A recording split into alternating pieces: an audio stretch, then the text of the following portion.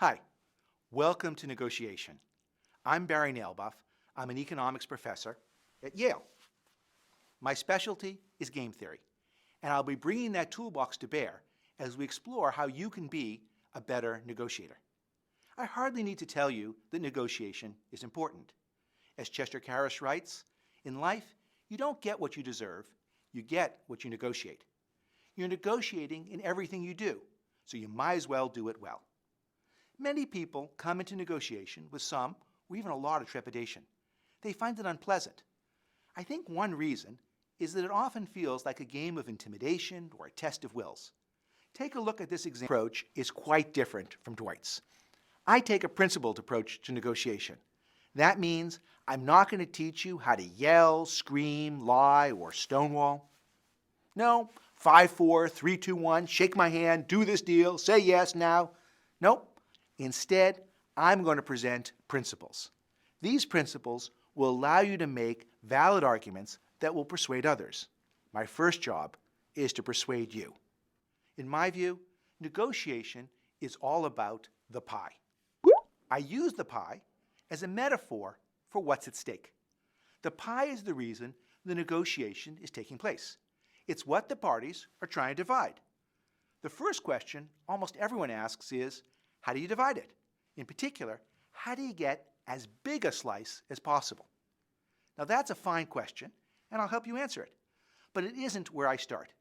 My starting point is, what is the pie? And as you'll soon see, figuring out the pie isn't always so simple. But once you do, the negotiation becomes much simpler. You'll have a much better chance of figuring out how to make the pie bigger and how to make a good argument to get the biggest possible slice. That's good. That's better. Part of my goal is to turn a negotiation more into a math problem. I want the parties to engage in joint problem solving. This approach works for complicated real-world situations, not just simple exercises. Indeed, the more complicated the problem, the more important it is to employ the pie framework. This won't be your standard course or even your standard online course. We'll be doing lots of experiments, and we'll employ a combination of short lectures, animations, negotiation recreations, and several negotiation cases for you to try. We'll begin with a series of animations that introduce the theory behind negotiation. We'll start off simple, with just two parties and one issue, where everybody knows everything. But we'll build to negotiations with many issues and many parties, and where there are plenty of unknowns, enabling people to bluff and lie, which will make it even harder to figure out the pie. After the animations, you'll do your first negotiation, the Zinkit case. I don't recommend jumping ahead. You'll want to apply the principles we've covered to the case. So, let's begin. I'd like you to think of negotiation as a question of how people divide a pie. You can think of the pie as a Boston cream pie, a lemon meringue, a cherry pie. The pie is going to be our image of what people are negotiating over. It's what's at stake. To illustrate what I mean, let's start with a situation where there are two parties, Abe and B, and they have something of size 9 to divide up, if they can agree. Were these two to be your stereotypical negotiators, you might expect things to go down as follows. Abe says, "I want the whole amount," and B responds, "No, I want the whole amount." Naturally, that's what they each want, but that's not really an argument. Each claim for the pie is equally valid or equally invalid. I think negotiation should be done using principled arguments. Simply asking for the whole pie isn't a principle. I want you to think of negotiation as more like a math problem than a tug of war. Thinking of negotiation this way allows you to be dispassionate and to better understand what's really at stake. Our first goal is to understand what the pie is. We'll stick with the example where Abe and B together can create something of size 9. Of course, the negotiation might not be successful. Thus, we also have to ask, what happens if this negotiation fails? In that case, Abe and B will go out and do something on their own. If Abe goes out on his own, we'll imagine he can create a pie of size 1 without any help from B. And B can create something of size 2 without any help from Abe. So now we have all the facts. Moreover, both Abe and B know all of this. Everybody knows everything. There's nothing hidden. There's no room for bluffing. All the cards are face up on the table. It may seem obvious that the two of them should reach an agreement, since the amount to be divided is much bigger than what they can create on their own. But to get there, they have to agree on how to divide it. Abe might propose what seems like the simplest and fairest solution of all. Just divide the 9 in half, so that both parties get 4 1/2. That's fair, right? B counters that she should get 6 while Abe gets 3. Why? Well, B is twice as strong as Abe. She is worth twice as much as Abe on her own, and so they should divide the pie into 3 equal parts. B gets 2 of the 3, and Abe gets 1 of the 3. That leaves 6 for B and 3 for Abe. I don't think either of these proposals is right. I think you have to look at what Abe and B can get on their own compared to what they can get together. On their own, Abe can get 1 and B can get 2. So really what they're negotiating over is not a pie of size 9, but a pie of size 6. Why is that? Well, if they don't reach an agreement, Abe and B can get 1 and 2 respectively. So their motivation for reaching an agreement is to increase their payoffs from 1 plus 2, which is 3, all the way up to 9. That's a gain of 6. And that's the pie. That is what this negotiation is about. Another way of saying this is of the 9, Abe can automatically claim a slice of 1. He doesn't need B's help to do that. And similarly, B can get something of size 2 without any help from Abe. If they decide to work together, that's another 6 that they can get, and here's the big point. Abe needs B just as much as B needs Abe to get that extra 6. B can try and make the claim, oh, I can get twice as much as you if we don't work together, so I have twice the claim to the pie. I want 4 and you can have 2 because I'm twice as strong as you. But if Abe says, nope, that doesn't work for me, I'm walking away, the whole extra 6 is lost. Similarly, if B says, no, no, no, I'm not going for it, that 6 is also lost. At the end of the day, B needs Abe just as much as Abe needs B. Since they have equal power, I think they should split the 6 evenly. The real pie, the real negotiation, is about how to split that 6. When the two sides realize they're in a perfectly symmetric position, the 6 ends up getting split evenly, 3 and 3. What that means is Abe gets the 1 on his own, plus another 3 from the 6, or 4 in total, and B gets 2 on her own, plus another 3 from the 6, for 5 in total. Now this example is simple in the sense that there's no uncertainty. Everybody knows what they're negotiating over, but it highlights the fundamental point that underlies all negotiation. What is the pie? Why are we having the conversation? What's at stake? In the real world, no one's going to say to you, you see this? This is the pie. In more complicated problems, people may not agree about what the pie is or try and keep some pie hidden, but the same principles apply. Indeed, the more complicated the problem, the more important it is to have a principle.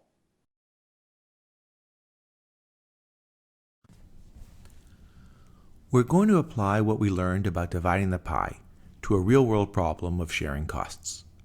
What makes this tricky, and what makes this interesting, is that nobody goes out there and says to you, this is the pie. You have to go and figure it out. The problem I have in mind came up as a result of a speaking tour. Sal, who's based in San Francisco, was scheduled to give a talk in New York and another talk in Houston. He's a busy guy. Instead of having to do 2 round trips, he was able to do a triangle route.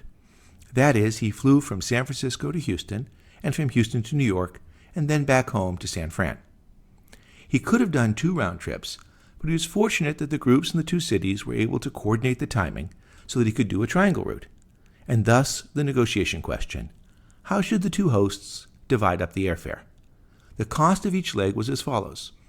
San Francisco to Houston cost $666, Houston to New York cost $909, and New York back home to San Fran costs $12.43. When you add up the three legs, the total comes out to $28.18. So here's the negotiation.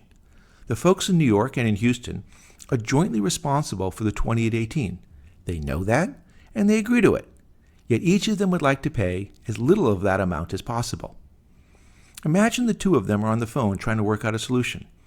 New York might start out by proposing what looks like a really simple solution. They say to Houston, hey, let's just split it evenly, $14.09 and $14.09. That sounds fair, right? The likely response would be, Houston, we have a problem. Houston would point out that the round-trip airfare from San Francisco to Houston is only $13.32, twice the $6.66. So why should Houston end up paying more as a result of the triangle route? Okay, New York recognizes that's a problem, so they come back with the following more reasonable counter. You have to fly Sal to Houston in any case, so the $6.66 is all on you. We have to fly him home in any case, so the $12.43 is all on us. Thus, the real question is how to divide up the $9.09. Let's just split that amount, $454.50 and $454.50. What matters here is the principle, but if you're doing the numbers, that means Houston pays a total of $6.66 plus $454.50, or $1120.50. Again, as Houston, I wouldn't be persuaded. Why should Houston pay half of the New York to Houston leg? They could say, hey, Houston's on the way to New York. I got Sal part of the way there. You can get him the rest of the way. Even if you pay the full $9.09, that's still a lot cheaper than the $12.43 it would have cost you to fly him to New York. New York doesn't think that's fair, but they see some merit in Houston's argument, so they come back with, let's divide the $9.09 in the same proportion as the legs we're each responsible for. In other words, New York is responsible for $12.43 and Houston's responsible for $6.66, so we'll divide the Houston to New York leg in the same ratio, namely 65-35. That means Houston will pay 35%, or $3.17 of the $9.09, and New York will pay 65%, or $5.92 of the $9.09. Let's recap for a moment. New York first proposed that Houston pay half the total, or $14.09, but that was a non-starter. Then they suggested the two of them split the Houston to New York leg. Houston countered with the idea that they should just pay $6.66, as that is already getting Sal closer to New York. Lastly, New York countered that the two of them should split the Houston to New York leg in the same ratio as what they would have paid if there had been two round trips. This last proposal is exactly the same as just splitting the total $28.18 airfare from the triangle route in proportion to the cost of the two round trips. Some of you may be thinking, where's this all going to end? Is there a right answer? We're looking for something that's fair, and we're looking for a principled argument. I think our notions of fairness all come down to the same thing, and that is equal treatment. The question is equal treatment of what? The idea of splitting the $28.18 in proportion to the cost of the two round trips can be justified as treating each dollar of airfare in the same fashion. Both parties are getting the same proportional savings. I'm guessing that this is a solution most of you would have settled on before this session, especially if you hadn't watched the first video. Another common answer is to divide things based on miles. How far is New York and how far is Houston from San Francisco? And then use that as the ratio to divide up the $28.18. In this case, we'd be treating each mile the same way. But I don't think there's anything fundamental about dollars or miles that says we should treat them equally. We can use fairness to make a principled argument. But what is it that we treat fairly? It isn't dollars or miles, it's people. We want to treat people the same way. I think this all becomes clear if we go back to basics and ask, what is the pie? All the arguments so far have been struggling to find some focal point, but we've ignored the big lesson of why it is that the two parties are having this negotiation. So let's take a step back and think about what is the pie in this circumstance. And to do that, all you need to do is consider what will the two parties do if they reach an agreement versus what will they do if they don't reach an agreement. Remember how A and B can get 1 and 2 on their own, but if they come together they could create 9, so the pie is 6? In this case, the two parties, here Houston and New York, come together so they can fly Sal to both cities for $28.18. But if they don't come together, then they'll have to buy 2 round trips, $13.32 for Houston and $24.86 for New York, which when you add up comes to $38.18. So by doing the triangle route, rather than the 2 round trips, the 2 hosts can save $1,000. That $1,000 is exactly what the pie is, and it's what the negotiation is all about. Of course, each of the 2 parties is going to want to get as much of that $1,000 as possible. What's the most they could ask for? $1,000. Houston could say, New York, you're willing to pay $24.86, you should still pay $24.86, in which case the full $1,000 goes to Houston and they end up paying only $332. If Houston said that, New York should respond, hey, Houston, you were willing to pay $1332, so you should still pay $1332, and I'll keep all the savings. In other words, New York would pay $14.86.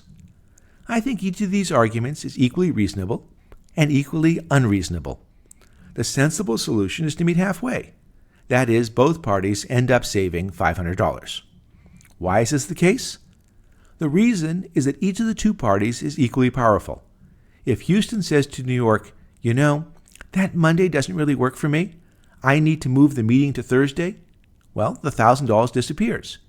If New York says that Tuesday doesn't work for me, I need to move Sal to Friday, once again, that $1,000 disappears. Only by having Houston and New York come together, agree, and coordinate can they create the $1,000. Each of them is needed equally to make that happen. So therefore, I think you split it 50-50, or in this case, 500-500. And what that means is that Houston pays a total of $1332 minus $500, or $832, and New York pays $24.86 minus $500, or $19.86.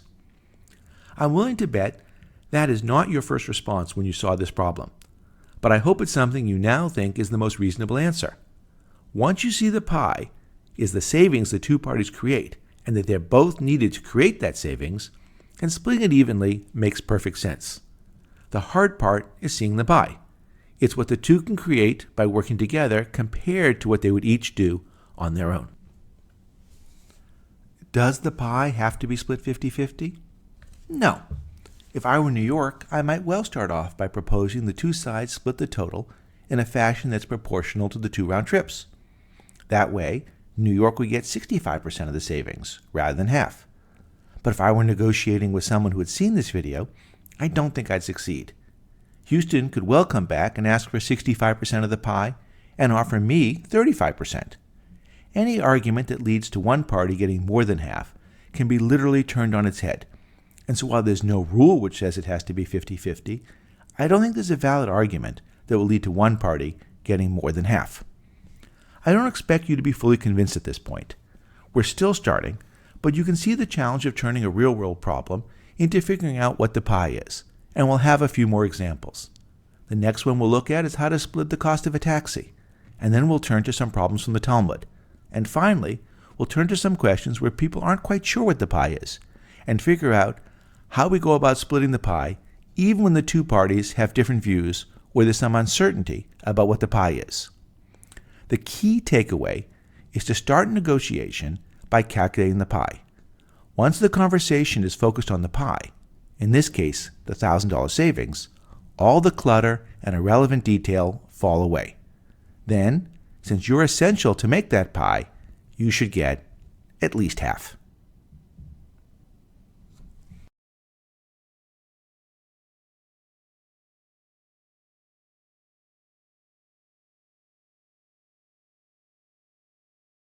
Let's try to take this approach and apply it to a simple case.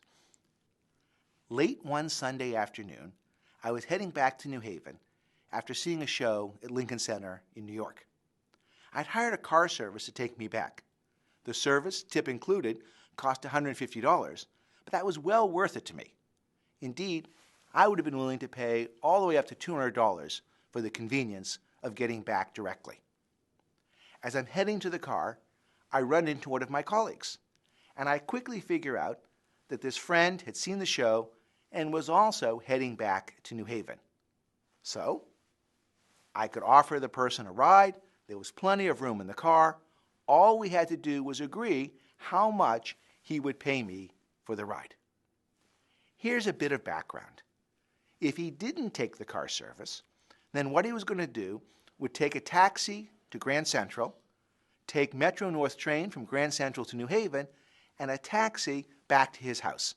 And all of that would cost $40. Okay, so that's what the result will be if we don't reach an agreement. What should we do? Well, here are some options. We could split the $150 cost, so he pays me $75. He could just give me the cost of the train fare and taxis, or $40. We could split the $40 and he could give me $20, or he could just come in for free and I could be a gentleman. What do you think is the right answer here? My view is we should look at this in the context of what is the pie. And in the story I've just told you, the pie is $40. If we don't reach an agreement, I'll pay $150, he'll pay $40, so together we'll pay $190. If we do reach an agreement, the total cost will be $150. So by working together, we can save $40. And that means I think the right amount he should pay me is $20. Now, the way I've told you the story has left out some important details. In particular, the ride in the car is more comfortable and quicker than the train. And so he'd be willing to pay more than $40 to join me in the car. Since we're colleagues and all the cards are on the table, both of us are acting in a non-strategic fashion. And so he's totally upfront about the fact that he'd be willing to pay all the way up to $100 to join me in the car. There's also the value that I would get from his company and his value from my company, but let's just call that a wash and we won't consider it. So his value is $100. In that case, the pie is now $100, and so he should pay me $50. And if he does that, he ends up $50 ahead because he's paid $50 for something worth $100, and I'm $50 ahead because I've gotten $50 to help pay for the cost of the ride. I imagine some of you are thinking, Barry, what a jerk. I mean, just give the guy a ride, right? It doesn't cost you anything. Good karma. So that's a fair point. And if you think it's incumbent on me to say, sure, please come on in, be my guest, then the question is, what should my colleague say in response? Well, not just thank you is my answer. Many people think he should say, well, okay, let me give you $50. And I think if you believe that I should say come in for free, then I am offering him the entire pie. And by symmetry, he should offer me the entire pie. That is, he should say, no, Barry, I really appreciate your offer, but this ride is worth $100. So please let me give you the full $100. So I'm offering him $0. He's asking to pay $100. And in the end, we would settle at the midpoint, at 50-50. So there's two different ways that we could get there. Either we could agree to split the pie, or each of us, in this collegial fashion, could offer the other side the entire pie, and we could meet in the middle. Now, this story is based on a true experience of my two colleagues. If you wondered what happened in the real version of this story, my colleague offered the friend the ride for free. He felt a little bit embarrassed about that, and so afterwards he sent her an expensive bottle of wine. The problem is she doesn't drink wine, and so in the end it was really a wonderful gesture that was wildly inefficient. It would have been easier and better for both parties if she had taken and he had given the $50. The 2,000-year-old Babylonian Talmud forms the basis for Jewish civil, criminal, and religious law.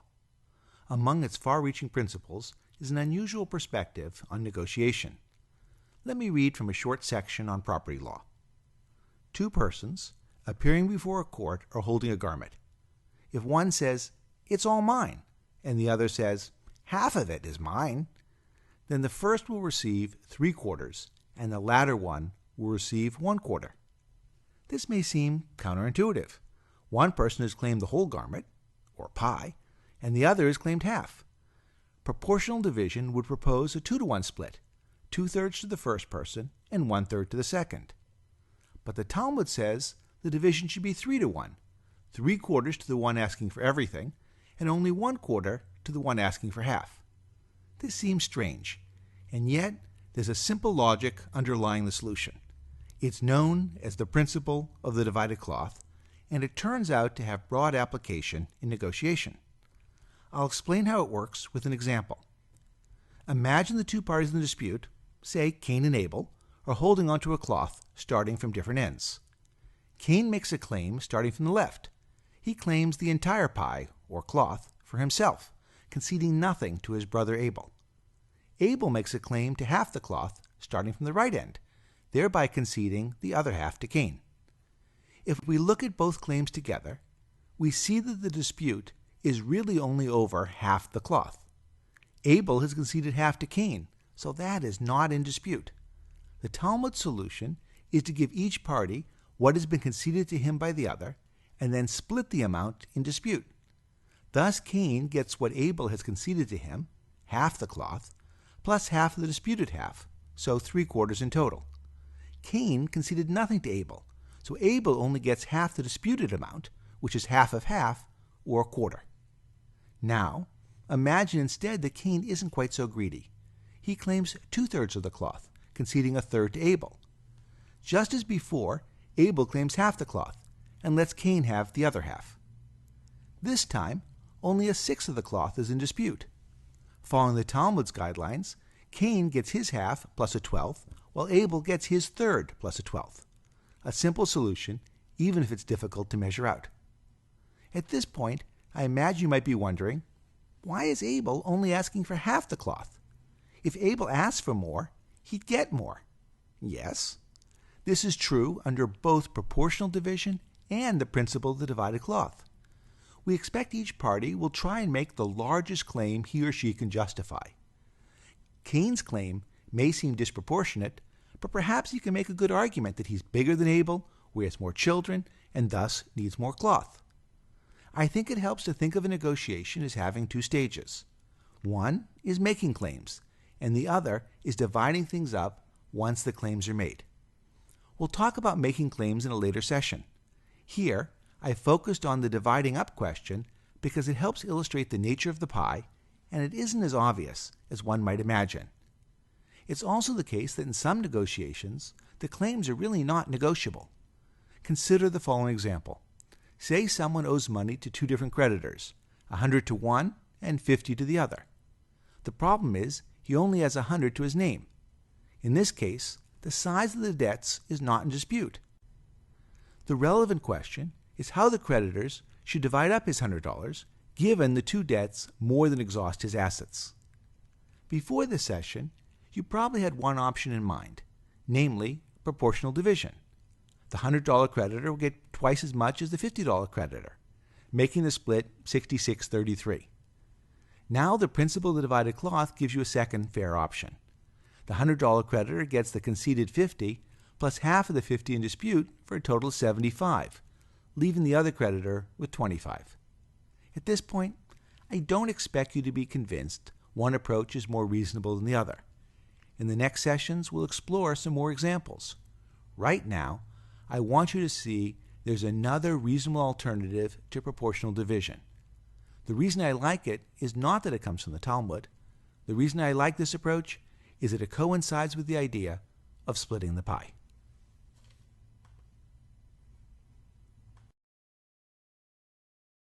Suppose there are 2 partners involved in a project. How should the 2 of them split the costs? The answer is easy when the 2 have the same benefit. In that case, they should split the costs 50-50. The question gets more interesting when the 2 partners don't get the same benefits. For example, what if one has twice the gain of the other? Does that mean it should pay twice as much? I don't think so. But to convince you of that, it'll help to use an example. Let's call the 2 partners Aegean and Baltic, and they're 2 divisions of a C Corp. The potential benefits, not including the cost of the project, that accrue to A and B are 100 and 200. For example, they might be implementing a new payroll software program, and that program saves $1 an employee. If Aegean has 100 employees and Baltic has 200, then the benefits from the program will be twice as much for B compared to A. Or it could be that C Corp is creating a new ad campaign to build the company brand. The Baltic division is twice as large or has twice the profits of the Aegean, and so expects to benefit twice as much from the campaign. The question is, how should they split the cost of the project between the two parties? This is a negotiation question because each side would like to justify paying as little as possible. We know that Aegean will never pay more than 100, and Baltic will never agree to pay more than 200. Thus, if the project costs more than 300, there's no issue. The project isn't worth doing. The interesting case is when the cost is less than 300. The obvious answer is just to split the costs in proportion to the benefits. While that's a simple solution, I don't think it's a fair outcome. Let me offer a different, and I think more principled approach. Here's my proposal for how to split the cost in 3 different cases. If the cost is 50, it gets divided up evenly, 25 and 25, between Aegean and Baltic. If the project costs 150, the split is 50 and 100. And if the cost is 250, then it's split 75 and 175. At first glance, you might think this is a bit ad hoc, or maybe a lot ad hoc. It looks like we're dividing the cost evenly in the first case, proportionally in the second, and who knows what in the third. As you might have guessed, there aren't 3 rules here. There's just one rule that unites all 3. It's the principle of the divided cloth. But the real key to the underlying logic is to look at the pie. Consider the first row where the total cost is 50. So what is the pie? I'll make this a multiple choice. Is it A, 300, B, 250, C, 100, D, 50, or E, 0? If you add up the benefits, 100 to Aegean and 200 to Baltic, you get 300. But that's not the pie, since the costs must be paid. You might think then that the pie is B, 250. The 300 total benefits net the 50 cost. But that isn't the pie either. Recall the definition of the pie. What the two parties can create by working together, compared to what they can get on their own. 250 is one piece, what they can create by working together. But what can they create on their own? If they don't reach an agreement, what will Aegean and Baltic do? Aegean will do the project on its own, since it yields a net gain of 50, the 100 benefit minus the 50 cost. Similarly, Baltic will do the project on its own for a net gain of 150, the 200 benefit minus the 50 cost. So, without an agreement, Aegean and Baltic can jointly reap net benefits of 200. They can increase their gains from 200 working separately to 250 by working together. Thus, the value of an agreement is 50. That 50 is the pie. To get that extra 50, Aegean needs Baltic just as much as Baltic needs Aegean. And that's why I think the 50 should be split evenly between the two of them.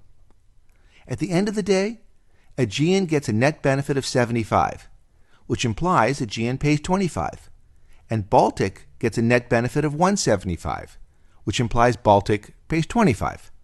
And check it out, that coincides with the first line of our table. Here's another way of looking at the first line. If Aegean and Baltic don't coordinate on the software package, they'll each have to buy their own copy. And they will, since each expects to receive more benefit from it than the cost of 50. The real difference between coordination and not is an extra software package. To avoid duplication and save 50, both sides are needed equally. And that's why they should split the 50 equally. Okay, time to try the second row of the table. What's the pie when the total cost is 150? At this point, you know the question to ask. How much net benefits can Aegean and Baltic get by working together? They can gain 300 in benefits, and the cost of the software is 150, leaving 150 net. Next question, how much benefit can they get on their own? If they don't reach an agreement, what will Aegean and Baltic do? The quick and wrong answer is that Aegean does the project on its own, spends 150 for something worth 100, leaving it 50 in the hole. Aegean just wouldn't do the project in that case. Doing nothing is the better course. So Aegean should get 0. Baltic, on the other hand, can benefit 200 at a cost of 150, netting at 50. It's worthwhile for Baltic to do the project on its own. Thus, the net benefits look more like this. Without an agreement, Aegean and Baltic can jointly reap benefits of 50. They can increase their gains from 50 working solo to 150 by working together. Thus, the pie is 100. To get that extra 100, Aegean needs Baltic just as much as Baltic needs Aegean. That's why, once again, I think they should split the 100 evenly. Aegean gets a net benefit of 50, which means it pays 50. And Baltic gets a net benefit of 100, which means it pays 100. It just so happens in this case that the outcome is the same as proportional cost division. But that isn't how we got there. Indeed, the case of 150 cost is the only situation where things line up that way. Now I think we're ready to tackle the third and final line of our table. What's the pie when the total cost is 250? If Aegean and Baltic work together, they can reap a collective gain of 50, the 300 benefit net of the 250 cost. What can they create on their own? If they don't reach an agreement, what will Aegean and Baltic do? Nothing. The cost is so high that neither Aegean nor Baltic is willing to act on its own. Thus, the pie is 50.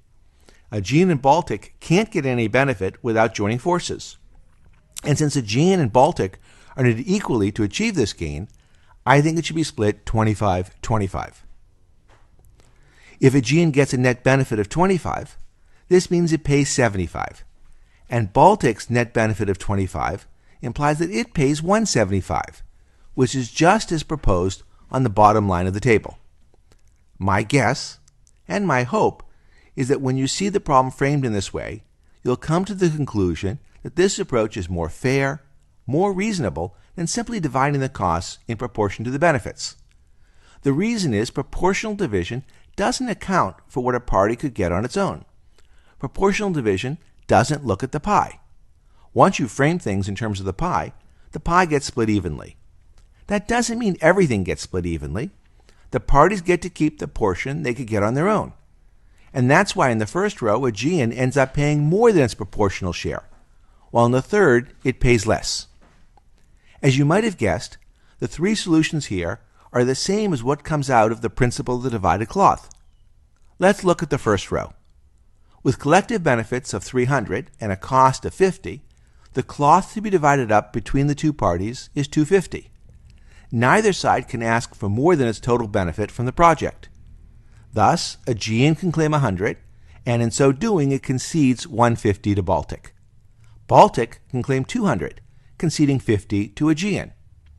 There's 50 in dispute, which gets divided up evenly between Aegean and Baltic, leaving Aegean with a total benefit of 75, and Baltic with 175. In the second row, the cost is 150, so the cloth to be divided up shrinks to 300 minus 150, or 150. Baltic's claim of 200 means it's conceding nothing to Aegean, while Aegean's claim of 100 implies it's conceding 50 to Baltic. The full 100 of Aegean's claim is in dispute, and that is divided up evenly between Aegean and Baltic. This picture helps us appreciate a key insight from the principle of the divided cloth. If the total pie is 150, you don't get more credit for claiming 200 than for claiming 150. In other words, once you have a claim on the entire pie, that's it. You don't get any more for claiming 2 or even 3 times the pie. Thus, the Baltic's claim of 200 effectively gets reduced to 150, the size of the cloth. At this point, I hope the third row is now clear. The length of the cloth is only 50, and both Aegean and Baltic are claiming the whole thing, since their claims, 100 and 200, are both more than 50. Since the entire cloth is in dispute, it gets split evenly, 25 and 25. To my eye, the solution is more intuitive when framed using the perspective of the pie. I think it's clearest to think about what the two sides can achieve together versus what they can achieve on their own. That said, it's remarkable that this approach was anticipated some 2,000 years ago in the principle of the divided cloth. There are two lessons I'd like you to take away from this session. The first is that using the perspective of the pie will help you justify a solution that's different from proportional division. In that sense, I've doubled your options. Of course, if a proportional division works better for you, you don't have to bring it up. But if the other side has seen this video, you might have some trouble arguing against it. The second point is that negotiation problems don't come to you all framed and tied up in a bow. People don't come and say, "Here's the pie." A lot of hard work in negotiation is taking the facts on the ground and converting them into a framework where you can understand what the pie really is.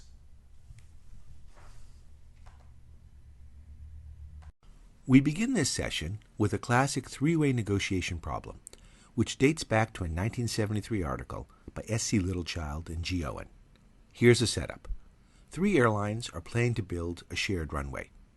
Airline A uses single-engine planes and only needs a runway of length 1. Airline B requires a runway twice as long for its regional jets. Airline C employs commercial jets, like Boeing 747s, and needs a runway of length 3. The shared runway will need to be 3 units long to accommodate all the airlines. How should the airlines split the building costs? Let's assume if there were no partners available, each airline would be willing to pay the full cost of a runway long enough for its planes. We're also going to assume that the cost of building a runway increases linearly with its length. In reality, large planes require runways that aren't just longer but wider and capable of bearing a lot more weight.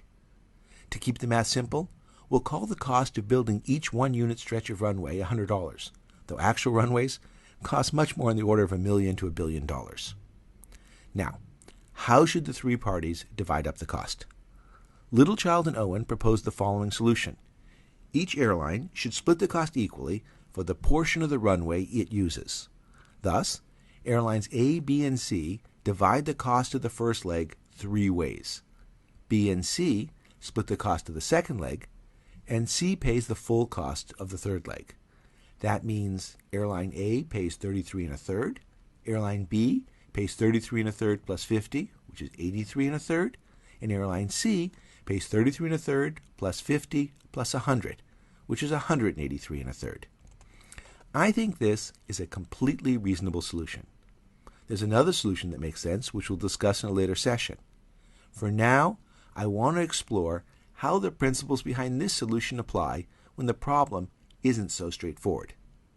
One feature of the runway problem that makes the solution straightforward is that the runway is a straight line. The needs of the airlines perfectly overlap with each other. What happens when needs aren't so perfectly aligned? Consider a situation where 3 friends are looking to share a taxi. Alice's home is almost on the way to Bob's, but Carol's place is a bit out of the way. Each leg costs $6, and the total cost of the trip is $18. If we simply applied the runway solution, we'd have Alice pays $2. That's a 3-way split of the first leg. Bob pays $2 plus $3, which is 5, as Bob and Carol split the second leg in half. And Carol pays 2 plus 3 plus 6, which is 11, as Carol pays the full cost of the last leg. This strikes me as a great deal for Alice, and not such a great deal for Carol. Carol's being asked to pay his equal share of the first 2 legs, even though they aren't directly on his way home, and in fact make his trip longer. So, what is fair? Let's go back to the simpler case where we only have Alice and Bob to worry about. How should Alice and Bob split the cab fare? According to our basic framework, we need to determine what the pie is. We know how much their fare is together, that's $12, and how much Alice would spend on a taxi alone, that's $6. But we still need to know how much it would cost Bob to take a taxi directly home. Let's say it'd be $11. In that case, if they took separate taxis, the total cost would be $17. But by sharing a taxi, the total cost is only $12. Thus the pie is $5.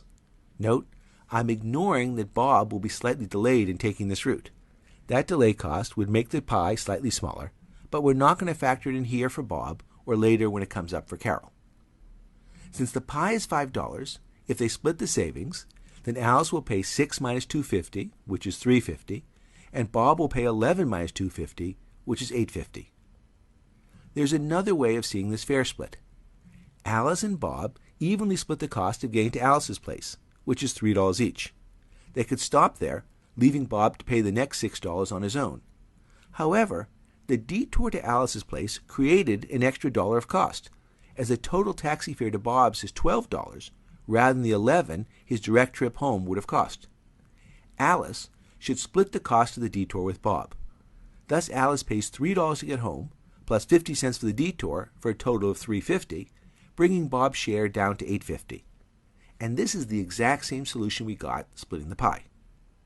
So, now what do we do when we bring Carol back into the picture? The first step should be clear. We want to understand the pie. We need to know how much it would cost if each person made the trip on his own. In separate taxis, Alice would spend $6, Bob would spend $11, and let's say Carol would spend $15. The total cost would be 6 plus 11 plus 15, or 32. By sharing the ride, their total cost is reduced to 6 plus 6 plus 6, or 18, so there's a $14 savings. Okay, now we know the pie is $14. How should we split that up between Alice, Bob, and Carol? Again, I'm ignoring the extra time Bob and Carol spend in the taxi and the associated delay cost. A simple approach is just to split the pie evenly among the three of them. Each would save 14 over 3, or $4.67. I think that's simple, but simply wrong. In this case, Alice would save $4.67, so he would only pay $1.33, which is less than $2. But I think Alice should be paying something more than $2. $2 what Alice owes if the three of them split the first leg of the trip evenly. Alice owes more than that, because his house isn't entirely on the way to the other two. Thus, Alice should be partially responsible for the detour. But how much so? One clever solution comes from Lloyd Shapley, who won the 2012 Nobel Memorial Prize in Economics. Imagine the three riders approach the taxi in a random order. That means it's equally likely that Alice gets in first, followed by Bob and Carol, as it is that Bob gets in first, followed by Carol, then Alice. In Shapley's solution, each person who joins the group is given all of the pie that comes from his joining the party. Let's illustrate this idea by going back to the case with just Alice and Bob. There are two possible orders: Alice then Bob, or Bob then Alice. Under the AB ordering, Alice pays the full $6 fare to get to his place, and Bob pays the incremental fare to his house, $6. Under the BA ordering, Bob pays the full $11 fare to get to home, and Alice only has to pay $1, since the total cost is $12. If you like, you can think of this case as when Bob was prepared to pay $11 and is happy to let Alice reap all the gains. And while this seems unfair to Bob, remember that under the AB ordering, Bob gets all the savings. Since both orderings are equally likely, we can say that Alice pays a half of 6 plus 1, which is $3.50, and Bob pays a half of 6 plus 11, which is $8.50. These are the very same numbers we saw when dividing the pie, and that's no accident. All we're doing is giving the whole pie to each of the two parties with a 50% chance. By taking the average, we end up in the same place. Now we're finally ready to apply this logic to the three-person case. If the order they get in the cab is ABC, then Alice, Bob, and Carol each pay $6. But what if they get in the order ACB? Alice still pays $6. As for Carol, the chart is missing how much it would cost to go from Alice's place directly to Carol's. Say that cost is $11. So then Carol pays $11, the cost of getting from Alice to Carol's. How much does Bob pay? The total cab fare is $18, and Alice and Carol are already paying $17, so Bob gets off easy, paying just $1. There's a key insight here. Even though the order they get in is ACB, the taxi driver isn't going to drop them off in that order. Let me say that again. Even though the order they get in is ACB, the taxi driver isn't going to drop them off in that order. it costs $5 more to drop off Bob after Carol. ABC is the cheapest route to deliver all three of them home. Bob joining Alice and Carol's cab simply means a stop midway. Let's do one more example. Say the order is CBA. Since Carol gets into the cab first, he pays $15, what he would have paid on his own. Next, Bob joins in. The cheapest way to get Bob and Carol home is to first stop at Bob's and then proceed to Carol's house. That costs 11 plus 6 or 17. Since Carol has already contributed $15, that leaves only $2 for Bob to pay. Next, Alice joins the group. Now the best route to go is ABC, which has a total cost of $18. Since Carol and Bob have contributed $17, that leaves just $1 for Alice to cover. You might think this case is unfair to Carol, and it is. But there are other orders in which Carol does very well, such as when he gets in last. The solution Shapley came up with, called the Shapley value in his honor, makes things fair by averaging across all possible orders. We need to calculate how much each person pays in each of the 6 possible orders. There's ABC, ACB, BAC, BCA, CAB, and CBA. Remember, the cab ride always goes to Alice's first, Bob's next, and Carol's last, even when that isn't the order they get into the cab. Thus, under BAC, Bob goes first and pays 11, then Alice joins and pays 1, and Carol comes in last and pays the remaining $6. I put this all together in a table. In the table, I start with a payment by the person getting in first, who pays his full fare. Next, the person getting in second chips in the rest of what's needed to get the 2 of them home as cheaply as possible.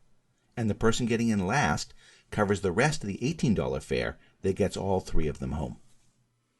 If we average across all 6 orderings, then Alice pays 17 over 6, or $2.83, Bob pays 32 over 6, or $5.33, and Carol pays 59 over 6, or $9.83. When you add up all 3 payments, they come to $18, just the same as the total cab fare. If we think of things in terms of the pie, and that's the way I like to do it, Alice saves 3 1/6, Bob saves 5 2/3, and Carol saves 5 1/6. The sum of the savings is 84 over 6, which is $14, the same as the pie. Note that Bob saves more than Alice or Carol. That's because adding Bob to the cab is what creates the most pie. Alice and Bob can create a pie of size 5 together. They spend 6 and 6, which is 12, which is $5 better than what they would spend on 2 cabs. Alice and Carol can create a pie of size 4 together. They would spend 6 and 11, or 17, which is 4 better than what they would spend on 2 cabs. Bob and Carol can create a pie of size 9 together. They would spend 11 and 6, or 17, which is 9 better than what they would spend on 2 cabs. Thus, when it comes to pairs, Bob can create $5 and $9 of pie, which is more than either of the other 2. Both Alice and Carol would pick Bob if there were just going to be 2 people sharing a cab. Bob is also the most valuable person when it comes to joining a pair. Adding Bob to the Alice and Carol cab only costs an extra $1, which is $10 less than what Bob would have to pay on his own.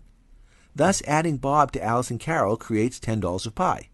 This makes sense since Bob is barely out of the way in terms of Alice and Carol's cab ride. In contrast, adding Carol to Alice and Bob's taxi costs an extra $6 and saves $15, so adds $9 to the pie. And adding Alice to Bob and Carol's taxi saves only $5. Thus, the reason why Bob gets more of the pie is because he brings more to the mix than either Alice or Carol. When there are only 2 people in the negotiation, you need both to reach an agreement, and that's why I argue they should be treated equally and divide the pie 50-50. Once there are 3 or more people involved, however, then no agreement doesn't mean each person must go his or her own way. They might reach a 2-person deal. And because those 2-person deals have different levels of attraction, an even 3-way split of the pie is no longer fair. To find something fair, we can look to the Shapley value. The Shapley value has much to recommend it. As I mentioned earlier, it gives each person who joins the group all of the pie created when that person joins. And we make things fair by having people join in a random order. But there's another remarkable feature of the Shapley value. It is the only solution that obeys the following 4 properties. 1. There's no money left on the table. In other words, if the total pie is $14, then that $14 is split up among the participants. Nothing is thrown away or wasted. 2. Who gets what does not depend on people's names. If Carol moves into Alice's home and Alice moves into Carol's home, then the two of them also switch what they pay. A person's name is irrelevant in determining how much one should pay. All that matters is the pie one creates. 3. If someone can never save anybody else money, then that player doesn't get to share in any of the savings. In other words, say Darryl lives in the opposite direction from Alice, Bob, and Carol. There's no money to be saved by including Darryl in the taxi ride. In that case, Darryl pays her own fare. 4. If there are two cost-sharing problems and we combine them, the solution to the combined problem is equal to the sum of the solutions to the separate problems. This last property is a bit hard to understand, but it means that if we add $1 to every group that A is in, including just A, then A will end up with an extra dollar in the final result. It is really the only controversial requirement. When we return to talk about the other solution to the runway problem, we'll see how this property doesn't hold. For now, here's what we've done. We started out with a straightforward runway problem. While the answers seemed quite natural, it wasn't obvious what to do when the needs didn't line up so perfectly. That brought us back to think about the pie. With just 2 people, we can divide the pie 50-50. But with 3 or more people, it doesn't make sense to divide the pie evenly, as what they contribute to the pie isn't always equal. The Shapley value isn't the only solution, but it's a pretty good one. It is both simple to use and fair. I'd like to talk to you about a merger case between 2 newspapers, the Planet and the Gazette.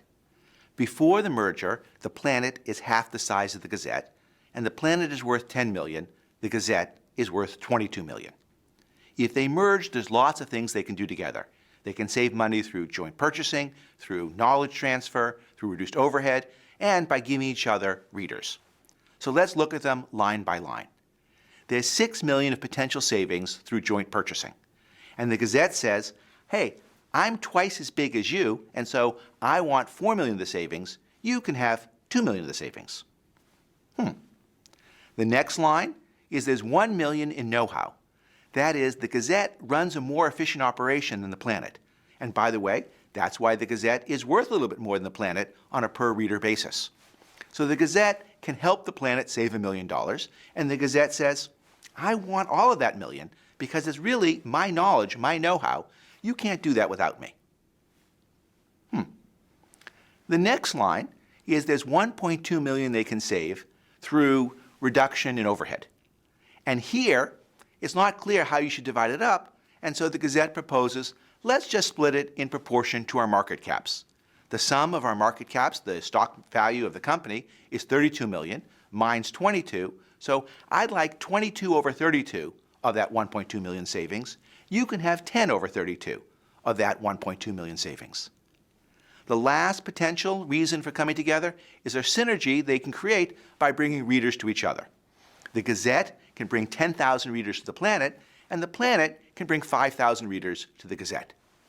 The Gazette says the following: I'd like the value of the readers that I'm bringing to you, and in return, you can have the value of the readers you bring to me.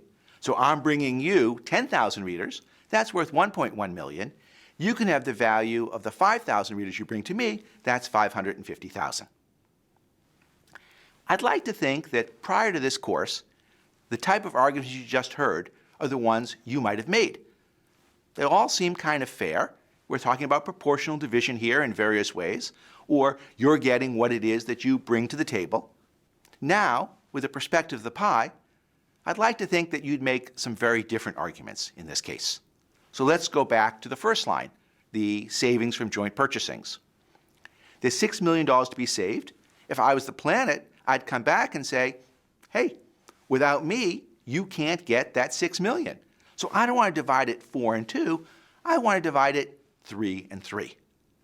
And frankly, there's really not a great counter to that. Now let's look at the next line. The idea that the Gazette should get the $1 million it brings to the table because it has all the know-how. how do you counter that as the planet? You could say, well, again, if we don't do this deal, that $1 million disappears.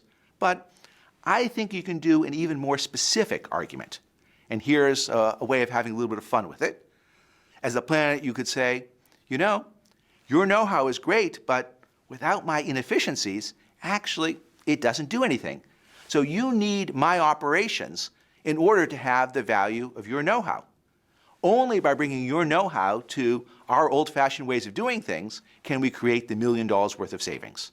And so that's why we should split it. In fact, actually, I'd like it all, but I'm willing to share it half with you. The same argument is certainly going to apply to the savings from reduced overhead, the $1.2 million. And let's look at the last line, the idea that the Gazette should get the value of the readers it brings to the planet, while the planet should get the value of the readers it brings to the Gazette. While that looks like it's symmetric and fair, I don't think so. Here instead is the argument I think the planet should make. Well, thank you very much for the 10,000 readers you're bringing to me. What I'm giving those people is something to read. And so I want to split the value of the 10,000 readers you're bringing to me because I need the readers and you need the content. And in return, I'll split the value of the 5,000 readers I bring to you. I'll get the half from bringing the readers, you'll get the half from bringing the content. And you can see that when we add all of this up, rather than think about an argument line by line, how much we should share the joint purchasing, the reduced overhead, the technology transfer, the new readers, instead just say, this deal creates $9.85 million of value. We need each other equally to make this deal happen, so let's just split it 50-50. It makes the whole argument so much simpler, so much cleaner, and I hope will help people reach a better deal. I'd like to share with you how I applied some of the lessons from the merger case to a negotiation in my own life. As some of you will know, along with being a professor, I started a tea company. It's called Honest Tea, and eventually, after working in the company for 10 years, we had an opportunity to sell the company to Coca-Cola. And I ended up being the one who was involved in those negotiations. So here are two stories from the negotiation. The first is a little bit embellished, and the second one is completely true. One of the things that Coca-Cola could do is help Honest Tea cut the cost of its bottles from 19 cents a bottle to 11 cents a bottle. That's 8 cents a bottle, and at the time, the company was selling 100 million bottles a year. Okay? So that's worth $8 million a year. And the question is, who should get that $8 million? Should it be Coca-Cola or should it be Honest Tea? Well, Coca-Cola might say, we should divide this up in proportion to our sales volume. Our sales volume is $40 billion a year. Your sales volume is 20 million. Okay, let's see, that's a ratio of 2,000 to 1. So if we're going to share that $8 million in proportion to our sales volume, Honest Tea, you can have 4,000, and we'll have 7,996,000. Well, as you might imagine, that didn't sound very fair to me. And so it didn't even sound fair to Coca-Cola. Their response then might be afterwards, well, okay, you're right. Share it in proportion to sales volume, that's not really appropriate. We'll take 7 million. It's our purchasing power. You can have 1 million. And how is it that I could respond to that? Well, I think the right response is, your purchasing power is great, but what you also need are people who are drinking this tea. Because it's only by putting your purchasing power together with the people who like this not too sweet organic tea do we create the ability to save $8 million.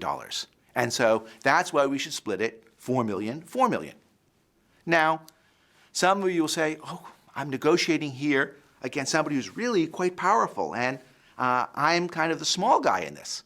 And therefore, you might expect Coca-Cola to come back with something like, hey, we're Coca-Cola. For us, 8 million isn't even a rounding error on a rounding error. For you, 1 million really matters a huge amount. It's the difference in life and death.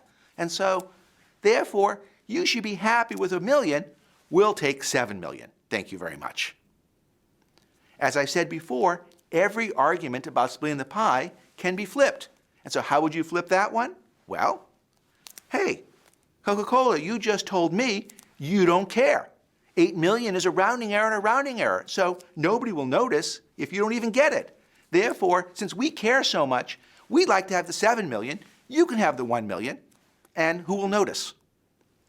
So my point here is you can't simultaneously argue that you should get a lot because you don't care, because the response to that is, well, in that case, if you don't care, you should be happy with a little as well.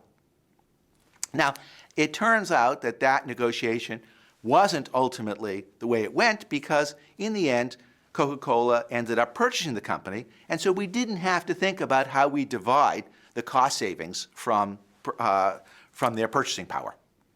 And this is the real negotiation, and here is where we really figured out how to split the pie.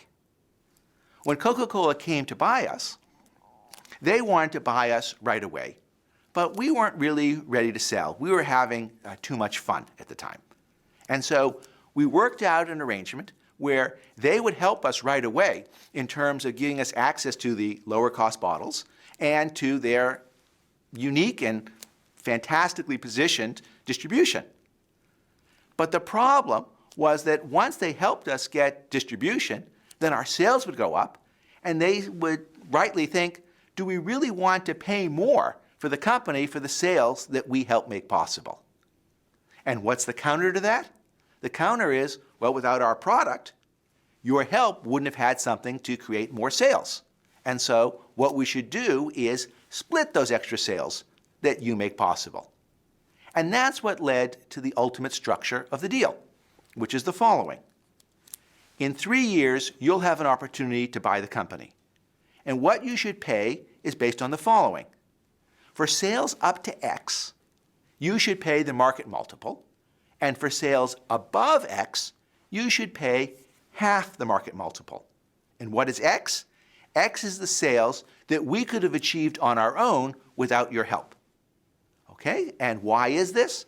It's because what is the value that Coca-Cola brings to the table? It's the ability to create sales more than what we could have done on our own. And so we should get rewarded for the value that we can create, and to the extent that the two of us come together, create something much bigger and better, that's the value that we split. And so I think it's truly the case that in the first hour of our negotiations, we agreed on the structure of market multiple up to X and half the market multiple thereafter. And there was certainly negotiations that followed in terms of what's the right market multiple and what's the right value of X. How much could you have done without our help? That's not something that we'll ever know for sure, because in the end, we didn't run that experiment. But it focused our negotiations on 2 points, one of which is really an empirical question, and Coca-Cola could provide us with lots of data of other deals to help us see what is an appropriate market multiple. And then in terms of what it is we could have done on our own, well, we could provide them with data in terms of how our same-store sales were increasing, how quickly we could penetrate new markets, what were the new markets we thought were ready for Honest Tea. And so that is how you can use the principle of what is the pie to help structure what otherwise might be a very contentious and difficult negotiation.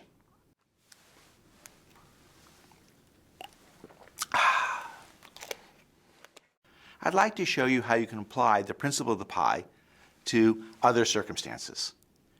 Here's one that I think is particularly interesting.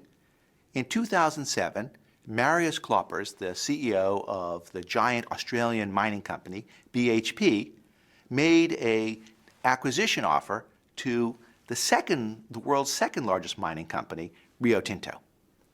At the time, the value of BHP was about $170 billion, and the value of Rio Tinto was about $100 billion. Yeah, these are really big companies.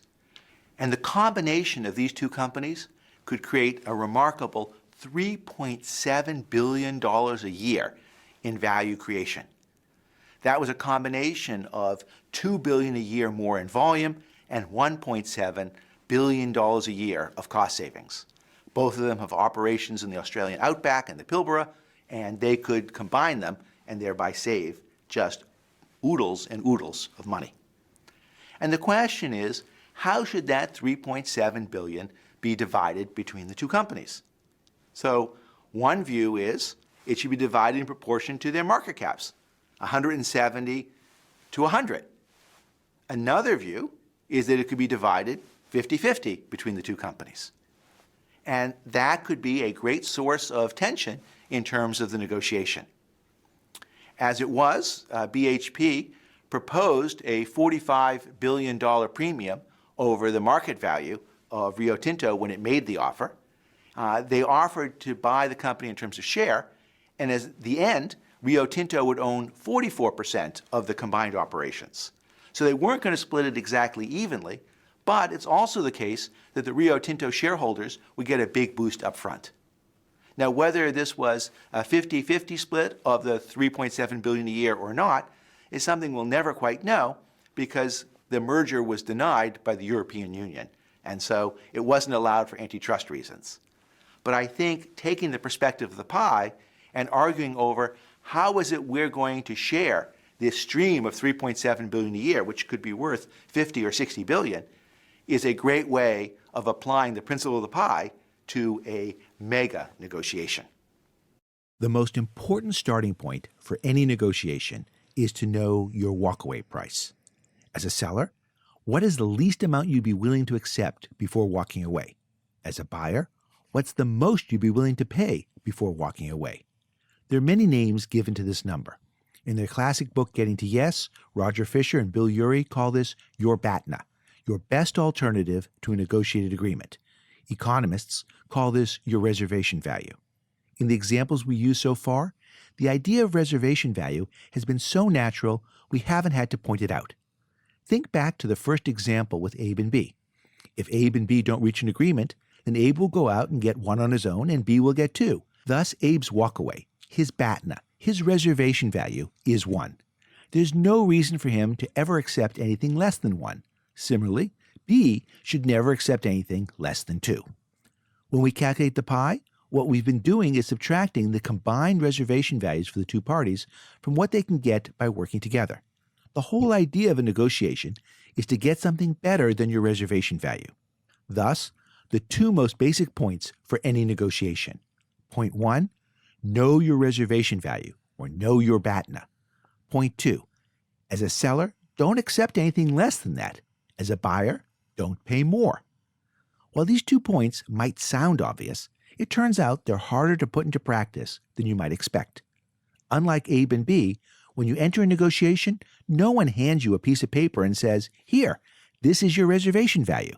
You have to figure it out on your own. Say, for example, you're selling your home. In that case, your reservation value is what you expect to get by selling it to someone other than the current prospective buyer. The problem is, this isn't a known quantity. You don't know when the next buyer will come along or how much he or she will be willing to pay. Nonetheless, you should make an estimate. Similarly, if you're a buyer, you should consider what the most you're willing to pay for this house is. There's a common misunderstanding of what a reservation value means. It does not mean the price at which you start to have reservations. It means the price at which you literally do not care if your bid is accepted or not. Imagine you're considering a studio apartment near Hell's Kitchen in New York City. The seller has listed the apartment at $425,000. You would like to buy the apartment for $380,000. You can think of this as your stretch goal. You might start having some reservations if you need to pay $395,000, but that isn't your reservation value.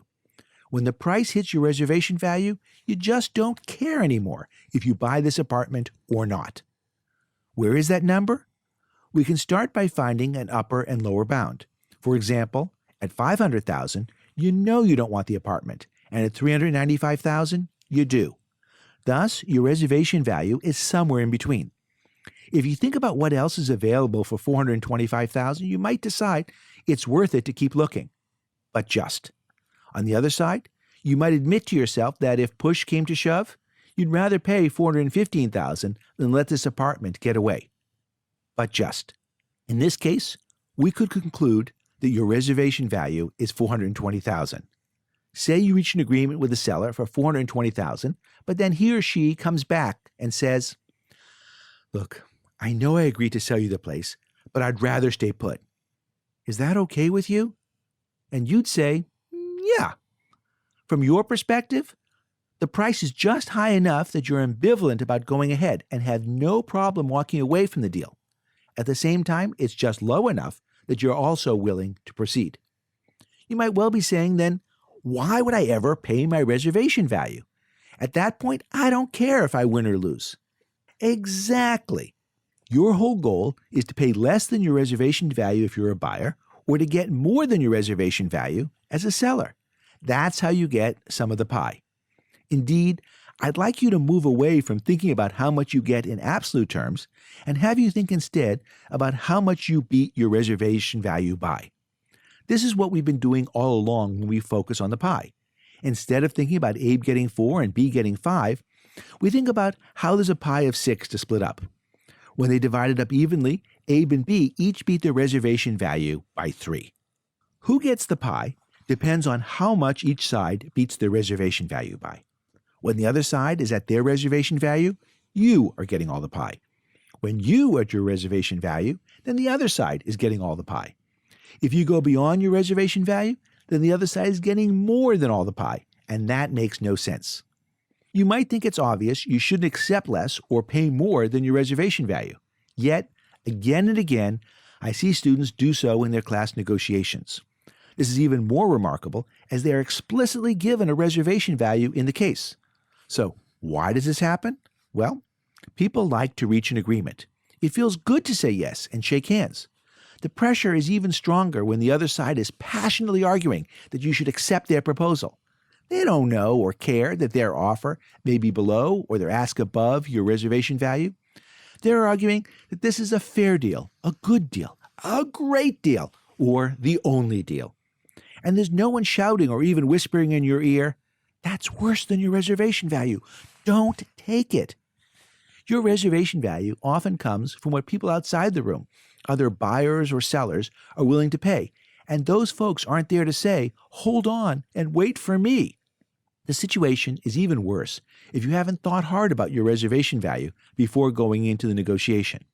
In the heat of the moment, you might well decide to be more flexible, only to regret it later. So, start by figuring out your reservation value. The goal of your negotiation is to beat that number. Getting your reservation value is a 0. It's a wash. If you're getting just a little bit more than your reservation value, then you aren't risking much by asking for more. If the other side says no and the deal falls through, then all you've lost is that little bit. There's little downside and lots of upside, so it's a great opportunity to be ambitious in what you ask for. Let's put this perspective into action. Our next video is a substantial debrief of a negotiation done by one of my former students, Xuan Wang. As you'll see, he does pretty well for himself.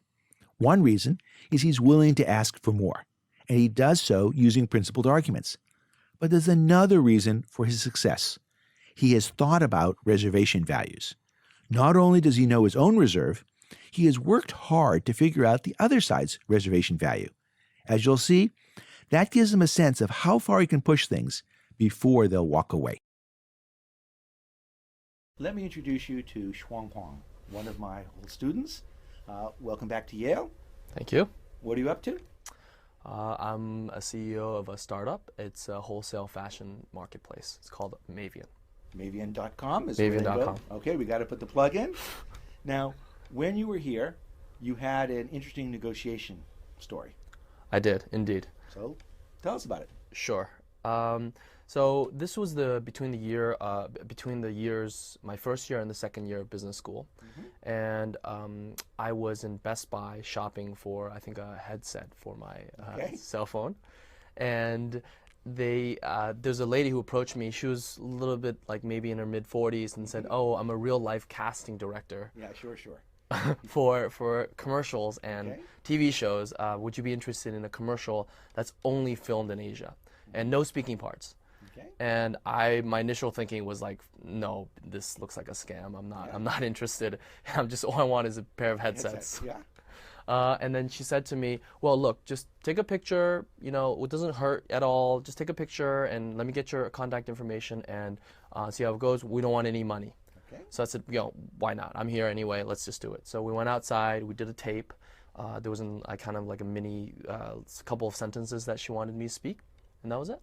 Okay. Yep. And then What happens next? so I received a call from her about 10 days later, asking me to come back for Not to Best Buy. no, not to Best Buy. Okay. No, to a studio, and says, and I asked her again, like, I'm not paying anything for this, and she's like, no, there's nothing to be paid. You don't have to pay anything. And I said, look, I'm busy. I was in the middle of running the startup or working on the startup at the time. I'm busy. If there's only 10 people interested, I'll come, but not more than that. They're like, no, you're definitely only in the top 10. There's only 10 people. I'm like, oh, okay. So I go to the studio location. There are like hundreds of people there and people waiting out the door. So I was a little bit disappointed at that point. So I went in there, checked in, and ultimately they put me up for the actual audition. Okay, so they film you or they do something. They take a screenshot. Yes. Yeah, so they bring me into a room. There was like 10 people in that room. It was a dark room with multiple people working on audio, people working on film. They asked me to repeat certain, just hold my hand, like put my hand here and put it to my mouth, things like that. Shake hands, hold the cell phone in particular. They were interested in that. And during that time, I started talking to them and trying to get, because I could tell they kind of liked me. And so I got a better understanding of who they worked for, and found out it was for Martell, which is a cognac. And then that they've been doing this for a while, and they went to Paris to present the number of people, a group of people they've selected to Martell, and they've rejected it twice now. So this was their last chance as an agency to get this business. Okay, so this one doesn't work. It's all over for them. Exactly. And as soon as I do remember in that one of your classes talked about asymmetry of information, and I was particularly digging for that. And one of the things I knew about Paris is that I go there a lot for business. So I shared with them what restaurant is my favorite, Café Charlot in the 3rd arrondissement. So of course that built rapport with the French art director, and then they gave me all this information came out during that process. And so then what happened?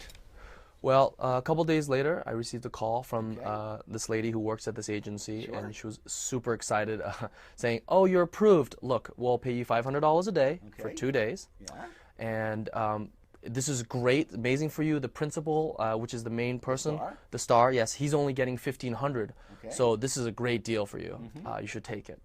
And initially, I was thinking, off the front, I told her no. Okay. Actually. Wow. So she was a bit surprised. Yes, I think she was shocked. She couldn't believe it.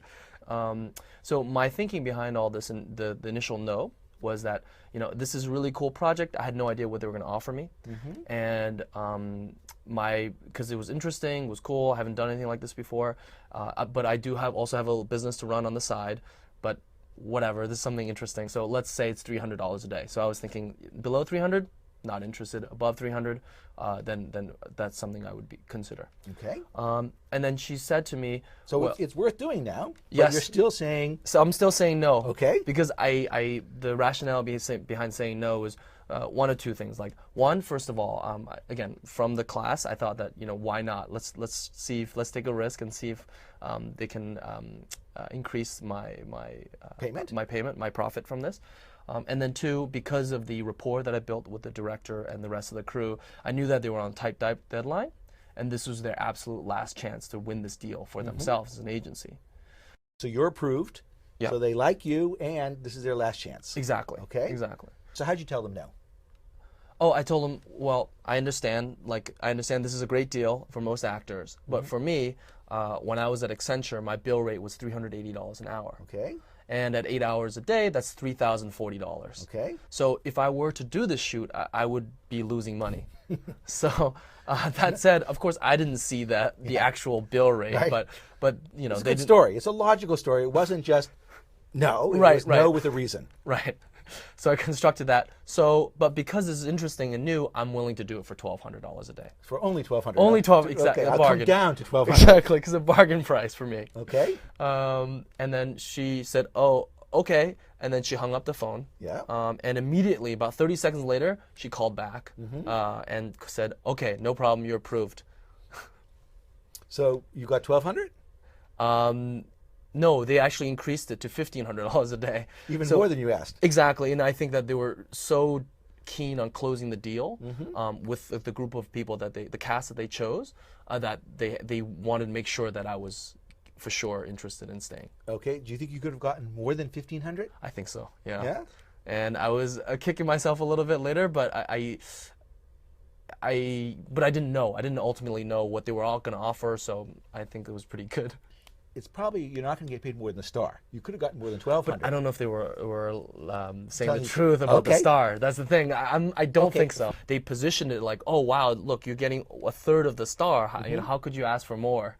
So I don't think so. That's why I You think could that have I could have gotten gotten maybe more. even more still. I believe I could have gotten more. At that point, you know, I was $1,200 per day above my reserve price, and there was something to lose. And if they were telling the truth, then I'm getting paid as much as the principal, which is amazing. Yeah, so at this point it's risky to keep on pushing it. Right. And you're pretty happy. So great. You do it. Tell us about the experience. Yeah, it was really interesting. It was a really big production. I didn't realize it was going to be something like this. They had like trailers and like the movie stars. They had like food out on tables. It was quite exciting, and there were a lot of extras as well. So yeah, I felt like a movie star. There was a principal. People were doing my like makeup. It was incredible. I got a manicure as well, which was weird and interesting. I haven't gotten one of those before. Okay, first time for Because everything? they wanted to take a shot of me reaching for the cognac. So Okay. I guess my hands were had to be perfect. Yes, they had to be important. So Okay. it was 2 days and it was interesting. I definitely thought it was an interesting experience. The other actors, one of which acted on Broadway, one of which is on Coke cans in Singapore, and the girl that's on the set, she used to be in soap operas in Japan. Okay. Her agent actually asked me to be part of his roster, and I said no because I have You have a life. I have things to do. Okay. So, but yeah, overall it was a very exciting and interesting experience, and I'm really glad that again It all worked out. it all worked out. Yeah. So, all right. So, how much in the end would you say, this negotiation gained you? So for me, initially the offer was $1,000, Right. And I got 3. So I feel I got 3x, 3x? which is not bad. Yeah. Considering all it is a couple of words, right? So A couple words and a phone call. on a phone call, yeah. Okay. Let's go and show folks the video. And what I'll ask is you point out where you appear. Sure. Okay. So this was shot in the Lotus Club in Manhattan, and here I am in back over here. And here I am again in back. You can't really see me very well. They really got their money's worth out of selecting me and paying me a lot of money for this. And here I am again in back, and very sophisticated cell phone, as you can see. And the most amount of time I spent on screen is here, nice and blurry. So yeah, the manicure went to good use. But it's very important for you guys to know that if you need a commercial shoot, call me. I'm available. Price is negotiable, though. I may be a negotiation expert to some, but I want to share the story of how this negotiation expert got beat by his 14-year-old daughter. First, a bit of background. In case you can't tell, I'm a bit of a math geek. I even went to math camp one summer during high school. The program, which still exists, is Hampshire College Summer Studies in Math, and I thought it was great. So, when my eldest daughter started high school, naturally, I wanted her to join the math team. Our conversation on this topic quickly turned into a negotiation, a not uncommon occurrence in our household. So, young lady, what would it take to get you to join the math team? I'm not interested. Really? Really? You mean it's not your first choice? No, Dad, it's not my first choice, my second choice. It's not even on my list. Okay, is there anything I can do to change your mind? There's only one way I would ever consider joining the math team, and that is we get a dog. A dog? This daughter had been pining for a dog for several years, and I wish I could say I'd been cleverly holding back, waiting for an opportune moment. Instead, we had just been living pretty crazy lives and didn't know how a dog would fit in. Yes, have a seat, have a seat. Oh, yes, good girl. Here's the math team mascot. She's a rescue dog. Her name is Utility or Happiness, but we call her Tilly for short. On one level, you might say I succeeded. My daughter did join the math team, but my mistake was I didn't specify for all 4 years. You see, after her freshman year, she dropped off the team, and we couldn't send the dog back. So, the first lesson here is to think beyond your immediate needs. Think ahead to the future. I'm pretty sure I could have gotten 4 years on the math team in return for a dog. On the other hand, Tilly has been with us now for some 10 years, and she's brought great happiness into our lives. Yes, you are such a good dog. So, maybe it wasn't such a bad deal after all. There's a second lesson here I'd like to emphasize. Never say no. Instead, let the other side say no to you. What I mean is, make an offer the other side might reject, but that you'd be happy to take. Imagine you're unhappy in your job and decide to quit. Instead of just quitting, come up with a package that would entice you to stay. Let the firm say no to you. The worst that can happen is they say no and you leave, but you were planning on doing that anyway. On the other hand, they might say yes. Business writer Louis Schiff tells a story of how Adam McKay, head writer at Saturday Night Live, was unhappy in his job. He was prepared to quit and move to LA, but his manager suggested a different course. He asked Adam, what would it take to keep him at SNL?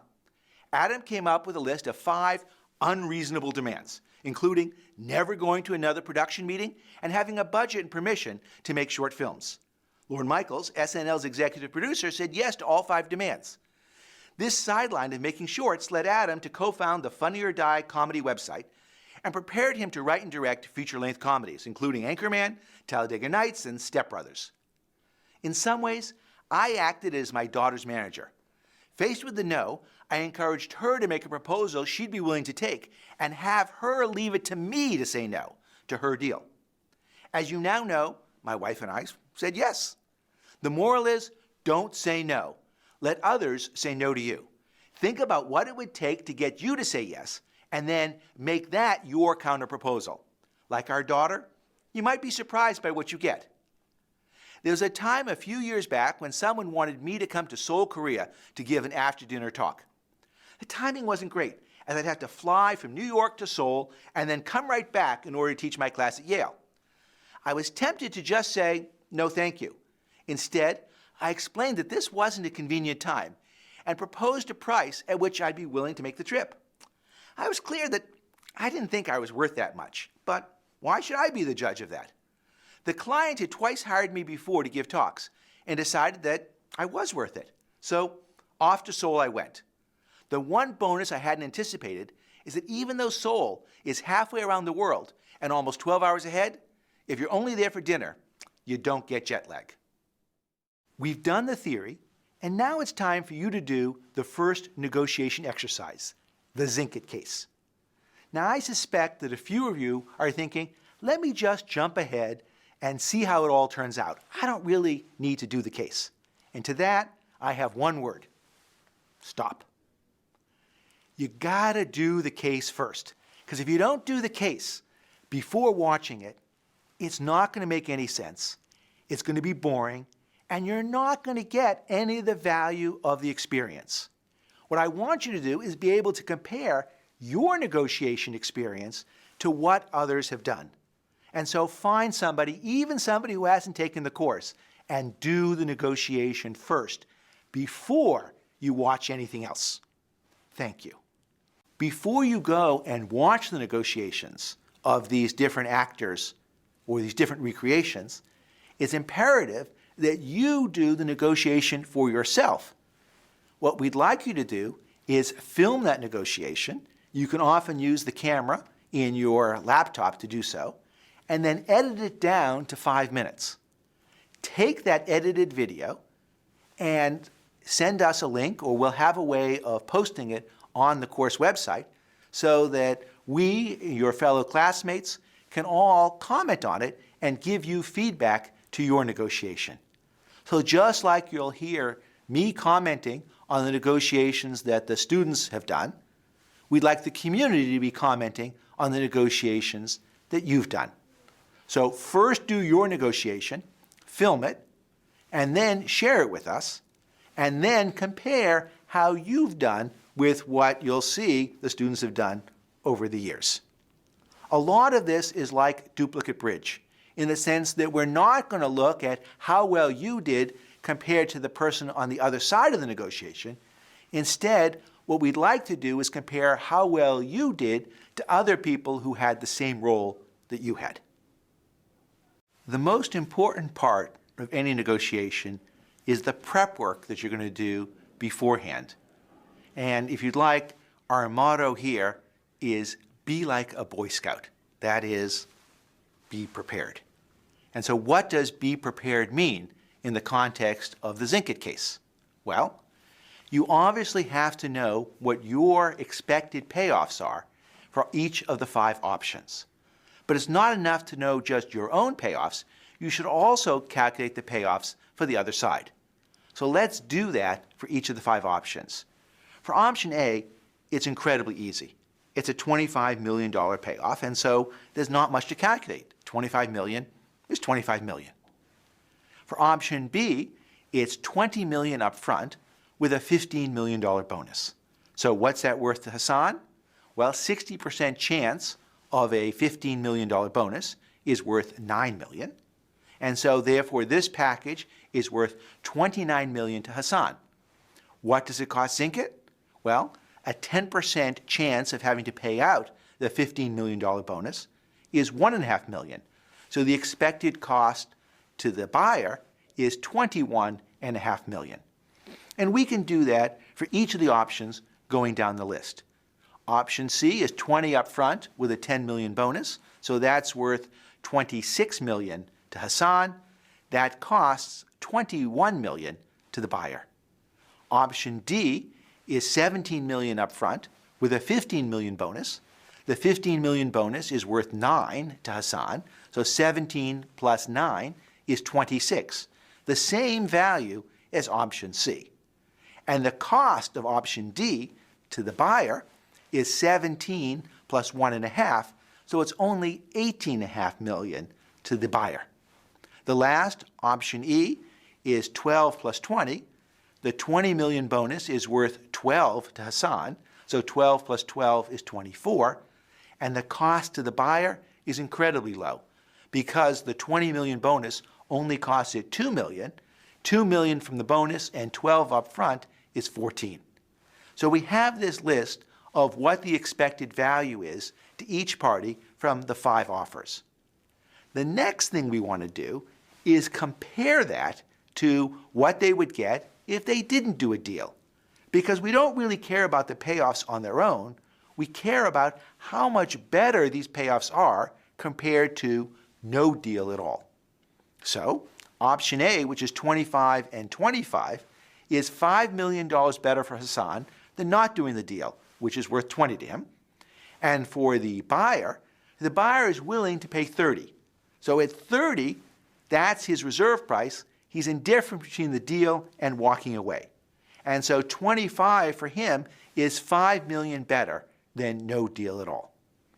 Let's look at option B. Option B is worth $29 million to Hassan, so therefore that's 9 better than no deal. But since option B only costs the buyer $21.5 million, that's $8.5 million better than no deal. So option B is 9 for Hassan, 8.5 for the buyer. Option C is 26 for Hassan, so that's 6 better than no deal.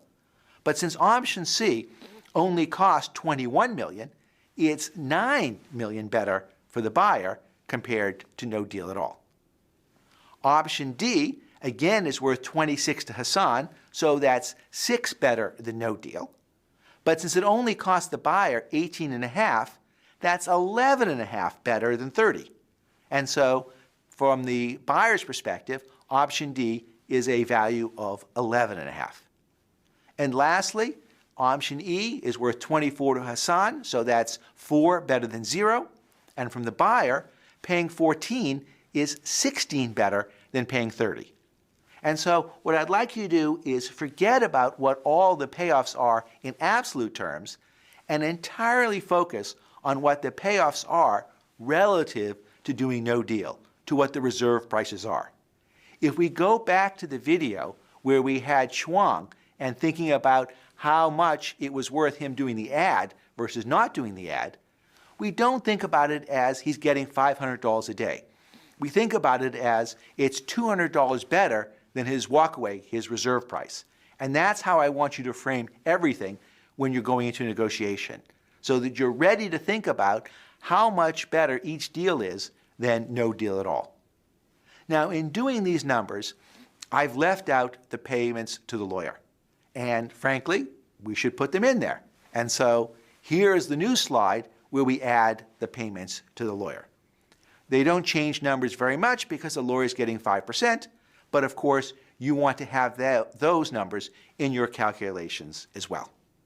The reason we want to understand not just our payoffs, but the payoffs of the other side, is because we want to be able to make a presentation to the other party of why this is a great deal for them, not just a great deal for ourselves. So here we have the 5 options, A, B, C, D, and E. And how is it that we can go about choosing between them? Well, there are many arguments that people might make. Let's look at what incentives are provided by each of the 5 options. Let's figure out if there's anything which makes everybody better off compared to some other opportunity. Can we get there by alternating removals? I'll get rid of A if you get rid of E. Can we do things with ultimatums? Are there any ways of meeting halfway between some of these proposals? Or better yet, are there any principles that we could use that would allow us to choose between the different options? The first principle I'd like to introduce is something called Pareto optimality. It's named after an Italian economist, Vilfredo Pareto. And his idea was a pretty simple one. If it's the case that everyone prefers B over A, then we should never choose A. This would be a statement that A is Pareto inferior to B. And as it turns out, we have a situation like that in this case, which is Hassan thinks B is worth 29, which is better than 25, or in our improvement scenario, Hassan thinks that B is worth plus 9 compared to A, which is plus 5. Similarly, the buyer thinks that B is worth 8.5 compared to 5 for A. So both the buyer and the seller think that B is better than A. It's true that the lawyer thinks that A is a little bit better than B because of commission, but I think that small amount isn't enough to block the deal, and certainly I would hope the lawyer wouldn't override the incentives of both the client and the buyer in this particular case. So one good argument for getting rid of A is that, hey, I don't like it as much as B, and you don't like it as much as B, so why are we talking about A? You can also make that same argument to get rid of C in terms of D, because from the perspective of Hassan, C is worth plus 6, and D is worth plus 6. But from the perspective of the buyer, C is worth 9, and D is worth 11.5. And so 11.5 beats 9. Now, here you might make the counterpoint, which is Hassan is getting the same amount of money in C and D on average, but you're asking Hassan to take a lot more risk with D rather than C. And so, because he's not being compensated for that risk, perhaps actually D isn't really quite as good as C. Okay, so that's an argument for getting rid of A. I think it may be a less good argument for getting rid of C. Another argument that I think is based on principles for getting rid of A is that no one has any incentive here, which is that essentially Hassan is going to get the same amount of money in the event that the FDA approves the drug or doesn't approve the drug, and to the extent that we need his help, his cooperation, his effort to make this all work, he isn't being appropriately incentivized. Whereas under B, C, D, and E, we've got the incentives aligned with the action we want. Another argument you might use to get rid of A is to say the risk is all off.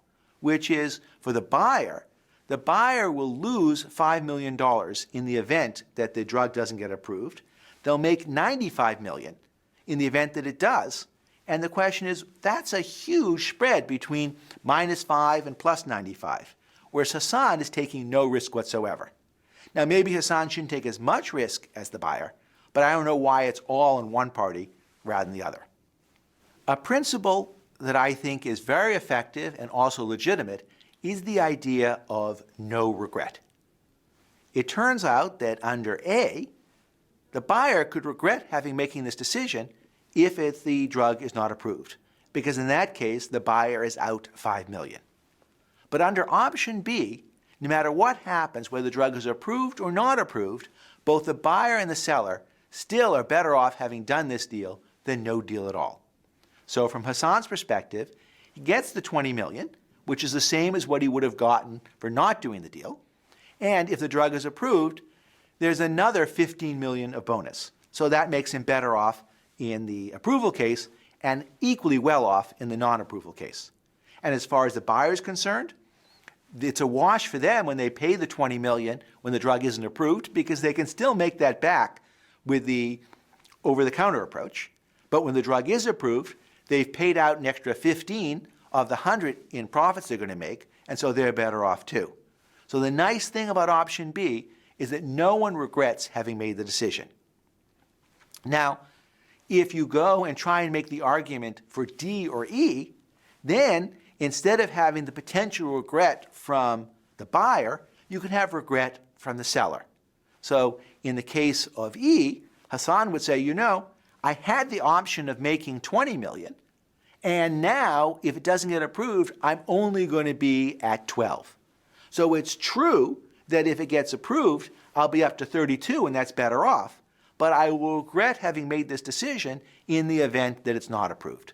And so if the buyer is saying, I can't do A because there's a potential for regret, the response from the seller is, well then, I can't do E because there's a potential regret on my part.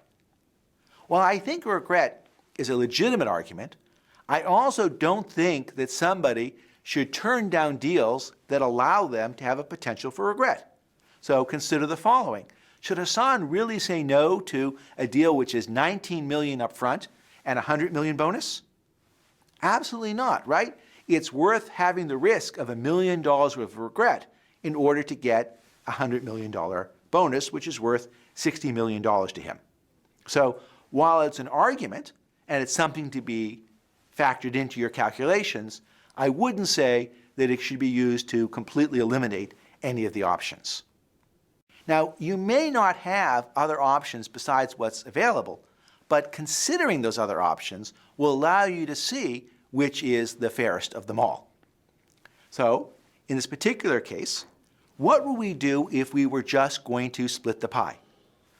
I think here the pie is $100 million in the event that the FDA approves the drug. Okay? So what would be a fair split? It would be that Hassan gets $20 million up front plus a $50 million bonus, or 25% royalty, in the event the drug gets approved.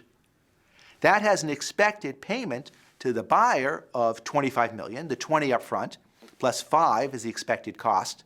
And for Hassan, that $50 million bonus is worth $30 million, so the net prize to him is $50 million. This is a great deal from Hassan's perspective. Okay? So again, we should look at the pie as how much value is created if the two parties come together compared to not doing the deal. And what this deal does is allows us to get the drug to have a chance of FDA approval, which increases profits by $100 million. Zinkit can't do that without Hassan. Hassan can't do that without Zinkit. So this $100 million that might happen if the deal goes through is the source of the pie.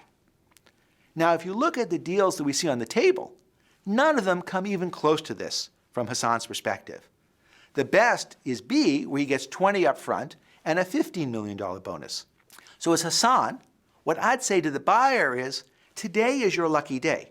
Because if we weren't restricted to these 5 options, I'd be asking you for $20 million up front plus a $50 million bonus. And the way we've got it here, it's 20 up front with a 15. So you're getting 85% of the pie. I'm only getting 15% of the pie. And as a result, the notion that I would consider C, D, or E is just crazy, because I don't even know why I'm only getting 15% of the pie. These deals are all amazing deals for you and not so good deals for me. The perspective of understanding what the pie is, and therefore what a most fair, most equal outcome is, will help us make arguments of why I think this proposal is closer to being what's fair than the other ones that are out there. I've said that using principled arguments will help you be a more successful negotiator. I'd like to illustrate that point with a classic study done in 1978 by Ellen Langer, Arthur Blank, and Benzian Chenoweth. And here was the experiment that they ran. They gave a person 5 pages, and he went to people who were waiting in line to make copies. And the person said, I have 5 pages. Can I use the Xerox machine? And with that simple request, 60% of people let the individual cut in line. Okay. But then they changed the script slightly, and instead the person said, I have 5 pages. Can I use a Xerox machine because I have to make copies? And adding that simple little explanation increased the success rate from 60% up to 93%. Imagine how much more effective your arguments will be when they're based on really good principles rather than just, could you pay me more money because I'd like to spend money? In this course, you're going to see a large number of video clips of people doing negotiations. And these clips are using actors, many of them from the Yale School of Drama, so you'll be seeing them on the big screen many years later, perhaps even a few years later. But the scripts that you're seeing are not made up. We didn't go and say, we'd like you to do the following. Instead, these are recreations of actual negotiations done by our MBA students over the last 5 or 10 years. And because these people are going to be out there in the world, we couldn't really show you the actual negotiations because we want to illustrate a lot of the things that didn't necessarily go according to plan. And so what we had is the actors watch the negotiations and reproduce it for you. So when you say, come on, nobody had ever done that, that's not possible, in fact, it actually happened just that way. So we should just cut to the chase. It shouldn't take much longer than it needs to. I agree. I'm clear that Zums is offering you $20 million, That is correct. and we are prepared to beat that. Excellent. Yes. So our offer is $20,010. Okay. Yes. When you said beat that, I thought you meant in some sort of a significant way. No, I did. We did beat it. $20,010, which is $10 more than you're being offered by Zums. Right. Okay. I'm not quite sure if that makes sense from a business perspective on our end of the deal. Because, having gone through the numbers, I know that your company is willing to pay $30 million. So if we want to use your logic, shouldn't we just say that you should give us $29,999,990, which is okay. That's exactly the same scenario in which you're putting. About this $29 million when you are only being offered Well, okay, 20 by if we Zums. made a deal for $29,999,990, you're saving $10. Shouldn't you be willing to give up some? We're getting a little bit greedy when you ask for $10 million more than you're being offered by Zums. I think right? you're getting a little bit greedy to Okay, lower I'm your not- expectations. I'm not here. Thank you.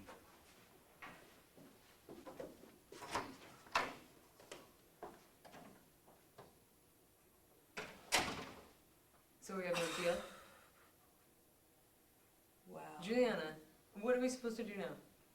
This negotiation is a bit unusual in that both the buyer and the seller know each other's true reservation values. The buyer is willing to go up to $30 million, and the seller would take anything better than $20 million. So here what we have is that the buyer tries to push the seller all the way to her limit, $20 million and $10.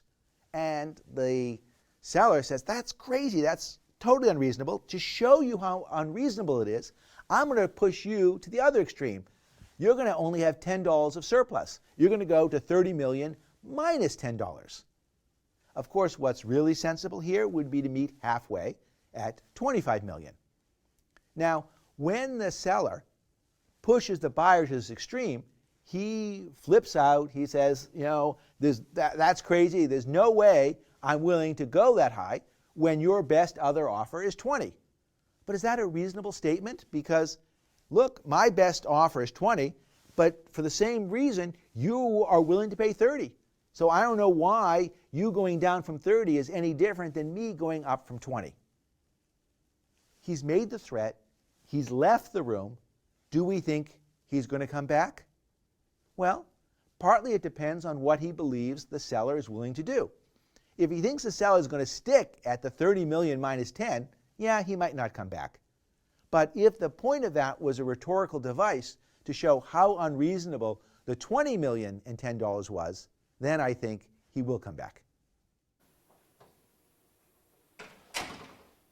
So we have no deal? Wow. Juliana, what are we supposed to do now? The deal's gone. It's not gone. He clearly We don't- is gone. He is not Yeah, interested in maybe negotiating he's just any longer. cooling off because he realized that he was trying to pull a fast one on us, and we weren't going to take it. Okay? Oh, he'll be back.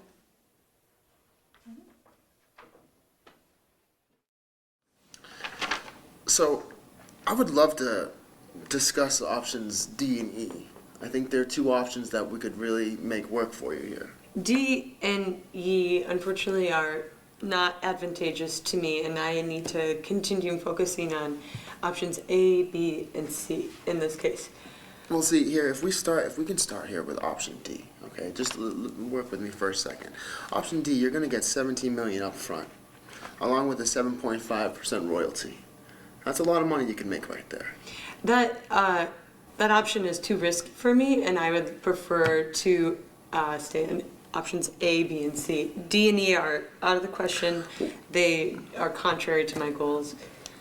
Well, how about if we work for a second with option E? Okay, there's going to be less of a risk. All right, you're going to get $12 million up front. Then you're going to get a 10% royalty, which is going to be $20 million here. And so you're going to get the 12 million up front, plus the 20%, the 20 million royalty, and it's going to equal 32 million. You're going to get. That's incorrect. The risk is greater with option E because the additional money is contingent on a larger percent of royalties. I am not interested in discussing options D or E. I need to continue focusing on options A, B, and C. Option D could work for you great. I don't see why you can't. Something you could work for. I don't think this conversation can go forward if you aren't interested in hearing my perspective, which is D and E prove to be too much of a risk, and I would like to remain with options A, B, and C. If you're worried about risk, I think option E could work for you because it's a small risk. It clearly won't work. That is the biggest risk of all of them. I'm sorry, it is the bigger risk. Option D. Option D will be a smaller risk for you, and you're still going to get the 17 million up front. I don't want to be working at that level at all. And so, like I've said before, options A, B, and C, according to my calculations, which are quite obvious here, are the most advantageous for me. I'm sorry. I won't be able to continue this discussion any longer if you aren't able to see that D and E are not an option. Option D, option E out of the picture for you. Completely, yeah. So you don't want the 17 million up front or the 10% I need more royalty. money up front. I need more money up front. We need to focus on options A, B, and C. I can focus on option C. I can focus on option C for you. C, ideally, I would like package A or B, mostly A, but C. Ideally, I would love to have options D or E. Those would work. Those would work great. That's not going to happen. So I guess we can settle on C. You settle on C? Yeah, I mean. Sure. I could do C. I could do C. Okay. Thank you. This negotiation is surely one of the most frustrating, painful negotiations to watch. Our buyer, it just seems crazy, adamant, stubborn. D. E. What's wrong with D? E. What's wrong with E? Wait a second. Let's go back to D. And what is his plan? This video is a reenactment of an actual video done by a member of the Ukrainian parliament. And as he was doing this negotiation, he had one specific goal in mind, which was to get to option C. And that what he wanted to do was frustrate the other side to the point where they were so happy when C was ever mentioned that they would grab at that lifeline and just go for it. So he wasn't expecting to get D or E, but he figured that that would allow C, which wasn't in his view a compromise, but really his end goal, to be the result of the negotiation. There are a couple problems with this approach of being unreasonable. One is that it sours the relationship between you and the other party, and so for any future negotiations, you're not going to want to deal with a person who behaves that way. All right, but maybe this is a one-off case. This is the only negotiation you're ever going to have with the other person. Is this still an effective way to get C? Yeah, it might help you get C, but what it won't do is create an environment where the two of you can do joint problem solving and come up with other options that might be much better than A, B, C, D, or E. And that, to me, is the real cost and real missed opportunity of the approach taken here.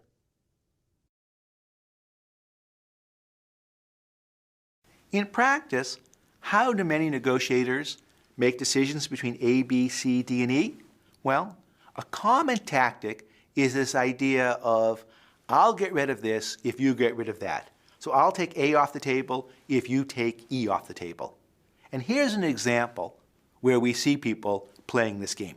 We need to make sure we can come to a conclusion. Yeah, and so I mean, based on what we've already discussed, we can just go ahead and keep moving forward. 'Cause Right, we wanna finally, get out of here. because I don't really feel like you're listening to my Oh, I side. hear exactly what you're saying. I think we need to negotiate this a little bit more. That's exactly what we're here to do. We're negotiating. Right, I don't So think- now I'm suggesting. Let's work to get something off the table here. Let's make some progress and get something off Hassan the is table. right. D's maybe. off the table. D's off the table. No, D is not off the table. We've That's- already discussed. We both discussed that D doesn't work well for either of us, so we should just Well, try D. from the D table. may not be very good for you, but it actually works really well for me. No. So I propose, if you want to cut something, we take D off if we can also take A off. Oh, no. Absolutely. I think no. we both need to make a stays on the compromise. table. A can't stay on the I table think we if should you want. compromise and let D be off the table. That's This the is what I'm talking compromise. about. You're not listening to No, how this is a I hear what you're disadvantage saying, to and me. I'm saying that we're not going to go that way. We're going to take D off the table. We'll leave No, A there. okay, I don't think you really understand. I will not compromise on D unless you make a compromise on A. Well, and you that should- will leave us You should with reconsider some- because we're not. I think we can do that. That's Yeah. fabulous. Thank you. Finally, we have someone who is willing to make some compromises for the better of. Right, and I just want Let's negotiate. my lawyer still represents me, so negotiating has to go through him. Totally understandable. Okay. Totally understandable. Right. So let's do. Okay, I think we're down to B, C, and E then. I which think we should take a smoke break. We want to take a smoke break? Yeah. I don't smoke. I think we need. Yeah, I think Coffee we need to break? Would you like to take a coffee break? I'm actually more of a tea guy, so. One of the things I hope you appreciate, having seen this, is there's nothing to justify this idea that I'll take A off the table if you take E off the table. In fact, if somebody says to me, you have to give something up to put A off the table, I'd say, wait a second, we never were going to pick A anyway. And so I don't know why you're asking me to give something up that you wouldn't have picked in the first place. The other argument, in my view, against this alternating removal is that if you know you're going to play this game, then what somebody's going to do to you is they'll add F, G, H, I, J, K, L, M, N, O, P of terrible options from your perspective, and somehow it will seem fair they've gotten rid of L, M, N, O, P, but actually they just were disastrous to you. And so you'll end up somehow in the middle of the set of offers that have been put on the table, but that doesn't mean there's anything particularly fair about it. And so because of those two reasons, I'm not persuaded that eliminating opportunities, I'll get rid of this if you get rid of that, makes sense at all. All right, so we have options B, C, and E. If we were to agree on option B, would you be better off than when we started this meeting? Yeah, I would be great with B, C, E, No, A, or D. I just want to have I'd like to fair consider option each on of the the table. options individually. Let's start with B. Would you or would you not be better off with option B? All before of we these started this options work for me. Do they work for you? meeting? No, they don't. Why not? I would just like to consider each option individually. Can we please start with B? Wait, can you Option just? B. I've already given you something. Can you give What me have you given me? something? We don't have a I've signature on this given page. you You haven't given me anything. answers. Can you please tell me why B, C, or E wouldn't work for you? Can you please just clarify that? Could they work for you? Sure, let's start with option B. You said that you would be better off with option B? If we... I said I would be good with any of these deals. I just need to be clear about why Simple B, economic C, or theory E. here. Can we just consider each of them individually, please? Does any of these work better than any other? No, they don't. Do, I think they could. I do think they can benefit us. In fact, I have a preference. thank you. Great. Ultimatums are very hard to do in this case. And why is that? Well, the reason is we know that A, B, C, D, and E are all better than no deal.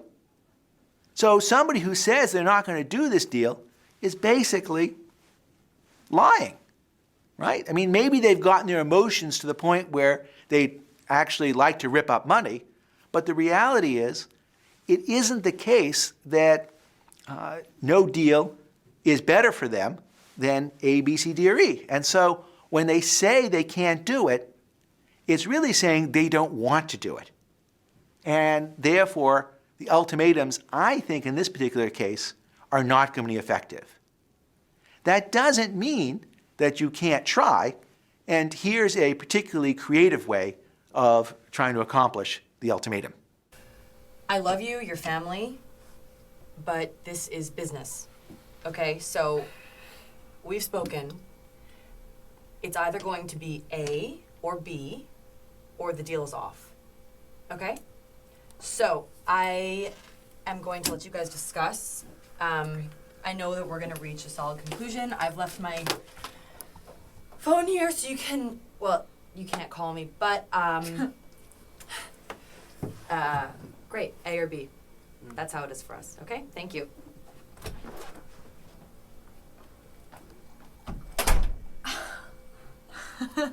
I think she said it all. My client has told me that all we can accept on our end is A or B. That's it. A or B. Yeah, that's it. Nothing else. That's exactly what we're dealing with. Well, let's see. A is 25 million. Yeah, that's right. You want to take 26 million? Are you offering 26 million? I'm not offering 26 million. I'm just saying, would you take 26 million? Yes, if there's an option that's better than A or B, I'm sure that my client would be open to further discussion. What we've seen here was truly remarkable. We had a seller who seemed stuck on only A or B, and the buyer figured out a clever way to create new options. The buyer comes in and says, well, you're happy with 25 million, how about 26 million? And who could say no to that? Okay, but it wasn't a real offer, it was a hypothetical offer, and yet it established the fact that the seller would consider things beyond A or B. Having established that, now it's time to go to town. Because we can come up with deals that are so much better than 25 million for the seller, and yet don't cost so much for the buyer. For example, consider a deal which is a $50 million payment in the event of FDA approval and nothing otherwise. Since the seller thinks there's a 60% chance of approval, 60% chance of 50 million is worth 30 million to the seller.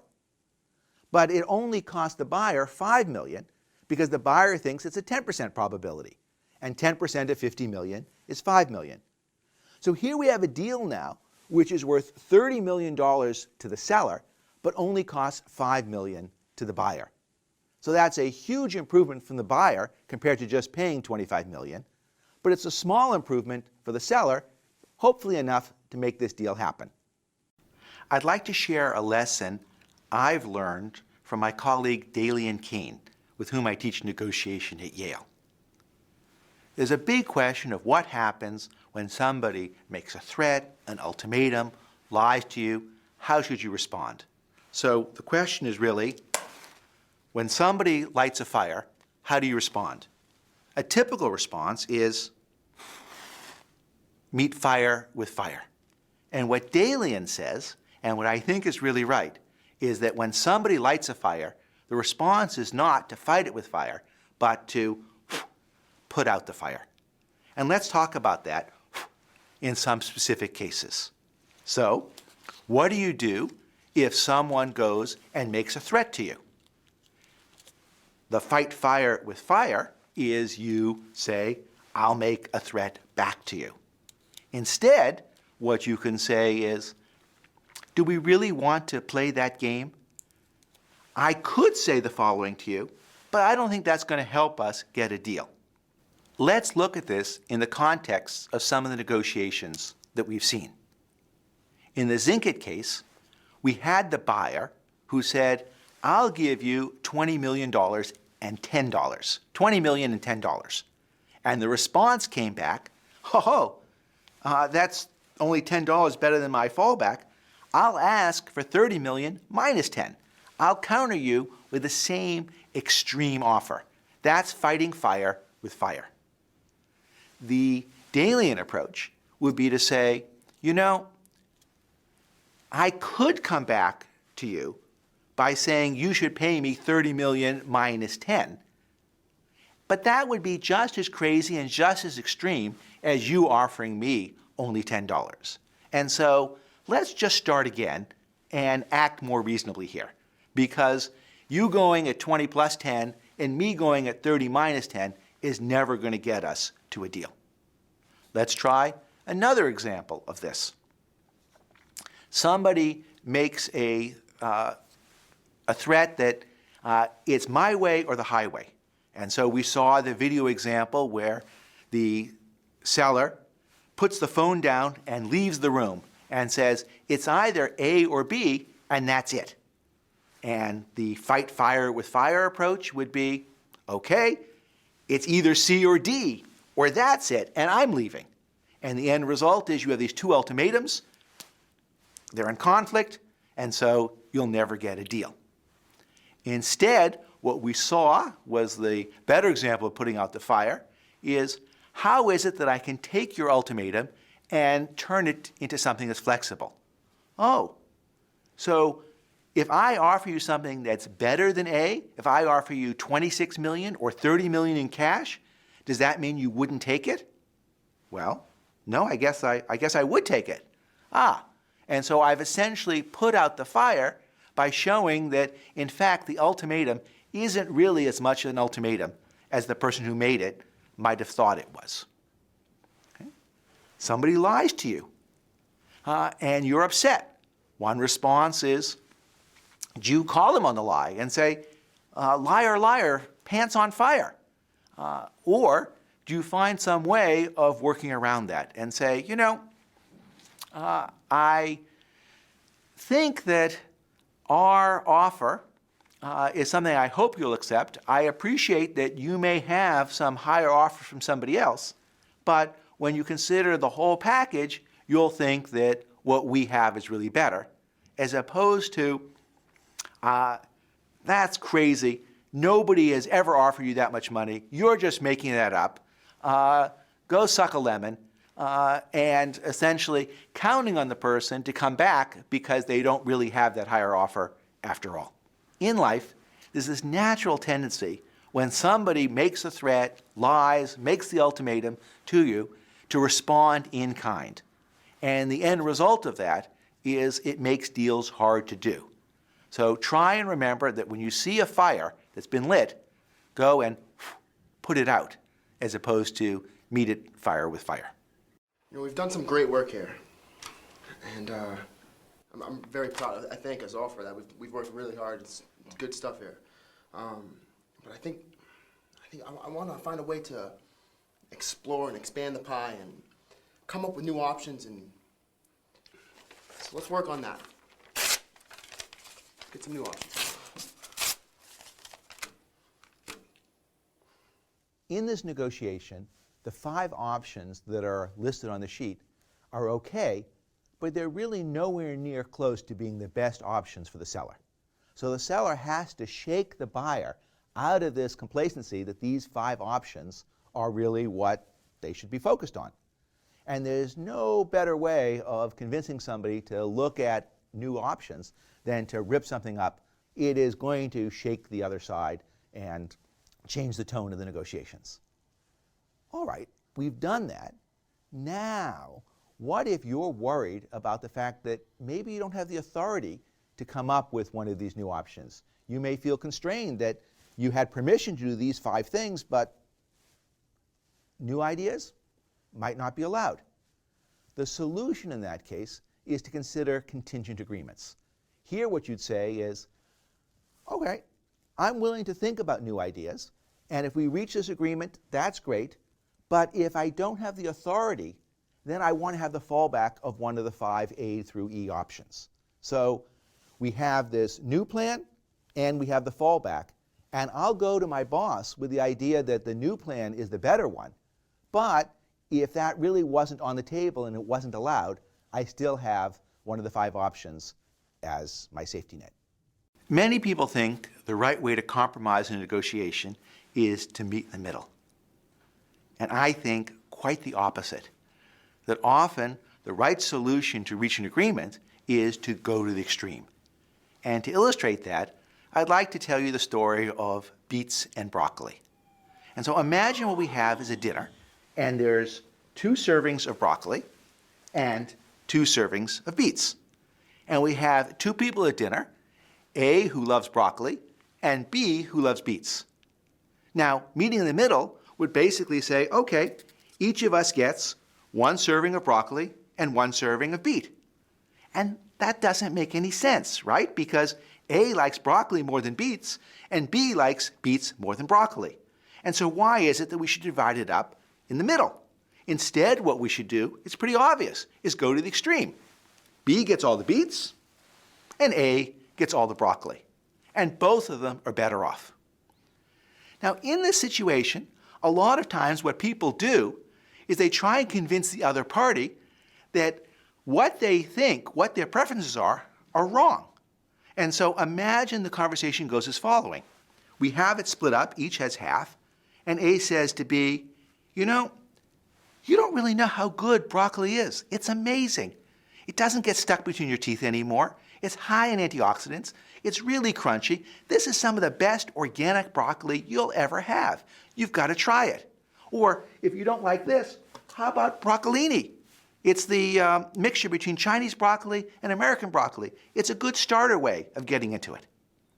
Now imagine A is successful in convincing B that broccoli is worth another shot. Then what happens?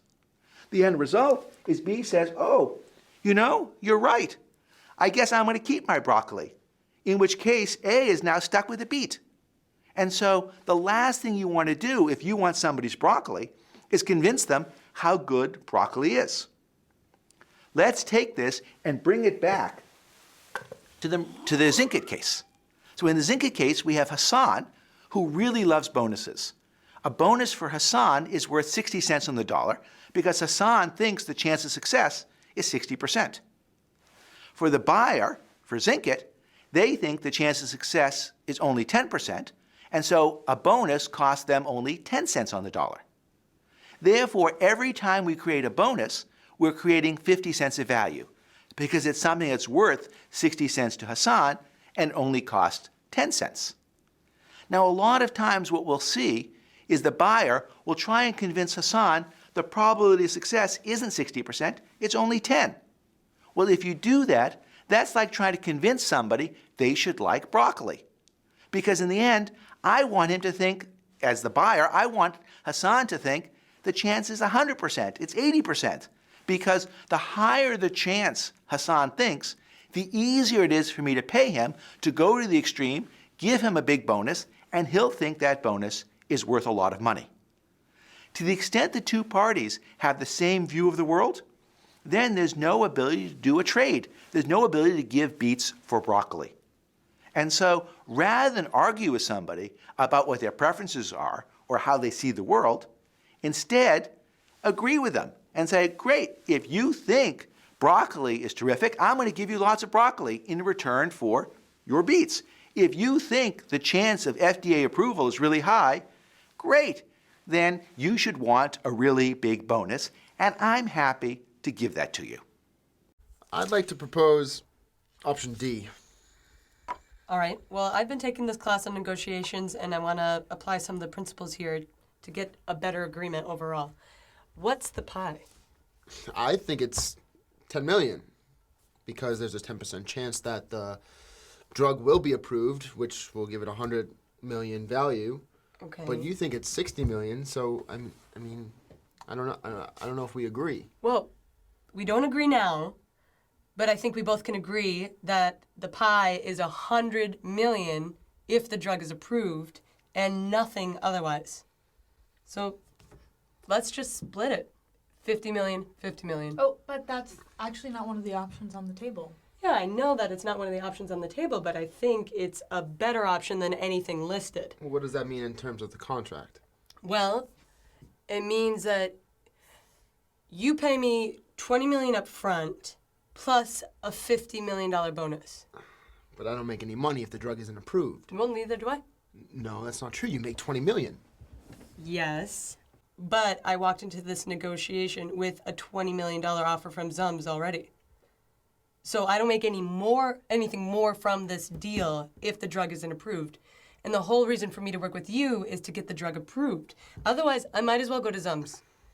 If the drug is approved, that increases profits from 20 million to 120 million. I can't do this without you, and you can't do this without me. And that's why I propose we split 100 million 50-50. And look, I know that just as much as I want the 100 million out of myself, you want the 100 million out of yourself, but the only fair result is that we split it 50-50. Do we have a deal? Okay. Deal. All right. Well, I can see a way that we can get even more pie on the table. Oh, yeah. What would that be? Yeah, well, you're interested in a high bonus, and you're obviously interested in paying less upfront. So why don't we lower the upfront payment to 15 million and raise the bonus to 100 million? In which case, you, because you think there's a 60% chance of the FDA approval going through, can value this deal at 75 million as opposed to 50 million, what's currently on the table. Correct? Okay. And you would be paying 5 million less upfront, great for you. And the additional $50 million of an $100 million bonus only costs you $5 million, so it's a wash in the end. You're spending the same in this deal as you are in the first one. Okay, but if I get $100 million... You're expected to spend, rather. Okay, but if I get a $100 million bonus, I don't see what incentive there is for him to get the drug approved. Right. There would be no incentive at all, actually. Fair enough. So I guess we could say that we still keep the upfront price at 15 million and make the bonus 80 million. So that, for you, leads to a value of 63 million as opposed to 50 million. Okay. And an $80 million bonus only costs you 8 million. So you're spending 23 instead of 25. You're saving $2 million on this deal. Oh. Okay. Right? Yeah. Okay, I think that's a good deal. That works. Yeah? More pie. Great. Great. Thank Yeah. you. Yeah, thank you. Thank you. Thanks. Good job. In this negotiation, Hassan's lawyer had an interesting idea. Make the pie larger by giving Hassan the entire 100 million bonus. Yes, I know there's an issue of incentives, but let's focus for a moment on seeing just how large we can make the pie. By giving Hassan the entire bonus, the lawyer is taking advantage of the difference in beliefs about the likelihood of FDA approval. She's using the beets versus broccoli principle. Since the bonus is worth more to Hassan, give all the bonus to him. This makes for a really big pie. Since Hassan is getting the entire bonus, it's only his perspective on the bonus that matters. The 100 million bonus is worth 60 million to Hassan, and that also means the pie is 60 million. Let's confirm this. On his own, Hassan would take the deal from Zums for $20 million. On its own, Zinkit wouldn't have a drug to sell, so its profits would be zero. Combined, no deal is worth $20 million. But what if they agree to a deal? How much benefit can they get by working together? Under the big bonus deal, Hassan will get some upfront payment, we'll call that X, plus $100 million bonus, while Zinkit will make $20 million minus the upfront payment of X to Hassan. If we add up those benefits, they come to $120 million if the drug is approved by the FDA and $20 million if it isn't. If we subtract the combined $20 million benefits to Zinkit and Hassan when there's no deal, we can see the pie is just the $100 million bonus that goes to Hassan if the drug is approved. Since Hassan believes there's a 60% chance of approval, this bonus is worth $60 million to him, and that's the pie. Before going further, what was the pie when Hassan got a $20 million upfront payment and the two parties split the bonus $50 million, $50 million? The pie was $35 million. Thus, giving all the bonus to Hassan increases the pie from $35 million to $60 million. Now let's turn to how we should split this giant pie. Since the pie is $60 million, an even split means that both sides expect to end up $30 million ahead. But how do we make that happen? Let's start with the case where Hassan has a $20 million upfront payment. In that case, Hassan gets the entire pie of $60 million and Zinkit gets zip.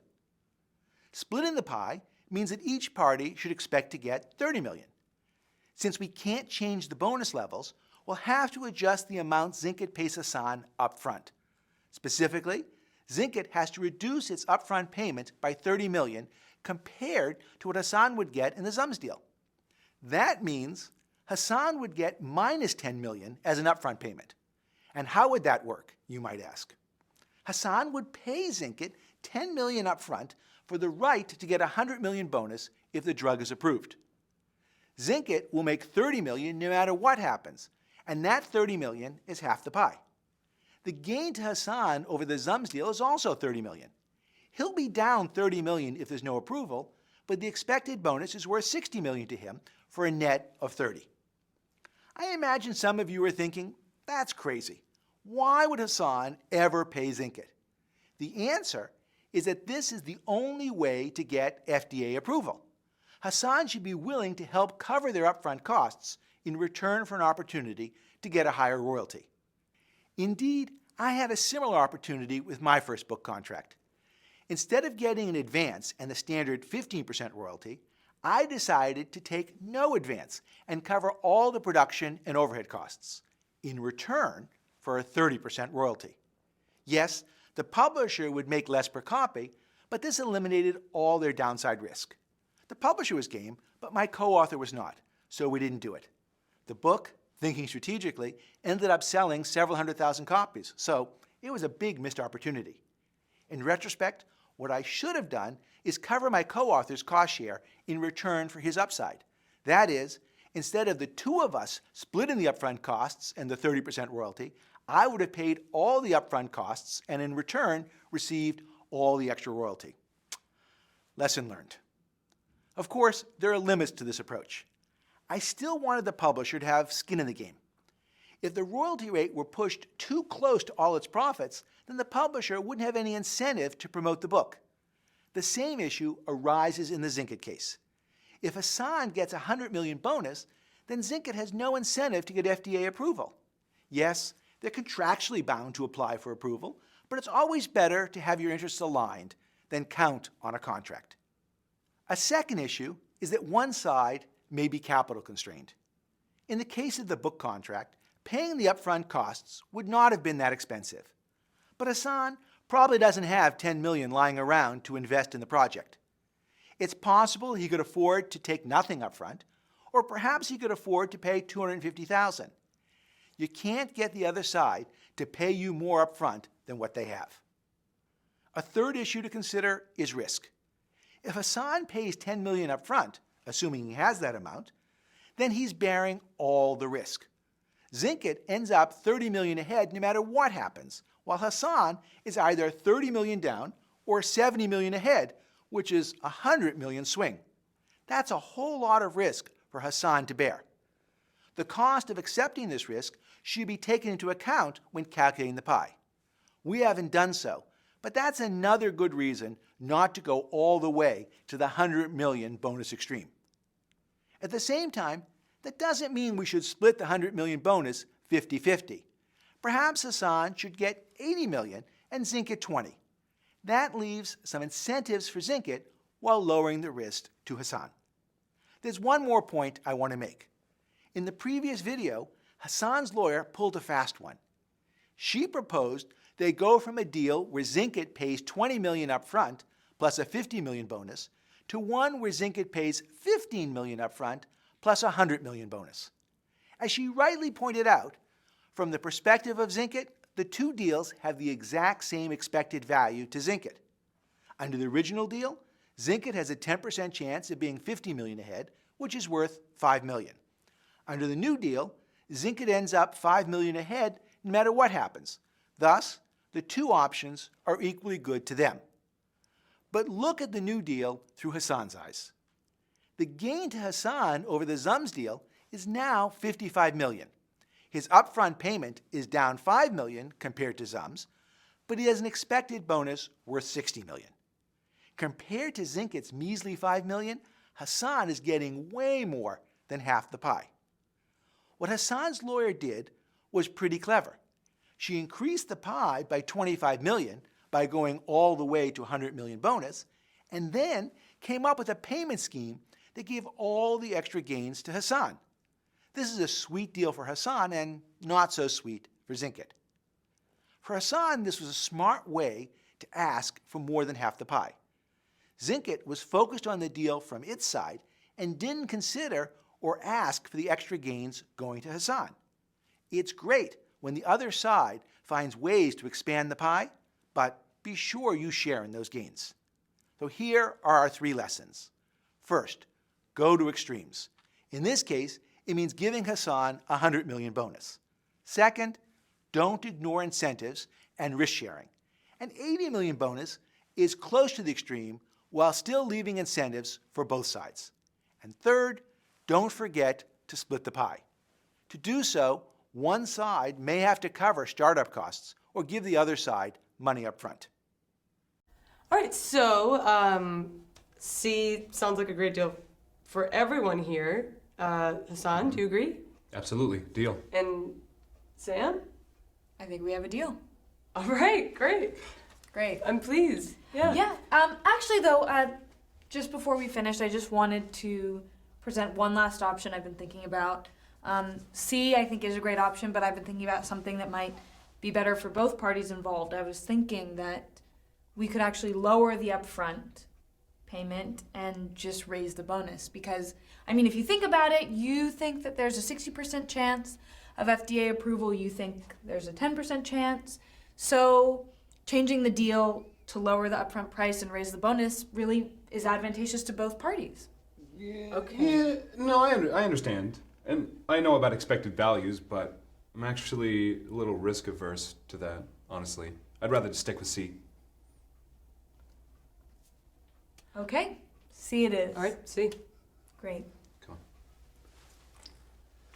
All right. I don't normally get involved in these negotiations, and that is how it actually happened when this negotiation took place. Yeah. But it's a problem. And Okay. if you don't mind, what I want to do is try this again after I've had a few words with Sam. Okay. And so Okay. just allow us to have a word in private here. Thanks, guys. You were 100% right in your arguments. You had it. You nailed it. You Okay. understood that there should be a lower upfront payment, which is good for Zinkit, Right. and a higher bonus, which is great for your client. Right, that's what I thought. I thought it Okay. was a... And the only problem is you gave up. You let them talk you out of it, and basically, even though you were right, you said, okay. Yeah. And so what I want you to do is be a little firmer and say, let me give you an example and Okay. show you just how much better off I can make the two of you. Okay? Okay, so an example being like raise the bonus to 50. Raise the bonus to 50, that's great. And so let's think about that's worth 30 million to Hassan, so that's Right. already a big improvement. Now we got to make it better for Zinket as well. So let's lower the upfront payment to 15 15. So instead of 20 million. right, so a 50 million bonus costs Zinket 5 with the upfront payment of 15 Right. makes 20. And under C, she was going to be paying 21. So that's a better deal for her too. Right. So you've made your client radically better.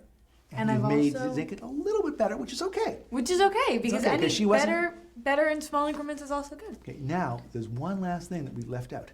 Okay. Exactly. So I'll let you figure that part out on your own. Okay.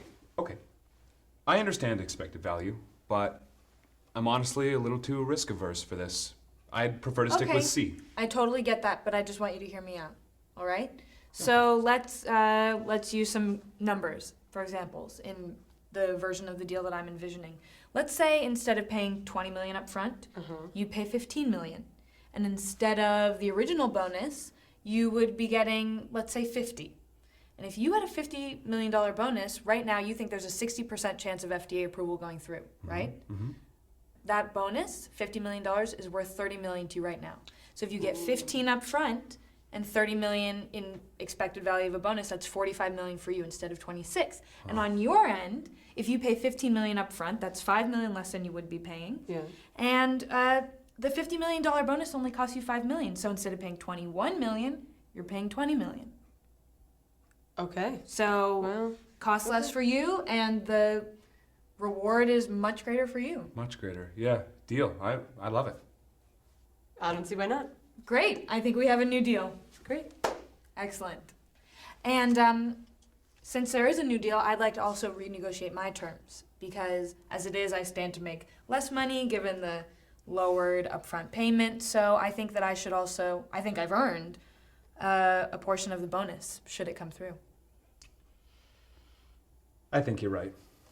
You earned Great. it, Sam. Thank you. Thank you. It's a pleasure doing business, Hassan. The issue that we see here is something that is a particular challenge for women when negotiating with men and for foreigners negotiating with Americans. So you're in a position where you have the correct logic, you have the argument down, and yet you give up. You give in even when you're in the right. And so the trick instead is to not just be equally insistent, but to slow down and say, help me understand. Why is it that what I'm saying isn't right? Help me understand your logic. I think that slowing down will allow you to prevail not by the might makes right, but by the right of your logic. In this last negotiation, we saw an example where the lawyer had a great idea. Let's try a post-settlement settlement. But the other parties, Hassan and the buyer, they seem to be happy with the deal they struck. And so in this case, the lawyer just says, okay, I give in, and lets it drop. I think that was a mistake. I think instead what the lawyer should have said is, I'm delighted that you're happy. My goal is to make you both happier.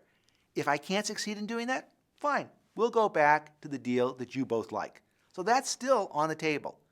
But please, give me a chance to see if I can make both of you better off, because I'm pretty sure that's going to be a possibility. I've looked at the other offers, and this package A is an incredible deal. It's 25 million. It's 5 million more than the other offers. It's hands down the best deal. Okay? Okay, I feel really good about this one, though. Yeah. I think the FDA is going to improve it. Zinc is a really great drug. I'm thinking we should go for the bonus. We should go for the royalty. I want to make the money on the back end. So I think, and you're my lawyer, so I think you should go ahead and negotiate for that one. Yeah. I don't know. I mean, where this deal stands now is good. It's safe enough. It is good. And it's good. rather safe than sorry. I mean, I think that we're in a good place here. We're in a good place, but we can be in a better place. Here's the thing, okay? I understand. You make 5% off the upfront cost, yeah? Yeah. So what I propose is, I really believe in this one. Okay. So this is what I propose. Okay. I will also, we should negotiate for the one with the bonus, and then I'll give you 5% of everything. bonus, royalties, all that included. Thank you. Okay, I see your point. I see your point about going big, and I will negotiate this for you, work for royalties, and the bonus, for sure. I see your point. Okay. The worst thing is to be negotiating with someone who you think is not truly representing your interests. And we set this case up to make sure that would happen.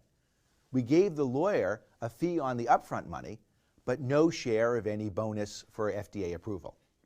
And so as a result, when the lawyer suggests taking the big upfront payment, you have to wonder, is the lawyer really looking out for her own interests, or thinks that this is something you should do because you're being over-optimistic about the chance of the FDA approval?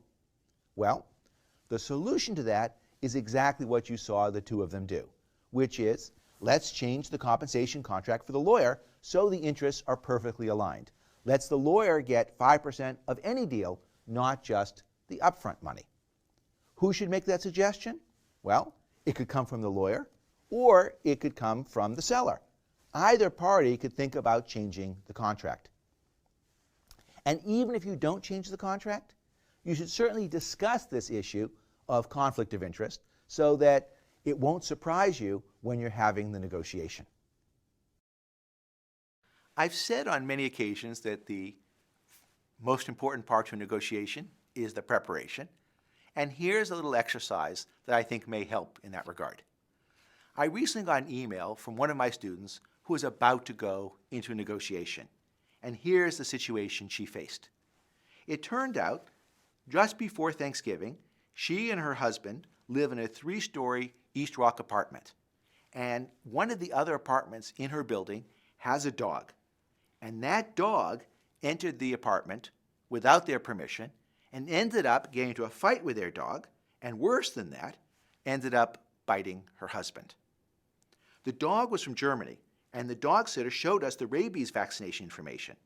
In our confusion, we thought there was only German on the page and took her word for it that the rabies vaccination was present. Upon later inspection, the word rabies was actually on there in addition to the German, but we didn't receive copies of the vaccination report until much later. So what happened next? My husband went to urgent care and received antibiotics. Later, we researched rabies further and found there could be a risk of my husband getting rabies, which is fatal. So I requested the vaccination documents again from the dog sitter so we could inspect them further. But we decided to go back to the hospital to get a rabies shot. There's only a small window within which you can receive the rabies shot before it's ineffective. So going back the next day, we didn't think was an option. The hospital administered a rabies shot. Later, we were sent the vaccination records, and the dog had really been vaccinated. A couple months later, the hospital sent us a bill, which was $32,000. Woo! Luckily, we had insurance, leaving us with a deductible pay of only $2,000. So, here they are, about to go into negotiation to hopefully recover the $2,000, perhaps even something more. What should they do for preparation? For preparation, I think they should do 3 things. First, they should understand what the law is. Now, you could contact a lawyer, or you could start just by Googling. And it turns out that different states have different rules for liability when a dog bites. Some states are a 1-bite rule. That is, until the dog has bitten somebody else, the owner isn't liable because you don't know that this is a dog that bites. Other states are 0-bite rules. And Connecticut, where this took place, is a 0-bite state. And so the owners are going to be liable starting with the very first bite. The second thing I'd want to know is what the appropriate medical recommendations are in terms of getting rabies vaccine. And here you can go to the CDC website, and there's a nice flow chart in terms of what it is you're supposed to do. If you're bit by a bat or a wild dog or a fox, then it's pretty clear that rabies shots are called for. But if you're bit by a domestic animal, it seems that in some circumstances, the right strategy, the recommended strategy, is that you wait to see if the dog itself develops any evidence of rabies.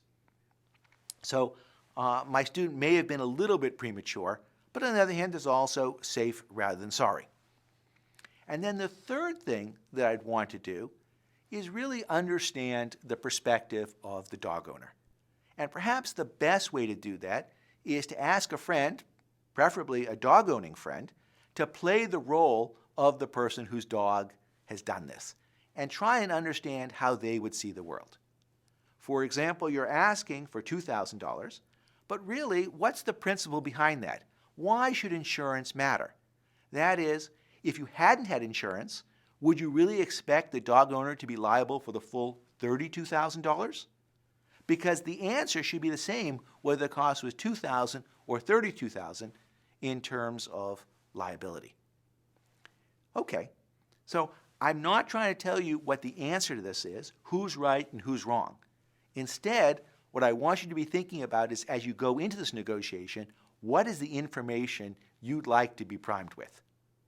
When you're thinking about what to ask for, obviously everybody likes getting paid more money, but that's not the only thing. So what are some of the other ways that you can be successful in terms of negotiating?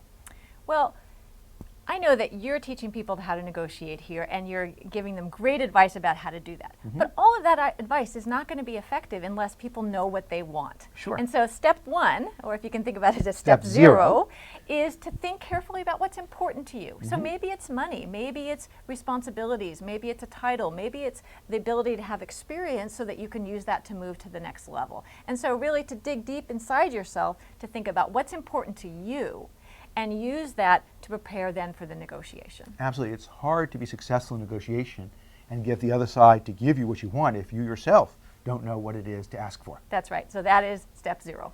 Preparation, preparation, preparation. Possibly the three most important words in negotiation. And in this case, preparation starts with figuring out what's your reserve price, what's your BATNA. And you might have thought it's really easy. Well, Kate has another offer out there of $400,000, so that's all he has to do to beat his BATNA. But it turns out that's not really his reserve price. Because let's start with what is it he's going to get there. $400,000 with 250,000 shares translates to $1.60 a share. And since Kate has 50,000 shares, that means he is standing to walk away with $80,000. So far, so good. The problem is that Artigas requires $2 a share before they lose their veto power. And so if Cade's going to sell to anybody else, he has to promise Artigas and his other investors, because they all have to be treated the same way, $2 a share. Well, there's 200,000 shares owned by those other investors, which means it's going to cost him $400,000 to buy out everyone else. And if he did that, he'd be left with nothing. And so a $400,000 deal is terrible for him compared to the Artigas offer. In fact, he needs to get it all the way up to $480,000 before he's equally well off. It's possible that Kate and Helen could get together and decide to take a discount collectively to help make the deal happen. And in that case, since they're supposed to get $160,000 from the Artigas offer, that's the number you have to beat when I tack it on to what the other shareholders are getting, and they're getting $300,000. So that means you'd have to beat $460,000. If you can't get a number above that, then the combination of Cade and Helen will be collectively worse off. In Massachusetts, the 1,100 square foot house has 3 bedrooms, 2.5 baths, and an attached 2-car garage. The house is in a great location. Lexington is known for having a strong public school system, and the house is adjacent to conservation land, making its 7,500 square foot lot feel more like a 10,000 square foot lot. There's also an empty 4,600 square foot lot next door, which is too small to build on, but a developer could buy both lots, tear down your place, and build a larger house. What are the comps? In the neighborhood, houses sell for about $340 a square foot, making your house worth about $375,000 plus the value of the bigger backyard. However, a teardown house on a similarly sized lot, but not near the conservation area, recently sold for $540,000. This suggests the highest value will be to sell to a developer. So, how much should you list your house for? Before you input your asking price, I'd first like to establish if it's above or below a certain number. take the last 3 digits of your phone number, or, if you like, find a dollar bill or your favorite other currency, and take the last 3 digits of its serial number and input it below. Okay, it should be clear that your answers to questions 1 and 2 should have had no bearing on the ideal listing price you provided in question 3. The last 3 digits of your phone number are entirely random, as far as I know. If your phone number ends with 235, you would have been asked if your listing price was more or less than $235,000. Obviously more. If your phone number ends with 928, then was it more or less than $928,000? Almost surely less. Which question you were asked shouldn't convey any information about what the right listing price is. And yet, many people use the fact they had to consider setting the price above or below a specific number as an indication of the house's value. This is called anchoring. If the anchoring effect has shown up in our experiment, the last 3 digits of your phone number will have had a significant impact on your asking price. Here is what anchoring theory predicts. The first number you hear will serve as an anchor, or starting point. Thus, if you hear 235,000, this will drag down your view as to the right starting point. Similarly, if you hear a high number like 928,000, this will pull up your view as to the best asking price. Since the starting point in question 1, phone number digits, conveyed no information, it should have had no impact on the price to ask. I'm doing this before you've all taken the survey, but here's my prediction. The amount you asked for should go up based on which group you're in. Those with the lowest phone numbers should ask for the least, and those with the highest phone numbers should ask for the most. This experiment's a bit tricky, as I won't be able to demonstrate or refute this effect until a few hundred of you have completed the survey. In the meantime, let me share with you some results from the literature. One of the first demonstrations of anchoring came from Amos Tversky and Daniel Kahneman in a 1974 paper published in Science. Kahneman went on to win the Nobel Memorial Prize in Economics in 2002, which Tversky likely would have shared had he not died beforehand. In one of their experiments, subjects were asked to estimate the percentage of African countries in the United Nations. But before answering the question, something like a wheel of fortune with numbers 1 to 100 was spun in front of them, and subjects were asked if the percentage was above or below the number that came up. For example, if the wheel landed on 10, the subject was first asked if the percent of African countries in the UN was above or below 10%. In the follow-up to the 10% question, the median estimate of African countries in the UN was 25%. In contrast, if the wheel landed on 65, so that the first question anchored on 65%, then the median subject's estimate rose to 45%. The estimate goes from 25% to 45%, just based on the anchoring effect of the first question. I believe the correct answer is 30%. The anchoring effect seems to exist even when the anchors are wildly implausible. In 1997, Fritz Strack and Thomas Musweiler, 2 psychologists at Universität Würzburg, asked subjects to estimate what year Albert Einstein first arrived in the United States. Those who were first asked if Einstein arrived before or after 1215, yes, 1215, the year of the Magna Carta, provide statistically lower responses than those primed with 1992, which is 37 years after Einstein died. By the way, Einstein first arrived in the U.S. in 1921. The real estate experiment we did was adapted from a 1987 paper by Professors Gregory Northcraft and Margaret Neal. In their study, subjects were given a listing sheet about a house and even allowed to visit it. Unbeknownst to the subjects, they were given 4 different listing prices, ranging from $65,900 up to $83,900. Those given the highest numbers inferred that the house was worth $6,000 more and raised the minimum bid they would accept by more than $7,000. Of course, house listing prices typically convey information. A seller who picks a higher listing price might be more patient or know there's something extra desirable about the house. In real life, it can be hard to distinguish between an information effect and the anchoring effect.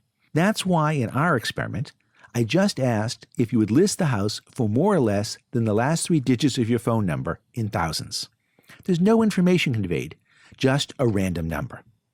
Assuming our survey went as predicted, here's the lesson. The numbers people hear at the start of a negotiation will anchor where they end up. Thus, if you have the opportunity to make the first offer, a low bid may help you lower the final price. If you're selling, a high asking price may help you get more money. This is one of the advantages of going first.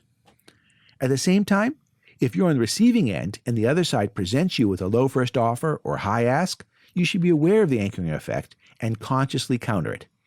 I'd like to think that if we did our experiment again, this time your phone number wouldn't affect your answer. That said, let me offer 2 qualifications. First, starting too low or too high may be counterproductive. When you make an offer, it conveys both information and an anchor. In the case of the Lexington house, if as a seller you started with an asking price of $928,000, buyers might think you're out of touch and wouldn't bother to bid, as it would be a waste of their time.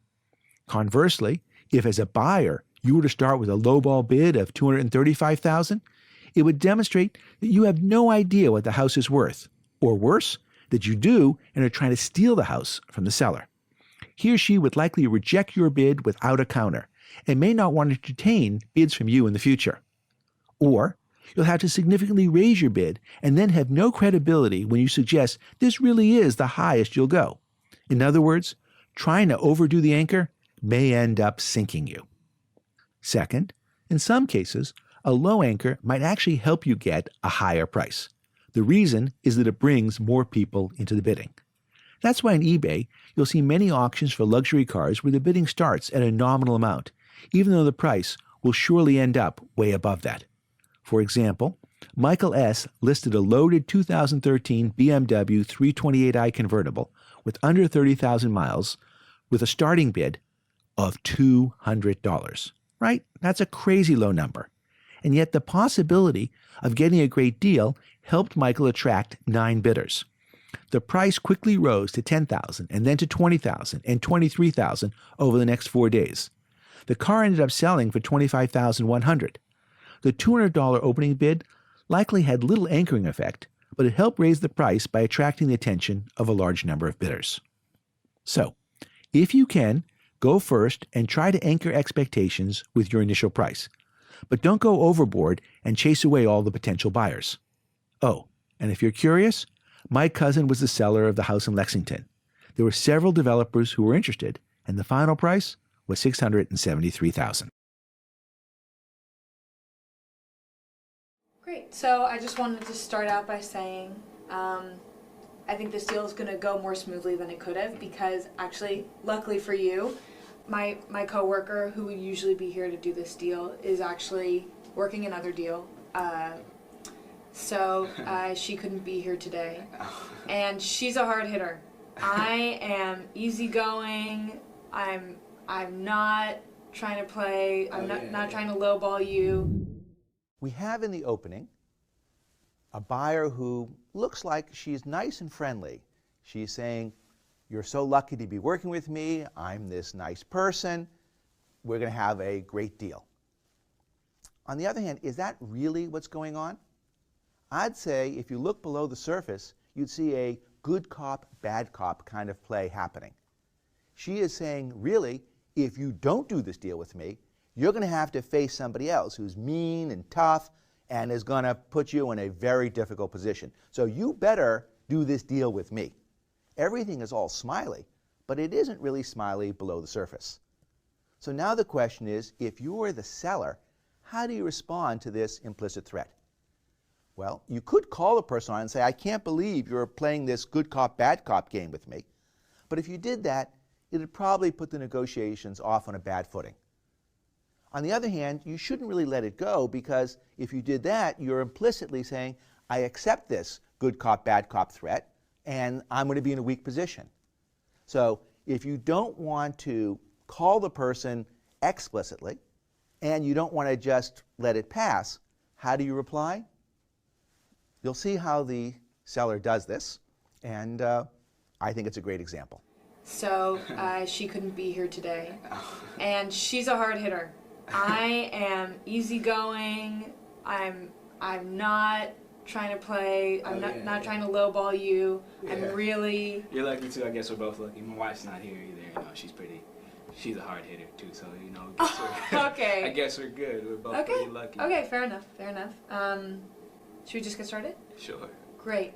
So we're prepared to come in with an offer of $245,800.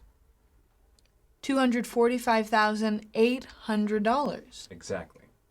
And that's when you take into account the additional ad revenue we'll see, and also some cost savings from infrastructure that we currently have in place that won't need to be duplicated.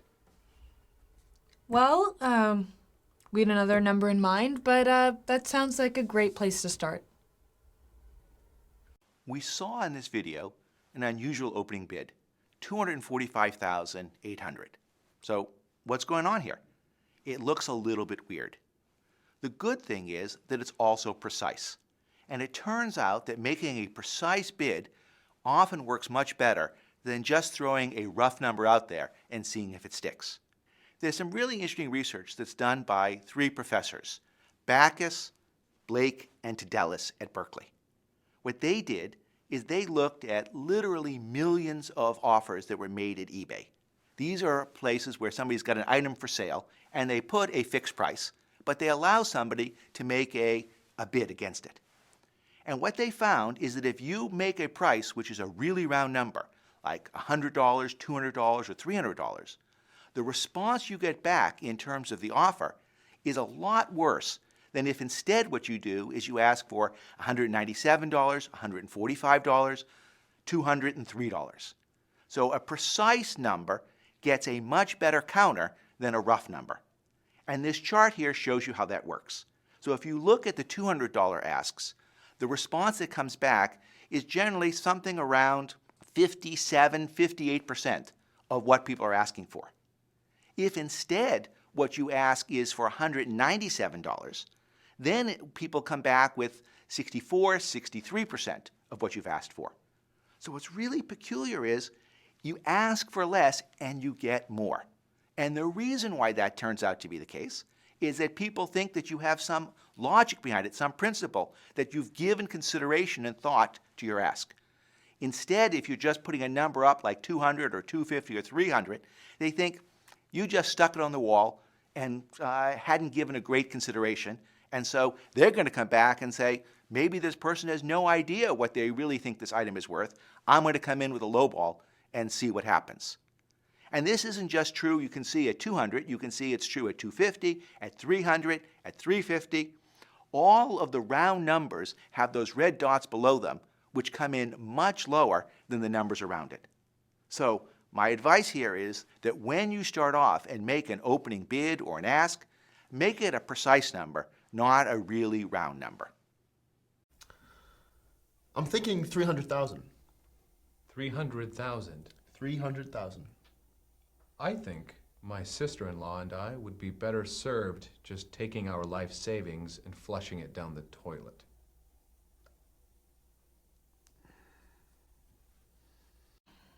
So you got an offer for $400,000. right, and why didn't you take it? Because it's too low. I'm sure you'll be in a negotiation where the other side begins with an absolutely outrageous demand. And the question is, how do you respond? You could fight fire with fire and say, that's outrageous, or offer them some incredibly low counter. But I think there's a little bit of a better alternative. And here's something that happened in my own life. I got a little bit carried away in a negotiation and asked for more than I should have. And the response came back was, that's great. Where do we sign? And I'm thinking, oh my God, this is wonderful. And then the person says, just kidding. Because if that's really what you want, I don't think a deal is going to be possible. And that ability to diffuse the situation with a little bit of humor while still letting me know that what I asked for wasn't appropriate was, I think, a much better way of countering an outrageous initial demand. Okay, so I've gathered here that you're making about 70 grand a year, and I can give you 3 multiple. I'll give you two 210,000. What do you think? Yeah, okay. All right, good. I'm thinking 4 million. You're thinking 4 million. Yes, sir, 4 million. What are you, out of your tree? Are you all right? You nuts? 4 million. Yeah. Not gonna happen. No way is that gonna happen. Not a chance. Well, all right.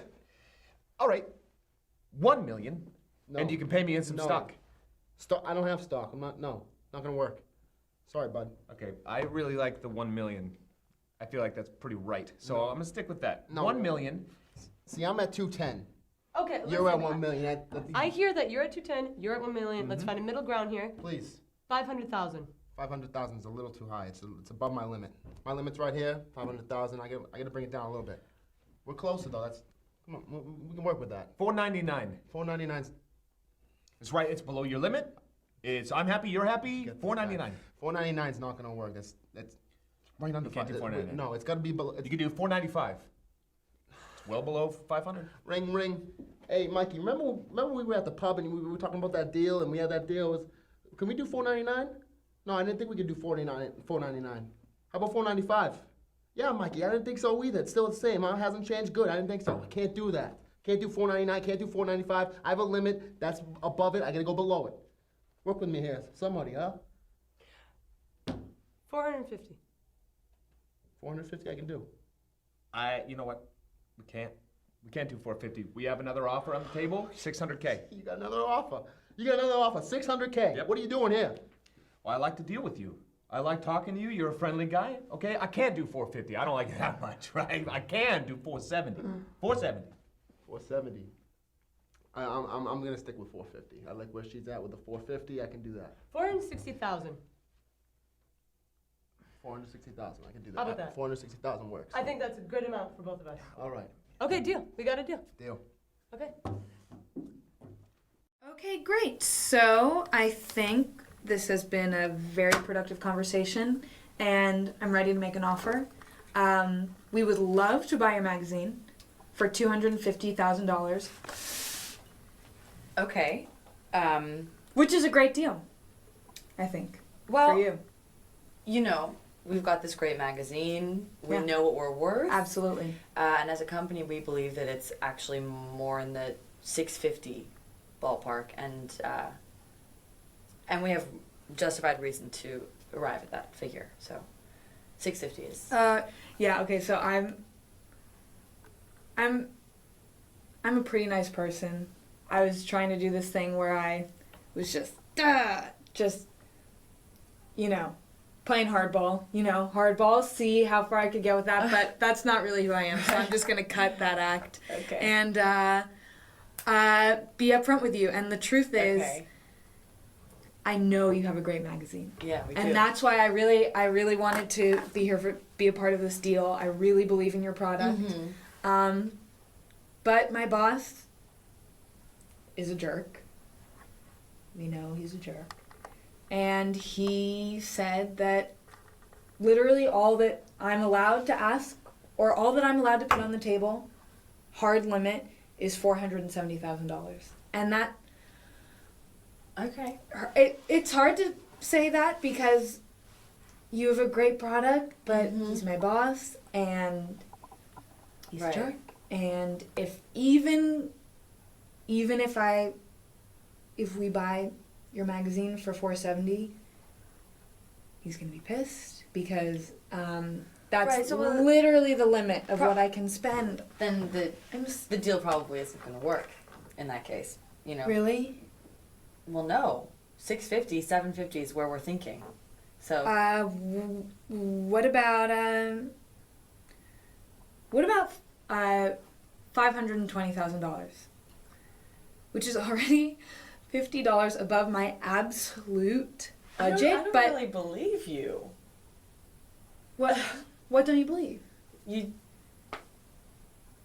I mean, no. This is me going out on a limb. Okay. This isn't me speaking on behalf of my boss. This is not me bringing into the room what my boss told me to bring in. Okay. I'm bending the rules. Okay. And going $50,000 above what my top limit is that's me talking. That's me saying, okay, I believe in your product. I think that our companies Right. could do. Right. Our I mean, it company, would cost you more to replicate our product. absolutely. You're totally right. That's true. So you want more than 520? Yeah. Yes. 650 is where we were thinking, or up from there. Well, 650 is really high. Oh, my boss is gonna kill me. But you know, whatever. I believe in this deal, and I know that we're buying this magazine for a good reason. So let's just say, and this is really my final offer because I'm already probably gonna be fired. Seriously, let's just say 600 flat. And that's really as far as I can go. Okay, we'll have to think because- about it. Think about it like you want to sit here and think about it, or do you? Because we're really, really, really interested in the magazine. Right. Yes. Right? Yeah. And $600,000 is already $130,000 over what we were originally willing to Right, pay. right. And you have to think about, like, on our end, right? Your website is pretty primitive. And I think you guys know that. We know it. Everybody knows it. We're probably going to have to sink a couple $100,000 into the website just to get it sort of up to our level of, user experience. So, I mean, if we spend $600,000 plus the 200 or so, we're already spending almost $1 million, which is a huge cost Okay. for us. Okay. So 600, is that, you want a little more? Okay, you know what? Okay, what? Let's just say 650. Let's say 650. Oh my god. 650. Mm-hmm. Is that okay? Yeah, we can do 650. We'll do 650. Oh my god, thank God. Okay. Wow. Well, it was nice knowing you. Thank you. We probably won't do business again because I'm going to be fired. 650 sounds great. 650 sounds great. Thank you so much. Thank you. I love your magazine. If you're in this negotiation and you have a limit of 470 and the seller really seems fixed on 600, what are you supposed to do? Well, don't go above your limit. That's a way to get fired. You could just say no deal and walk away, because walking away with no deal is better than paying for a deal that's going to get you fired. But there's a better solution still than just walking away. The idea is that you can go to the seller and say, I can't pay you $600,000. That's not in my authority. But here's what I propose. Will you agree to sell the company at $600,000 if I can get permission to do that? Now, you're not guaranteeing that you're going to give the person $600,000. There is no deal, but they've given you an option to buy the company at $600,000. Why should they give you that option? The answer is that if they don't give you the option, you're not going to go and ask your boss for permission. Because the last thing you want to see happen is that you go to the boss, get permission to pay $600,000, come back and they say, thank you very much, the price is now $700,000. So the deal is, give me the ability to buy the company at $600,000 and I'll find out if I can pay it. And at the end of the day, if the boss doesn't want to pay it, then you have no deal. But rather than coming home and saying simply no deal, you can say, I didn't go above 470. I think this business is worth a lot more. And if you want to pay 600, here you can get the deal. We're running out of time. We've got to just put all our cards on the table. Yeah. Okay. Okay. So we actually can't accept an offer under 500,000. Okay, well, I think that's a load of BS.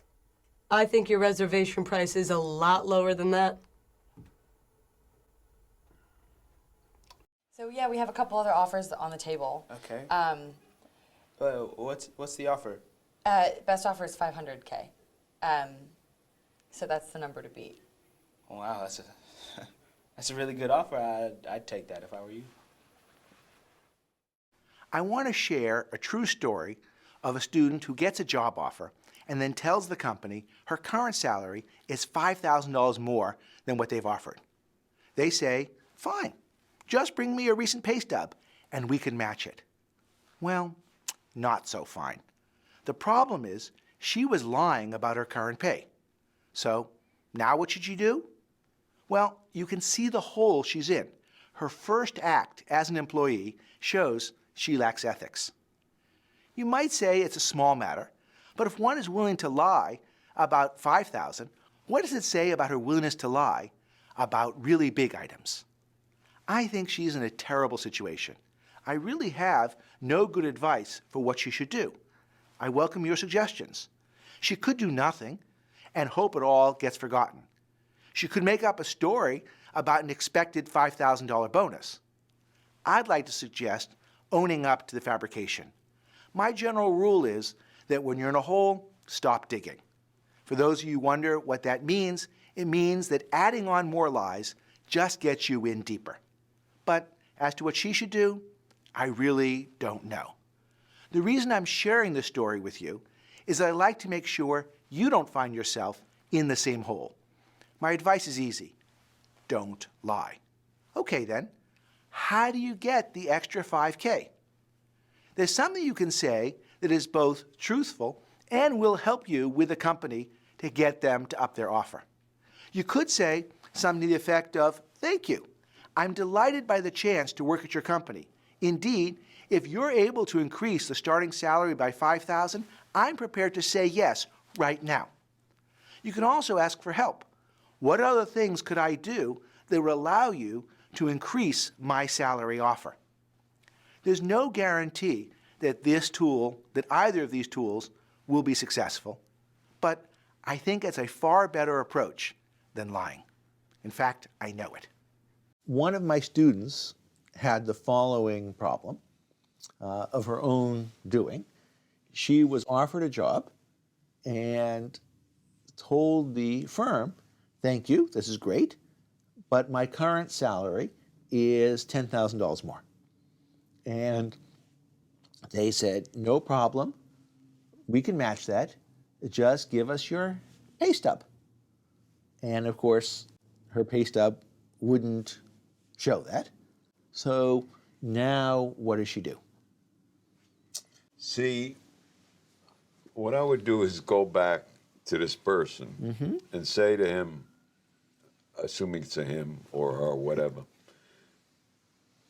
I'm so embarrassed. Remember the last time we were together? And I feel you were like very sincere with me and I didn't reciprocate. And when I told you that my salary was $10,000, I exaggerated. I'm really sorry and I want to apologize to you. Okay. And I hope you realize that I've learned my lesson and that we could still work together.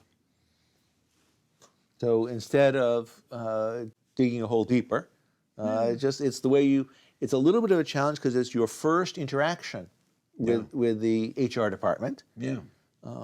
So another possibility is just to say nothing, not ever bring the pay stub in, and perhaps let it disappear, or would you think the apology is better? I like the apology. You know, as I said earlier, I kind of like believe in telling the truth. It takes people by surprise. They're like shocked. You mean to say, they're thinking, this person actually admits they lied to me? What a unique individual. It'd be nice working with her. I think normal people react that way. No one's ever done that before. And they understand, why did she do it? Well, she was trying to get more money, and hey, it's probably tough for her, a young person starting out. They start rationalizing for you if you come back and tell the truth. Because so few people do that, they're shocked. Along with asking for Yeah, but forgiveness. But still, I would like the other $10,000 because. I think you're going to ask for both. You're still going to ask for the 10,000. Yeah, I would say. But I understand if you would say no. But I really need the 10,000 because it involves a move, and my husband isn't working right now. He's looking, and whatever. Tell the real truth. I always find that when you tell people the truth, it takes them aback. They never hear that stuff. They always hear people fudging things. A resume is, contains puffing. And so when you get someone that's kind of candid, face to face, candid, that has a big impact upon people. They say, hey, if she would tell me this, boy, I could rely on her. How is it that you get somebody to go ahead and do a deal with you? Well, there's two things you can do. You can raise your price and make your offer more attractive, or you can make the possibility of rejecting your offer look worse. That is, you can work to lower the other side's BATNA. Let me tell you a story about how we experienced that in 2 negotiations at Honest Tea. In the first case, a company that makes tea bags, who shall remain unnamed, was interested in purchasing Honest Tea. And they made us a proposal. We didn't think the proposal was particularly generous and told them so. The response from the CEO was to get a little bit miffed and say, you really, really, really should take our offer, because if you don't, what we're going to do is we're going to come into the market, we're going to take our tea, we're going to put it in bottles, and we are going to crush you so that your company is going to be worth nothing when we're done. Well, our response was twofold. One, go ahead and try, because from our perspective, we had failed trying to sell tea bags. And so we knew that selling bottled tea was really quite a bit different than trying to sell tea bags. And the second was, we want to have nothing to do with you.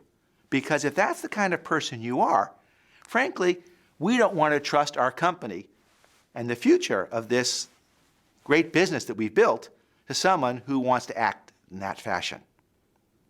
Okay, well, we didn't do this deal, and guess what? They didn't enter the bottled tea business. It was ultimately an idle threat. Now later, when Coca-Cola came to talk to us, they also wanted us to understand what would happen if we didn't do a deal with them. But they did it in a much better way. So the story was told as follows. At Coca-Cola, we sold tea, bottled tea, in a joint venture with Nestle under the brand Nestea. And that joint venture wasn't working as well as we had hoped, and so we've ended the joint venture. As a result, we now have a mandate to go and purchase a tea company. Tea is the biggest hole in our beverage portfolio. We've looked around the country, around the world, and you are our first choice. So we would like to buy your company and have you be part of our family. However, if it turns out that we're not able to get our first choice, we still are going to have to do something, because this isn't a like-have, this is a must-have for us. And so we hope that we're going to succeed in doing the deal with you, but at the end of the day, we are going to purchase a tea company. And from our perspective, we then could understand that if we didn't end up selling and taking advantage of this wonderful opportunity, we would have to compete against Coca-Cola and its distribution. And in the future, obviously, they'd be less interested in purchasing us because they'd already have their tea company. The lesson is you can raise your offer, or you can work to lower the fallback opportunity if they don't accept your offer. But if you do that too straightforward in the form of a threat, you could very well sour the deal. It is okay, however, to help the other side appreciate the consequences of what it is that's likely to happen if you don't do the deal.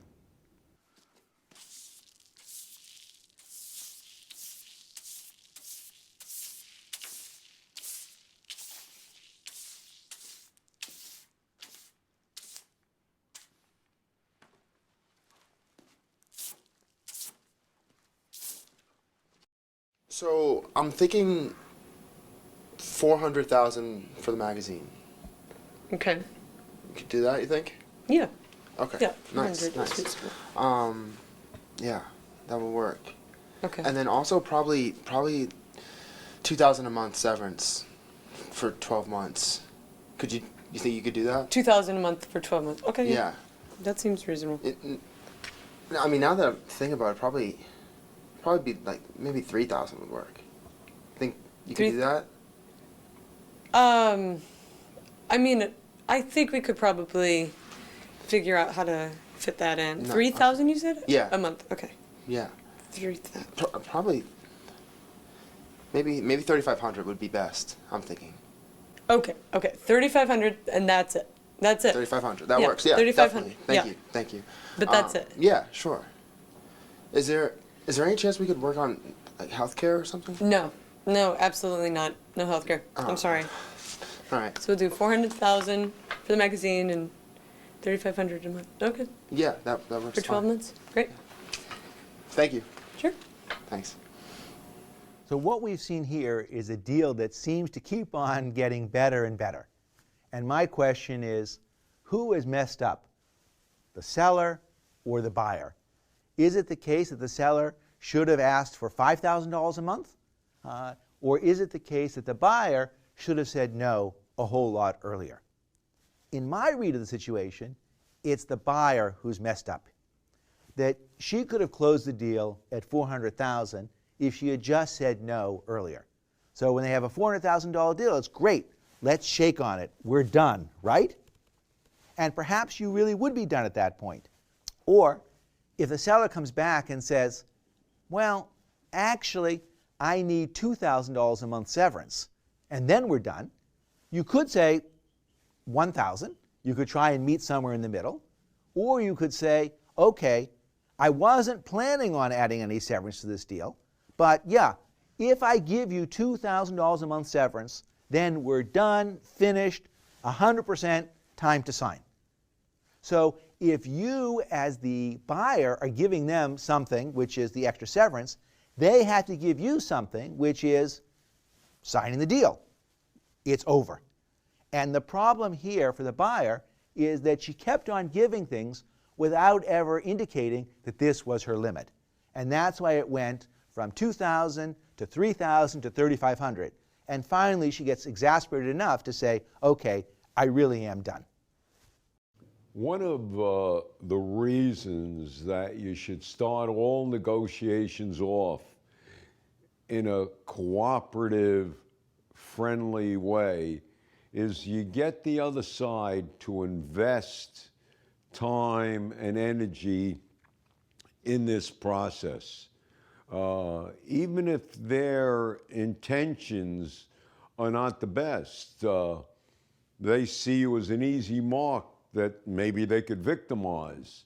They still have invested, and that investment accrues to your benefit, because once people invest, it's hard for them to divest. As I often say, rats and human beings have this in common. The more energy expended in pursuit of a particular goal, the more desirable that goal becomes.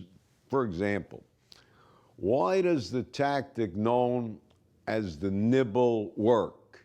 You all know what the nibble is. Let me illustrate it for you. You go into an exclusive men's shop to buy a suit. You try on 7 suits. The salesman has it about up to here with you. He's exasperated with you. He thinks you'll never buy a suit. And finally you say, I'll take this one, the real expensive one, the suit for $1,500. Salesman breathes a sigh of relief.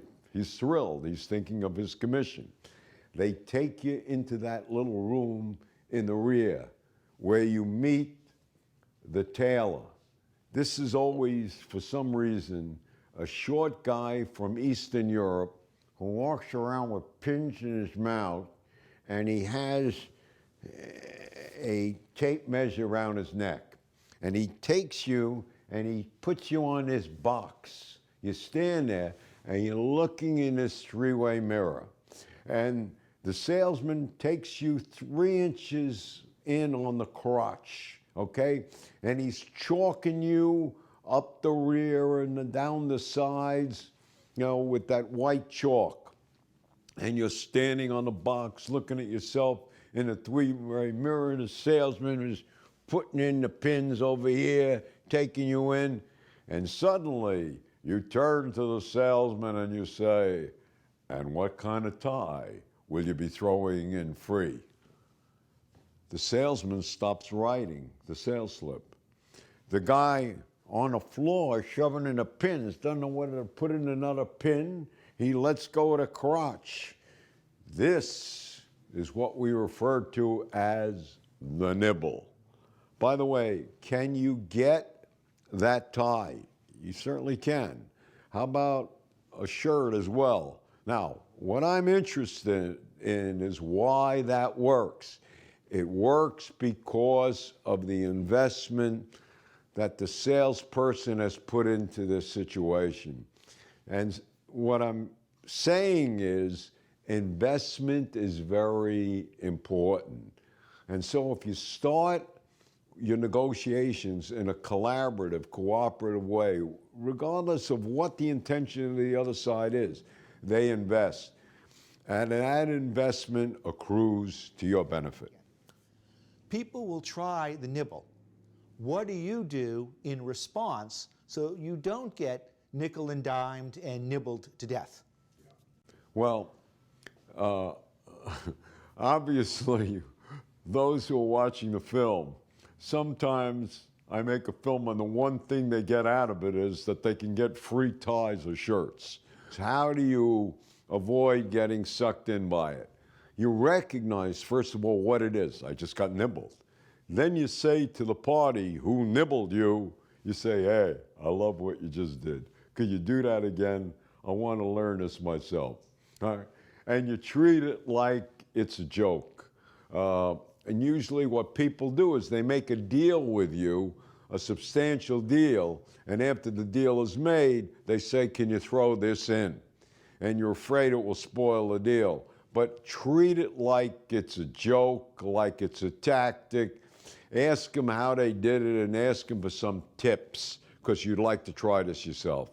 That's how you avoid it.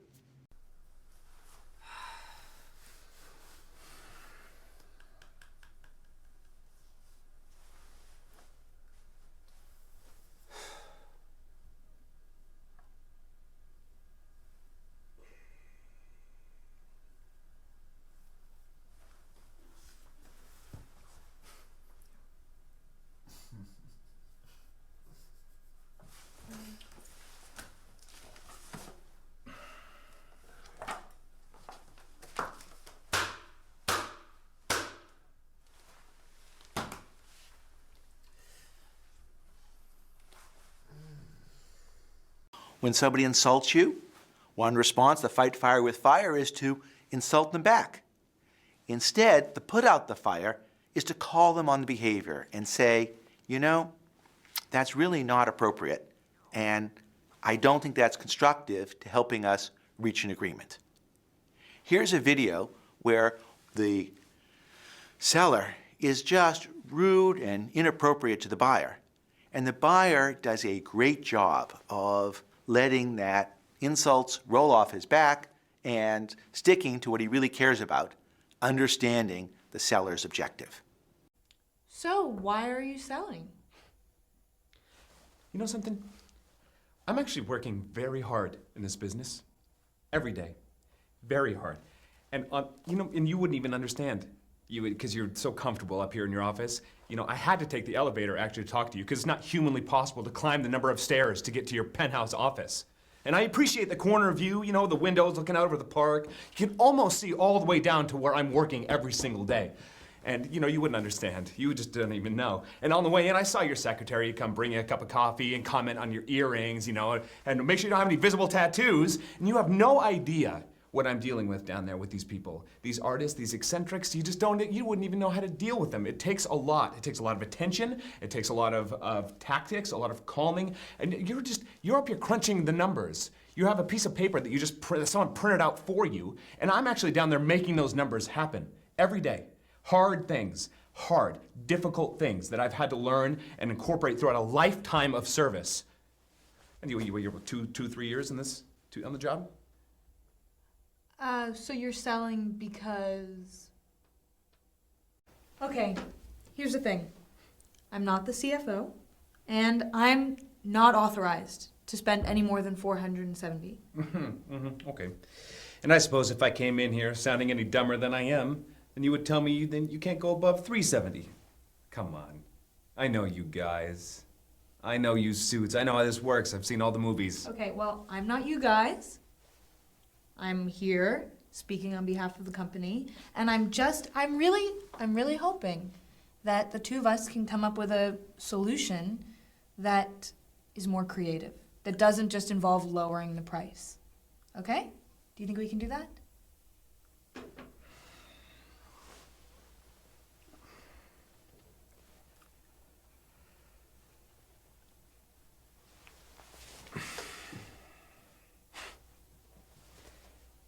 I'd be prepared to go down to 700. The next video you're going to see is a case that's very similar to Outsider, but not exactly the same. The numbers are the same, but the situation is different.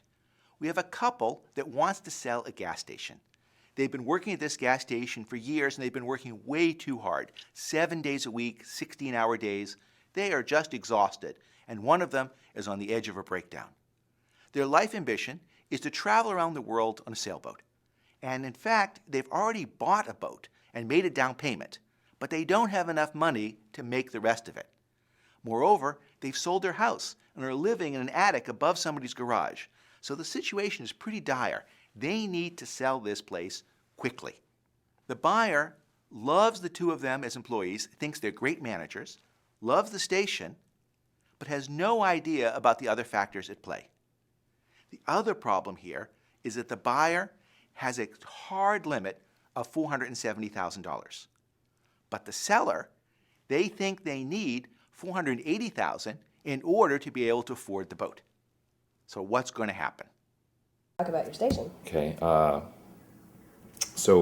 guess. All right. So I guess I'll tell you just for you to understand where I'm coming from.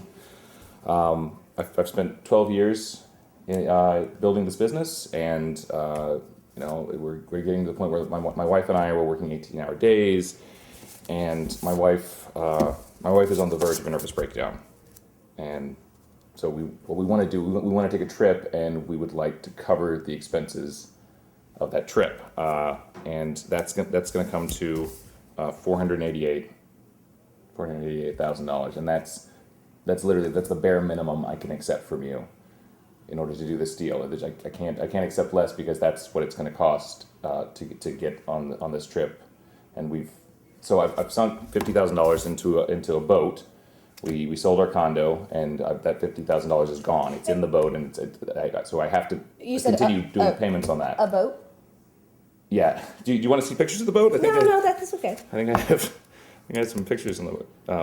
So. Would you be willing to accept $400,000? So that's not going to be enough because where I think where we can negotiate maybe is that I have an additional boat payment that is upcoming that I have to take care. How are you saving for this boat? You know, there are less expensive forms of travel than boat. We're seafaring people, so seafaring. I think where we can have some negotiation are. We have these additional expenses that are upcoming. We have the boat payment of $230,000, and then we have these payments of $68,000, $75,000, and $40,000, sort of down the line. So if we could maybe, I don't know if we can space it out, or if we can work on when. So your business proposition to us is that you would like Next Oil to fund your trip. Well, I mean, because I'm not really sure why I care. Look, what I do with my money is what I do with my money. So, I'm telling you that because I think that I'm laying my cards out on the table, and I would like for you to reciprocate in some way, because I feel like we're able to we could work better if I knew a little bit more about where you're coming from, and so That's why I. Well, That's why I told you all that. we have more flexibility here. We could buy your station, we could buy elsewhere, we could get something new, we could get something old and fix it up. We don't have to be in this area at all. And considering our expertise in the field and our ownership of the other two stations, I think we've given you a pretty fair offer. So this is a negotiation which doesn't go very well. And the mistakes that take place here are probably too many to list. But let's start by looking at the seller. He has a serious case of verbal diarrhea. I mean, the guy is just giving up way too much information, much more than he should be saying. You don't need to talk about your spouse having a nervous breakdown. You don't need to talk about the fact that you've already bought a boat that you don't have enough money to pay for. Those things don't make your case look any better. On the other hand, is it really a problem to reveal the fact that your goal in life is to travel around the world? I don't think so. Remember, the buyer knows that you're selling the station, and therefore there has to be some reason why you're selling the station. And let's look, there are good reasons and bad reasons. A bad reason to sell the station is there's a competitor who's moving across the street, or I've just discovered there's toxic waste under my tanks, and they're going to be a very expensive remediation. A good reason, from the buyer's perspective, is, oh, I've been doing this for 20 years, and I'm just tired. I need a break, and so I'd like to travel around the world. And so by revealing the idea that this is your motivation for selling the station, I don't think puts you in a weak position. Actually, I think it puts you in a stronger position. I didn't say I have to leave tomorrow and the boat's about to go. I'm saying if I can achieve the amount of money I think the station is worth, then I will go and take a trip around the world. I don't have to do it. I'm not leaving right this moment, but that is why I'm selling the station. Okay, so you can reveal some parts of it in terms of your motivation without getting into all the nitty-gritty details.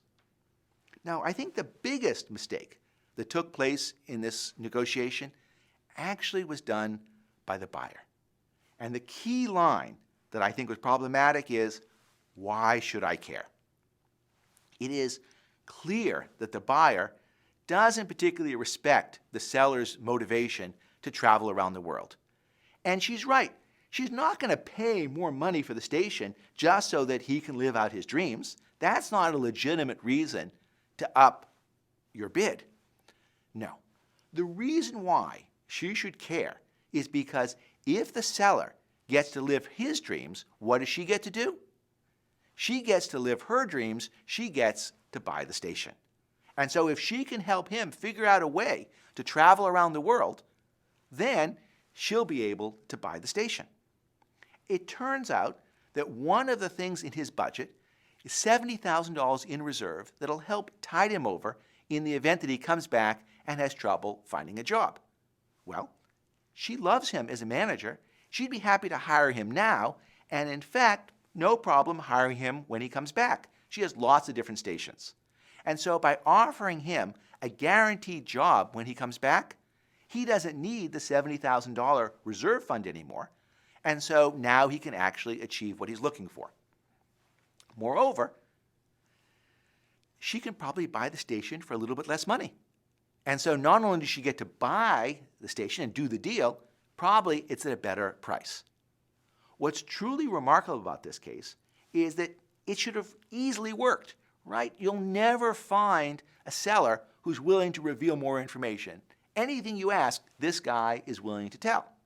And yet, they weren't able to figure this out. And the reason for it was ultimately the why should I care? That she wasn't interested in doing joint problem solving. But when you solve somebody else's problem, they solve your problem, which is you get to do the deal. And we're thinking about moving on to try something different. We've got a son who's having a child pretty soon, and we've got a daughter who's thinking about going to college pretty soon. So we're thinking about perhaps making a transition out of the business and trying to find ways in which we can basically, well, one, approach you to take over our gas station. Mm-hmm. Are you looking to go and do something else, or? Yeah, I think that's kind of what we're looking at now. It's just it's working in a gas station. We're thinking about having grandkids too. It's kind of tough to manage. And so nuts and bolts. I mean, what do you guys need?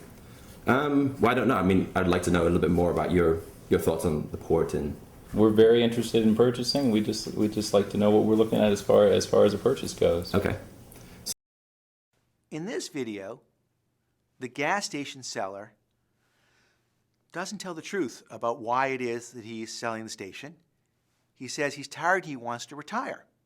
Okay, that seems like it's a harmless lie, except that it isn't.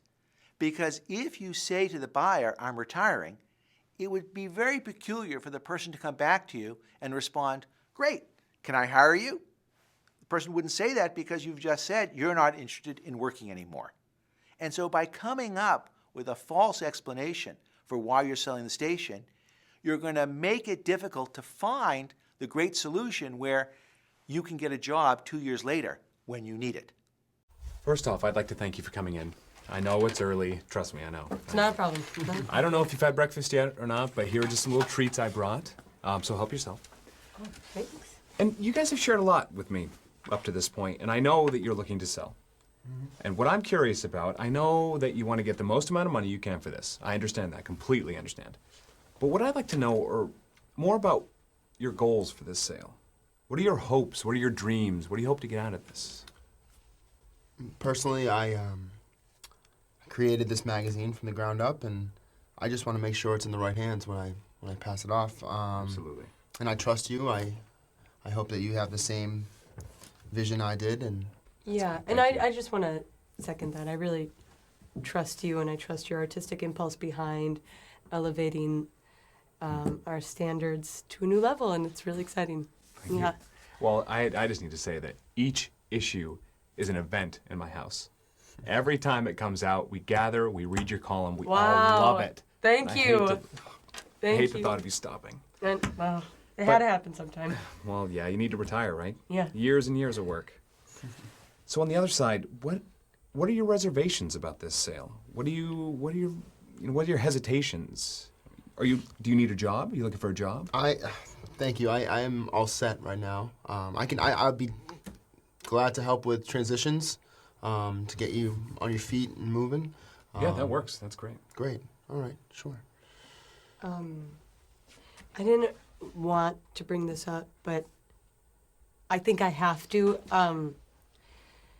Since the beginning, I've been getting 2 pages of advertisement at cost per issue, and that's really important to me and to the lifespan of my gallery, and I would just really love if we could figure out a way to keep that. Of course. Of course. Really? If that's something that's important to you, then it's important to me. And we can make that a part of any deal we strike. We'll absolutely make it. Wow, thank you. And I can tell you now that I can give you 3 years of those ads at cost. 3 years? 3 years. And I'm happy to do that. Okay, great. Great. That puts me at ease, makes me feel a lot better about this whole thing. Fantastic. Great. Well, thank you. We appreciate all your help and glad that you can take care of our concerns. And we've shared our excitement with you, and we'd like to know, what are your concerns, too? Yeah. In this negotiation, if you're the buyer, you might be troubled by the fact that you were given such a low number, $470,000, a constraint that under no circumstances are you allowed to pay more than that. Your authority has been limited. Why is it that your boss might have done that? Well, perhaps the person's a jerk, but more realistically, perhaps what the firm wants is to make a really high return. And they think they have lots of opportunities to get 10x returns, and it's not worth their while to do a small deal like this if it isn't going to be exceptionally profitable. Perhaps it's the case that that's all the cash they have, and therefore they don't want you spending more than that. Perhaps it's the case they just want you to soften up the seller and see if the person is willing to do the deal at a low price, and if not, they can always come back in at a more reasonable number. For whatever reason it is, you should look and act as if that number really is your limit. And a lot of times in negotiation, you'd like to be able to say, I can't pay more than this. And here, your boss is helping you by stiffening up your backbone and giving you this hard limit, which is true, because when you say, I can't pay more than this, you really can't. Now, of course, the seller in that context is going to try and find all sorts of ways to go around you because, well, you can't pay more than $470. Let me talk to somebody who can. And the response to that is, this is my job. We need to continue this negotiation and see how far we can go. And so therefore, I can't give you access to this other person until I feel that there is no deal for us to be done, or that there's something that I should be taking to the person, but you can't just go around me. You have to work with me at the start. In this particular case, because the company is so valuable, I don't think you'll make great progress by going to the seller and trying to argue why the company is only worth $200,000. Right? Coming with a low bid offer is probably going to be counterproductive here, because the person's going to say, here's why it's worth $3 million. Why are you offering me $200,000? And if you come back and say, no, here's why it's worth $1 million rather than $3 million, at the end of the day, even if you win that argument, then you say, but I'm only going to give you $400,000, that's not going to be a particularly persuasive argument either. And so instead, I think you might try and turn weakness into strength and say, look, your company, it could be worth $2 million. It could be worth $3 million. I'm not going to argue with you over that. In fact, good luck. If I were you and I could find somebody who'll pay $2 or $3 million for the business, I'd sell it to them. Go right ahead. And in fact, I'll write you a congratulatory note. But if it turns out that we are the best buyer, and frankly, I think we are, we can create tremendous synergies by working with you, and ours is the best bid, then I hope you'll come and sell your business to us. And so instead of arguing with a person about whether or not their company is worth $3 million or $2 million or $200,000, instead say, this is what I can do. Work with me and help me to find a way to make this deal possible at the price that I can pay.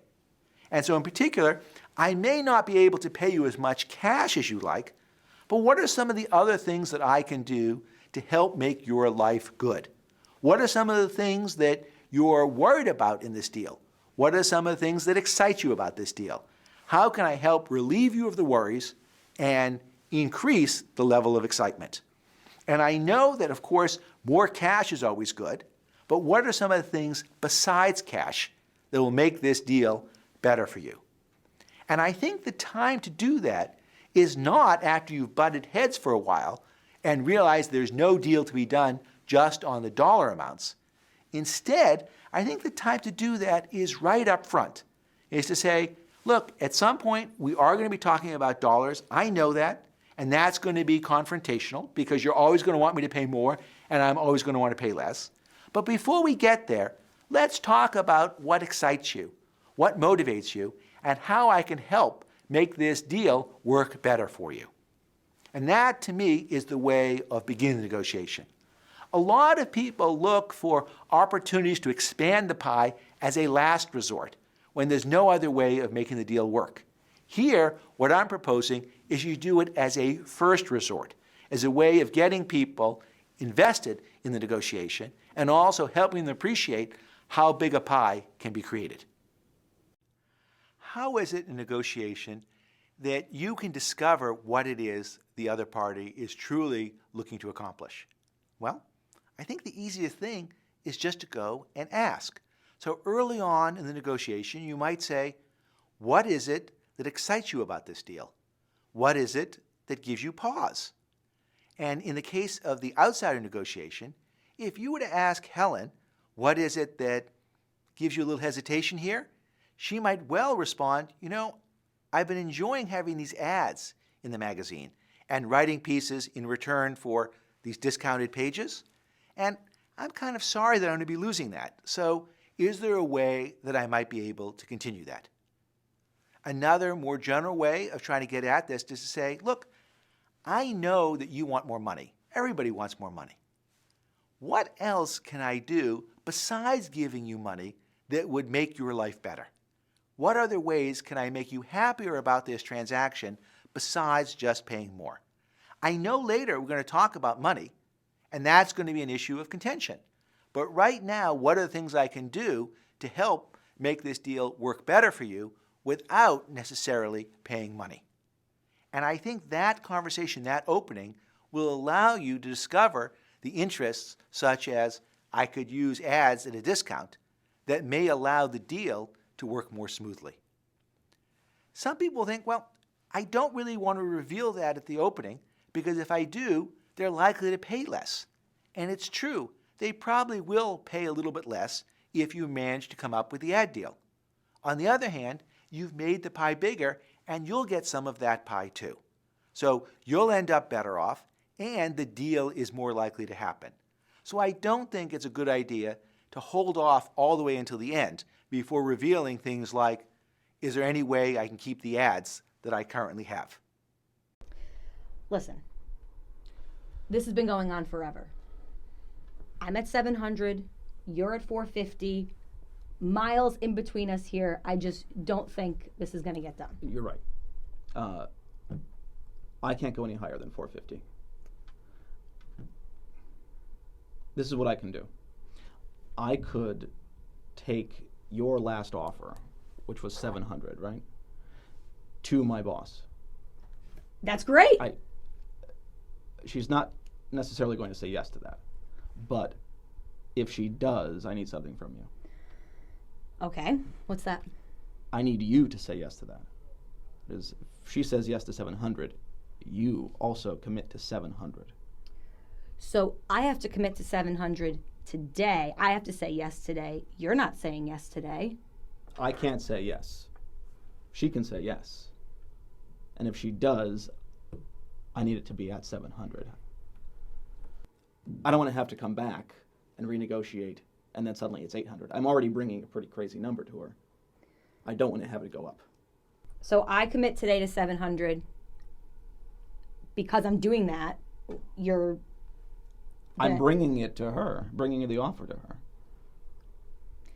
I say yes to 700 today, you bring her the offer, she says yes, we have a deal. That's right. Okay, make it so. Best of luck. I love the fact that the buyer here didn't exceed his $470,000 limit.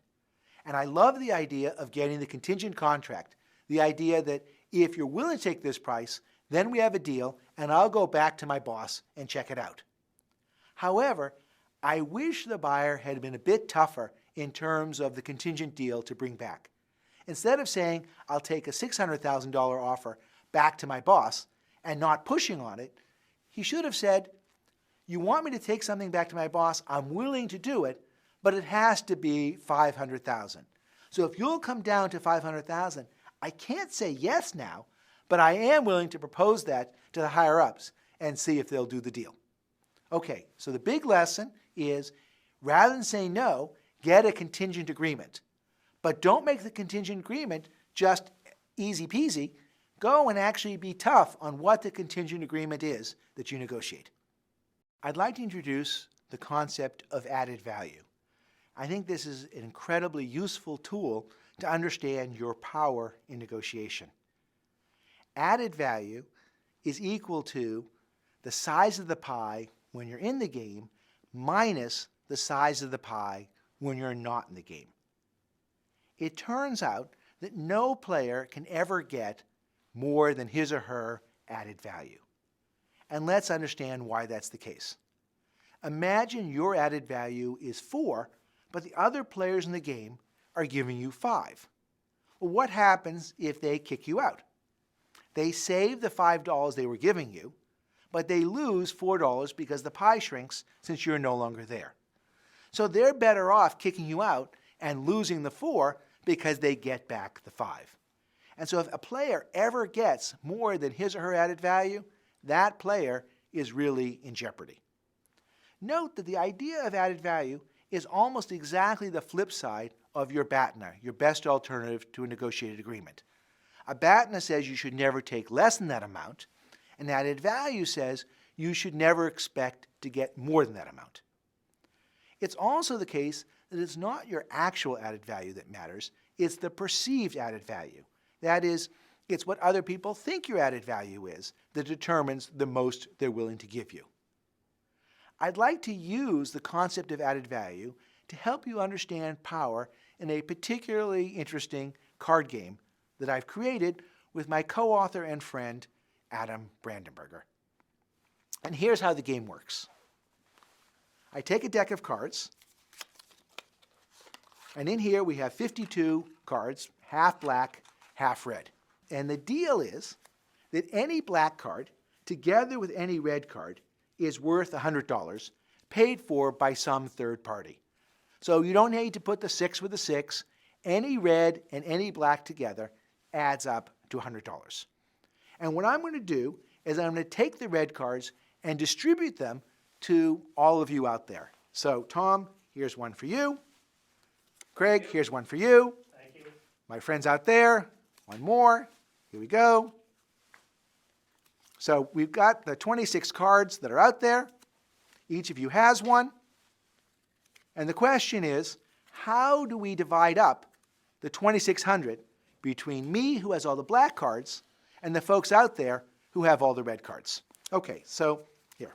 Yep, we'll take all the rest. There we go. Now, I don't have any red cards, but I got the black cards. And the question is, what is my added value? I'm going to claim it's 2,600, right? Because without me, there is no there. You can't do a deal unless you come to me. So my added value is 2,600. No pie without me. How about Tom and Craig and all the rest of you? Well, for each person with a red card, their added value is 100. Why? Because if we lose a red card, I can only make 25 deals, not 26, and so therefore the pie shrinks by 100. You might have thought that I was really in the driver's seat, in the sense that I had all the power, because I was the only one with black cards.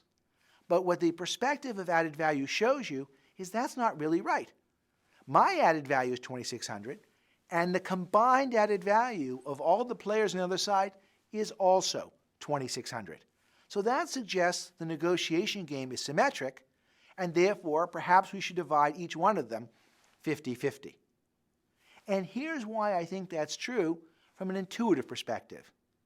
Say I say to Tom, hey, Tom, I'll give you $5 for your red card. No. No, okay, no. Well, so why might he say no? The answer is, not now. Come back to me. We'll talk about it. And so here's the thing. After I've done 25 other deals, if I want to do that 26th deal, I got to go and talk to Tom. And at that point, I'll have one black card, he'll have one red card, and we'll be in a completely symmetric position. And so therefore, just like all the cases we've talked about in terms of splitting the pie, I'd expect it to be 50-50. And even though I've done these other 25 deals, the 26th deal is just as valuable as any other. I want that extra 100. I need Tom just as much as he needs me. So you might think that this negotiation, in the end, really is symmetric power 50-50. But there's something I can do to change the game. And here's what. Tom, I'm going to give you $5 for your card. What do you say? No. No. Okay, getting a little more convinced of this. Well, that's unfortunate because you see, Tom, I've just destroyed one of the black cards. And what that means is the following. I can only do 25 deals. So there's somebody who's not going to get a deal. And frankly, that might be you. I'll take the 5. I'll take the 5. That was a wise move. And let's think about this for a moment. What is my added value now? Well, since I only have 25 cards, there's only 25 deals that can be done, I've cut my added value from 2,600 to 2,500. So I've destroyed 100 of value, and I've reduced the pie, and my added value is now down to 2,500.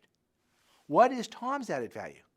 Well, I can still do 25 deals without him. And so therefore, the size of the pie is 2,500 with Tom or without. His added value is 0. And for that matter, So is Craig's, and so are all of the 26 people holding a red card. So by destroying 100 of my added value, I destroy 2,600 of the added value on the other side of the negotiation. And just like I did the deal with Tom for $5, I go to Craig, I keep on going down the list, because each person knows if they don't do the deal, they're going to be the one who ends up with zero. Now, of course, if you're on the other side here, you should get together and form a coalition, and then you do much better. And if you did form a coalition, guess what? Your added value would no longer be zero.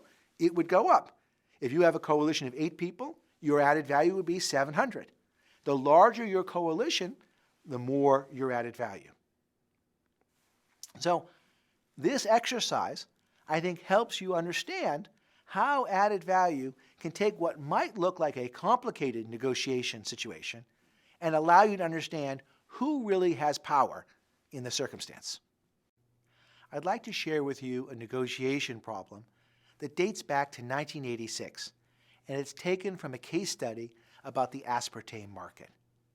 At that time, there was one player who sold aspartame. It was Monsanto, and they had aspartame under the brand NutraSweet. This was an incredibly profitable business. They had over $700 million in annual sales. It was growing. Their gross margins were 70%. That means they were making over $500 million a year. That's like Intel. Their operating margins were 20%, so they're making over $140 million in profits. The price was somewhere around $85 to $90 a pound. See, aspartame is 180 times sweeter than sugar, and so if you figure out on the sugar equivalent basis, it's about 50 cents a pound. Now, the reason why this whole setup is interesting is that for the first time, the patent was about to expire in Europe. It was expiring in 1987 in Europe, and then not until 1992 in the US. And there was a European company called Holland Sweetener who was thinking about entering the market to make generic aspartame. What do you think? Would you enter the market? Well, from their perspective, Coke and Pepsi were saying, come on in, we want you. You're great guys. Please enter. And frankly, if you're thinking about a market, there aren't too many opportunities where you have 700 million and plus growing with gigantic margins. Sure, the price will come down a little bit when you enter, but there's a lot of room for it to come down and still have this be a really profitable opportunity. All right. Well, that's the sort of standard analysis. Let's see if using added value will give us more insight. So what is the added value of Holland Sweetener? How big is the pie if they're in the game compared to them not being in the game? There's several ways they could create value. One is they could expand the market. So is it the case that there are people who haven't been using aspartame or NutraSweet who now would when Holland Sweetener comes into the market? One feature of the product is that it's not heat stable, so you can't use it in cakes and other recipes that require baking.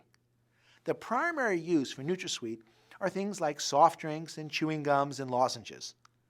And given the high profits that Monsanto was earning, they really had a huge incentive to go and find every opportunity out there for somebody who was interested in using NutraSweet. So, not clear that there's a big opportunity to go and find new applications. Another possibility is that perhaps they could come in with lower cost. Well, the proposed plant size was 500 tons, and that's not so big that you're going to have better cost structure than Monsanto. Moreover, Monsanto had been doing this for many years, and they had really managed to bring their costs radically down over time. Okay, so you're not going to have lower costs, and you're not going to expand demand. Your product, is it going to be possibly any better? And here's another place where I think Holland Sweetener was a disadvantage.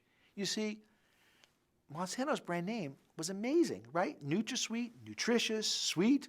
I mean, that's a fantastic name, whereas Holland Sweetener has to call itself aspartame, which sounds like this weird chemical. It's true that Holland Sweetener could go and try and create its own brand for aspartame, But that would be incredibly expensive. In fact, Monsanto is known for really being the first company to do the branded ingredient strategy. Even before there was Intel inside, there was the Searle swirl on cans of Diet Coke and Diet Pepsi. And then Searle was bought by Monsanto, and that's how we have the branded ingredient. That's how the NutraSweet really became a household name.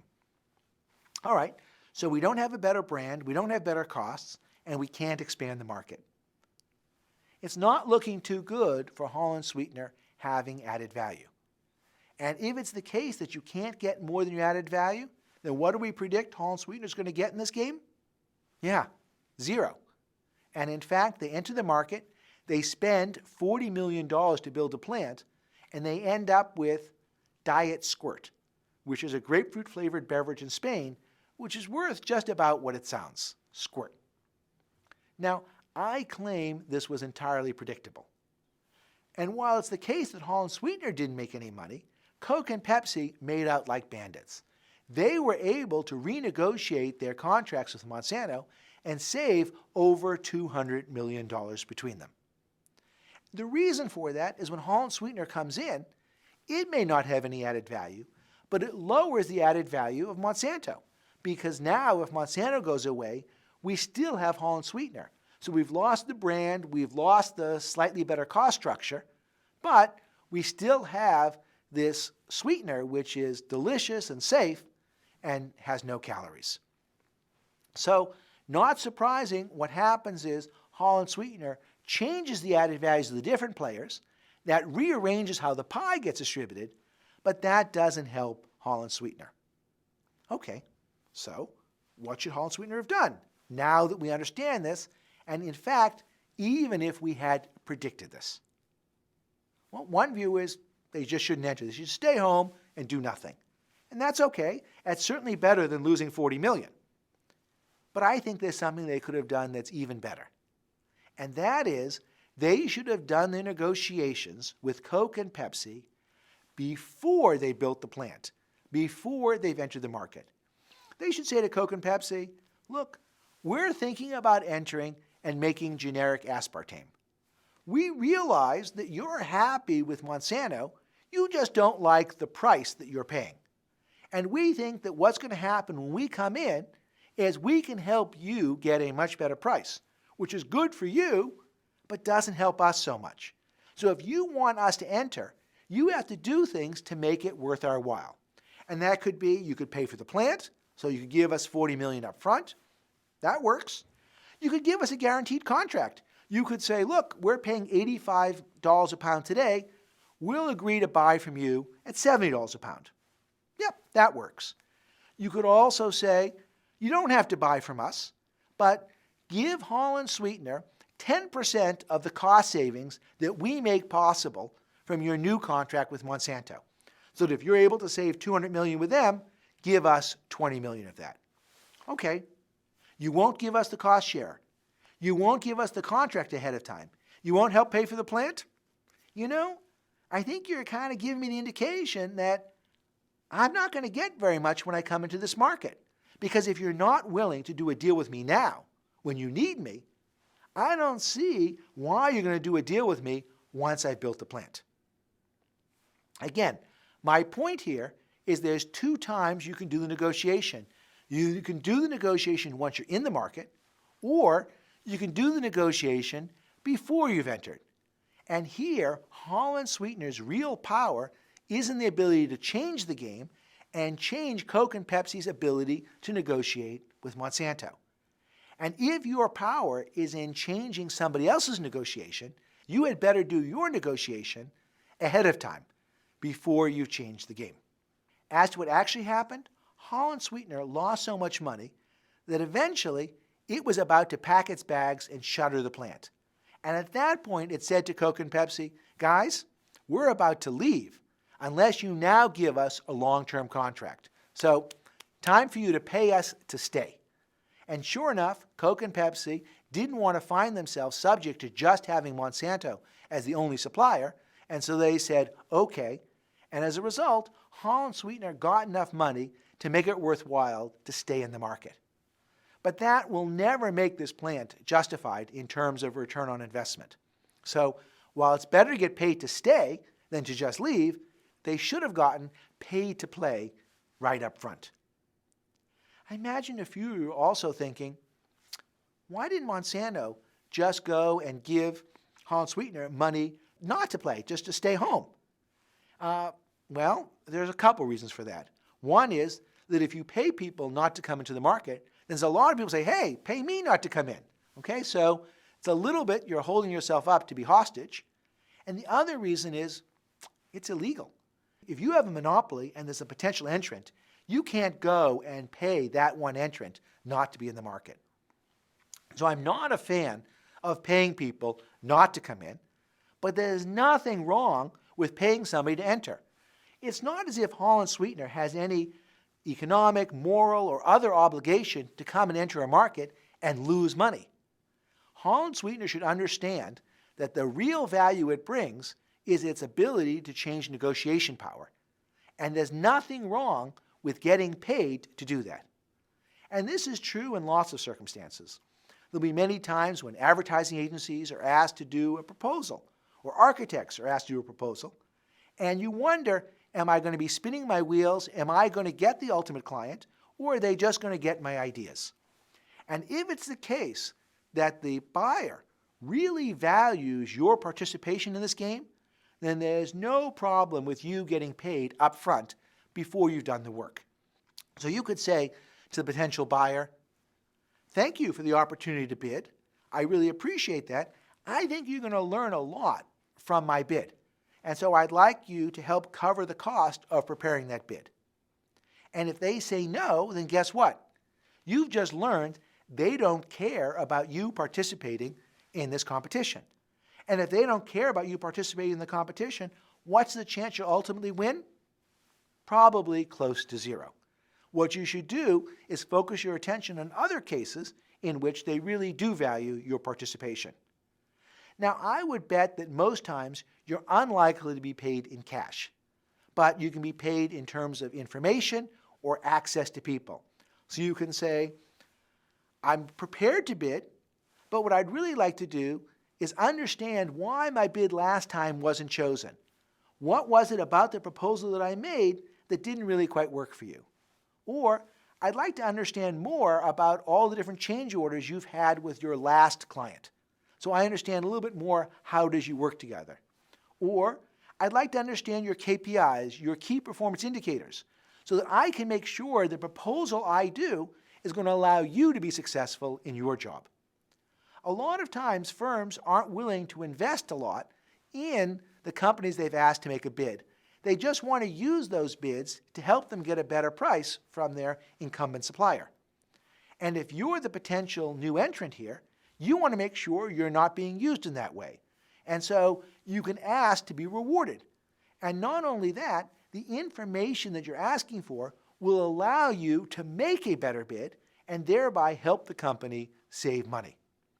Another example is you can ask for access to people. You can say, great, I appreciate the opportunity to bid. I'd like to meet the person in charge of your ISO 9000. I'd like to meet your CFO. Because you might be concerned the person who's evaluating the bids is going to be entirely focused on who has the lowest price, and you want to be sure that you can meet the person who's going to understand and appreciate the quality that you bring, the experience that you have, the seniority that you have. And so your cost is, if you're willing to give me access to these people, I'm willing to provide a great bid for you.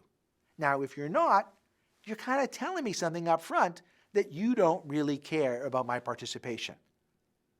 So, the big lesson, when you have added value, then you have an ability to get things in the game, you have power, and you can succeed in a negotiation. If you don't have any added value, then you're going to be in big trouble when it comes to the negotiation, but that doesn't mean you should go home.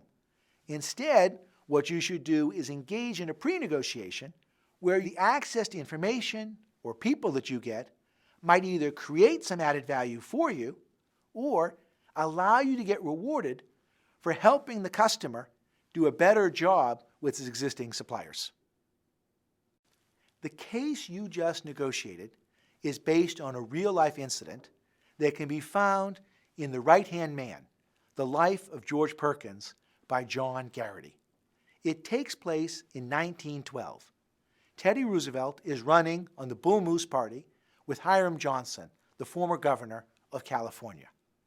One of the most powerful tools they have is a speech that Roosevelt has given called Confessions of Faith. And they want to use that speech as part of a giant pamphlet they're going to hand out. They're ready to print 3 million copies of this, and they have Roosevelt and Johnson's picture ready to go on the cover. But when the printer comes to one of the staffers, Davis, for a routine check on the proofs, they discover that nobody has gone and gotten copyright permission from Moffat Studios, the people who've done the photograph. And this is a big problem because copyright law provided that you'd have to pay $1 a copy penalty if you reproduce a photograph without permission. So there's a potential $3 million here at stake. Davis goes to Perkins and says, what should we do? How much can we pay? And Perkins, without even a moment's hesitation, dictates the following telegram to Moffat Studio. Quote, "We're planning to issue an edition of 3 million copies of Roosevelt's speech with pictures of Roosevelt and Johnson on the front page. This will be a great advertisement for your photographer. What will you give us to use your pictures?" Rush answer. And quickly came the reply, quote, "Well, we've never done this before, but under the circumstances, we'll give you $250. 10 minutes later, according to Davis, the presses were running. Now, this story has been told many times with lots of embellishments. Sometimes the posters had already been printed. Other times, we hear that Moffat was hard up for money or that he was not a Roosevelt supporter. My reason for using this case is to provide an example where the potential zone of agreement is huge. If either side thinks about how much they're willing to pay only from their own perspective, then they're going to end up paying quite a bit. To do better, one has to be allocentric. One has to take the perspective of the other party. I have one other reason for employing this case. When we do it in class, there's a huge range of outcomes that the students end up with. Many can't imagine that such good or bad deals are possible. I want this case to help open your eyes to the power of being allocentric and what it can do for you. Herb, I've asked the students in this course to do a case where they're in a jam. You are the campaign manager for Woodrow Wilson. You've printed up 3 million copies of a campaign brochure with a photograph of Wilson done by Backrack Studios. And unfortunately, you have not yet gotten their copyright permission. And so if you just go ahead and use them, you will be liable for a huge amount of money. This is a real challenge, and you need these things right away. The campaign event is that evening. The election is about to happen, so there's not a lot of delay. So what do you do as the campaign manager? How do you do your negotiation with Backrack? All right. Well, I'd say, if I can call you Mr. Backrack. Yes. Mr. Backrack, I think you know my position, and the reason I ask you to come here is I think you can help me. How can I help? I am the victim of my own stupidity, and I was supposed to be the manager of the president's campaign, and we made a terrible blunder. We didn't get your permission before we used copyrighted material. I've never been a campaign manager before. I don't know that much about details. I don't really have a lot of expertise. You and your family have been in this business, or, you know... We have photographed presidents since Lincoln. Yeah, I know that, and you're very famous, and perhaps this situation had occurred to you in the past. I need your help. What could I do? What should I have done? I'm asking you to help me to solve this particular problem that I caused, what would you suggest that I do? Well, you can pay us for the copyright. No, that's a problem. See, I'm not authorized to do that, but obviously there are other things that I could do for you. I'm talking about, that's up and above board things. Well, we have a history of photographing presidents, and I know you do, and that's why we relied upon you. As far as we're concerned, you're the only person that could do this job. What could I do to satisfy you? Is there anything? Whatever you suggest, I will do. Help me. So just other than just having you pay me money. We haven't budgeted for that. We don't allocate money for stupidity, and I was stupid.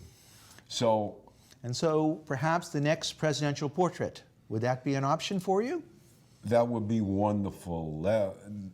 You would be the first on our list. You would be the only person on the list. That's the last on your list, too. Yes. I owe that to you, and thank you. Thank you for being of help to me. Thank you for coming to me beforehand, and thank you for being honest Yeah. and telling me that really what had already happened, as opposed to pretending that you hadn't yet printed the brochures. Yeah. Well, I appreciate you. I appreciate your kind words and consideration. What's interesting in your story, which I very much like, is that you didn't try and hide the fact that you had already printed the brochures. Yeah. So one view is you sit there and you lie and you pretend the brochures have not yet been printed. Mm-hmm. And the other version of this is you say, look, I've got the brochures. I'm not going to use them without your permission.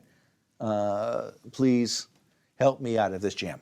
Yeah. And of course, there are things you can do to help the person, which is, and when he's reelected, I'm very happy for you to be the official portrait photographer. Yeah. See, they kind of know that. And if they're helping you, mm-hmm. It's known in politics, you owe them something. Okay. You don't even have to say it. It doesn't have to be explicit. It's implicit. The key to successful negotiation is to be allocentric. That is, one needs to understand and appreciate the position and interests of the other parties. Of course, being allocentric isn't useful only in negotiation. It can help one be a better parent, spouse, boss, employee, or pretty much anything. As evidence, I thought I'd take a little detour and show you how being allocentric can help you be a better test taker, perhaps even a much better test taker. When taking a test, think about the position of the person writing the questions. What's the goal of the test maker? As one who's written way too many tests, I'll venture at least 3 considerations are top of mind. First, I don't want everyone to get 100 or everyone to get a 0. The test should differentiate those who know the material from those who don't. Okay, there might be some contexts in which it's fine for everyone to get 100, but that certainly wouldn't work for a standardized test like the SAT, GMAT, or LSAT. For multiple choice tests, the different answers should be chosen so that students who don't know the right answer will be tempted to pick the decoys. At the same time, the decoys can't be too close. And that brings us to the second consideration. There must be only one right answer. Few things are more annoying than having to go back and regrade a test when students are able to convincingly argue that a second answer is also correct. And for a national test like the SAT, that would be a flaw to be avoided like the plague. And lastly, faulty logic should never lead someone to the right answer. I don't want 2 wrongs to make a right. I want bad reasoning to lead the test taker to get the wrong answer. Now that we've got some test maker principles in mind, let's try a few multiple choice questions and see how we fare. Here's our first problem. A, merits. B, disadvantages. C, rewards. D, jargon. Or E, problems. You might be thinking, I've left out a crucial piece of information. namely the question. Yeah, I have, and that was intentional. To show you just how powerful being allocentric is, I'm going to demonstrate you can answer these kind of questions by understanding the interests of the test maker even without seeing the question. So take a look again at the 5 answers. In this case, the second principle is the one that comes into play. We want to only have one right answer. So are there any circumstances in which we have 2 potential right answers? If so, we can rule out both options. To my mind, answers A and C, merits and rewards, are pretty similar. Of course, the two are not always interchangeable. The sheriff offered a $10,000 reward for finding the kidnapper won't work if we make that a $10,000 merit. But in most cases, one is substitutable with the other. Sure, virtue as its own merit doesn't sing the same as virtue as its own reward, but it isn't wrong. Therefore, we should conclude that neither merits nor rewards is the correct answer. And for this very same reason, I think B and E, disadvantages and problems, will cancel each other out. So all we're left with then is D, jargon. So let's see how we did. It's time to pull back the curtain on the question, at least the first half anyway. The question begins, each occupation has its own. And as you can see, all 5 choices work just fine for the first half of the question. And that should give you even more confidence that merits and rewards are interchangeable enough to cancel each other out. So are disadvantages and problems, right? Can you imagine the second half of the sentence that would work for merits but would not work for rewards? I don't think so. So now let's reveal the rest, and we can see the jargon was indeed the only possible right answer. Each occupation has its own jargon. Bankers, lawyers, and computer professionals, for example, all use amongst themselves language which outsiders have difficulty following. Hey, it worked. Now you've got the basic idea. Let's try another example. A, accurate. B, popular. C, erroneous. D, widespread. Or E, ineffectual. Are there any options here that cancel each other out? Well, sure. Popular and widespread. Yes, I know you wouldn't say apple pie was the most widespread dessert on the menu. Only popular works. But in most contexts, the 2 words can be used interchangeably, even if one is a more popular or widespread choice than the other. That leaves us with the answers accurate, erroneous, and ineffectual. Now, none of these are similar in meaning, so there's no help there. Note, however, that accurate and erroneous are antonyms or opposites, and what's good about antonyms is they can't both be right, but each is a good decoy for the other. So the test maker likes to include antonyms because if someone gets the context backward, then he or she will be led to the wrong answer. Or if someone gets the word meaning backward, again, he or she will make a wrong choice. And so that suggests that either accurate or erroneous is the right answer, but which one is it? And to figure that out, what we should do is bring ineffectual into play. The good test maker should want some poor soul to pick E and get the question wrong. How likely is someone to pick ineffectual if the correct answer is accurate? Not very likely. In contrast, I can see how someone might mix up erroneous and ineffectual. This session's perspective on test taking is erroneous, and this session's perspective on test taking is ineffectual. Both work, even if they mean quite different things. And while ineffectual is a good decoy, I don't think it's so close to erroneous that you can actually claim that the 2 are interchangeable or both would be correct. And so with that in mind, I think the scales are now heavily tipped in favor of erroneous, and time to find out. Here's what it is. There are some people who think that only the poor and less educated people use slang, but this idea is erroneous. Okay, let's be clear. I'm not advocating taking a test, and only looking at the answers. It's certainly a whole lot easier to solve a problem by first reading the question. My point here is twofold. The power of being allocentric is so strong that if you truly get into the head of the test maker, then you can figure out the right answer even without seeing the question. And in terms of a practical application, if you've read the question and are still confused about which is the right answer, applying these tools will help you figure it out. You might argue this isn't a fair demonstration, as I knew it would work. After all, I've had a chance to read the question. The real proof of the pudding is in your test taking. And with that in mind, I have 2 more word problems for you to try. And these are real questions. I didn't make them up. Here's your first one. Trudges, meanders, edges, ambles, or rages. There's 2 parts to getting the answer right. One is to understand what all the words mean, and the second, the strategic component, is to understand the perspective of the test maker. If you're confident you know what all these words mean, then go right ahead. But if you have some doubts, I'm prepared to give you the definitions. I'm still not telling you the question. And, by the way, when you're looking to see if 2 words might be interchangeable, be sure to check if any of the definitions are similar, not just the first ones. So here goes. Here are some definitions. This is a hint. Trudge. Trudge is to walk slowly and with effort because one is tired. Meander. Walk in a slow, relaxed way instead of taking the most direct route possible. Edge. Move gradually with small movements. Amble. Walk in a slow, leisurely pace. Rage. Violent, explosive anger. Furious intensity. The storm raged through the town. As you can see, the first 4 words can all mean to walk slowly. Yes, there are subtle differences between them, but if somebody can argue that, say, meander could work for amble, then we have 2 potential right answers. For example, let's put meander in each of the 3 other definition examples.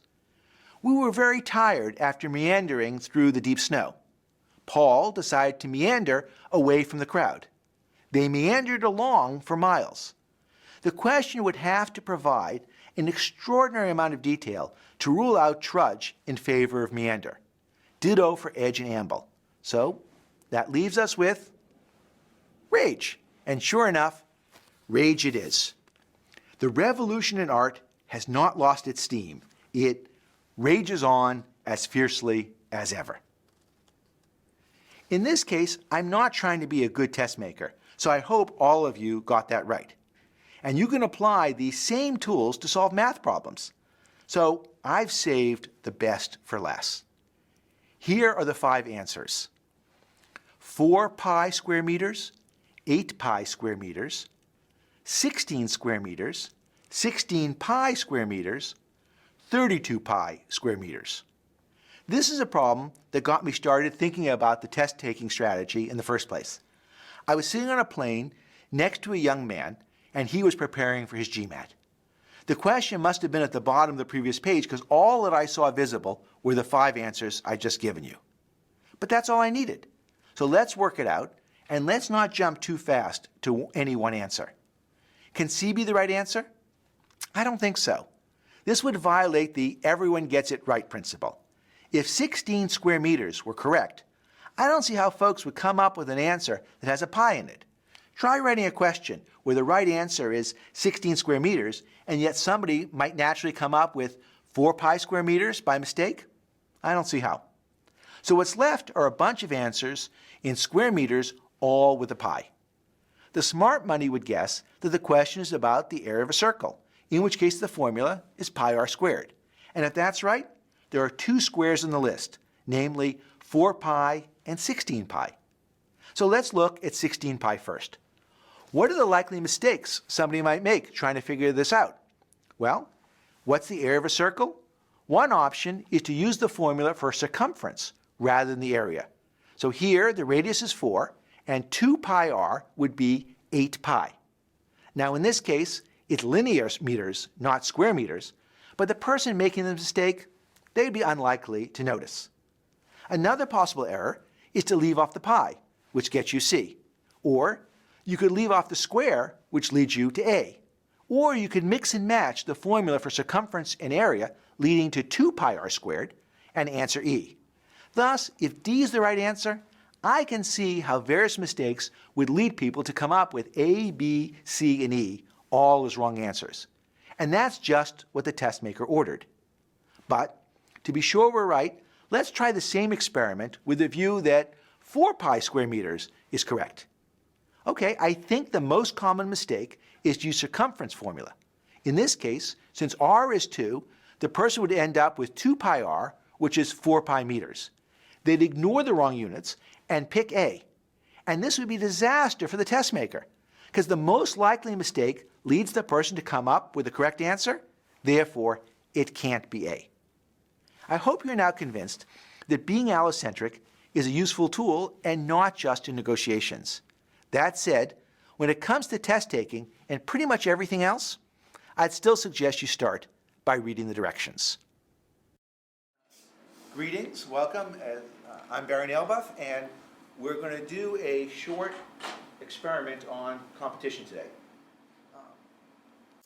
As you may know, each year when there's an Olympics, the host country gets to introduce a new sport. And it seems to me that a sport that's been missing from the Olympics for many years is thumb wrestling. Beer pong, perhaps as well. And so I thought we would have an experiment with thumb wrestling. Are any of you unfamiliar with thumb wrestling? So you don't know what thumb wrestling is, but you do, sir. So can we do a quick demonstration for your colleague? No, just here we go. So you go like this, and it's 1, 2, 3, 4. I declare a thumb war, and then it's. Okay, and you are? Rami. So Rami has just won spectacularly. So we have 3 rules for this experiment. One is that each pin, each victory, is worth $1. You will have 20 seconds to get as many pins or victories as you can, and during this time, there is no speaking. Okay? And the experiment is real, and by that I mean I will be paying the points that are received, and while I'm generous, I'm not that generous. And what I mean by that is I will pick one person at random to get paid, and the person who will get paid is the one whose birthday is closest to mine. What's my birthday? Well, you'll find out. So can I ask you to pair up, the 2 of you? The 2 of you? 2 of you, yes? What's the question? What if you're left-handed? You know, life is tough. The 2 of you. And then if you would go with the person on the row back, that is, you can either move or go right over the boundary with Dayu. So just hold on for a second. So the 2 of you, on your mark, get set, and go. 1 1,000, 2 1,000, 3 1,000, 4 1,000, 5 1,000. I'm not really sure what it is. I think you won.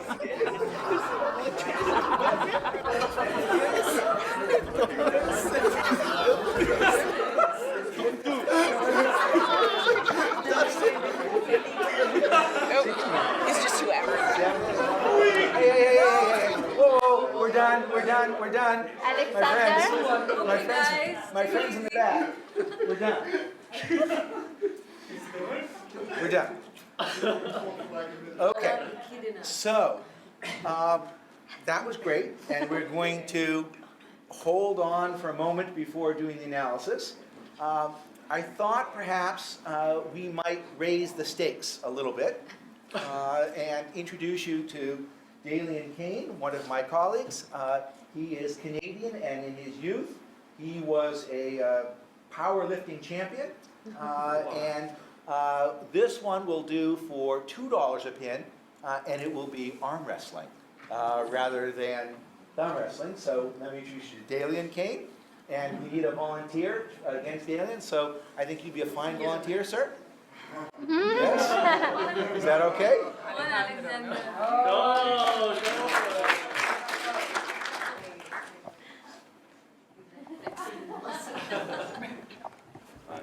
Alien?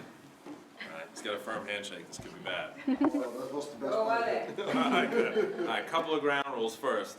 last thing I want to do is get hurt or hurt you or anything like that. So let's like at least start off not full power. Right? And now, if you think I'm like tricking you or something, just think about my incentives here. My incentives are not to embarrass you or hurt you.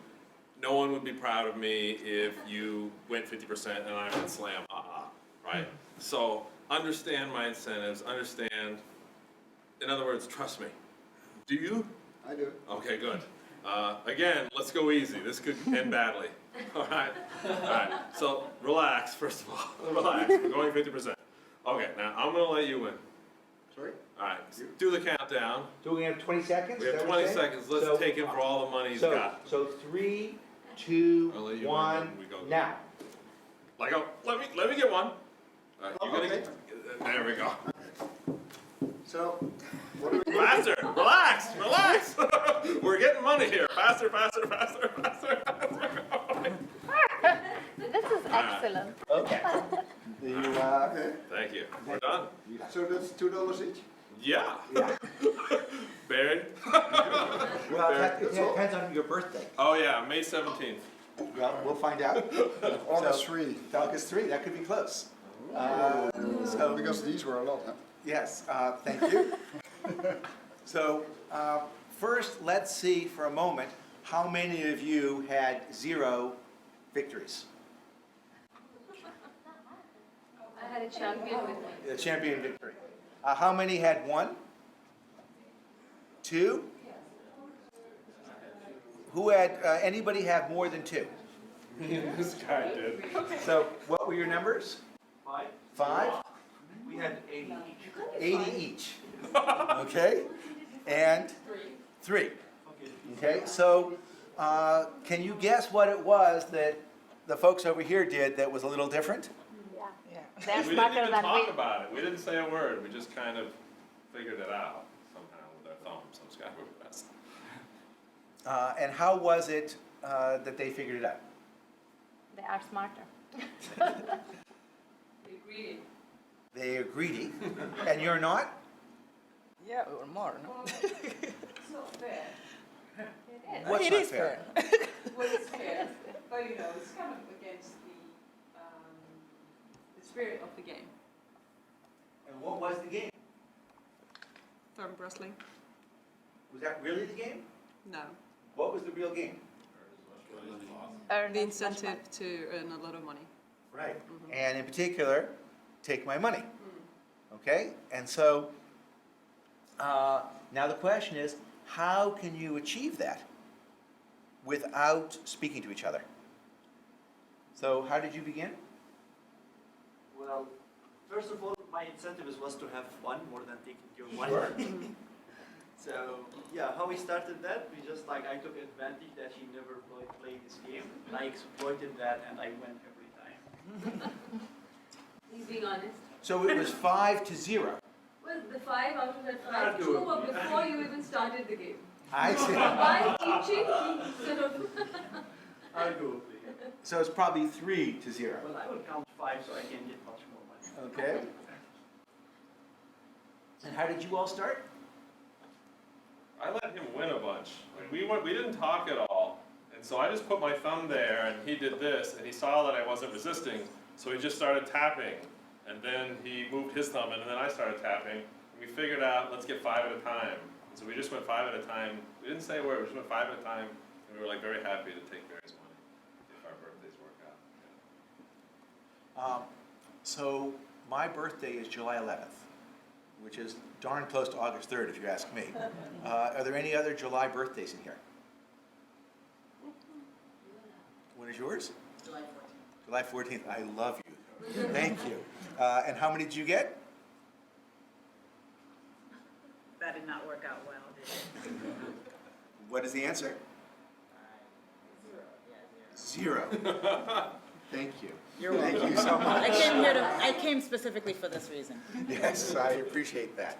So, I could have been on the hook for a lot, but I was saved. And let's talk about what are some of the big lessons that you'd want to walk away from this. One of the things that I noticed, so with him, is so he was very tense, and notice that one of the first things I tried to make some common ground here. Look, we don't want to hurt each other. Let's not hurt ourselves physically. Let's not hurt each other's egos. Let's tone it down a notch. Nobody wants to go to war here. So I was trying to say we have some common ground. Even if we're competing on some level, there's many levels that we can cooperate. But notice I let him win the first to gain trust a little bit. But it didn't kind of work. In two ways it failed. The first time I let him win, he resisted a little bit. And it was kind of like maybe he was confused, like why is Dalian letting me win? And this is what we call, like, this is a quick version of the fixed pie bias. The notion that if you want something, it must be something that I don't want. I don't know what you're up to here, but you're claiming something, and so that's got to come out of my pocket. And sometimes that is true. When you're haggling purely over price, sometimes your gain is my loss. But the bias is thinking that everything's like that, and thinking that that many more pies are fixed than they are. And the other thing I tried to leverage was, first, finally he was happy to win, but he wasn't letting me do it. So I had to keep kind of cooperating a few times. Okay, win, win, win. You see what I'm trying to do here? And then we just had to win as quickly as possible. There was at one point where I was like, okay, relax even more. Let's do it faster. Sometime during the SALT Treaty, the Strategic Arms Limitation Treaty talks, the SALT talks, when the Soviets and the Americans were trying to reduce nuclear warheads and interballistic missiles, it was a sad comment that one of the delegates came back from the Soviet Union and said, every time the Russians want something, we have to go back to DC and figure out why we don't want that. And that's the fixed pie bias. There's a lot of things in common. Even when you're competing, not always, but more often than you think, there's kind of ways to cooperate and take as much money from him as possible. So again, to sum up, we have a perspective that what you want to do is win, beat others, as opposed to do well for yourself. And I think the ultimate expression of this was Gore Vidal, who said, it's not enough to succeed, others must fail. And here, your ability to succeed was not at all about beating others, it was about taking money from me. Moreover, you might have this great mismatch where you have somebody who's inexperienced, somebody who knows a little bit more what they're doing, and the reality is that you can win. You could win 3-0 or maybe 5-0, but you're not going to win 40 or 80 unless the two of you figure out how to cooperate. And so even though you could win, the fact is that your colleague has enough ability to slow you down to make that win small. And therefore, you still need the other person. Similarly, you need the cooperation for sure. It doesn't count, by the way, if you get 20-0, because then you're counting on the other person to share with you, and maybe they won't. The last thing I'd add is that when the two of you were doing the arm wrestling, Dalian was really having to cheat, because he was having to tell you. Yeah, imagine how he would have been able to communicate. It wasn't just enough that he let you win. He had to say, darn it, it was easier in the thumb wrestling. Our egos were less at stake, and there was less to be lost. Right? I was less afraid of him hurting me, but I wanted to talk because he was so kind of tense and primed up. I thought someone is going to pull a muscle if we don't back off. One of the things about we talk about this fixed pie. Again, what he and I did, what we call expanding the pie or creating value, but it's not, you're not expanding the pie just for efficiency's sake. We did a good thing not because we added up to 160, but I care about my piece of pie. Not necessarily the size of the pie, but my piece. But often the best way to get a big piece of pie for yourself, if you only care about your own outcomes, the best way to get a big piece of pie is by fighting over a big pie. If you want a piece this big, it's much easier. If I have to fight for him, if the pie is only this big, I'm going to really have to fight tooth and nail because, as Barry said, he has power to resist. It's not in my interest to give him 80 wins. That doesn't make me feel good. In fact, it hurts me. It takes away time for me to get wins. But it's not my number one goal is to stop him. My number one goal is to help myself. And vice versa, his number one goal is to help himself, not necessarily to stop me. And so that's how we trade. Let's just both get our number one goals to win a lot, and let's not bother trying to be defensive and keeping the other person from winning. And so we each get a big piece of pie because we expanded it. So you're expanding the pie, not kumbaya, but even a selfish person will realize if I expand the pie first, I'm probably likely to be left better off. So that's it for this part of it. But if you have any questions, we should take them now, and then we can work on other topics. Actually, I learned now a very important lesson from our experience that usually when we negotiate, we forget what it's about. You know, like we forget now that it's about taking your money. We start really competing. It becomes personal, and this happens even in professional litigation for negotiation, especially with us in Syria when we went like to the peace negotiation. It become about personalities, and people forget what is this about. This is about peace and saving people's lives, not one up. Exactly. Not about like I want to score one, no, you want to score one, and so this competition led to basically the fail of negotiation. And even when there's not some outside interest, if we're just negotiating with each other, another way you can do that kind of trade is realize, like, what are your priorities? Like, issue A is the #1 priority for you. Me too. We're just going to fight about that. Issue B is not even in my top 3, but it's #2 for you. That might be an issue where we trade. You want that so much, I'm going to give that to you, and I'll get a win later. I'll get a win when it's important to me, and you get a win when it's important to you. In other words, you don't have to have some outside person funding the cooperation. We can just, this is just basically a theory of making straight trade-offs, making smart trade-offs with each other and being efficient. When do you give and why? You find, look, I can help you and you can help me, let's work it out. Were there other questions or comments over here? Okay, thank you. $80, good job. In 1982, a brilliant young economist named Ariel Rubinstein came up with the answer for how two people should divide a pie in what is perhaps the most basic form of a bargaining problem, namely an alternating series of offers and counteroffers. When we first talked about dividing the pie, we didn't specify any rules or format for a negotiation. Here, in Rubinstein's bargaining game, the two parties take turns making offers to each other. To make things concrete, we'll return to Abe and B as our negotiators and say that they can make just one offer per day. Abe gets to go first, so on Monday he makes an offer. If B isn't satisfied, she can make a counteroffer on Tuesday. On Wednesday, Abe can make another offer, and on Thursday, B can make a second counter, and so on. This is a single negotiation, so as soon as one person says yes, the deal is done and the negotiation is over. Thus, the counteroffer on Tuesday is only there as a backup if Abe and B don't strike a deal on Monday, and the offer on Wednesday is only there if the counter isn't accepted on Tuesday, and so on. While it's possible for the offers to go back and forth forever, that wouldn't be a good idea for either Abe or B. It's better to do a deal sooner than later. That doesn't mean either side should accept a bad deal today, but a deal today is always better than the same deal tomorrow. Time is money. $1 today is worth more than the same dollar tomorrow because it can be invested and earn interest or dividends. In addition, a delay could in itself make the pie smaller. For example, in the case of a UPS strike, each day an agreement is delayed, there's a risk loyal customers will develop relationships with other shipping agents. And in the case of the NHL's collective bargaining, hockey games that are missed during a lockout can never be replayed. Let's assume an additional day of bargaining hurts Abe and B equally. We'll capture this cost of delay by shrinking the pie. We'll say that the pie shrinks by half each day that they don't reach an agreement. Yes, that's an unrealistically high cost of delay, but it makes the numbers a lot easier. Later, I'll show you how the two parties should divide the pie for any cost of delay, and even when they have different costs. As we said, Abe gets to make the first offer. How much, then, should B hold out for? For starters, B should never accept zero.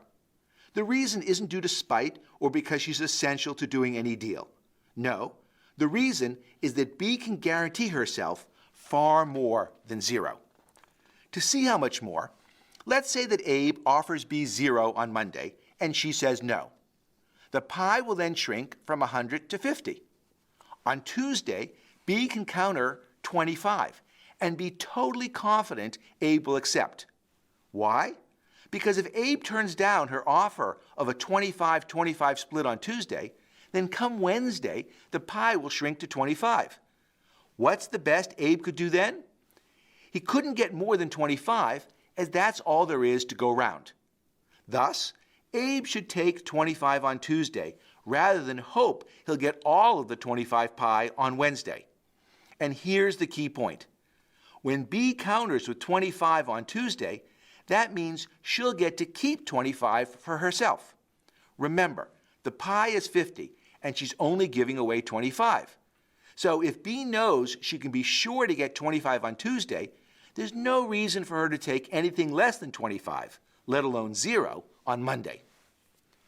What we've really shown is that B should never accept anything less than the difference between tomorrow's pie and the day after tomorrow's pie. On Monday, tomorrow's pie is 50, and the next day's is 25, so B can be sure to get 25. If we think in terms of percentages, B should never take less than 25% of the pie. The same argument we used on Monday can be used to show that if the negotiation gets to Wednesday, B shouldn't take less than 25% of the 25, or 6 1/4. The reason is that B could counter on Thursday with an offer of 6 1/4 she knows Abe would accept. So we've shown that B should never take less than 25% of what's available. B knows this, and Abe should be smart enough to figure it out too. Or B can explain it to him. Therefore, when I argued B could be sure to get 25 on Tuesday, I was being too conservative. Come Wednesday, Abe can't get all of the 25 of the remaining pie, because he must concede at least 25%, or 6 1/4, to get B to agree. Abe's very best Wednesday scenario isn't 25, it's 75% of 25, or 1875. That means B only has to counter with 1875 on Tuesday to entice Abe to say yes right then and there. As B gets to keep 31.25 on Tuesday, Abe has to offer her at least that much on Monday. So now we've moved up how much B will get on Monday from 25% of the pie to 31.25%. Of course, this argument for Monday also works for Wednesday. And if B can get more on Wednesday, then she can give less on Tuesday and in turn get more still on Monday. At this point, I hope your head isn't spinning too fast. What Ariel Rubinstein figured out is where this all ends up. If we keep doing this argument, we would end up with a share of the pie or percentage that is a time-consistent lower bound for B. When both parties understand this percentage is the least B will ever accept in the future, this leads her to a position where it becomes the least she should accept today. Let's give a name to B's lower bound. We'll call L the smallest percentage of the pie B would ever accept in the future. I'm not saying B should accept it. I'm saying she should never accept less than L%. First, we showed that L is at least 25%, and then we used B and Abe both knowing that fact to show that L is at least 31.25%. To figure out what L must be, let's consider what is the least B can get if she turns down Monday's offer. What counteroffer can she make that will surely be accepted? She can anticipate that come Wednesday, Abe will still have to offer her at least 25 times L to have any hope she'd say yes, leaving him with no more than 25 times 1 minus L. Since that's the best Abe can do on Wednesday, he will surely accept 25 times 1 minus L on Tuesday if B makes that offer to him. B can guarantee herself 50 minus 25 times 1 minus L on Tuesday, so that's the minimum she should accept on Monday.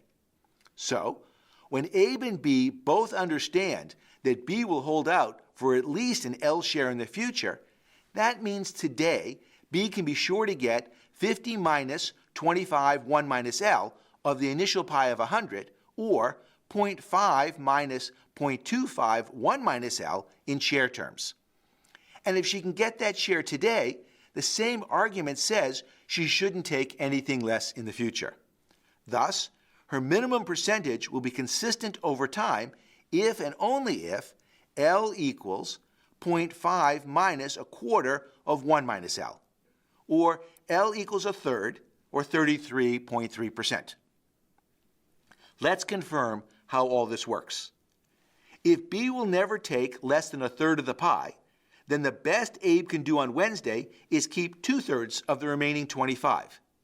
If B offers 2/3 of 25, or 16.67 on Tuesday, Abe is sure to accept. B is then left with 33.33 on Tuesday, which is why Abe has to offer her at least 33 1/3 or a third of the pie on Monday. Pretty neat. We've shown that B can quite credibly say she will never take less than a third of the pie. But perhaps she can do better. What's the most she can ever get? Sadly for B, Abe can demonstrate that the most she will ever get is also 1/3 of the pie. Abe points out that the most B could ever get on Tuesday is the whole pie. Therefore, on Monday, Abe doesn't need to offer B anything more than half. He knows she will always accept 50, as that's the very best she could do on the next day. To make matters worse for B, she won't even be able to get the whole pie on Tuesday. That's because Abe knows, come Wednesday, B will be willing to take half of what's still left. Thus, Abe can guarantee himself at least 12.5 on Wednesday, so B will need to offer him at least that much on Tuesday, leaving her with 37.5. And since that's the most B can get on Tuesday, Abe has no reason to offer her anything more on Monday. Therefore, the best B can hope for is down to 37.5% of the pie. But we're not done, as we should now move B's best case scenario on Wednesday down from 50% to 37.5%. You can probably see where this is all headed. If we look for a time-consistent upper bound, the most B can ever get in this game is a third of the pie. If she will always say yes to a third on Wednesday, then Abe can guarantee himself 2/3 of the 25, or 16 2/3 on Wednesday. Thus, B can't offer anything less on Tuesday and expect a yes. The most she can get on Tuesday is 50 minus 16.67, or 33 1/3. And since that's the best B can do on Tuesday, she will always say yes when that amount is offered on Monday. So now we've shown that there's only one internally consistent strategy for B. She should reject any offer below a third, and she should accept any offer above a third. And armed with this understanding, Abe will offer exactly 1/3, and she will say yes. What this really means is the person making the offer gets 2/3 of the pie, and the person receiving the offer gets 1/3.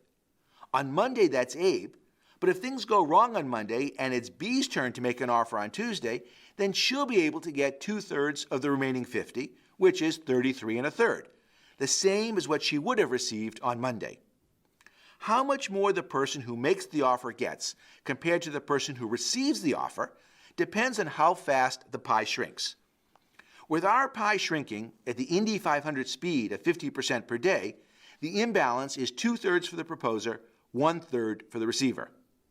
If the pie only shrinks at 1% per day, then the imbalance is much smaller.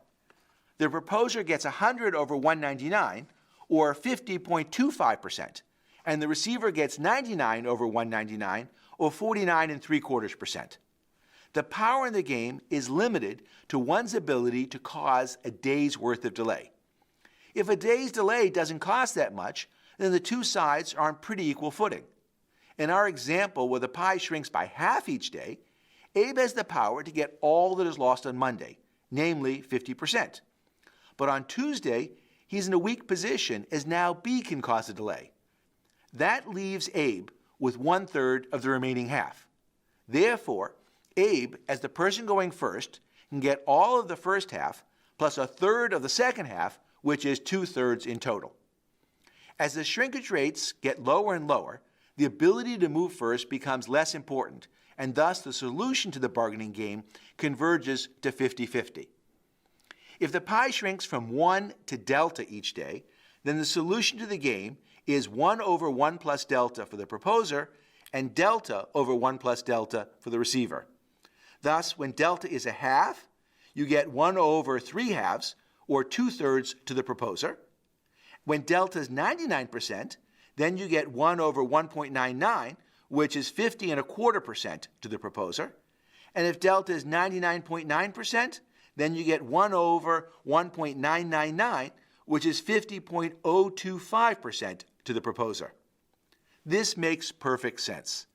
As the pie shrinks less between rounds, there's less an advantage from going first, and so the division gets closer to 50-50.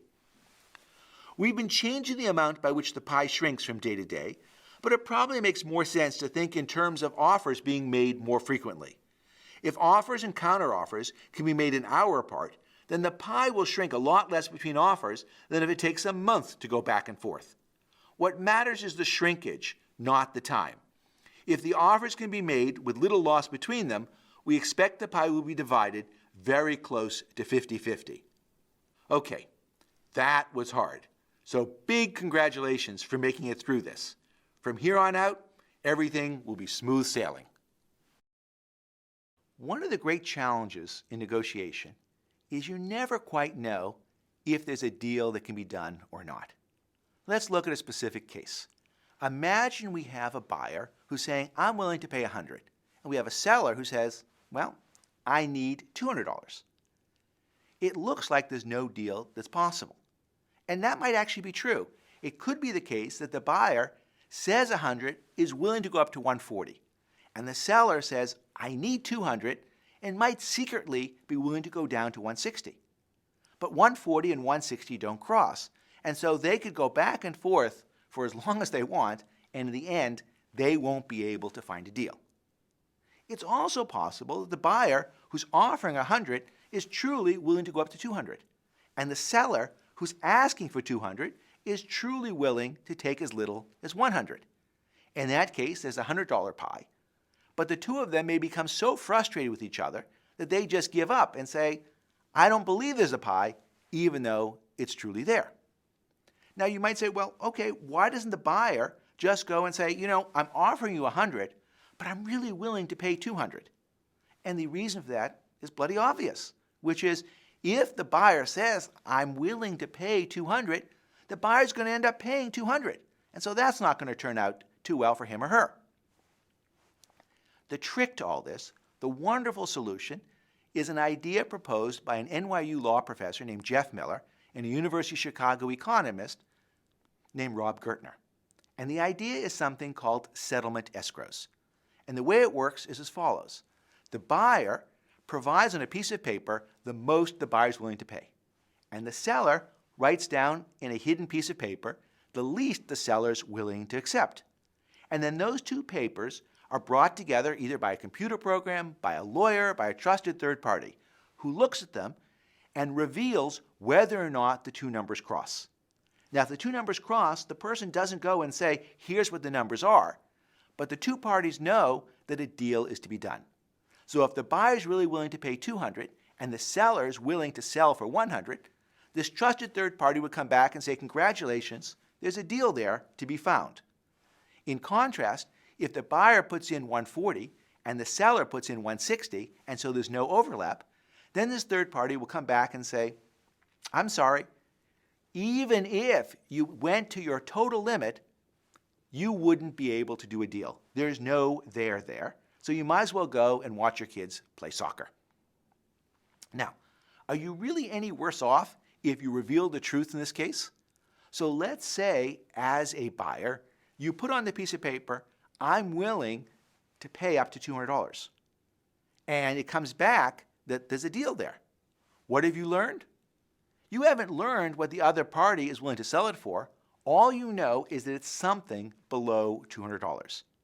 And it's still going to be a challenge for you to go and find it, but now you have the incentive to go and look because you know that there really is a pie to be found.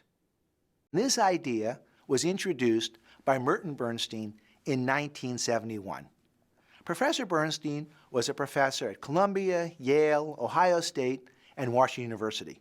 But before that, he started his career at the National Labor Relations Board, then worked at the Department of Labor, and next as counsel to the U.S. Senate Subcommittee on Labor. So he had experience both in the practical side and in the academic side. What he recognized is there are many circumstances where strikes really have to be avoided. It creates huge problems for the public. So instead of outlawing strikes, how is it you can allow workers to engage in stoppages that don't really kill the public? And his idea was the following, that the employees would continue showing up for work, that the company would continue to produce the product, but the employees wouldn't get paid and the company wouldn't get paid. So that while the strike is going on, both sides are suffering the economic consequences, but the public doesn't end up being a victim. And here's how it's worked. There are 3 instances I know where it's taken place.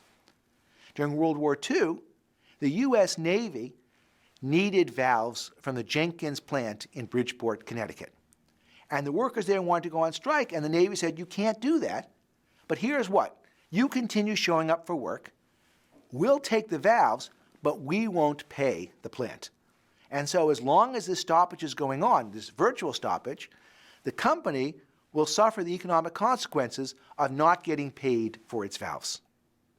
Then, more recently, in Miami, we had a bus strike where the drivers continued to drive the buses, but they agreed with the city that the passengers could ride the buses, they just wouldn't pay any fares.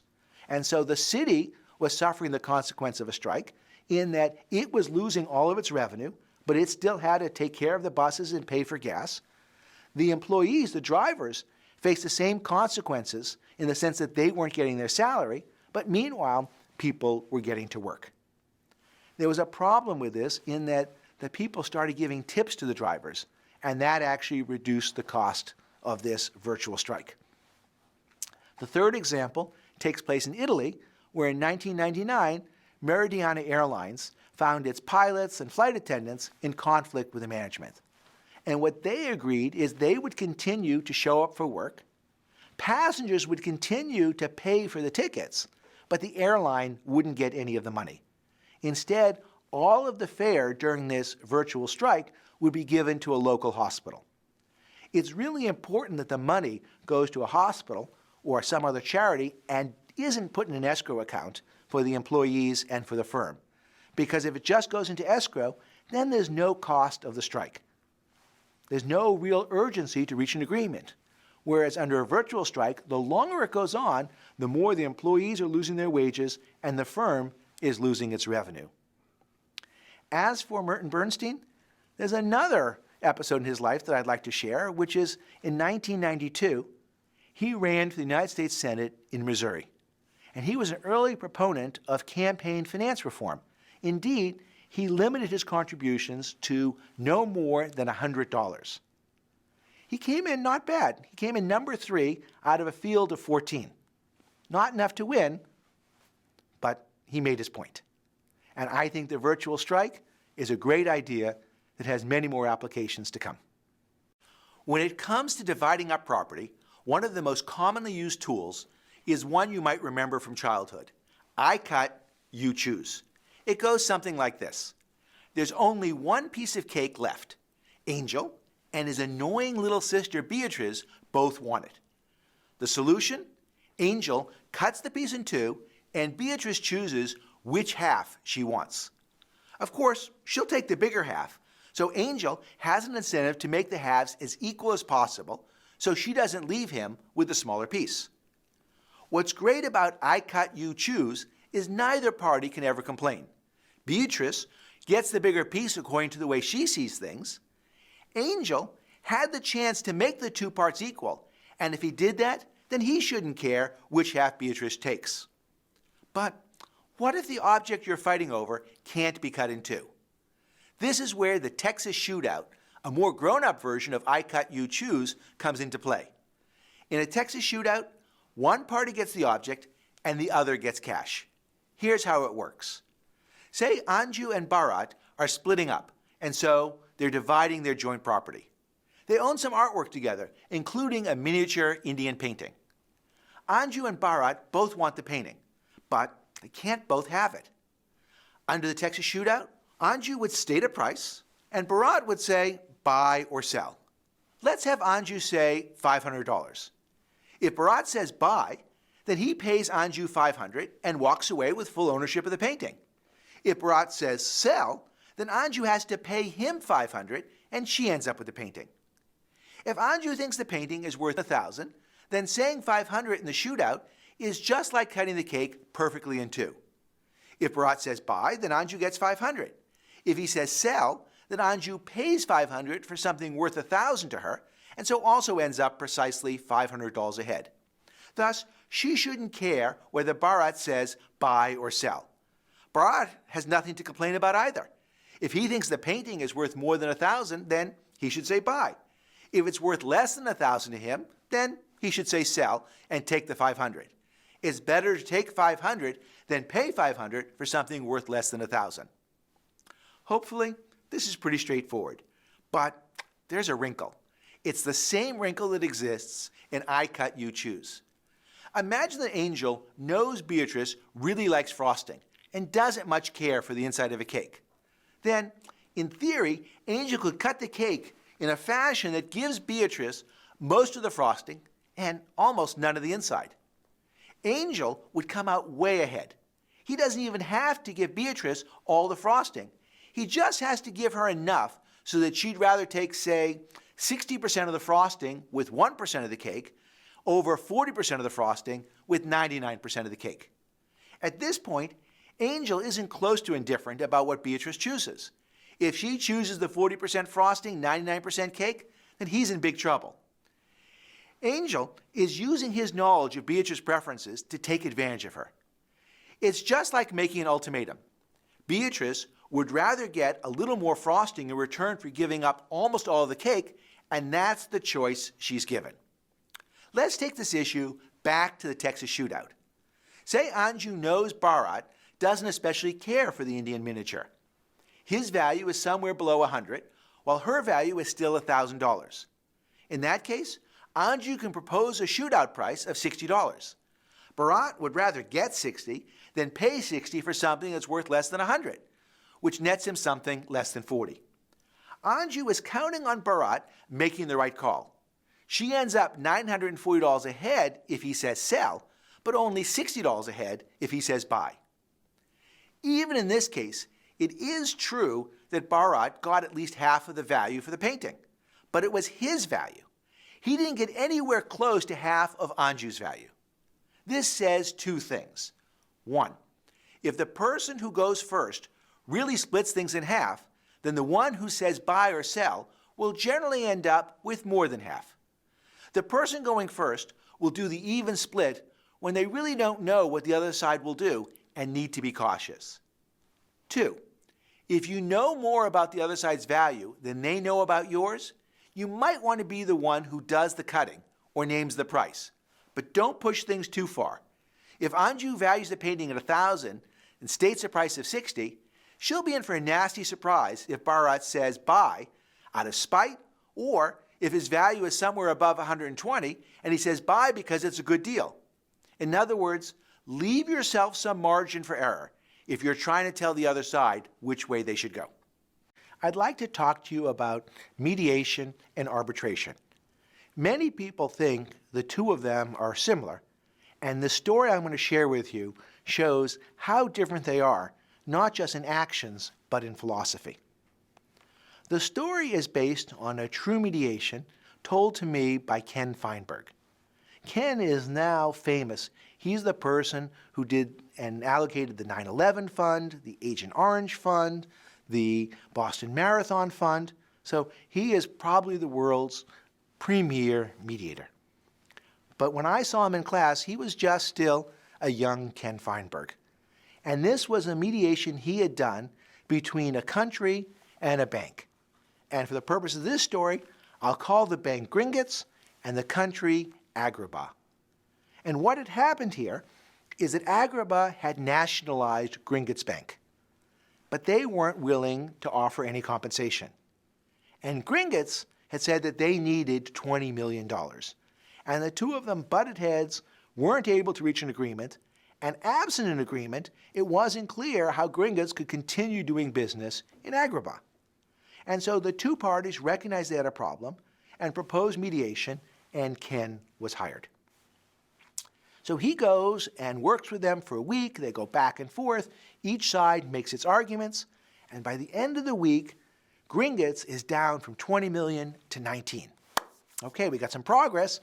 And Agrabah is up from nothing to 1 million. The problem is they were still 18 million apart.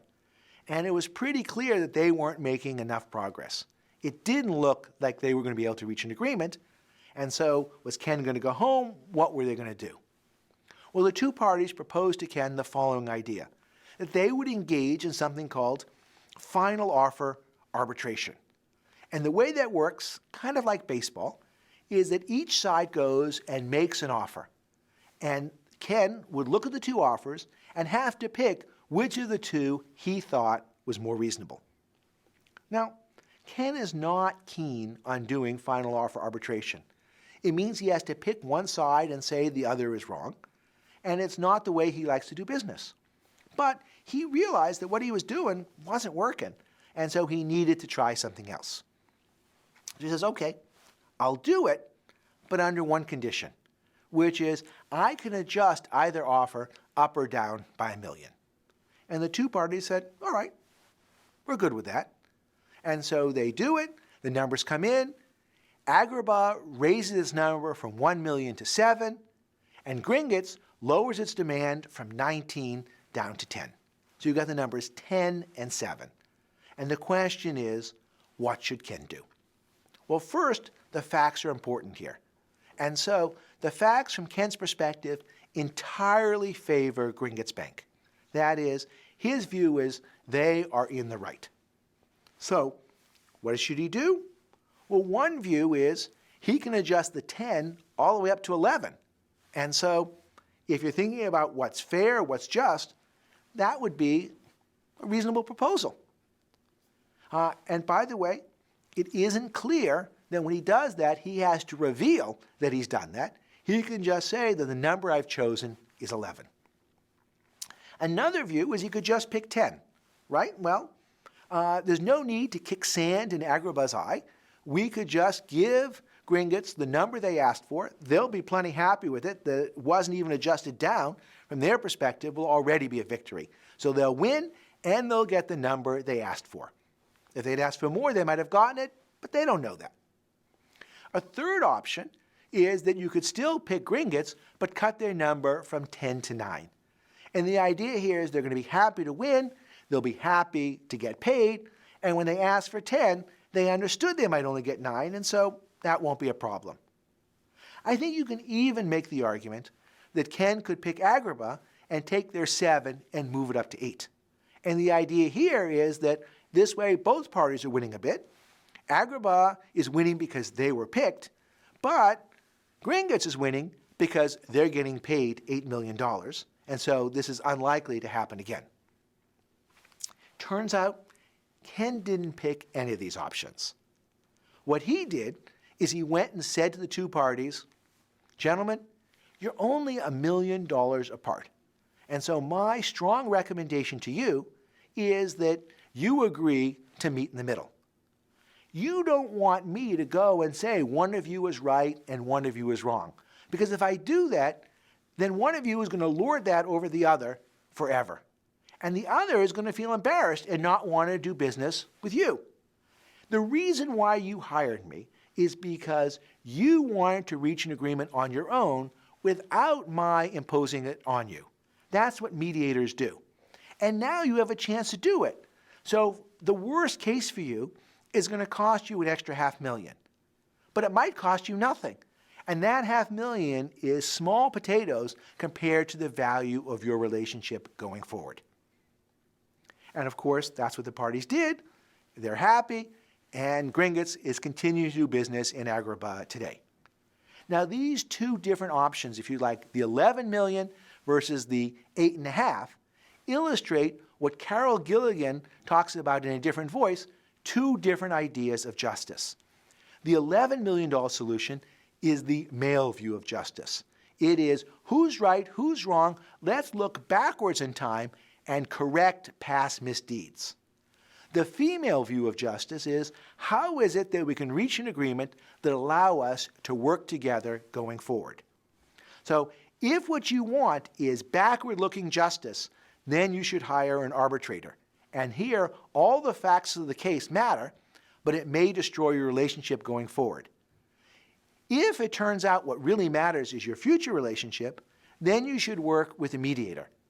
And that will maximize your chance of coming to an agreement on your own, but the agreement you come up with may not really reflect so much what's happened in the past as the opportunities you have going forward. In some negotiations, you're going to find yourself in a position where the other party has a whole lot more information than you do. And that makes for a very difficult negotiation. In particular, you're worried that if you state a price that's too high, they're going to say yes right away. If you state a price that's too low, you'll insult them. And so whatever you do, there's a whole lot of room for things to go south. Let me illustrate this with a rug negotiation that took place in the old city of Jerusalem. I was in the shuk, and I found this rug that was fantastic. It was just the right colors, just the right size. It was beautifully hand-knit. As the merchant explained, it was made by 7 generations of a Bedouin family, a truly unique artifact and absolutely lovely. And then it came to the question of the price. And the list price of this rug, the little sticker on it, says $500. Okay, $500. I have no idea how much this is off. Is it way off? Is it a little bit off? Who can say? And so the guy says to me, well, make me an offer.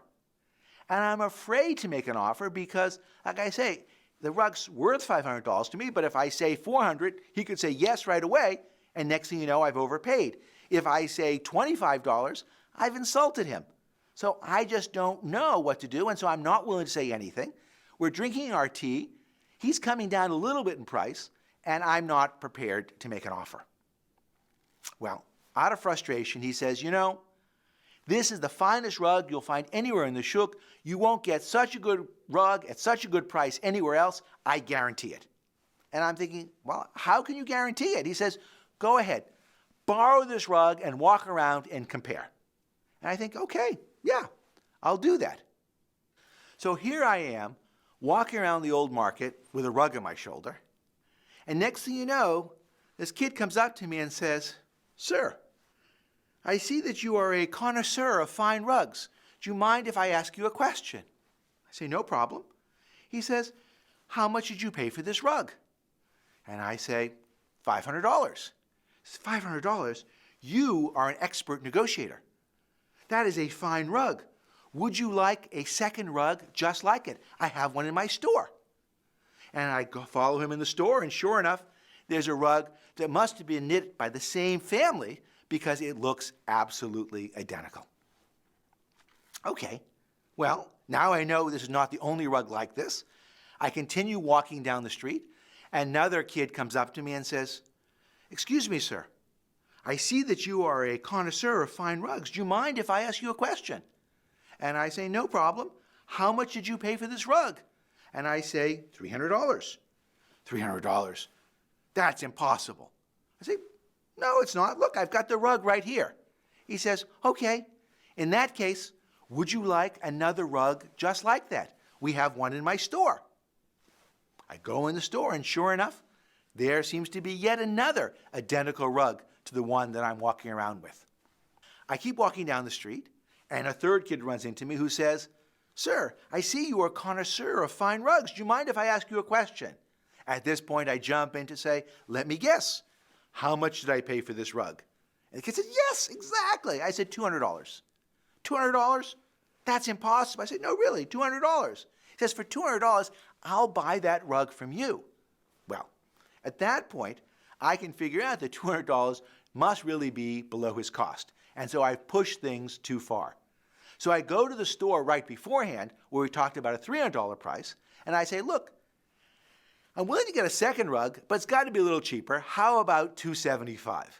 We close the deal, and now I have a second rug. So I go back to the first place, which lent me the rug, give them back their loaner, and all is right with the world. I've got a great rug at a great price. And here's the lesson for you.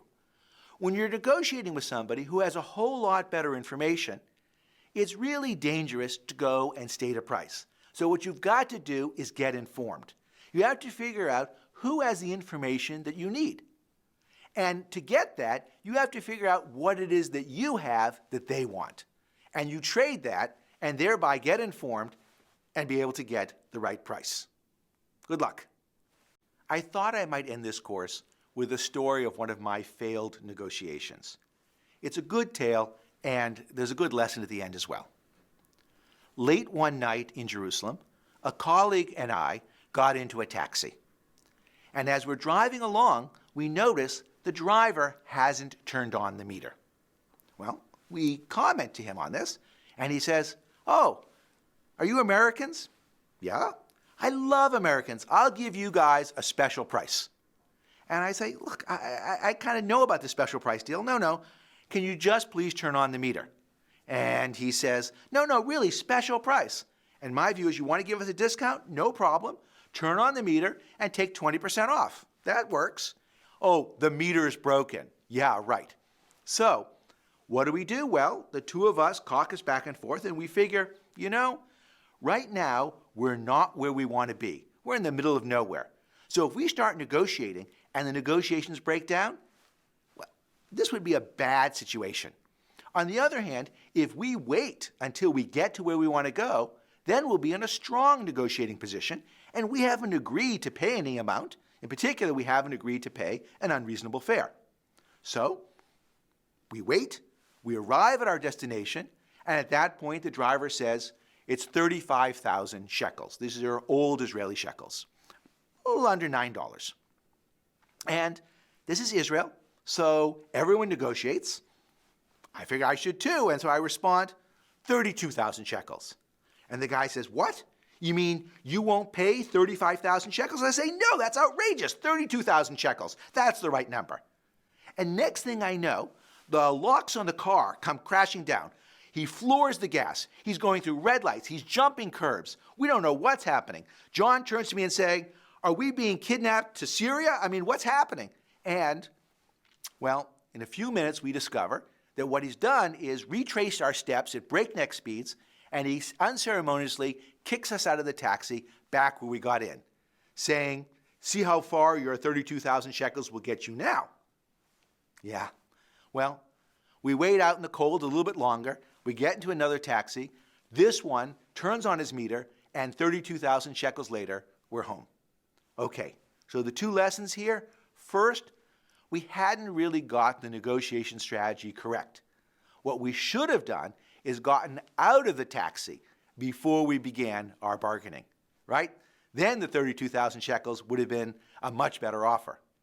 And secondly, just because you can negotiate everything doesn't mean that you should. Sometimes, I guess it is worth being taken for a ride when it only costs 50 cents. Thanks. In this module, we are joined by Linda Babcock, the James M. Walton Professor of Economics at Carnegie Mellon and a world expert in negotiation. Thank you for being here. I'm happy to be here. Linda's specialty is the role of gender differences in negotiation. She is the author of many well-cited articles and 2 award-winning books. First, there was Women Don't Ask, and more recently, there's Ask For It. In fact, I just gave my copy of Ask For It to my recently graduated English major daughter. I suggest that you do the same. Actually, don't just give your copy, buy a second copy and share that with your kids. Here at Yale, the Women in Management group gives all the women incoming MBA students copies of her book. I also want to mention that Linda founded an organization called Progress, which teaches women and girls how to better negotiate. In fact, in 2006, Progress, in partnership with the Girl Scouts, created a badge that you can earn for being a better negotiator, the Win-Win Badge, how to get what you want. This module is decidedly not just for women. All of us can learn how to be better prepared in negotiation, how to be soft in style and hard in substance, and how to aim high without crashing. So let me now turn things over to Linda. As a starting place, how much more do you get in dollars and cents when you negotiate? So this is $627,000. Would you like to have that much extra when you retire? You might be thinking, well, what would I have to do to get that extra $627,000? And you might be thinking it was either illegal or dangerous. Well, actually, it's none of those. What you would have to do is negotiate. So let's see how this would work. Okay, take these two people graduating from college today at age 22. And let's say that they both get job offers for $40,000. The green person says, $40,000, that's great, I'll take it. But the blue person decides to negotiate, and that person gets the offer raised from $40,000 to $44,000. So you can see that at 22, the gap in their salaries is $4,000. So let's take these two people as they go through their careers until they retire at 65. And let's assume that they each get 3% raises every year. Well, by the time they reach 65, their gap in their salaries is over $14,000. And that's because, of course, a 3% raise on a base of $44,000 is greater than a 3% raise on a base of $40,000. So the gap widens in their salaries over time. Now, if we think about how much more money the blue person made over the green person, we can think about how much extra that person would have when they retire. So the first year, the blue person has $4,000 more. And if that blue person took that money and put it in a savings account, and every year that person put the extra money that they earned by negotiating that one time in that account, by the time they reach 65, that person would have $627,354 in that account. So you can think about it this way, that amount of money is the return on a one-time negotiation. So let's look at another example. Think about two people who are just graduating with a master's degree at age 27. And let's say that they're both offered the same salary, which is $70,000. Again, the blue person decides to negotiate and gets that offer raised from $70,000 to $77,000, but the green person just decides to take that offer. So the gap their first year at age 27 is $7,000 in their salary. Again, let's do the same exercise. They each get 3% raises until they retire at 65. Now the gap in their salaries is over $21,000 between the person that negotiated and the person that didn't.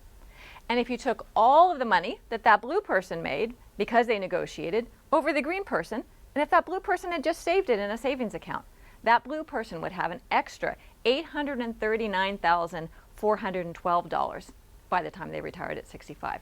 That's a lot of money for a one-time negotiation. So you might be wondering, who is that blue person and who is the green person? Well, my research indicates that the blue person who negotiated is much more likely to be a man, and the green person who didn't negotiate is much more likely to be a woman. So I'm going to tell you about some of the research that I looked at to look at this gender differences in who negotiated. So at the Heinz College, we looked at students that were graduating with their master's degree, and we asked them, did you negotiate your new job offer with your new employer? And what we found was quite surprising. 51.5% of the men negotiated, but only 12.5% of the women negotiated.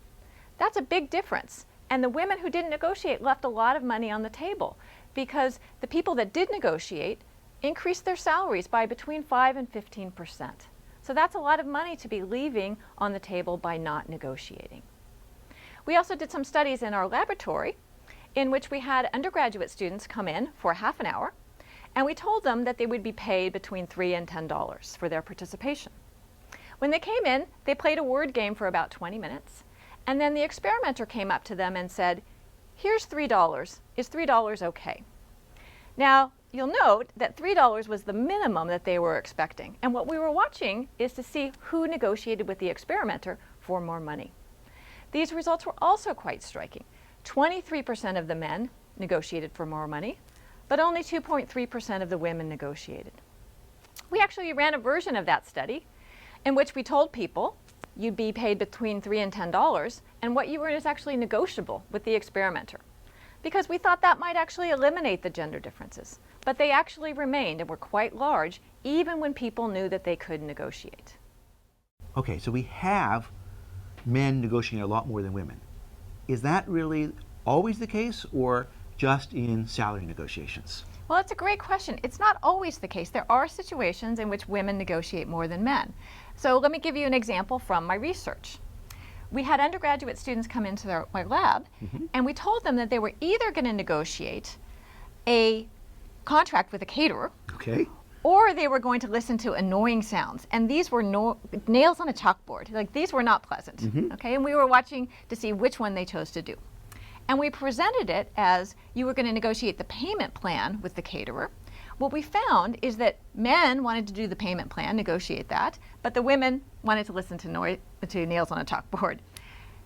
When we did it with, you could either negotiate with the caterer, and it was about the flowers that would be at the party, Okay. or listen to nails on a chalkboard, it was actually the men that wanted to listen to the annoying sounds and the women who wanted to negotiate. So men don't like negotiating over flowers, but when it comes to salary, that's perfectly happy. That's right, and women aren't as happy negotiating about money, but they will negotiate about flowers. And it really depends upon what the perceived masculinity or femininity of what people are negotiating about. And that tends to predict who negotiates. Okay, now I'm hoping, perhaps naively, that this new generation, this next generation of women will perhaps be a little bit tougher and more willing to negotiate. Is there hope for that? Well, many people think that maybe it's just an issue with our generation, that women of my age and men of your age would negotiate differently. But unfortunately, it's also true with the younger generations, because the studies that I told you about used young men and women in their late teens and early 20s, and we were seeing enormous gaps in who negotiated in that population. So unfortunately, the news is not as good as we would like. Well, that's a bit disappointing. I was hoping that the next generation would more naturally come to this, but I guess it just means more people should be watching this video. Why do you think that is? Why is it that somehow women feel less comfortable? The next generation feels less comfortable about negotiating. Well, that's a great question, and there are really two reasons why women don't negotiate as much as men. And the first reason really has to do with this picture, and that is we treat our little boys in the hospital when they're born, with the blue hats, differently than the little girl babies with the pink hats. We treat them differently from the first day of life. So researchers have looked at how parents look at their children on that day one of their birth. And parents of little boys believe that their children are stronger, more coordinated, more alert than the parents of the girl children. And the parents of the girl children believe that their kids are more fragile and more needy than the parents of the boy children. And so we treat these kids differently from the first day that they're born. You can also think about the messages that they get from movies and from TV. So if you think about the things that kids watch on Saturday morning TV, Sure. 18% of the major characters are female characters on TV. 82% are male characters. And what our boys and girls are learning is that the world revolves around boys. It's about what boys do. And girls realize that they're not in charge. It's also about the chores that our kids receive. So parents tend to give girls and boys different chores around the house. So a girl will be given small chores that she does every day, like doing the dishes or setting the table. And because of these short chores, the mother may not say, here's a quarter, go set the table. But for a boy, he's typically given chores that take him outside the house and that are longer. And so a parent will usually pay a boy for those chores, like to rake the leaves or shovel the snow. And that might even lead to a negotiation over how much I want to get paid for doing this. Exactly. And so by the time that these boys and girls enter the labor market, boys are used to understanding the value of their work and what they ought to be paid. And girls are used to thinking about that their work is for love, it's for the family. And so they have a harder time negotiating later on in life. Okay. The second reason why women don't negotiate as much as men has to do with how people react to them when they negotiate. So let me just show you an example from my research. So we had people watch videos of men and women either negotiating or not. And people rated them about whether they would want to hire the person. You can see from the bars on the left-hand side of the chart that there wasn't a big difference between how people rated men when they negotiated versus when they didn't negotiate. They liked them equally as well and were equally likely to hire them. But you can see the two bars on the right are very different for women. That is, people liked the woman a lot when she didn't negotiate, but liked her much less well and were less likely to hire when she did negotiate. And so really that's one reason why women hold back from negotiating, is they worry about the negative response that might happen if they negotiate. And that keeps them from doing so. Because of this different reaction that people have to men who negotiate versus women who negotiate, men and women have very different emotional responses to thinking about negotiation. So a researcher asked people to describe situations that negotiation was like. And men tended to choose situations like winning a ball game, something that might be really fun. And women had very different emotional reactions. They chose situations like going to the dentist, which can be very anxiety provoking. And women do have much more anxiety about negotiating than do men. It seems that women don't negotiate as often as men. I get that. But is that because they're not as good at it when they actually do negotiate? What happens when women do negotiate? There are often gender differences in how effective men and women are when they negotiate. Okay. And it's greatest when there is a lot of uncertainty about the size of the pie, about what could be negotiated. So for example, if you think about negotiating about salary versus bonus, Right. there's more information about what salaries might be versus what bonuses might be. And so the gender difference favoring men would be larger about bonuses than about salary. So salaries are common knowledge, or a little bit, you can do some exploration, you can ask people what they're making, possibly your network can help you, but bonuses, it's often hidden, people don't talk about it, and it's much more subjective. And so therefore you don't really quite know, did you get a high bonus or what bonus to ask for? Exactly. Again, more uncertainty about what the pie is, the more the gender difference will be favoring men. Okay. And if we're just talking about salary, there's actually gender differences depending upon the standardization of the salary within the industry. So for example, there are some industries in which there's a lot of variation in what people earn. In those industries, gender differences favoring men will be biggest, compared to an industry where it's very standardized, where people make about the same thing, and their gender differences won't be so large. Does it depend upon the topic?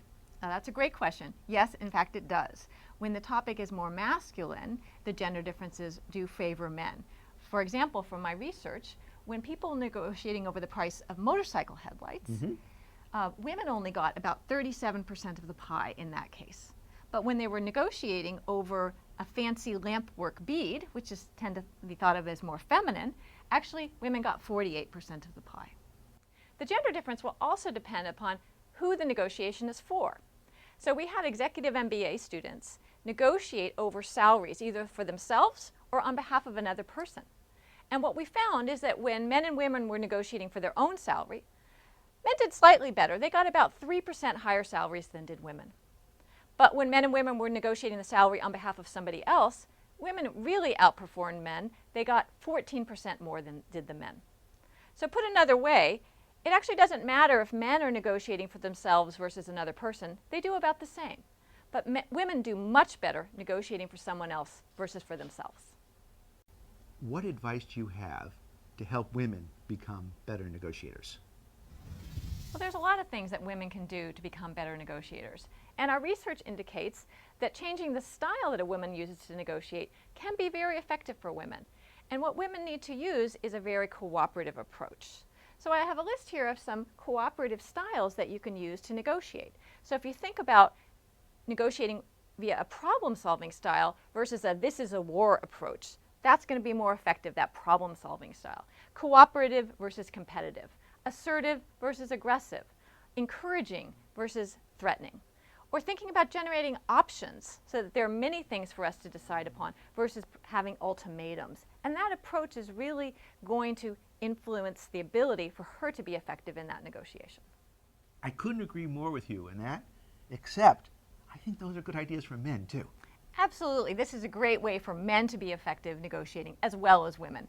It actually matters more the style that women use to negotiate, and that's why I'm really encouraging women to especially take this approach. In fact, one of the mistakes I often see men doing is thinking they have to take this is war approach, the ultimatum, and it turns them into bad negotiators. So it's not that you have to be more masculine, it's that you have to get your head into what is the best way to negotiate. That's right. And a cooperative style is one that is going to work for both sides of the negotiation table. It's going to get better outcomes for both sides as well as improve their relationships. There are other things that women can do to get ready for a negotiation that will help her once she does negotiate.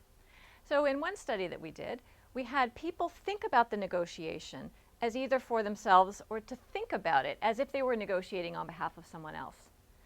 When people thought about it for themselves, women only got about 32% of the pie, versus when people were thinking about negotiating for someone else, women got 49% of the pie. So just changing the way they framed the negotiation really improved women's effectiveness.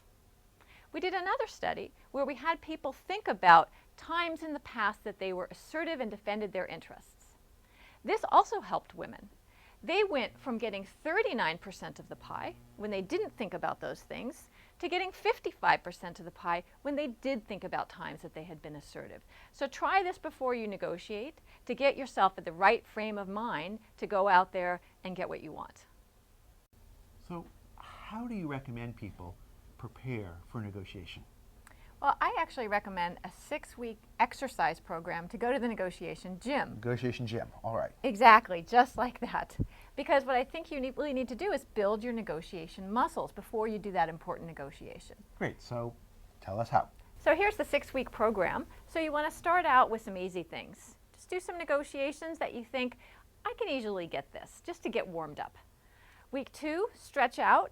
That is, set some higher targets for yourself. Just push yourself a little bit more to ask for more. Week 3, I call piling it on.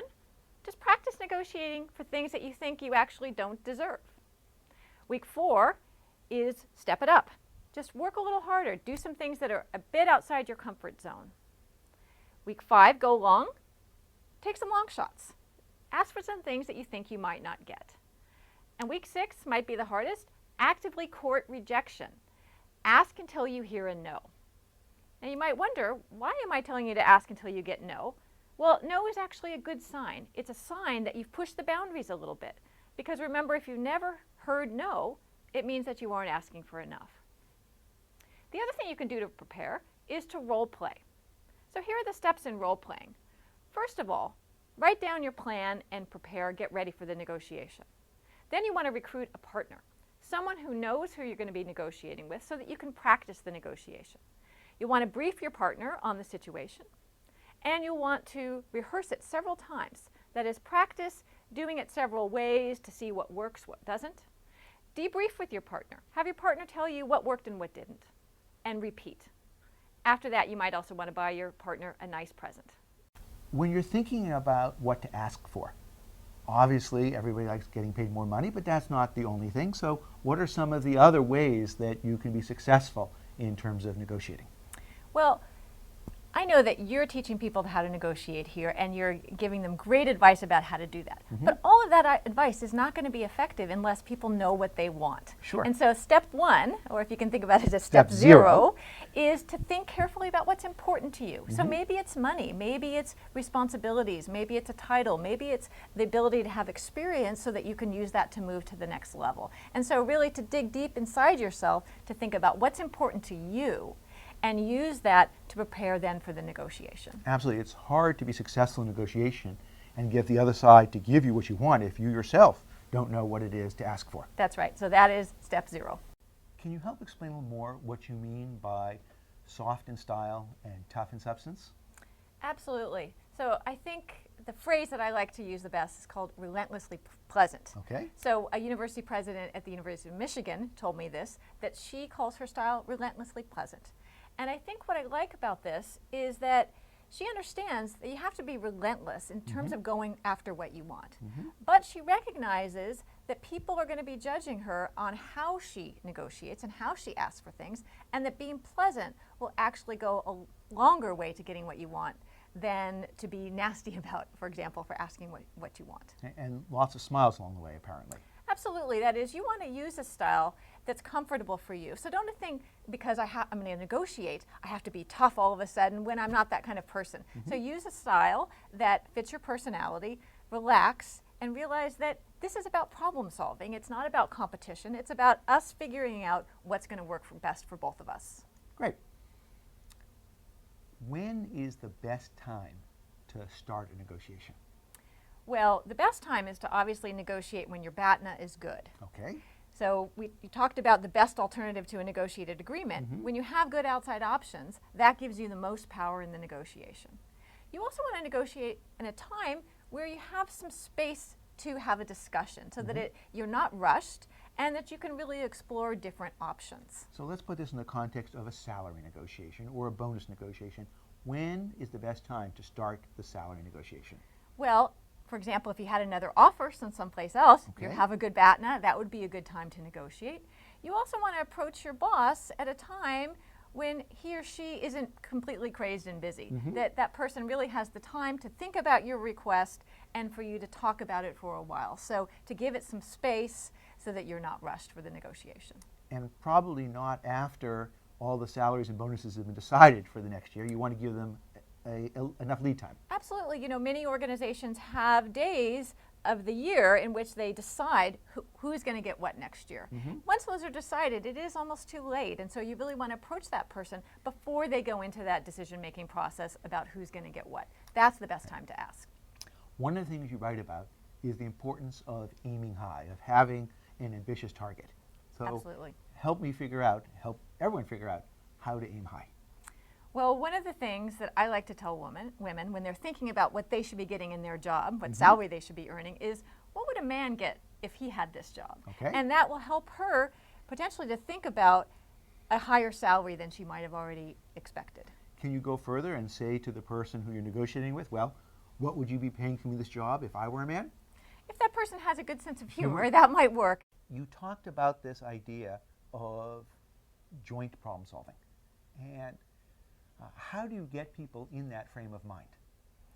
Well, actually, positive emotions get people primed to cooperate and to think about problem solving in a new way. And so I like to tell people to get themselves psyched up before they go into a negotiation. So whether that's exercising or listening to music, whether it's wearing a great suit, calling your friend to get you pumped up, going into that negotiation, really feeling positive about it can encourage problem solving, because positive emotions are also contagious. So if I enter the negotiation positively, then you're going to catch that emotion and it's just going to interact, and we'll be much more creative than if we had negative or neutral emotions.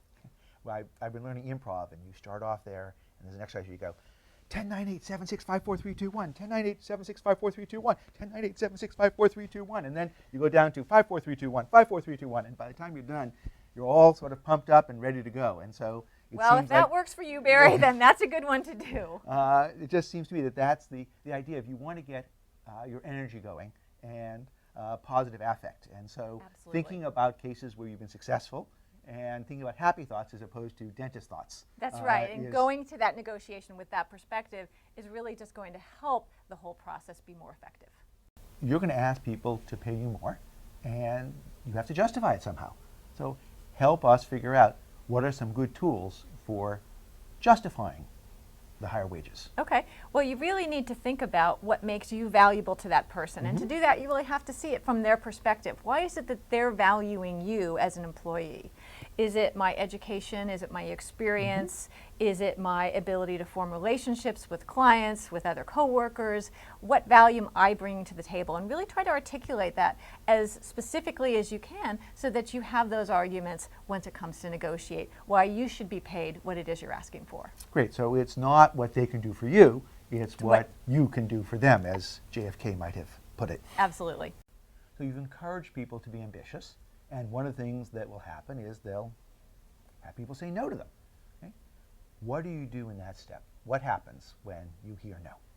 Well, a no may not be a no forever. It might be a maybe, or it could be yes in the future. So the first thing that you need to do is understand why that person is saying no.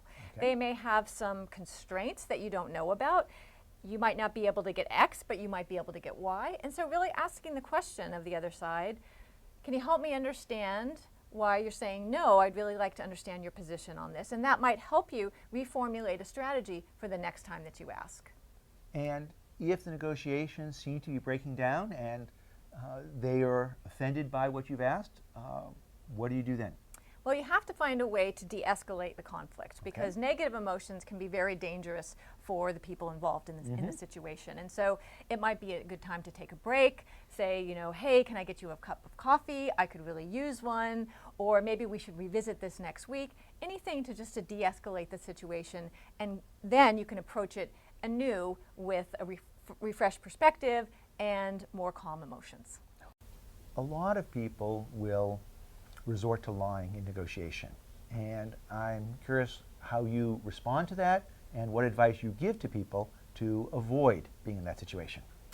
Well, one of the things that's really important to do is not to ask questions of the other person that give them the incentive to lie. For example? So I would never want to ask you about your reservation value. What's the most you're willing to pay? Because you obviously have the completely opposite incentive, Sure. To tell me something I don't want to hear. And so that's a question that you actually might lie, and if you did, it would be very bad for me. So I wouldn't want to put you in the position to answer questions like that. I might want to ask a question like, do you prefer this or do you prefer that? You prefer beets over broccoli. Exactly, and that person has the right incentives to tell you the truth about that. Okay. And if you see somebody and you feel like they've lied to you, do you have a sense of calling them out on it or letting it pass? What happens then? Well, I think the research suggests it's actually really difficult to detect lies. Okay. And so most people want to use long-term relationships as a way to get around people lying to each other, because people have less incentives to lie when they're in long-term relationships. And so if you negotiate with people that you know well, that you can form bonds with, that will reduce the propensity of people to lie. So that's one way around it. What does it take? What is it that you learn in the process of getting the merit badge, the win-win badge in negotiation? Well, it's a patch. It's a win-win patch. It has to be worn on the back of the girl's sash because it hasn't been adopted nationally yet by the National Girl Scouts of USSA. It's aligned with definitely their confidence character initiatives, and what it really does is get girls practice thinking about setting goals and thinking about what their options are. So they're hands-on, fun activities, but with the lesson learned of negotiation basics, such as what is your goal, what are your interests, what is the other party's interests, and what basic steps can you take to achieve that goal. Great. Can you give me an example of, there's some exercises or cases that you do with these kids that you can share with us? Yes, so one of the activities for the patch specifically is bargain hunters, in which you set some bags up with unidentified objects. And realistically, they're all valued the same, but they're different. So when the girls receive the bags, they open them up, they look, and they think about what do they really want to keep and why, and what don't they necessarily want to keep. Then they look at what other people have in their bags, and they pretty much ask for what they want or trade for it, and they express to the other girls that they're negotiating with why are they going to give one thing or two things, because they're really setting the value of what it's the exchange rate. So it's sort of, I'll give you 3 erasers for a pencil and a keychain. Yeah, and what's great about this is that it's not just, you'll see a lot of times kids playing or girls playing in a group, and they'll have items and they'll just split it in the middle and just say, okay, well, here's what you get and here's what I get, and now it's fair. Versus thinking about what means the most to you and what could possibly mean the most to that other person, and having that conversation, because it might not be visually right down the middle, but you're both happy with the outcome because you received what you really wanted. We call this the broccoli and beets example. It's if I like broccoli and you like beets, we shouldn't split it down the middle. I should get all the broccoli and you should get all the beets. Exactly. So it's just using very basic terminology and just basic things that girls do, and they're learning these concepts that adults use in their formal classes for negotiations. Tell me what you think the most important lesson is a parent can teach his or her daughter in terms of negotiation. I think personally the most important lesson learned for the girls through their parents or guardian is that getting used to hearing no, because when they won't be as nervous to speak up and ask for what they want. And have that conversation of why they're saying no. Are there things they could do to hear yes? Because as adults, you shy away from asking for what you want, basically, a lot of times it's because you're thinking, well, they're going to say no, and that's such a horrible thing. Well, it's actually a good thing, because at least you could hear, okay, what can be done, if anything, and when do you need to walk away and just give it up and move on to something else. So by encouraging your daughter or young person to ask and saying no at times, you're going to say no, but also giving reasons why, justifying why you're saying no. So they hear that it's just not because you aren't willing, it's because there might be certain limitations. And think how that translates into work. Your boss might say no, but it'd be because maybe there's a budget issue. But what other options are there that would be satisfactory, that would make you still happy? So I have 2 daughters, and Yes. I don't think they had any lack of me saying no to them. So it's sort of, I think parents say no to their children quite often. So why is it surprising or unusual for young women to hear no? I mean, it seems to me that's a natural part of being a child, asking for things from your parents. But then it's just this walking away and not saying, well, what else can I do? Is there anything else? So the conversation shouldn't just be, nope, because I said so. And I was raised in which my parents said, nope, just because I said so. And then I would stalk off and just be done. But never even thought about considering, okay, well, what else can I do? What other options are there? And so really engaging much more of a dialogue, so that way the young person hearing no will still brainstorm and think of different ways to still reach whatever goal they have set for themselves, or what other alternatives are there. So it's promoting that dialogue and thinking about, hey, these are the reasons why. This is why I feel as though you might not be responsible enough to have a pet, or because your cousin has allergies and we all live in the same house, so you can't have this type of pet, or I don't feel as though you're responsible enough. So the young person said, well, what things can I do to prove my responsibility? So it's, getting, probing, doing some research and thinking of different options, not ending the conversation just there and not getting into conflict, but really working together to have to end up with productive results. Sure. If you want to give some advice to a parent watching this video, is there an exercise you would have them do with their daughters, or their sons for that matter, that would help with this process? Yeah. So one way is that this, teaching the girls or boys negotiation and why it's a value, is maybe your young person is struggling in class. And I'm sure some parents could say that your young person might come home and say, oh, that teacher just doesn't care, or they just don't like the students, or they just don't like me. Talk to that person and say, well, what do you hope to, you want an A in this class, or you want a B plus, whatever your goal is for that certain course.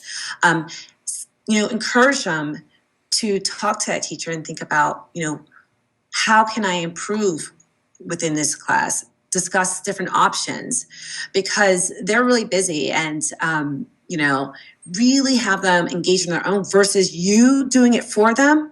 Have them be proactive and take charge of their school professional lives. Encourage them to ask the right questions and coach them through that process versus you doing it for them. I understand that parents, oh no, my young person is struggling, let me call the teacher on their behalf. But one of the first steps is really talk to that young person and have them take the initiative to strategize with that teacher, different ways to be successful in that classroom. And do you encourage role playing, where the parent plays the teacher and have the child first experiment before playing it for real? Oh, definitely. Our activities that we've created to teach girls to negotiate are all interactive. So we have various role-playing activities. So yeah, the parent for, take one might be the teacher. But then take two, have the young person be the teacher, so that way they can look through that lens or pretend that maybe these are reasons why I might not provide opportunities for extra credit, okay? Or these are the reasons why you are assigned this project while another student's assigned these different activities, okay? So doing the role play allows the young person to not only express their interests, but also think about the other person's interests as well. Sure. So, And it gives them practice. this is Practice is key. I think what you've described is absolutely perhaps the most important lesson of all, which is to be allocentric, to understand the perspective of others, and no better way of doing that than to play the role of the other person. And so, Exactly. if you've played your role and the other person's role, you will be able to understand both sides' interests a whole lot better. Exactly. One of the activities we do, I've done with students, was, very basic, talking about school uniforms. So some of these girls I was working with went to a public school, and it was truly a debate on whether or not the school was going to initiate school uniforms. So randomly select the girls, split them up into two different teams, those who were for uniforms, those who weren't, against uniforms. And all the girls in the classroom did not want uniforms. So it was really challenging for those who had to think about, okay, I'm the school board and we are tackling this idea of putting, this uniform policy in place. And they came up with strong reasons that encouraged the need for uniforms. And it came to this understanding that, I see why now. It's not just because they're trying to control our lives, but there are some benefits to this. And then the students who weren't for the uniforms, were very vocal and explained, how can they bypass what obstacles or conflicts that were occurring without these policies in place that justified how they could move forward without the uniform. So it engaged such a great dialogue and helped them understand the decision-making process of the adults, the authoritarians in their lives too. And where did it end up? Uniforms or not? A modified non-uniform policy. So there was limitations in terms of no crop shirts or really being brand generic because a lot of no bullying. logos. Yeah, no logos. Yeah, definitely. So they came to a very strong agreement. So it was great. It was great. And fun. Negotiation can be fun. Yes. So one is with a small school out here in which the girls were, challenged academically. Okay. And so their grades were just, just not being, it wasn't in the trajectory of being successful students. And their ideas was that the teachers just didn't care and had no time for them. Okay. And they thought there was nothing they could do. They're struggling, and that was it. So I had them sit and write out okay, what do you hope to do? Like with this marking period, how successful do you hope to be? What's the grade improvement? What percentage? And they actually met with the teachers and talked to them. And the teachers immediately said, oh, well, you have tutoring after school on Monday, Wednesdays, and Fridays. Well, what the teachers, by having that conversation, did not realize is that the students couldn't meet for tutoring because they didn't have transportation home, or they had to care for their younger siblings. So tutoring wasn't an option. So together they worked out a plan that didn't require tutoring, but allowed them to learn and actually improve their grades. So it was a constructive on the part of the teacher engaging this young person, and the young person engaging the teacher, and they built a stronger relationship. And their grades did improve significantly. But without that conversation, or dialogue between the both of them, they will have both been on this path where the teachers didn't get along, the student was combative, skipping class and failing, and the teacher, is not achieving his or her goals because you have students who are struggling and you want your students to be successful. So it's clear that what you have is what I'll call the joint problem-solving approach to negotiation. Yes. And that is completely central. I note the badge is called win-win, and while many of the examples we've talked about have been a victory for both sides, there is also the question of claiming more of the pie. Is that something that's part of your program? Yeah, so we teach win-lose and also lose-lose. Okay. We're hoping you get a win-win, but we talk about, what happens if there's a win-lose. So the girls would give examples of what they think a win-lose outcome could be. And this could be, I mean, if you're talking to a 7-year-old or an 8-year-old, it could be, I'm on the playground with some friends, I want to do an activity, and other girls want to do something else, but you need a certain amount of players to play this sport. Sure.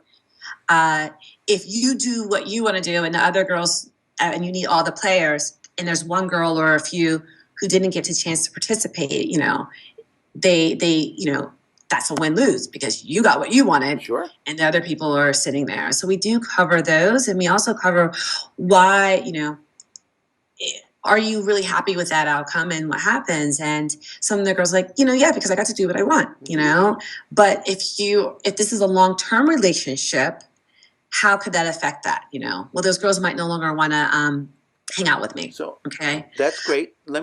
I want to push you slightly in a different direction because you're bringing me back to win-win in the long run. Yes, in the that long run. One issue might be for some young women that they are too quick to give up their potential share of the pie. Oh, yes.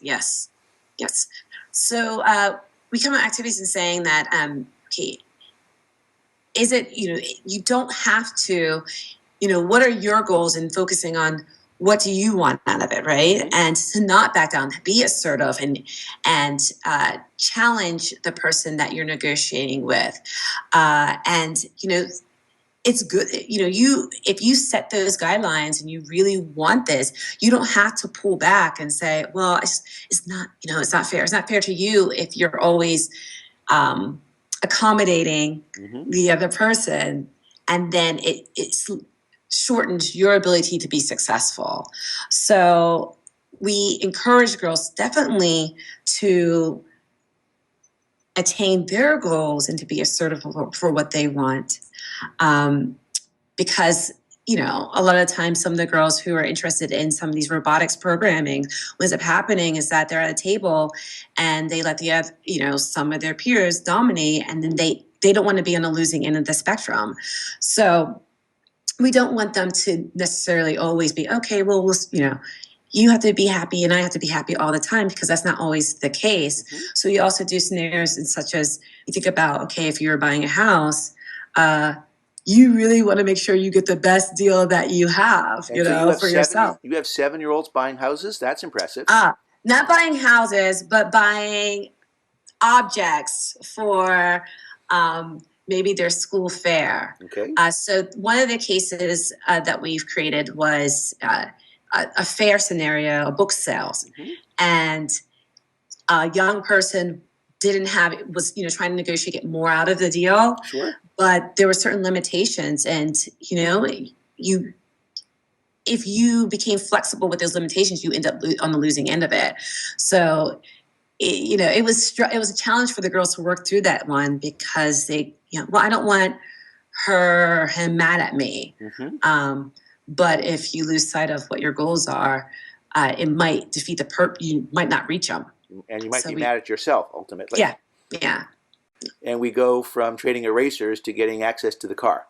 Yes, you do.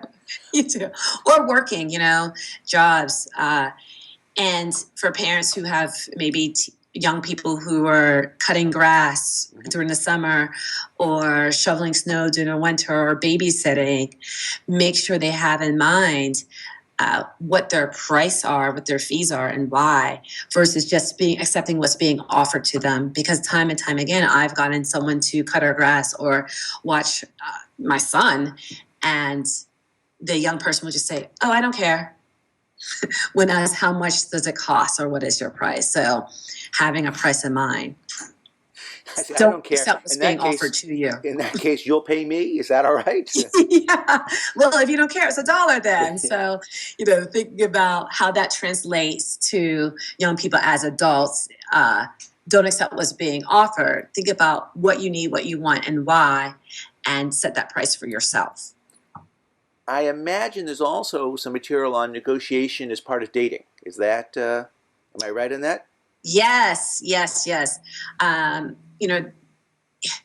Having the power having the courage and the power in a relationship to say, how far are you willing to go? And what are you what defines a relationship to you, not just going along with a person. Because a lot of times in relationships, at least some of the young people I work with, they're in a relationship with an older boy. And at such a young age, the boy in that relationship has much more power and influence over the relationship. And they might not feel as comfortable to say, no, this is not for me. You know, I'm uncomfortable doing certain things. So we talk about working through scenarios like that. How do you define a relationship? What are you willing, what does it mean to you? And having that conversation with your partner, what does that relationship mean to them too? Because if you're off, that way there's no surprises, and you feel the relationship is much more balanced. Well, we were very, very lucky to have the chance to hear from you this morning, and the young women in Pittsburgh are incredibly lucky to have you as well. Thank you. So thank you for joining us. Greetings. We're incredibly fortunate today to have truly the world's greatest negotiator joining us in the class, and that's Herb Cohen. Thank you for being with us. Herb has been doing this since 1963. 1963? Unbelievable. He is the author of 2 books, perhaps best known for You Can Negotiate Anything. And the book that I use in my negotiation course is Negotiate This, which is just terrific. I highly recommend it to you, and it's available in paperback. He has advised several presidents in hostage negotiations, and we are just going to be fortunate to have his insight on many of the topics we've discussed. So let's begin with the first thing, which is everything truly negotiable? Yes, virtually everything is negotiable. If something is the product of a negotiation, it's negotiable. In other words, the checkout time at a hotel where there's a big sign up on the wall. 1 o'clock. 1 o'clock, you can speak to people and in person preferably, and you can get it to 3 or 4 and what have you. Any price that comes into being as a result of a negotiation, of course, is negotiable. Now, what is not negotiable is ethical, moral, and religious principles. For example, the 10 Commandments, Moses didn't say to the Lord, I think we should have 8. And the Lord said, I was figuring on telling you 12. And someone said, let's split the difference. And that's, since other than Mel Brooks, no one believes that.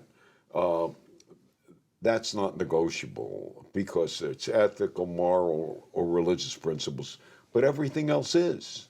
One of the trademark lines that you have that I think is really critically important is this idea of caring, really caring, but not that much. Yeah. Can you explain that to our... Yeah, well, I think probably the biggest single problem that people have in negotiating successfully is they fall in love with something they're negotiating for. I want this. I really need this. This is ideal for us, my family. That impedes your ability to negotiate. You can't walk away. So what you've got to do is look at this negotiation and say, hey, this is a blip on the radar screen of eternity. It's a walnut in the batter of life. I'm caring, but not that much. In other words, you want to have an attitude of wanting, but at the same time walking. And if the other side senses that, they don't let you walk. I take it that is why it's really the greatest challenge to negotiate for yourself as opposed to negotiate for others. Yeah. I made a living negotiating for other people. Ask my children how effective I am. And I have done very little to influence their behavior. Why? Because with my children, I'm emotionally involved. See, negotiation is a game. You know, by the way, best played as one of addition and not subtraction or exclusion. But negotiation is the world of illusion. When someone says, "This is my final offer," do they really mean that? No, they're hoping you'll believe that. It's really a game. To quote Gilbert and Sullivan, things are not what they seem. Even spilt milk masquerades as cream. And in this game that we play, we know certain things. For example, you want somebody to believe something, you say it through the side of your mouth and you lower your voice. And suddenly it's 40% more credible. Okay. This is the game. You are known for emphasizing three things critical to any negotiations. Yeah. Power, time, and information. Yeah. So let's talk about each of them. Okay. Starting with power. Well, power is capacity, and people always underestimate their own power and overestimate the power of other people. Now, my point is that there are various sources of power. For example, if you tell somebody something, they go, "Yeah, right, okay." And they may believe it. But if it's in writing, if it's in print, I mean, I've had situations in a negotiation where I told people the absolute truth, literally. Yeah, we went out to lunch, we printed the same thing up, we brought it in. Rule 6 in our company is, which I told them. Here it is, from the rule book. Oh, okay, sure, no problem. It was in print. You know, we revere the printed word. You go into a store and you want to buy a stereo or what have you, a new TV set, and there's a sign above it that says this is $379.99. You know, people act like that was put there by the big print in the sky. They negotiated that price, but it's there. You can't negotiate that. I mean, it's the sign. The same thing with buying a home. And so these are the things that give you power, the power of competition. In other words, if the other side knows I've got options, they're not the only buyer or the only seller. I have options. And so what people do is they understate their power. And we all know the saying, power tends to corrupt, but absolute power corrupts absolutely. Lord Acton. But in truth, it's powerlessness that corrupts. And I'm interested in people believing they have more power than they think they have to influence events. You always underestimate your power and you overestimate the power of the other side. In fact, how do we evaluate people? We evaluate them based upon performance, achievement, or lack thereof. How do we evaluate ourselves? Not the same way. We evaluate ourselves based upon what we could have, we should have achieved. So we're tougher on ourselves. And therefore, we always look at the other side and think they are more powerful than us. And we underestimate ourselves. We know all about our flaws, and we think other people see it. You know, whether it's simple stuff like we gain weight. They all notice it. Oh, we come into a room, people turn. And, I call that the personal pimple theory of life, something that no one can see. We look at a magnifying mirror and we focus on our own imperfections. Yeah.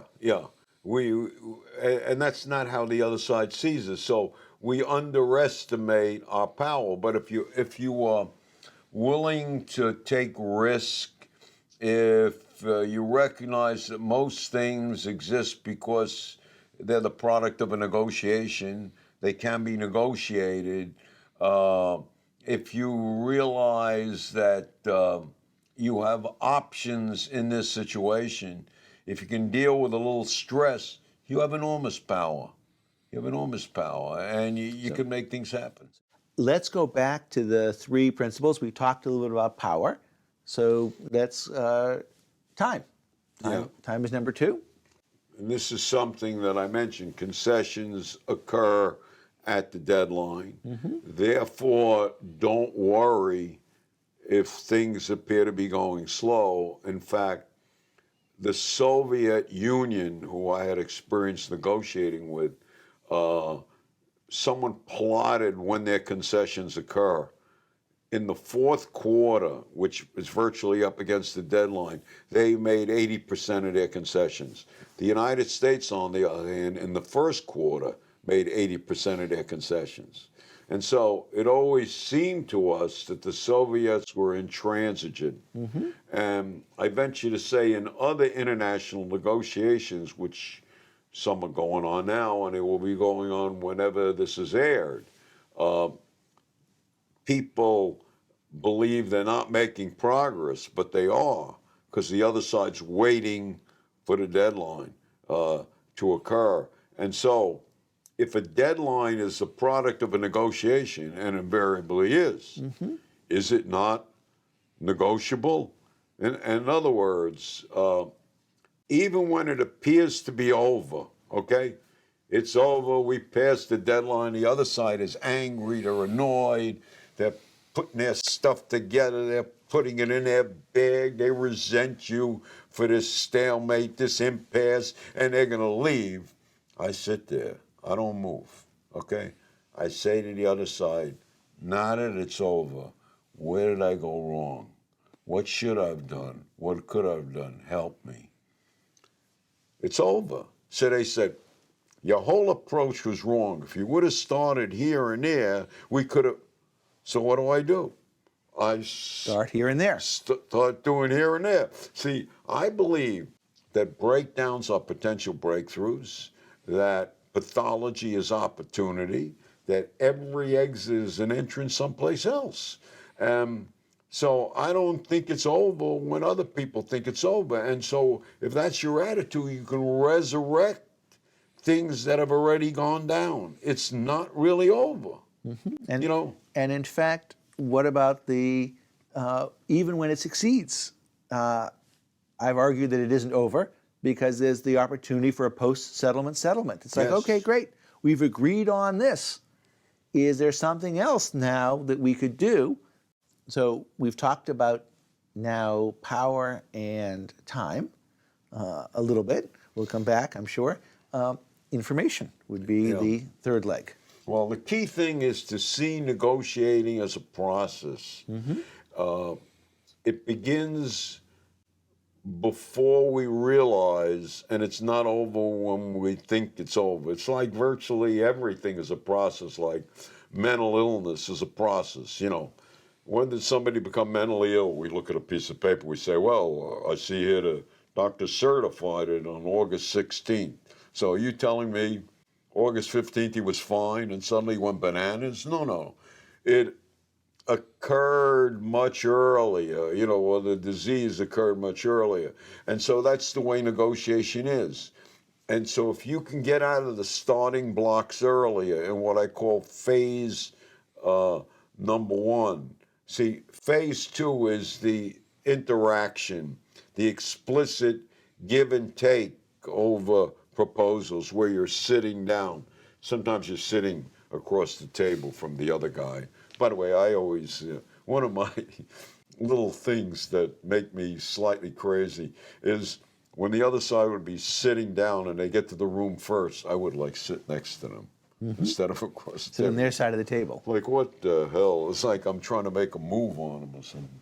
But why? And why? Just to shake things up? Yeah, just, you know, that this isn't the end of Western civilization, that this is like a game. Let's not take this too seriously. We won't remember this in 30 years. So, you know, happiness is not doing what you like, it's liking what you do. And so one of the things that enables you to, you know, sit at negotiating tables a long time is if you sort of build in some fun, don't take it that seriously. I mean, very few things are that serious. I mean, there are some things, of course, but not, you know, financial deals. So what you want to do is if the central core of negotiation is what I call bargaining. There's a pre-bargaining period, and that's when you can get information from the other side. You walk around in their organization, people will talk to you. You find out a lot of stuff. You do research, you get on the internet, and you find out things. And not only that, it's not only important to get information, but you want to give information. Because what you want to do is affect the expectation level of the other side going into the negotiation. In other words, if you're going to plead poverty, it's much more credible to be pleading poverty before the formal exchange, the bargaining occurs. You know, you sort of like let them know, and you tell someone who won't be at the bargaining table, you say, look, this is off the record. Okay.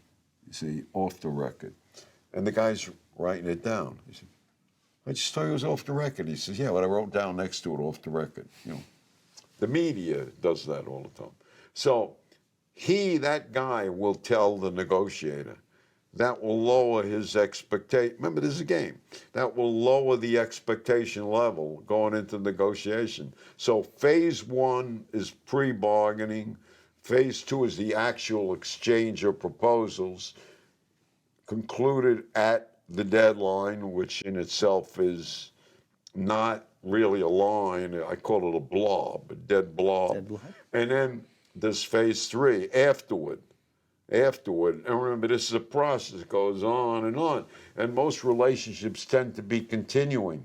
Mm-hmm. You know, there are very few one-shot deals. And so you don't really want to victimize people. You don't want to make them look bad. On the topic of information, oftentimes you're negotiating in a position where you know a lot less than the other party. Yeah. So you don't know what other people are earning for a similar job. You may have you've done some research, you've done your best, but in the end, you don't know really how much they're willing to pay you. You don't know what their reserve price is for selling this company. How do you deal with the fact that you're in a weaker information position? No. What you try to do is get as much information as you can, but as you say, you're limited. What you do is whatever you're offered, okay, no matter what you're offered, you don't take it. You always say, well, I'll have to check this with my spouse. You're not even married. You say, my spouse. Okay? Who haven't yet met, but when I meet her, I will check it. You don't even know anybody of the opposite sex, but you got a spouse. You check this with my attorney. My partner. My board of directors, my partner, what have you. See, in other words, you want to limit your capacity, and then you want to come back and you want to think about it, and they will take that as, that's not, adequate. They will probably offer more money, but you don't really know what the end is. See, and they can signal you by what the end is. In fact, the way to signal people is you start with an offer, and then you make your largest concession first, smaller, diminishing, until, the concessions are virtually nothing. And so that signals you're at the end. Deadlines. As you said, a lot happens when you get close to the deadline. Sometimes there are deadlines that are externally imposed, whether it be the IRS deadline of April 15th, New Year's for a tax year. Other times, there isn't necessarily a deadline. And so when people are trying to raise money for a company, nobody wants to be the first to invest. You want to be the last to invest.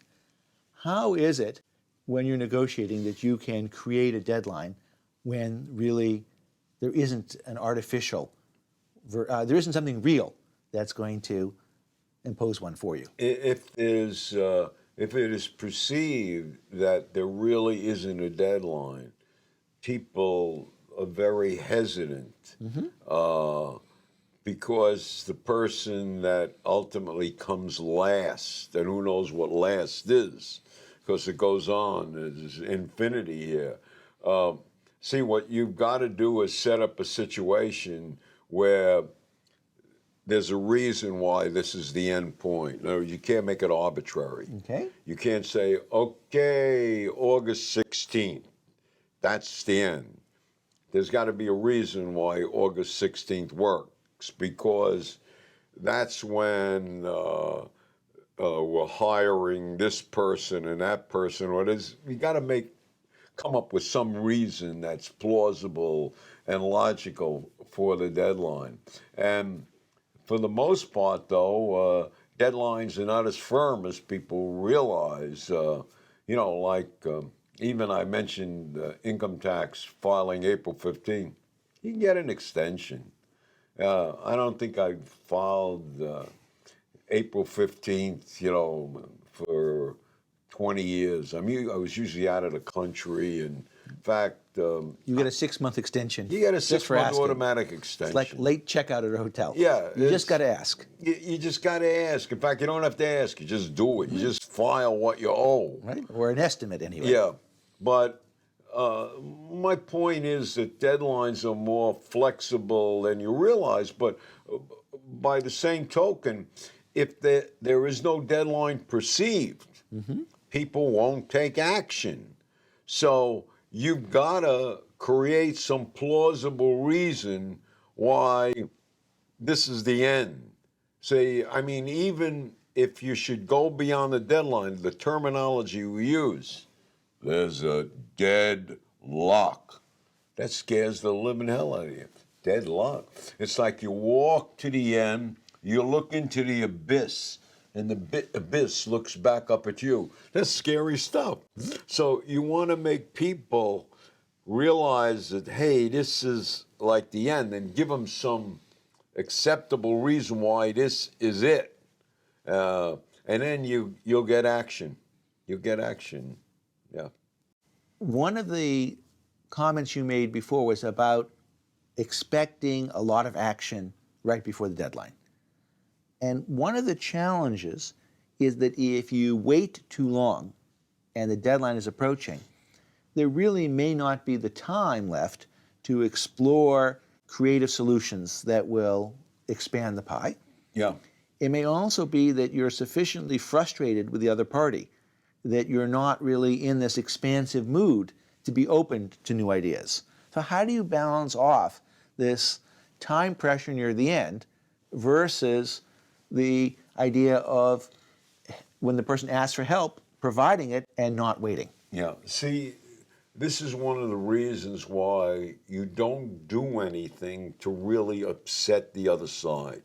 You don't lie. You don't show any lack of integrity.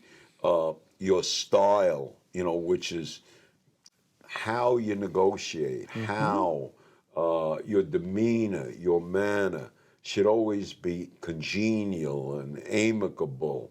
In other words, you can get away with a lowball offer if it's done in an amicable fashion. For example, just as an aside, you go out and buy a house. This person lived in this home for 20 years. They raised children, are mostly attached to the home, and you walk in and say, oh, gee, you only have one bathroom here? How could you raise children under these conditions? What is this spot here in the carpeting? The spot is where the family gathered Christmas Eve and sang Silent Night. That's what that spot is. And so instead of, taking this hard-line demeanor, what you say to them is, I love your house. I look at the pictures. I hope our children could be raised to be happy like yours were. But we just got married and we just started out. This is all we have. Could you kind of help us out? And you'd be surprised that works. And what I'm saying is, when you negotiate with people, if your demeanor is good, if you explain to them this is the best, you don't irritate them. And then they're prone to saying, okay, maybe we can find a third way alternative that will provide for joint gain. And you try to get them in that mode early, because that's what you want to try to do. Sure. I mean, the best kind of outcome is where both sides benefit. And by the way, it's possible because people's needs are not the same. Their interests are... This is beets versus broccoli. Yeah. And They're just different. You know, people like different things. You know, it's like the most common analogy they use is the pie. And, well, there's 12 slices of this pie. If he gets 7, that only leaves me with 5. Well, that presupposes the pie can never expand. And also that I have 3 kids. My wife and I have 3 children. And some of them like the crust. Some like the filling. Others like the apple, you know. And so, you know, people are different. And if you get them involved, in other words, don't talk so much. Let them talk, okay? And don't be judgmental. In other words, what you want to say to people are things like, they say something that is repugnant and you totally disagree with, and it's a lot of bunk, okay? That's your reaction. You say, I think I understand what you're saying, but based upon my own experience, and it's limited, you know, somewhat, here's the way I see it. Now, I could be wrong here. What do you think? That's what you do. You don't irritate people. In other words, you want to make them feel good. And if you make them feel good, they look for ways of expanding, you know, things, of meeting your needs and meeting their needs, and you're not rushed at the very end.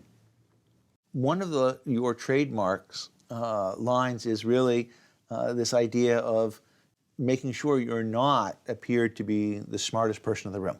Yeah. That this is connected to the asking for help. Yeah. And so I realize that sometimes that's a challenge. So tell us a little bit more about this idea of not being the smartest person in the room. Yeah, well, never tell people how bright you are or what you accomplish. They ultimately should be able to figure this out after the negotiation is over, okay? And after you've told them what a great deal they got. All right. So make them feel smart. Yeah. What you want to do is always start amicably with people with what I call a low-key pose of calculated incompetence. Why? Because dumb is better than smart. Inarticulate in negotiation is better than articulate. And you want to train yourself to say, I don't know, I don't understand. Can you explain that to me again? And then you want to ask the other side for help. Look, you've been doing this for years. Could you, help me?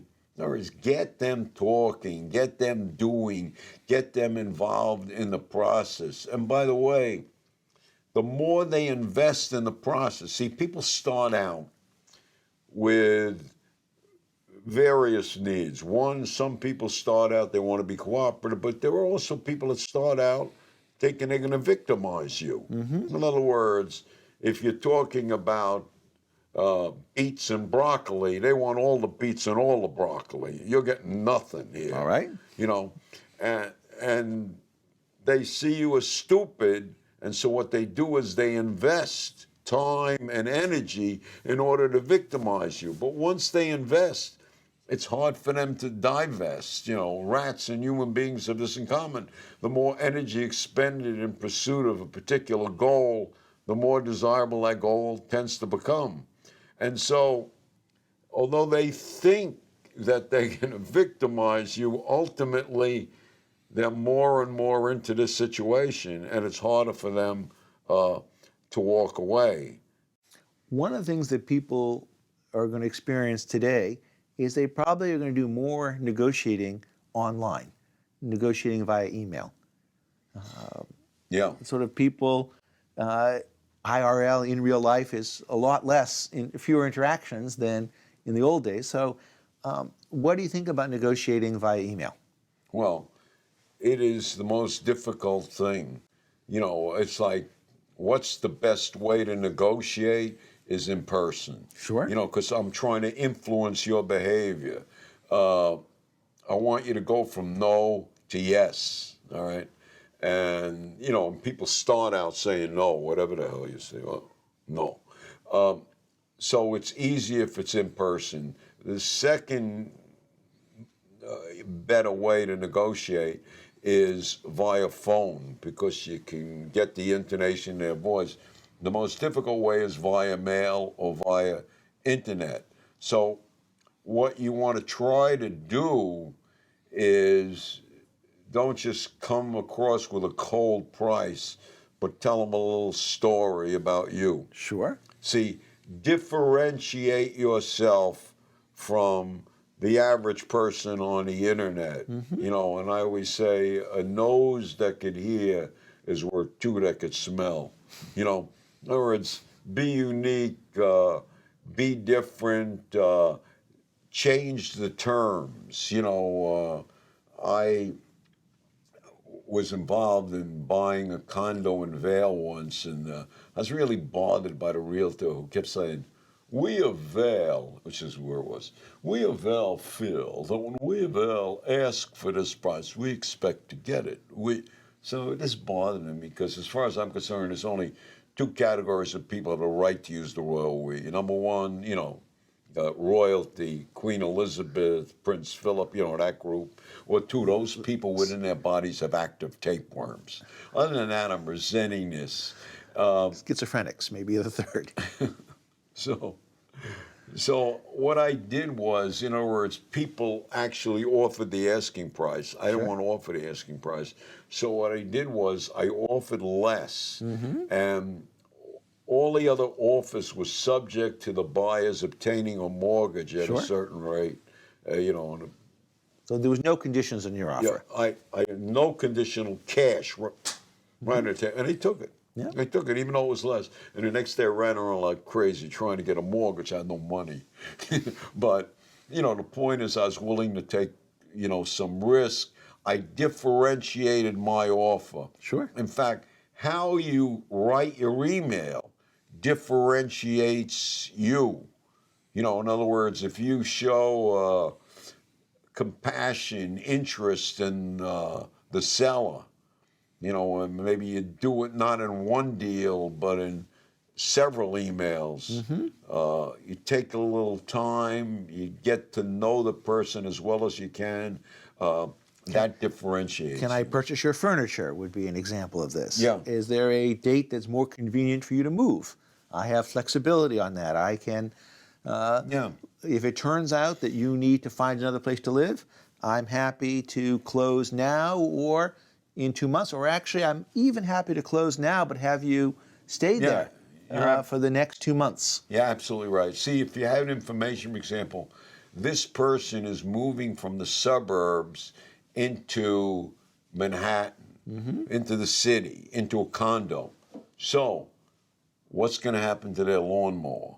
What's going to happen, you know, to the mulch that they have? So you offer to buy these things, you know, because you're going to need these things, and they're going to get nothing if they move. They're not moving with that stuff. So the more information you have, the more you know about them. In other words, when someone puts something up for sale, when you first contact them, ask them where they're going, be friendly, and that'll help you shape your offer. The way people make this mistake is they don't use their lead time and raise the expectation level of the boss.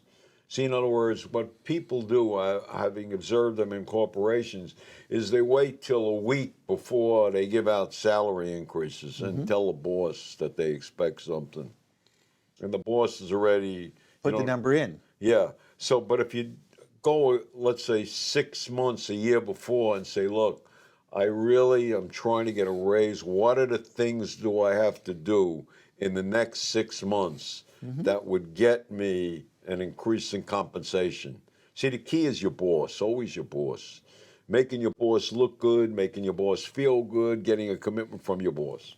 And the boss will tell you. And then 3 months later, you say to the boss, how am I doing along the way of getting that compensation increase? Yeah. And the boss, then 3 months before, and then you go in like a month before, and you've got it already.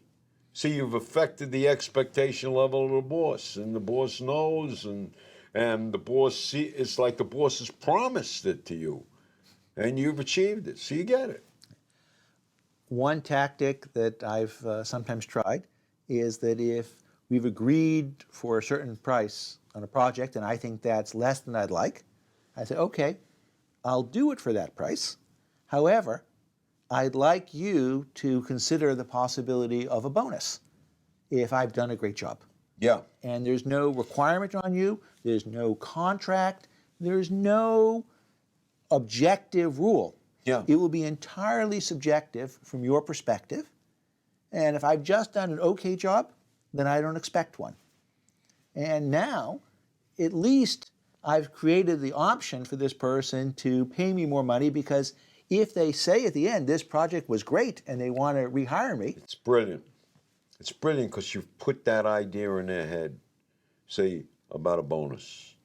And in fact, even if you don't get the bonus, they'll give you something else. Well, it's some amount of bonus. It's how it is that they give me the bonus. See, they'll call it something else, but they'll give you more compensation.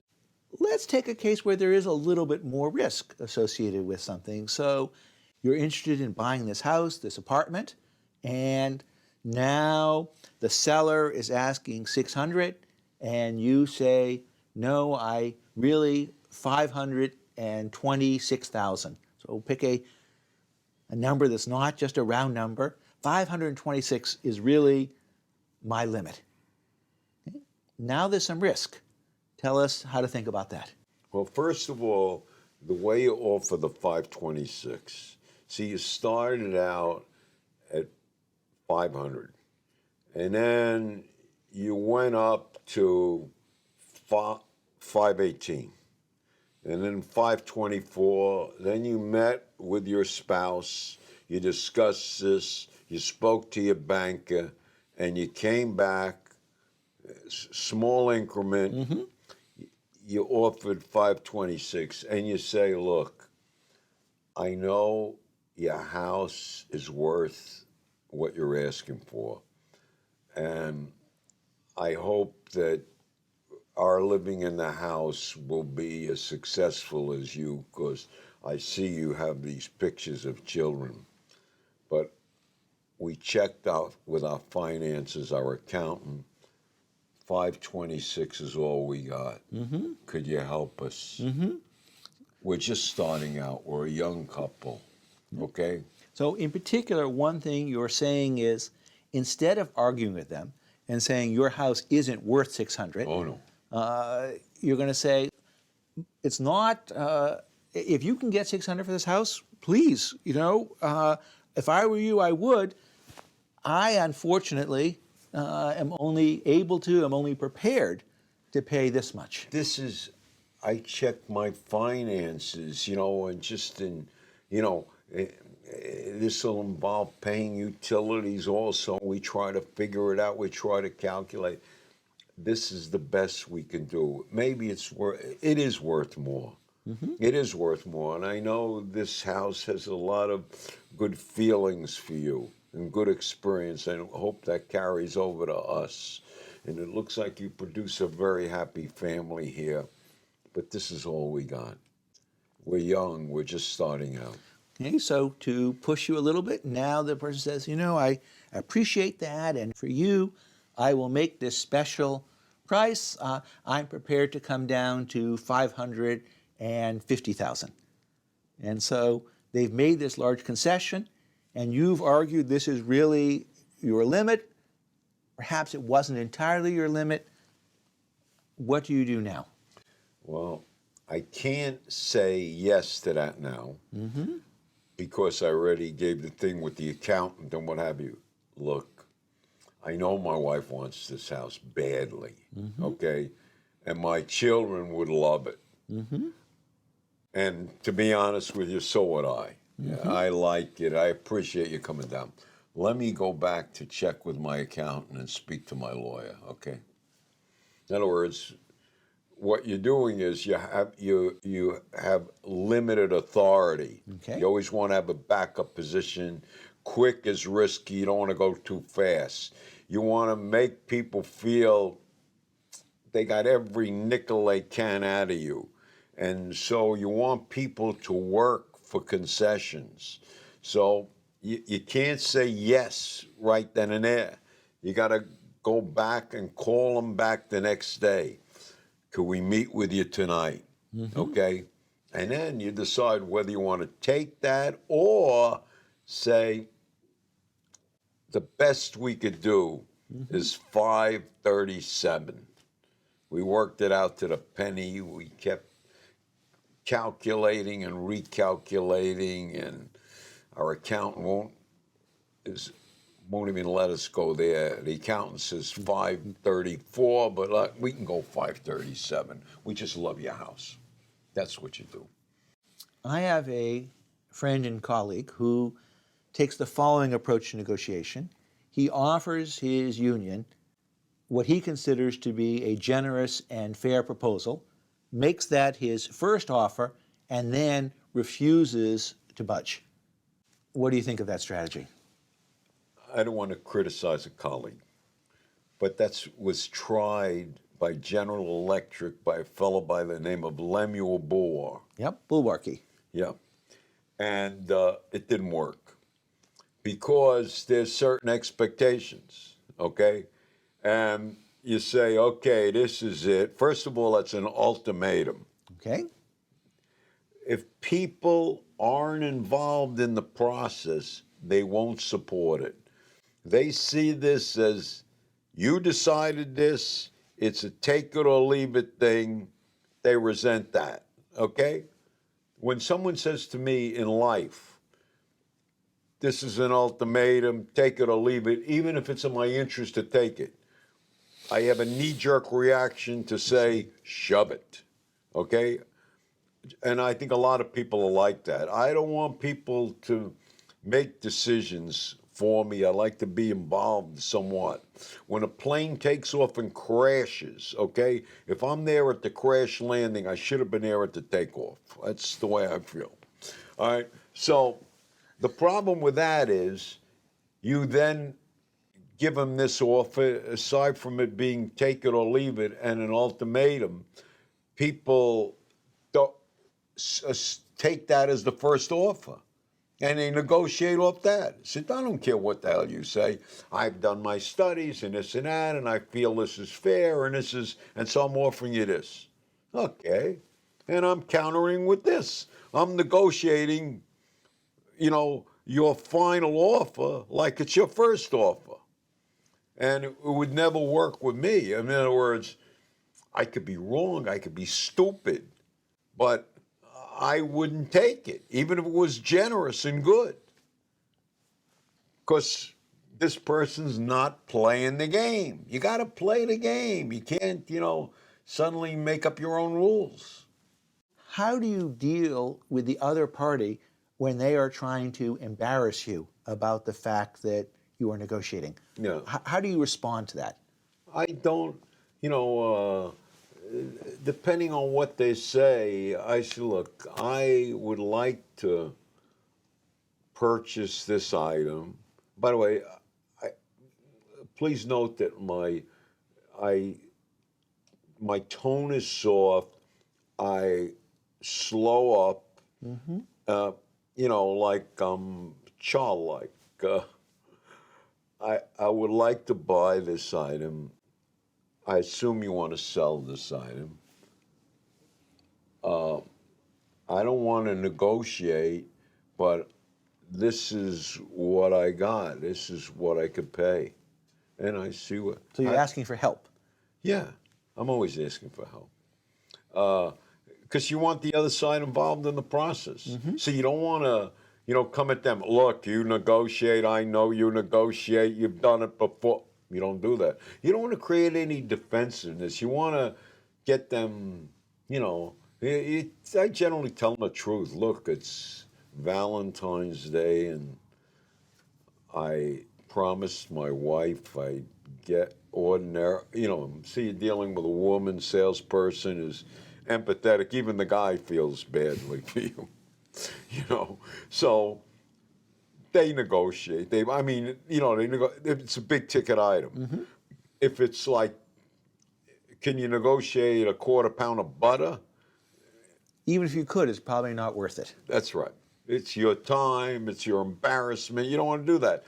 Sometimes you will be negotiating with people who, out of perhaps laziness or anything else, will lie.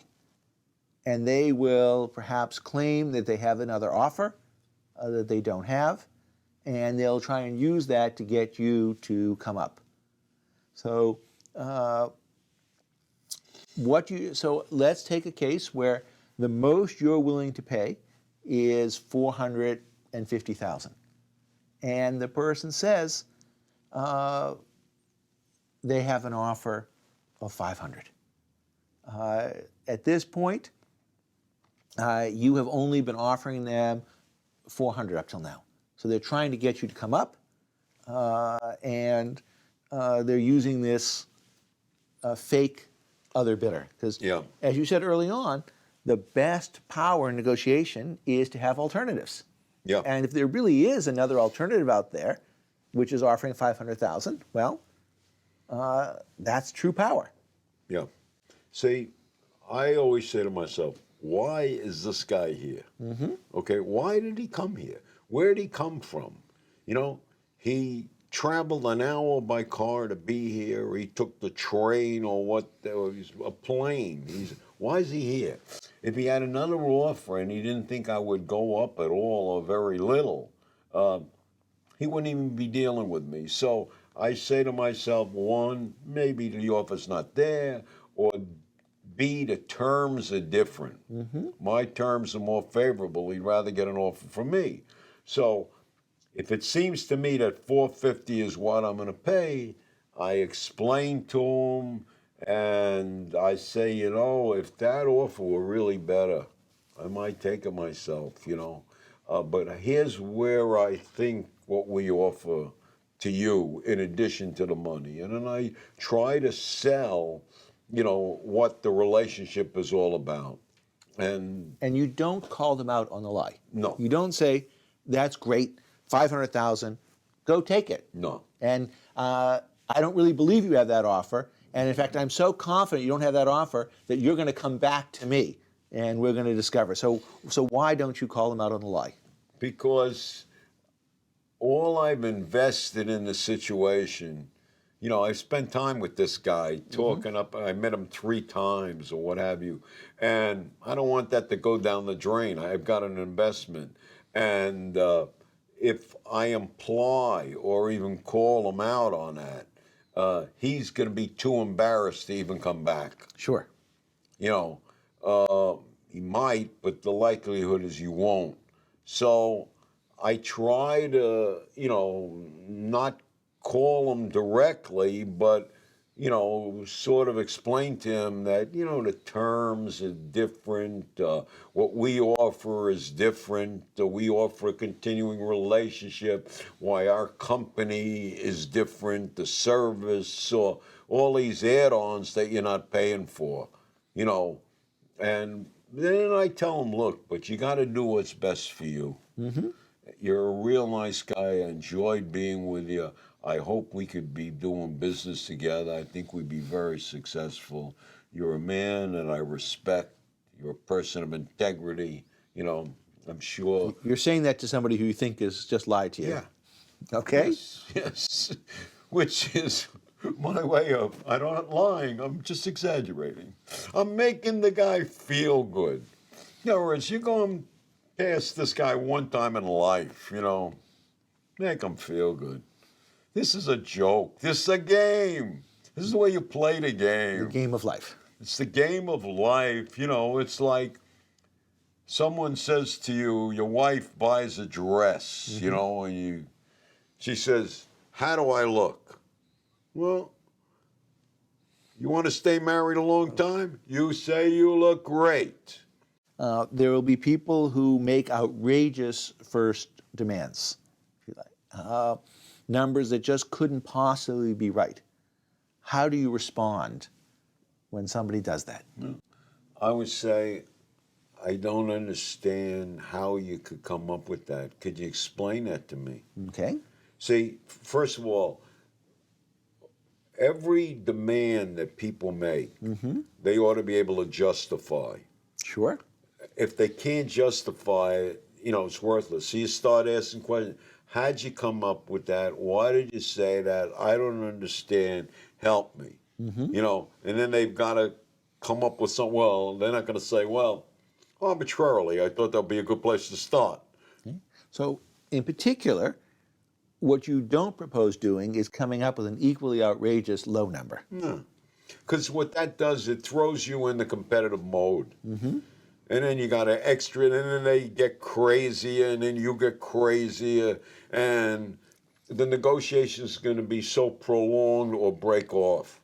So, you know, what you want to do is say, why would, you know, I was on the way here. I usually tell stories that I make up. This is where I exaggerate it. On the way, I was thinking about what you might come up with. I was thinking as I came over on a train or the cab, and I said, I think he'll ask for this. No. Then on the other hand, I said, no, maybe he'll ask you that. And if I have somebody with me, I said, so I asked him, what do you think? And we both said, and so when you double that, we were both wrong. I was in a state of shock. How'd you come up with that? See? Yeah. And one of the things I've talked about is this idea when somebody lights a fire, instead of meeting fire with fire, your job is to put out the fire. Yeah. And so you can use humor as a response to that. Did you mean those are Australian dollars, right? Those were yen. Yes. Or help them out of it. So the question is, they're in a little bit of a jam because they've asked now for this very large amount. Let's say they've asked for $2 million, and the right number is really closer to $450,000. They've got a problem, and you probably have to help them in some way, because how are you going to help them come down from $2 million without losing face? Yeah. I'd probably say, I think I understand why you would start with $2 million. In fact, I recall that I've done exactly the same thing, you know. But I'm trying to facilitate this thing. And, you know, the value of anything is what people are willing to pay. And we don't have that much. So if we're talking about making a deal, you know, I think you got to like reconsider that initial number, you know. And so what about it? You know, if there's a few people, you want to like caucus, meet with your partner and discuss this, and then we could go on. Now, are you asking them to make a concession without any reciprocity? Yeah, I will reciprocate then. When they come, they're making a demand now. The demand will, if it's worth $400,000, they've asked for $2 million. What they'll do is they'll come down to $1 million. Okay, which is still a problem. Yeah, and I would then make an offer. You know, if I'm thinking, well, my authority is 400, I would then say, look, I think that's way too high, but I could go to like 285. Okay. And then see what they say. And one thing I like is you didn't pick a round number. No. So why did you not pick a round number? Because Round numbers not as credible as, see, I would go 285. Next number would be $45 more. Next number would be 25 more. Last number would be $12 more. I'm signaling them I'm near the end. And you're so like, okay, I've reached in my pockets here. Let's see, what is my final change? Yeah, I got another 25 cents I can throw in. Yeah. Sort of the pockets are kind of, do I have anything over here? And this change, let's see. Let's focus on the aim high for a second. So there's a paradox, which is aiming high can help you get more. But if you aim too high, you can get yourself caught in this foolish situation where you're asking for $2 million and no one thinks that's right, and then you've lost credibility. See, any demand that you make, you've got to be able to justify. Great.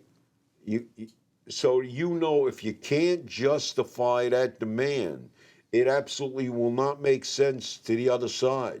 They will think it's unreasonable. You don't make that demand. Because what you're going to do is you're going to ruin the totality of the relationship. See, they know you're going to be high. But if you're excessively high, you're just antagonizing them, and you don't want to do that. And I think you also lose your own credibility, so that when you've come down from 2 million to 1 to 600, now they'll think much too high. Also, where's this guy going to stop? Yeah, see, it doesn't make sense. In other words, every number you have got to make sense. You got to be able to explain it to them. You know, and in areas where your explanation is not that great, at least it's an explanation. But you just can't throw out any number. Just like you can't lowball people and get them to accept it. Like they put up a home for sale for, let's say, $1.5 million, and you offer $300,000. What? They're not even going to respond to your offer. Yeah, it's like, you're kidding me. You know, they think you have the wrong house. You know, what are you talking about? Where are you? You're in the wrong neighborhood. You're in the wrong planet. So it just delays the negotiation. And you don't want that. As you get older, and I'm getting older, as you get older, you realize, you know, the stuff that you thought was essential, you don't even remember. You know, and what counts are, you know, the relationships you have, your few friends, your family, you know, your spouse, your mate, whoever. That's important stuff. Everything else is kind of like junk. It goes, it comes. It's like, you know, the acquisition of things. As I say, man with big canoe have big problems. You spend your life acquiring stuff, and then you got stuff. And then later on, you think this was good stuff. You want to give the stuff to your kids because you love them. They don't want your stuff. They want their own stuff. Life is filled with stuff. But that is, I think, a brilliant way of ending this course.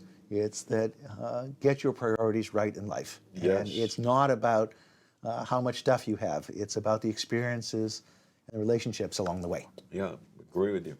Thanks for joining us. Thank you. Now, there's a story about you that I thought would be relevant to this case, which is when you were in elementary school, I'm told that you had collected funds for a classmate who was viewed as, I think you viewed him as departed, even though he was only on vacation. Yes. And then at some point, the principal finds out about this and threatens you in with some severe punishment. And you somehow managed to get out of it. Yes. How did you do that? Well, this is the famous Moppo story, which has even appeared in the New Yorker magazine. Okay. And my cohort in that was Larry King. And what really happened was on the way to school, some kid kept coming up to us and say, "Hey, you guys are in the know. What happened to this kid Gilbert?" And we said, "We don't know." He kept coming back, "We don't know." And I have this rule: if I tell you the truth 2 times, the 3rd time, I'm going to tell you what will satisfy you. So I said to him through the side of my mouth, "Moppo," which is his nickname, "Moppo's dead."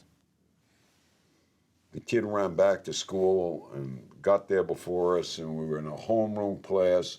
And by the time we got there, everyone was talking about it. You know, what should we do? Because he was so young. He was 14. Tragic. So we thought it would be nice to collect money. So we collected money, and not only from our class, we collected from others. So we had a lot of money, and we went down to Nathan's place, which has hot dogs, and we gorged ourselves on that food. And then the principal found out about it. He didn't know we spent the money, but he thought it was a very admirable thing that we had done. And the New York Times was under pressure because they never wrote anything about Brooklyn. This occurred in Bensonhurst, Brooklyn. Before Brooklyn was cool. Yeah, you know, in other words, they did all their coverage in Manhattan, and Brooklyn was some sort of outer place. And so they sent a reporter down to cover this story, and there was a big assembly. And we were sitting up on a stage. I remember being panicked. We were being honored. There was a sign behind us that read, "We live in deeds, not years."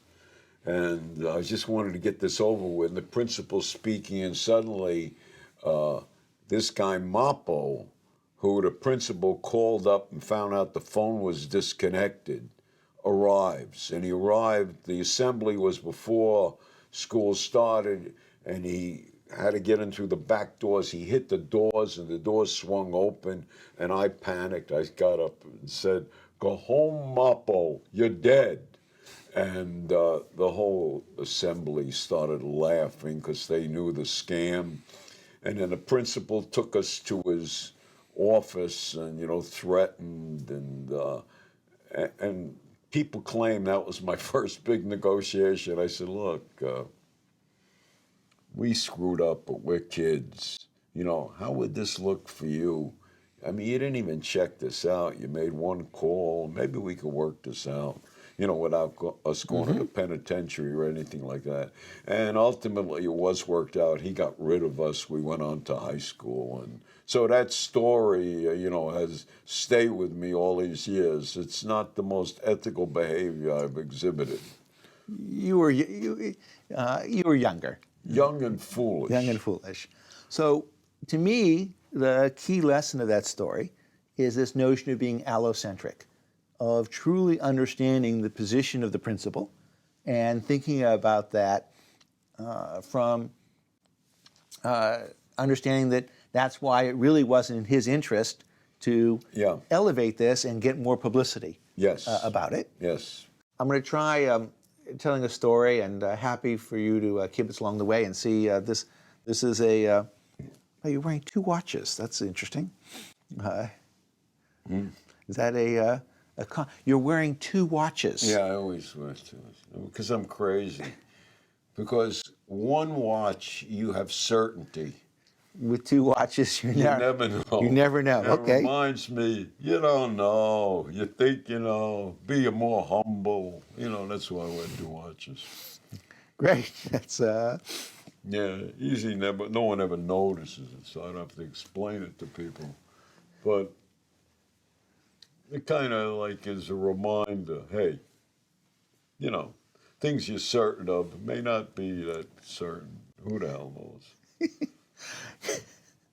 One of the reasons that you should start all negotiations off in a cooperative, friendly way is you get the other side to invest time and energy in this process. Even if their intentions are not the best, they see you as an easy mark that maybe they could victimize. They still have invested, and that investment accrues to your benefit, because once people invest, it's hard for them to divest. As I often say, rats and human beings have this in common. The more energy expended in pursuit of a particular goal, the more desirable that goal becomes. For example, why does the tactic known as the nibble work? You all know what the nibble is. Let me illustrate it for you. You go into an exclusive men's shop to buy a suit. You try on 7 suits. The salesman has it about up to here with you. He's exasperated with you. He thinks you'll never buy a suit. And finally you say, I'll take this one, the real expensive one, the suit for $1,500. Salesman breathes a sigh of relief. He's thrilled. He's thinking of his commission. They take you into that little room in the rear where you meet the tailor.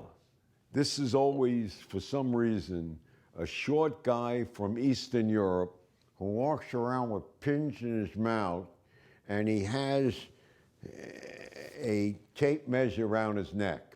And he takes you and he puts you on this box. You stand there and you're looking in this 3-way mirror. And the salesman takes you 3 inches in on the crotch, okay? And he's chalking you up the rear and down the sides, you know, with that white chalk. And you're standing on the box looking at yourself in a 3-way mirror, and the salesman is putting in the pins over here, taking you in, and suddenly you turn to the salesman and you say, and what kind of tie will you be throwing in free? The salesman stops writing the sales slip. The guy on the floor shoving in the pins doesn't know whether to put in another pin. He lets go of the crotch. This is what we refer to as the nibble. By the way, can you get that tie? You certainly can. How about a shirt as well? Now, what I'm interested in is why that works. It works because of the investment that the salesperson has put into this situation. And what I'm saying is investment is very important. And so if you start your negotiations in a collaborative, cooperative way, regardless of what the intention of the other side is, they invest. And that investment accrues to your benefit. People will try the nibble. What do you do in response so you don't get nickel and dimed and nibbled to death? Well, obviously, those who are watching the film, sometimes I make a film and the one thing they get out of it is that they can get free ties or shirts. How do you avoid getting sucked in by it? You recognize, first of all, what it is. I just got nibbled. Then you say to the party who nibbled you, you say, hey, I love what you just did. Could you do that again? I want to learn this myself. All right? And you treat it like it's a joke. And usually what people do is they make a deal with you, a substantial deal, and after the deal is made, they say, can you throw this in? And you're afraid it will spoil the deal. But treat it like it's a joke, like it's a tactic. Ask them how they did it and ask them for some tips because you'd like to try this yourself. That's how you avoid it. Thanks so much for joining us. And Thank you, Barry. let's just go right into it. So I understand that listening is a big part of your strategy negotiation. Tell us what you mean by that. Well, Barry, what I mean is we tend to assume in negotiations that the other people are thinking like us and we don't learn about them. By listening to the other party, you learn very interesting things. I've got 2 examples in deals I've done on that.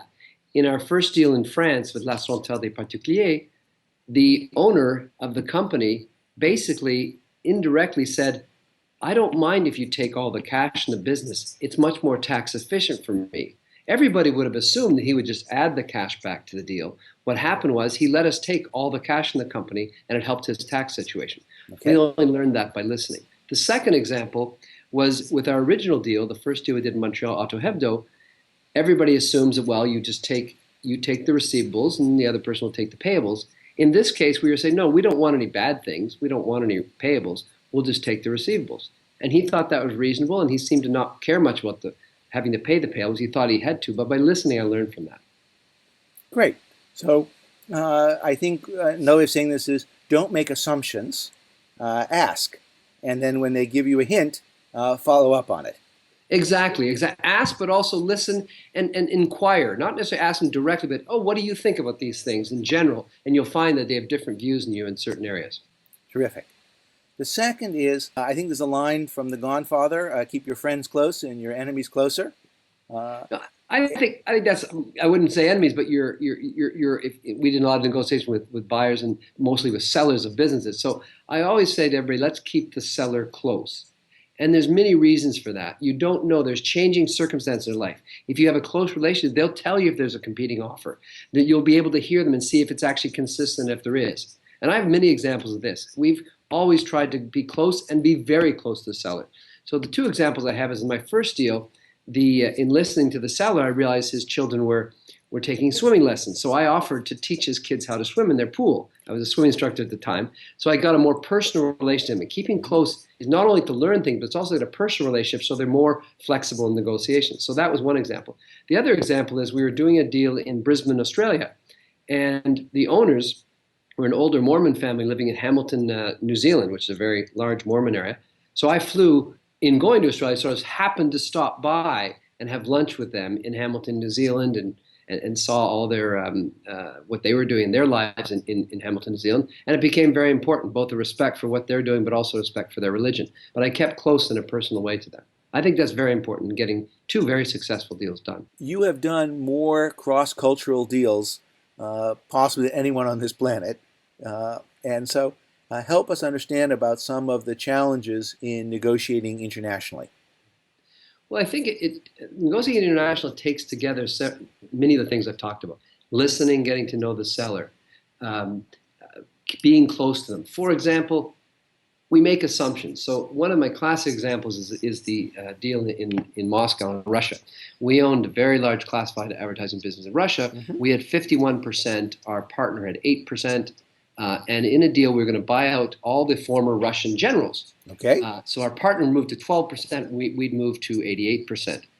And so I talked to my partner there, and he said, oh, yes, everything's going well. So we went in to start the negotiation. He said, look, just come just before dinner. And I thought, wow, this could be a quick negotiation.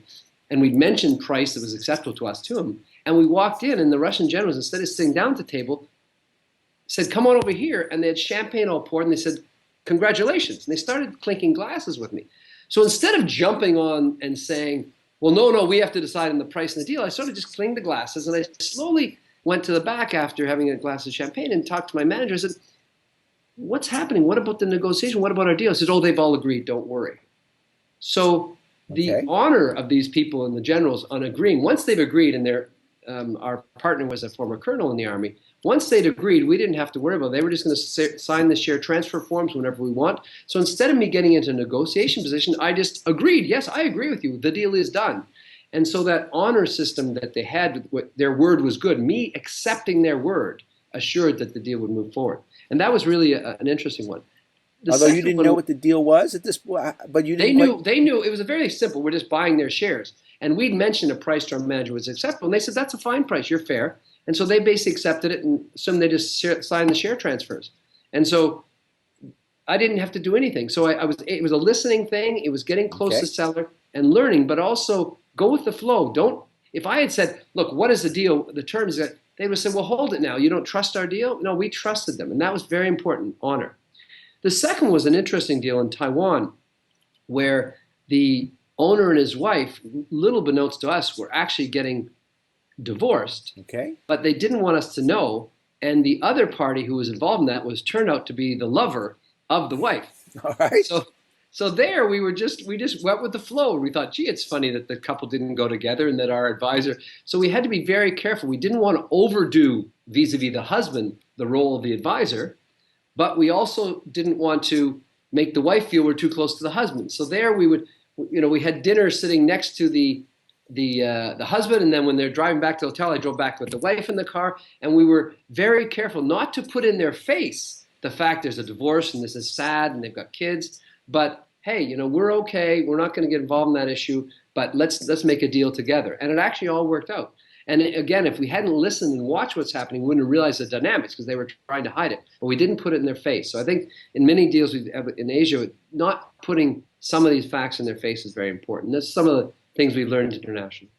It's important to get agreed upon items off the table. And so what do you mean by that? What I mean, Barry, is that many times, I guess there's two reasons. Number one is when you get something done, it may be a fundamental principle on which you're building your whole deal. So if that ever changes, your whole deal, your conception of where you want to go can change. The second thing is, if you don't get them off the table, you'll never get a deal done because everything just keeps coming back. And I have two strategies for that. One is we get the big points up front between the principles down in a term sheet or something. And the second thing is, and so that's, I sort of view these negotiations sort of in three meetings. So in the first big meeting, you're getting to know the seller. In the second big meeting, you're outlining the strategy of the deal. And the third big meeting, although there's things in between, you're closing the deal. So on the second big meeting where you're getting the strategy of the deal done, get the big points down. They're principles. You don't change principles. You can change term, but not principles.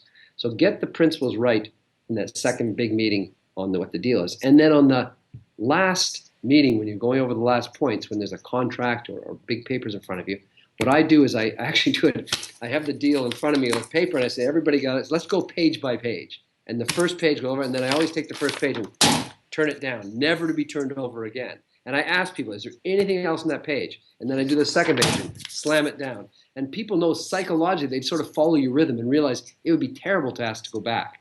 And if you don't do that, people will go back. Sometimes they even say, well, let's all initial that page and move forward. And that way you get the package, because sometimes it's clear, like, okay, this is done, done, done. And there may be some other topics that we're still working on, but this one...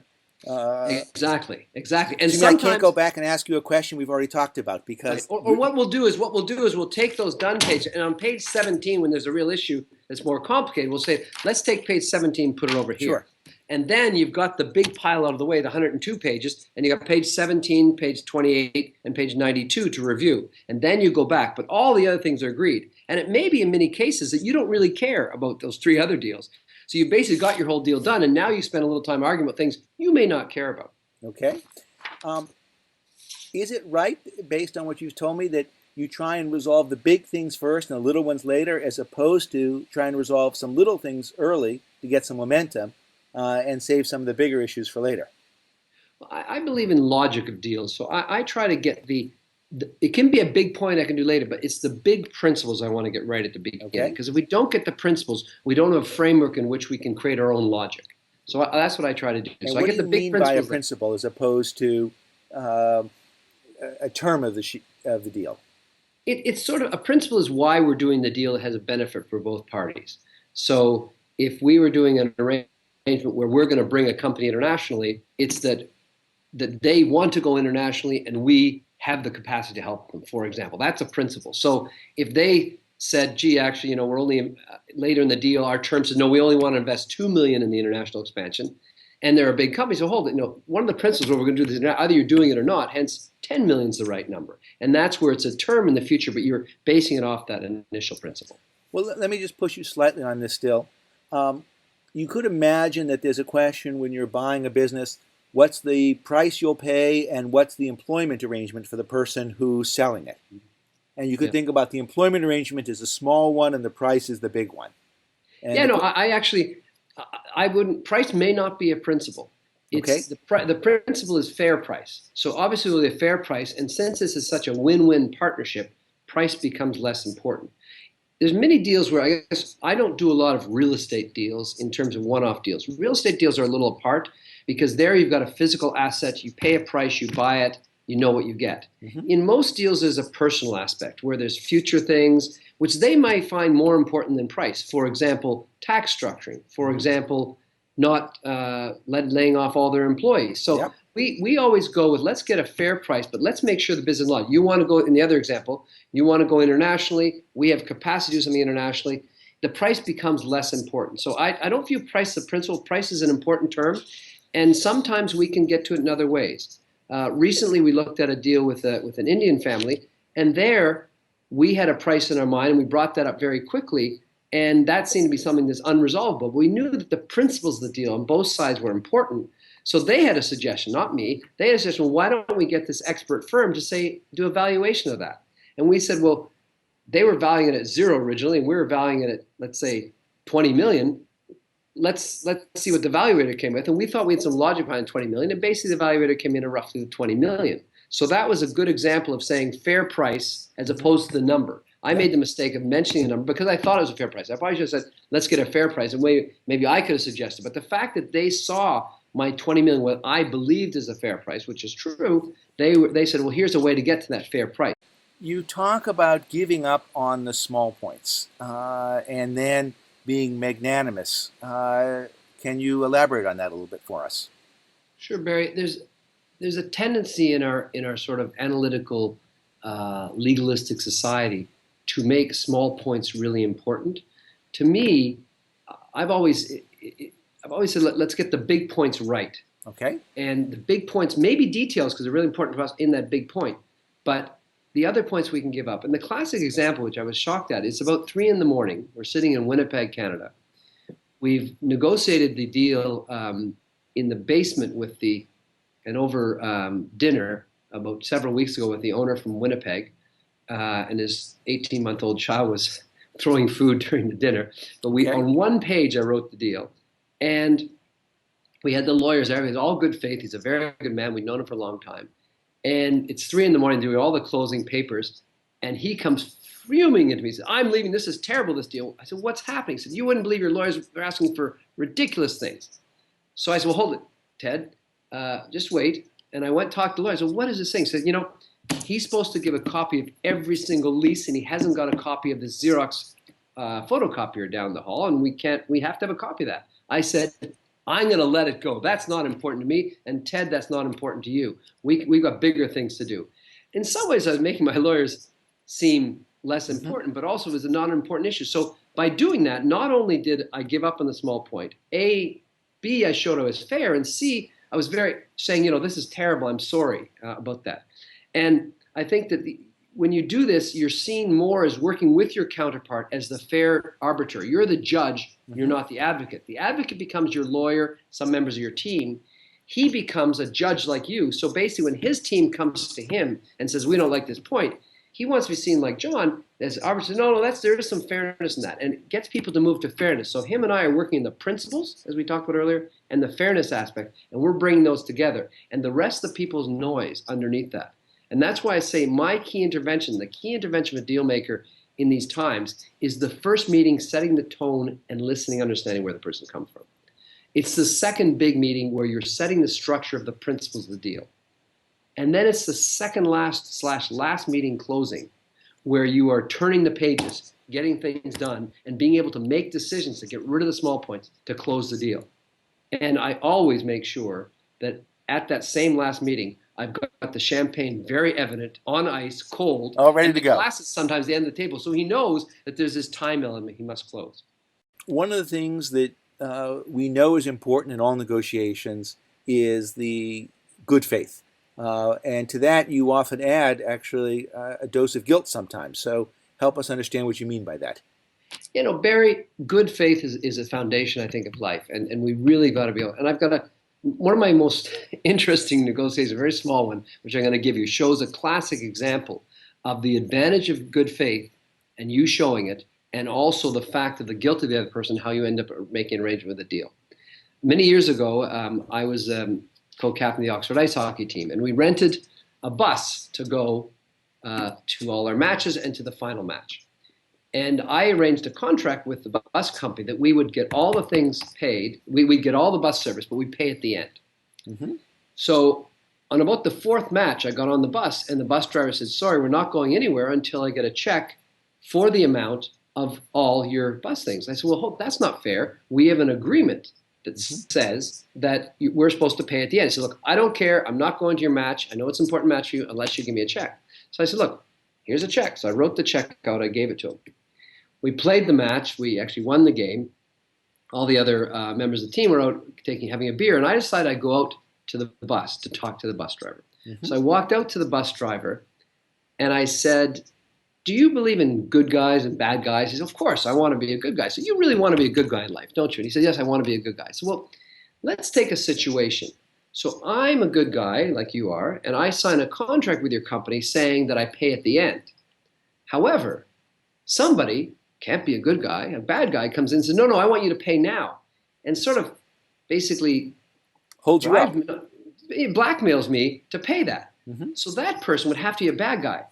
Now, you don't want to be a bad guy, do you? Yeah. He says, of course I don't want to be a bad guy. I said, well, look, I can help you. The only solution you have to not be a bad guy is to take that check out of your pocket and rip it up in front of me. And sure enough, he didn't want to be a bad guy. He took the check out and ripped it up in front of me. So there's a classic example of showing good faith, showing the importance of good faith, and showing somebody doesn't want to get in that trap of guilt. Sure. And how it came together and we got the deal we wanted.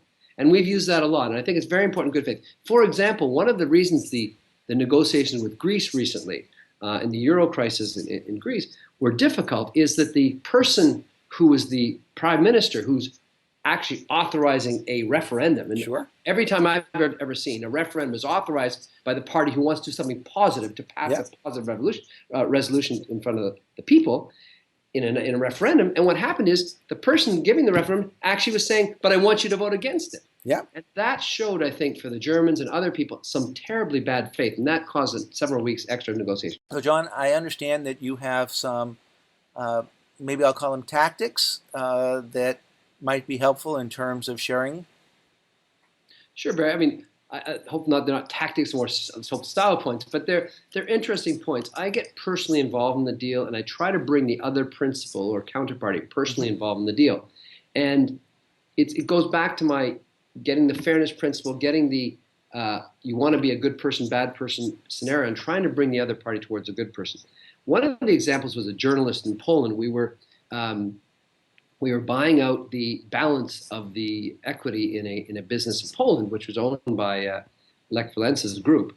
And he wasn't in the room, but the journalist who was the moral force in the room was there. And he kept delaying things, and he was wearing glasses. And as a joke, I put his glass on the floor with my foot above them and said, look, let's get this done.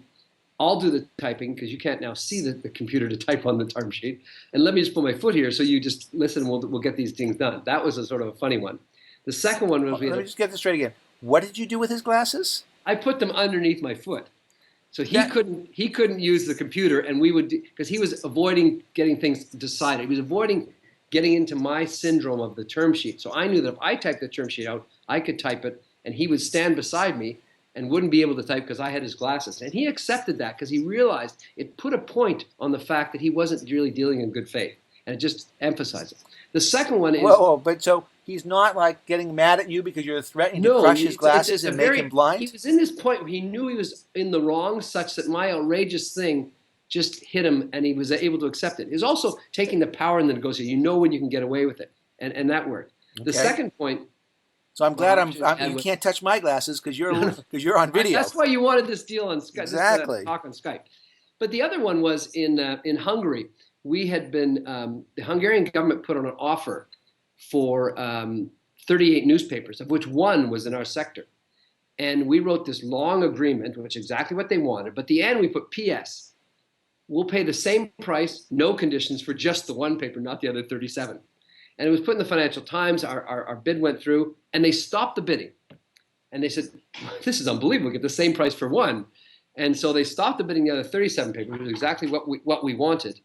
And what we did was we said, we'll discuss with you exclusively just in this one paper, and then you can deal with the others. And they said, we agree. But then they started delaying and delaying. So I had the Minister of Privatization in the office, and we were in a conference room. And so I asked the person in the conference room, can I have the key? And I actually locked the conference room door, put the key in my pocket, said, look, this has been going on too long. Let's sit down and none of us leave until we get this done. Now, some people could say, you're almost kidnapping him. But again, it was putting in the forefront in a very gross or open way what he was doing, which was delaying, trying to get out. And it made him realize that. He accepted that. He had a little grumbling. He gave you the key. No, so somebody else had the key. I locked it and put it in my pocket. At first, he said, what are you doing? I said, look, you said you want to get this done. Why are you avoiding staying in the room? And he said, okay. And we actually closed the deal that day. My partner, Eric... Have you known ahead of time not to drink any water? But at the time, my partner, Eric, had been to Poland for 1 year, 48 times to get this deal done from Paris. He was based in Paris. And so that really and then we knew that Yes, he could have got angry on the principle of that, but he realized the principle is just an example of what he was doing. And he either had to say, I want the key back, I don't want this deal, but by taking the key back, it was symbolic with him walking out on the deal. And he realized that he was there. And having the principal there who can sign, we try to always deal with the principal. So that was one. Other style points is, I guess, we've done a lot of deals where we're not real estate deals, we're not one-off. They're with people who will talk to other people. So it's very important in our deals, no matter how the deal comes out, when you close, is that there's friendship between the parties. Because remember, I did over 100 deals in classified advertising, and I'd say groups of 20 to 30 of them knew each other. So if I made one deal where somebody's very unhappy or we tried to take advantage, we've seen as not fair, then we knew we'd lose all those future deals. So each deal was building on fairness. Now, whether you got a good deal was how the other party perceived what your realm of fairness was and how they agreed upon it. Well, if you can do 100 deals, you better do them quickly. So help me understand a little bit more your perspective of how do you get things done fast or slow, I guess. Yeah. Well, no, I'm probably one of the big proponents of once you've agreed on that, remember the first meeting we get to know, we learn about the other person. The second meeting we create the principles of the deal. Once you've got those principles, believe it or not, that's your 80-20 rule. That is 80% of the deal. The rest is just getting through it. And that can take as long as people want. Lawyers are paid by the hour, so it's not in their interest to go quickly. We realize that intervening events can come about which make the deal irrelevant. Sure. The person's partner could die. He could decide to sell to someone else, whatever it is. So we try to get, once we've got those principles done, we try to get A, exclusive negotiations, B, make it for reasonable time, and C, keep close to them so we can avoid all those extraneous events coming in to hurt our deal. So we try to do it extremely quickly. I'm known as wanting to get deals done very quickly. And in some ways, they like that because it gets their money quicker, and they like that. So that's really important. But sometimes, if you can't get the deal done quickly and it's falling apart, don't sort of walk away angry because sometimes the deals come back. And we've had many examples where we've had a deal not work, and a decade later, we bought that company. Just give me a sense of when you say fast, what's fast here? Well, I guess that's great. I was working at a company in Montreal, and I saw this deal for Auto Hebdo, sort of a classified advertising magazine in Montreal. And I remember I talked to the owner's accountants, and they said, well, look, he's actually, let us call him because he's actually with the printer, and the printer's trying to buy it at the printer's fishing lodge. And there's one phone in the kitchen. And I said, well, actually, why don't you run out now and call him? And here's the terms, roughly, I'm going to give, the principles.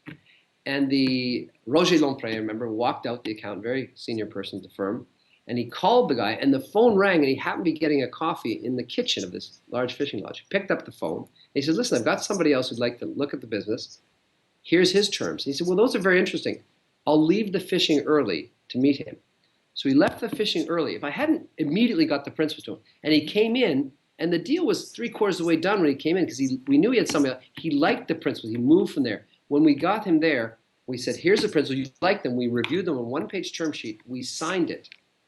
And I had 14 days to close it and find basically $5 million. So I was working at a company at that time. So we signed that deal. I had 14 days. This is day one. I walked in the next morning to my boss and I said, listen, I'd like to take 2 weeks off if I could to look at this deal. And my boss said, that's fine. Have your resignation on my desk tomorrow morning. Now, my wife at that time was 8 months pregnant. This was a bit of a pressure, but it put the pressure on me to get that deal done within those 14 days. So what I did was you didn't have any other distractions. I had no other distractions. So I worked very hard to I had a stock option in this company was worth $200,000. I put in $200,000 in the deal. And the other $5 million, we found a financier to do that deal with us. We found them within the 13 days. The pressure of that person knowing when the deal would close and we need the money there made them work very quickly. And on the 13th day, at about 10 at night, we closed that deal and got it. And that was the start of my career. If I'd waited any longer, the other company would have made another bid. The financiers said, let's take more time on this. The principles were right, and we just needed people senior enough to realize that, and we had a big team working in parallel always. to make sure we close that deal in 13 days. And that was really, really important. We've had other examples on the, where we take longer. We've had deals where the deal I think most deals are going to take longer than 13 days. Yeah, some deals take longer. Well, one, we always try to get everything done in 13 days. I was born on February 13th. But no, I think some deals which aren't going to come about, it's interesting. We try to get something. A great example is we were buying the segunda mano paper, secondhand paper in Buenos Aires. And in going through our due diligence, we realized that there was an issue about some tax issues, and they couldn't solve it in time. And the guy said, I don't want to do anything now. But I said, gee, we've done all this work on this. Could you at least make sure that we have a first right of refusal in your business? So you have to come to talk to me before you can sell to somebody else. And that was very effective because 10 years later, I received a call saying, gee, I'd like to sell. And I said, well, send me the offer. And of course, he had no other offer. So when we were able to negotiate that, it gave him a sign to know. So we were able to buy that at a fair price 10 years later. But we got something. So one of the other principles is, even if the deal doesn't work out quickly, make sure you can try to get something at the end of that time period so they have a value in the future. The second rule in that is... Why did he give that to you? I mean, what did you give him in return for he felt bad. What we get is that guilt feeling. He felt bad that he'd wasted a lot of our time. Also, he knew that we were the major buyer of these papers in the world. He didn't want to make me feel bad. So I made it feel that, gee, I felt really bad. I did all this work, and you had something you could have told us didn't work out, so what can you give me? And he didn't value the first right of refusal too much. 10 years later, he realized the value we took that day. The second one is a deal which didn't work out, where we tried not to totally poison the waters. And this is a sort of a funny story. We were buying the paper in British Columbia called Buy and Sell. Sorry, no, it's called Auto Trader. It's the Auto Trader British Columbia. And in doing our due diligence, we found that there was a discrepancy in the distribution of the papers. And anyway, there was an issue on this. The deal didn't close. He felt very bad about this. It was in November. And in December, for my Christmas present, I received, he was in British Columbia, a salmon in a box, which must have rotted for 5 years. And we opened it up at home for Christmas, and our house smelled for like 3 weeks. So I thought, gee, we'll never get this deal done. Wait, he sent you a rotten salmon? He sent me a rotten salmon because he was so angry that we didn't close the deal, which we didn't have to because he was cheating on we believe he wasn't properly accounting for his distribution. But what's interesting, we didn't get angry at that. We didn't do anything. We realized 10 years later when we thought he wanted to sell the company that maybe it's not John to go do that deal. So we sent someone else, but we hadn't ruined the reputation of our whole group with him, and that other person was able to go and get that deal closed, never mentioning my name. So even if the deal is personally antagonistic, don't make it group antagonistic so there's still a way back in. We did that. You got somebody mad enough to send you a rotten salmon? Sure it wasn't one of these delicacies like rotten shark and you just didn't understand? Yeah, some people some people assume that what they're doing and they're not telling you will not be found out, and when they found out, there's a face issue. I think I probably hit the face issue too badly, so he was quite angry about that. But in the end, we got the deal and everything was good. And he was maybe not the most stable of characters. Let's put it that way.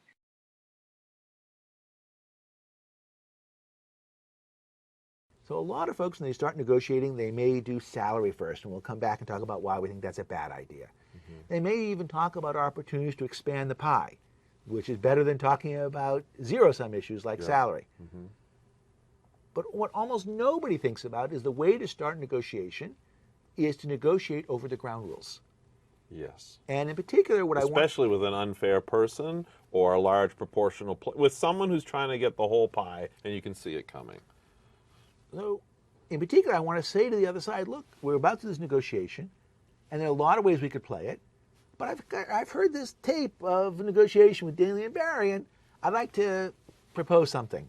A little unusual, maybe, but what we're going to do is try and work together to create a big pie and agree to split it.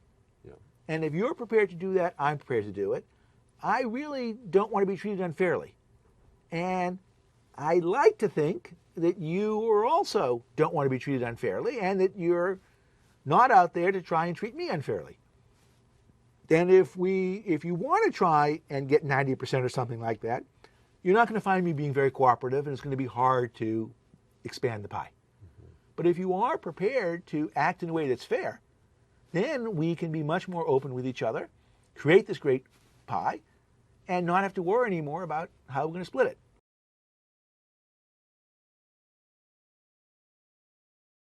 The next, and I think last example of, well, maybe not last example of this, is negotiating with somebody who doesn't care at all about fairness, who will just do whatever it is they can.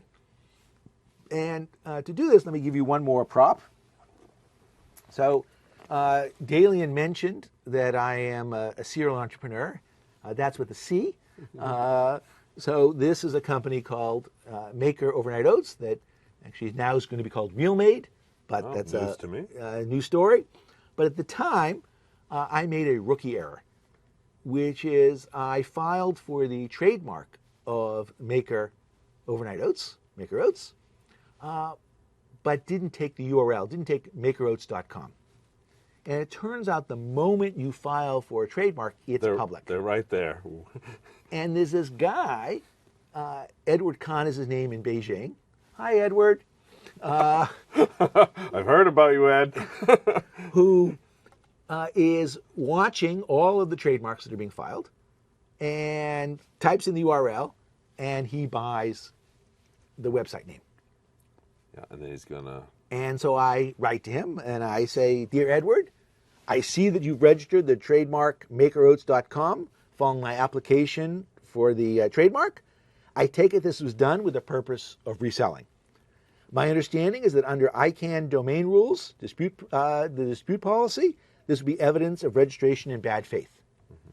That they have said, policies against this, and you can appeal. You are not allowed to steal somebody's IP just the way that he did. Yeah. That said, I'm willing to purchase makeroats.com from you. However, this is not necessary to my plans. I've registered the domain name maker-oats.com, which is easier to read. You registered that before you sent this letter. I did? Yeah. And most people come to websites via search engines rather than typing in the URL. So maybe the dash doesn't matter so much. Exactly. And also, what am I trying to display here? That you have a good BATNA. That my BATNA is not desperate. I don't need it at any price. He knows I need the name, but I have an alternative that isn't so bad. Yeah. Now, let's be clear.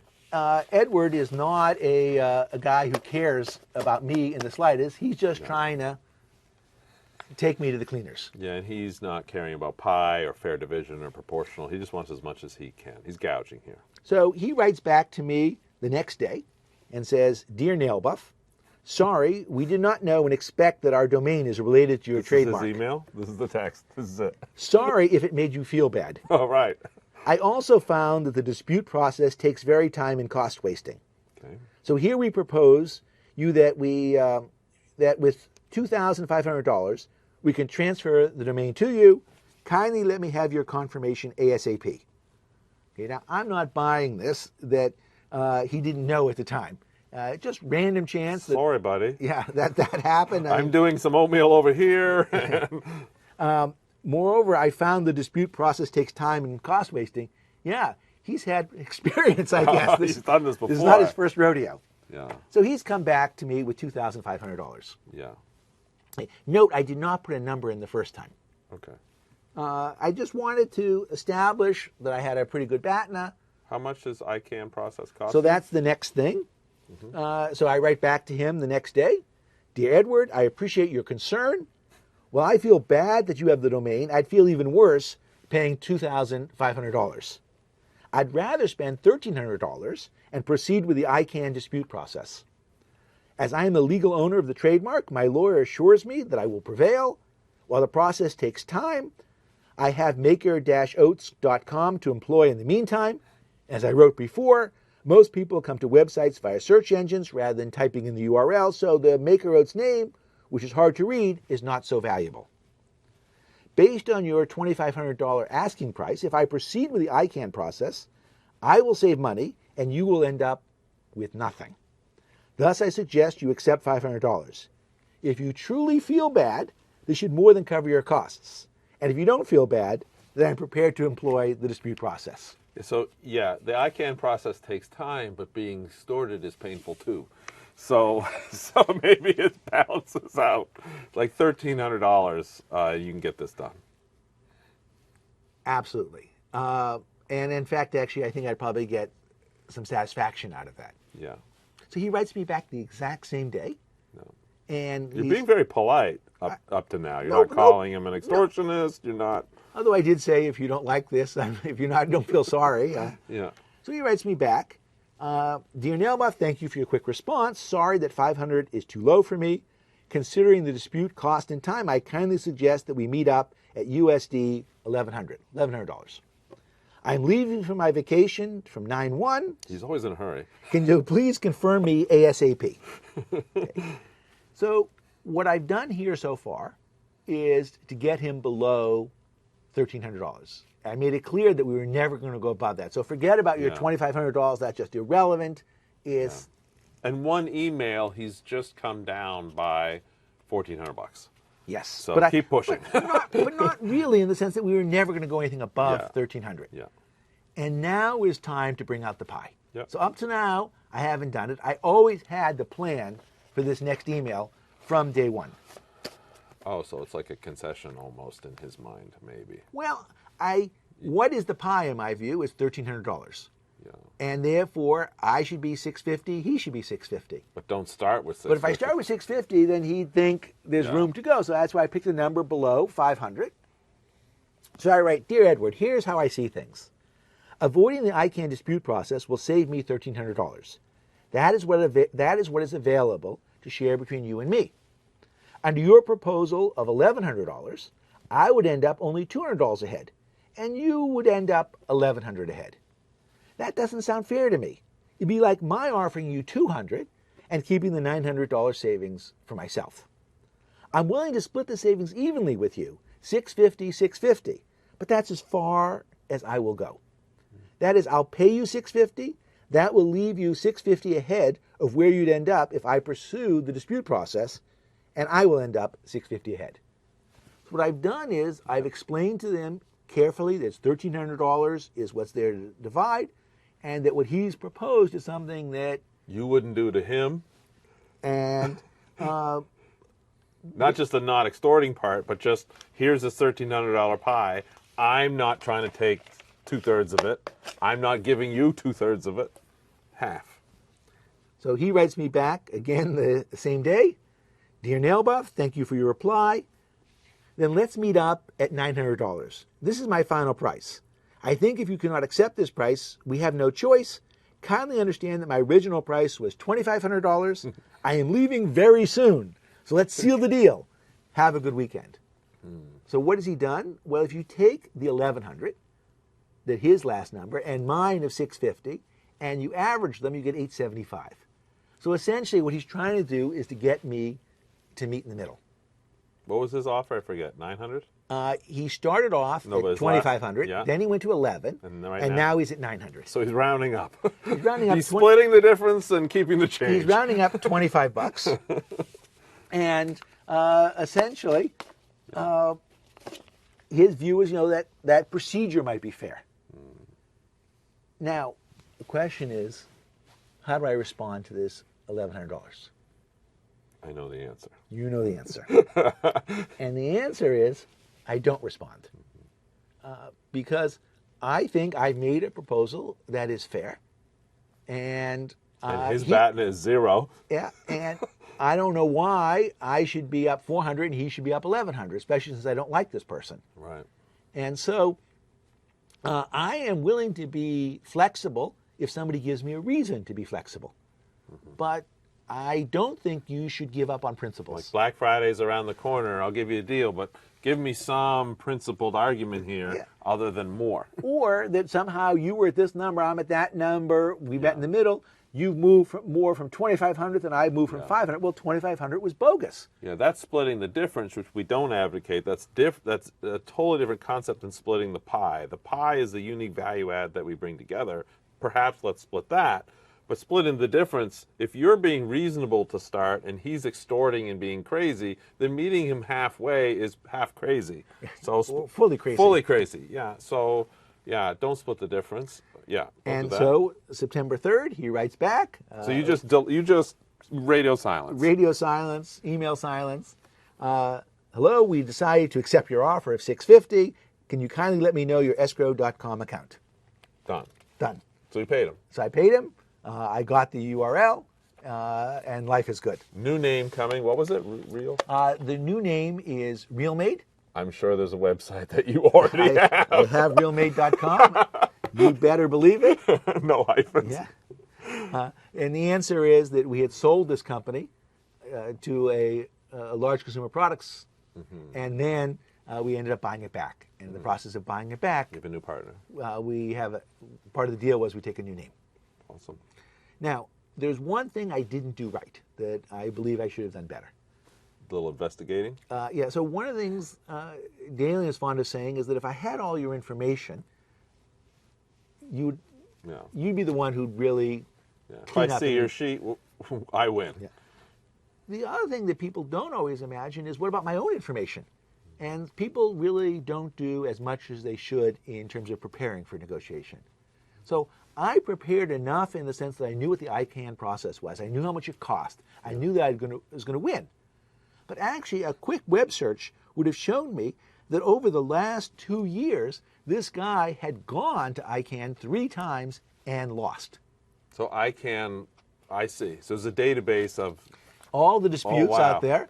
Because he has done this before. He lost to Unipol Grupo, he lost to IOS, he lost to Utsuko Pharmaceuticals. And not only did he lose, when you look at the case, the respondent did not reply to the complainant's contentions.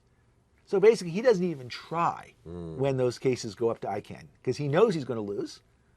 And therefore, I could have added, and by the way, not only does it cost $1,300, I know it costs $1,300, I also know that all the cases you brought against you, not only did you get 0, you basically didn't even try because you knew you had no case.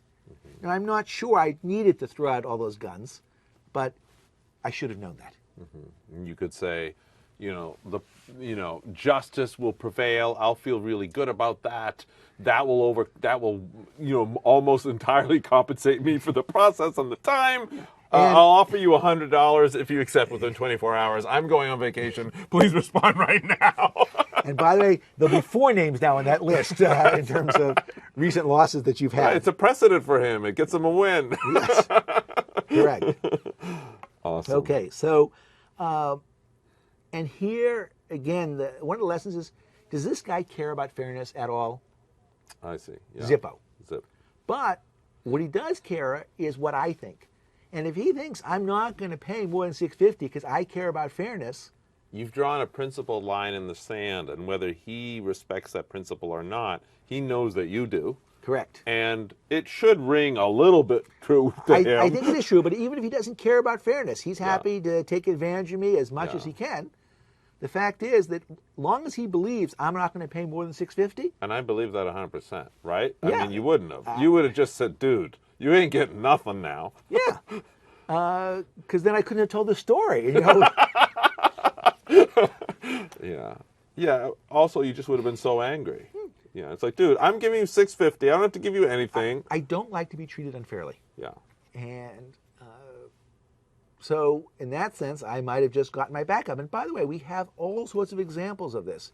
100%. If you look at capuchin monkeys, they are totally happy to work for cucumbers. But if they see the grapes, if they see if they see the monkey next to them getting paid grapes, they start throwing the cucumbers at their cage. And it's like, well, cucumbers were okay, but grapes are amazing. And if that one's getting grapes, I'm not playing this. We have this amazing capuchin monkey lab here on campus and colleagues that do research on how monkeys think about division and fairness. And the truth is, we're evolutionary. That part of our brain has stayed the same. It's a very old part of our brain. And therefore, to the extent we see and feel ourselves being treated unfairly, we just shut down. So that's why I think we want to get a sense of what fairness is and how to make sure that each of us are being treated fairly. And in particular, the notion of fairness shouldn't depend on which side we're on. So that example with 1 ping pong ball or 2, or Ionity with VW and Ford, the answer is when I say this is fair, my argument should work just as well no matter which side we're on. It's important that you're not saying, I'm going to take 90%, take it or leave it, take the crumb or 0, you're rational, take the crumb. I mean, there's some force there, but it's kind of insincere in the follow. There's no principle there. Exactly. Other than you're saying me take an unfair thing, and I could say, well, why not flip it? Yeah. Why not do it 1090? But if you describe to the other side, hey, like this is, I'm giving you half. I'm asking for half, not a penny more. I think that the threat of walking away from that division just seems much more real. Like, would I really demand 90%? I mean, would I take 80? But if I'm asking for half, I think he probably knew. I mean, I guess he did know he took it, but he knows if he pushes much, much more, you're going to get angry at some point. So tell us about the pie, why just start off with the basics, why negotiate in the first place. Great. So in a situation, people try to figure out when I should negotiate, when not to. It's not the case that when you come to Yale, you get to negotiate your tuition, although maybe with financial aid, there's some opportunity to do it. When I go to the lunchroom here and order my lunch, I may negotiate for an extra fry, but not for the price I want to pay. You don't get the discount? I missed that one. But I thought I'd give an example that might make some people uncomfortable, but also illustrates, I think, a larger perspective on when to negotiate. Perfect. And the story takes place last Thanksgiving. I was in New York City, and I wasn't really expecting to end up by a Stuart Weitzman shoe store. But it turns out there I was, and my wife was with me, and they had these pair of shoes that were just amazing. And in fact, he's got a strong shoe game. Here they are. Okay. And my wife, they fit her, they look great, and they were also a little expensive. And now normally I wouldn't go and say, look, we get them for less? On the other hand, it was the Tuesday before Thanksgiving, and therefore when the salesperson told us what the price was, like, well, do you expect these shoes will go on sale on Friday, Black Friday? And she said, yes, they will. They may not have your size if you wait. On the other hand, I have this preferred customer discount of 30% that I can give you if you want to buy it today. And were you a preferred customer? I was not a preferred customer, but I'll come to that in a sec. So I said, we're done, sold, and we have the shoes. So afterwards, when we were all said and done, so I had the shoes, I said, well, how did that all work? I wasn't one of your preferred customers. And she said, you were in luck. Because if you'd asked a different salesperson, you might not have gotten this, but I'm new at the store. And as a result, I don't have a set of preferred customers. So I have the ability to give this out to a group of people who will then become my preferred customers, and hopefully you will now be in that category. And therefore, she was able to offer me this discount. That totally luck. Now, here's my point. If I went into the shoe store today, I wouldn't go and ask to see if there's a discount because I don't have a reason. Oh, I see. It's not just please do charity for me. Can you give me a lower price? I can't really afford it, or I can afford it, but I still like to pay less. That's not going to work. It's silly. On the other hand, here I had a reason. The reason was if I wait 3 days, I could save $120. Okay, that's actually pretty good. And you think, well, okay, Barry, why are you wasting, is it really worth your time to negotiate for $120? The answer is, well, if it takes a minute, yeah, it's a high ROI. $120 is what, $720, so $7,200 an hour. And by the way, that's post-tax. Yes. So we're talking about over $10,000 an hour. Because the money you save when you're negotiating is the money you have paid or owe taxes on. Exactly. So it's basically, that was a $10,000 an hour rate for asking a question.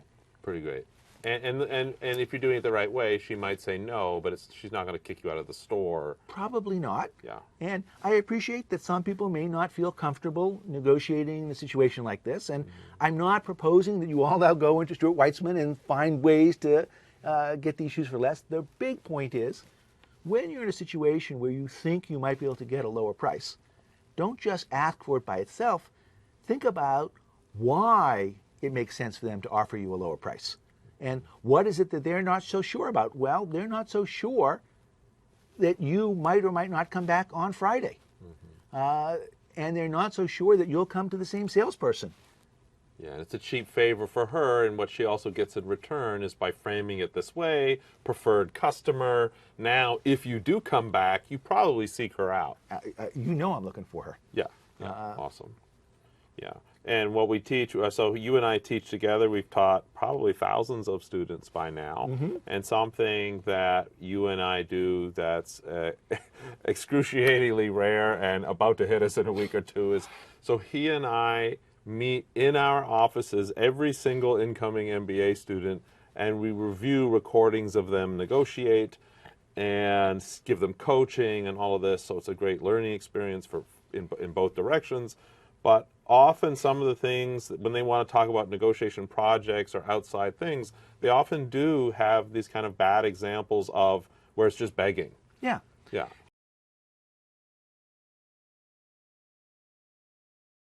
Another example, a student of mine who got an offer from a tech firm in Silicon Valley. She was comparing that to Microsoft, and her salary was actually higher at the tech firm. So she said, well, what can I do to sort of, what's the reason? Fortunately for her, or her challenge was her husband is an IP lawyer. And California has a high state income tax, state of Washington does not. And so when you looked at the impact of the state income tax on him, and therefore as a couple, it turned out that their offer was worse.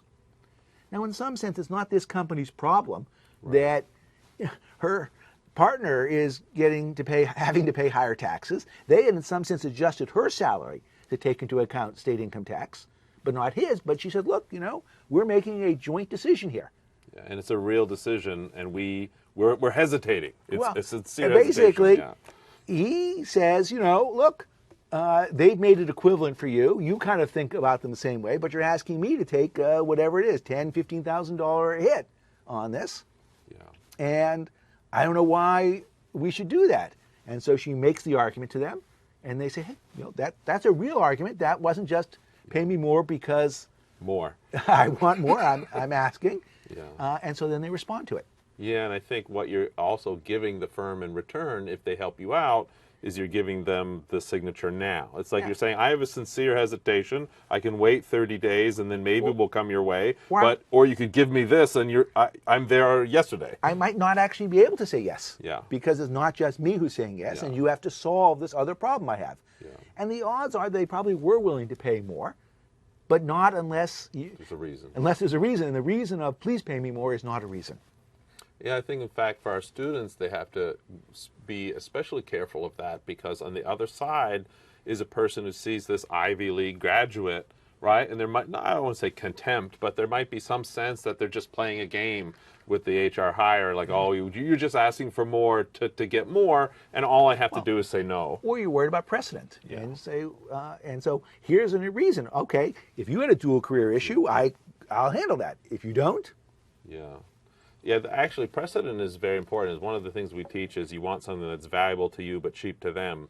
And sometimes more for the sake of more is just the worst thing to ask for. Because of precedent, you're upsetting the apple cart. If they give you an extra $17,000, it's worth $17,000 to you, but it costs them 10, 20, 100x that because they have to do it for everyone now. Correct. And so you need a reason to be treated special so that you don't create a precedent. Exactly. So in particular, a reason. Well, Black Friday, a reason. Yeah. Partners, tax issues. Yeah, perfect.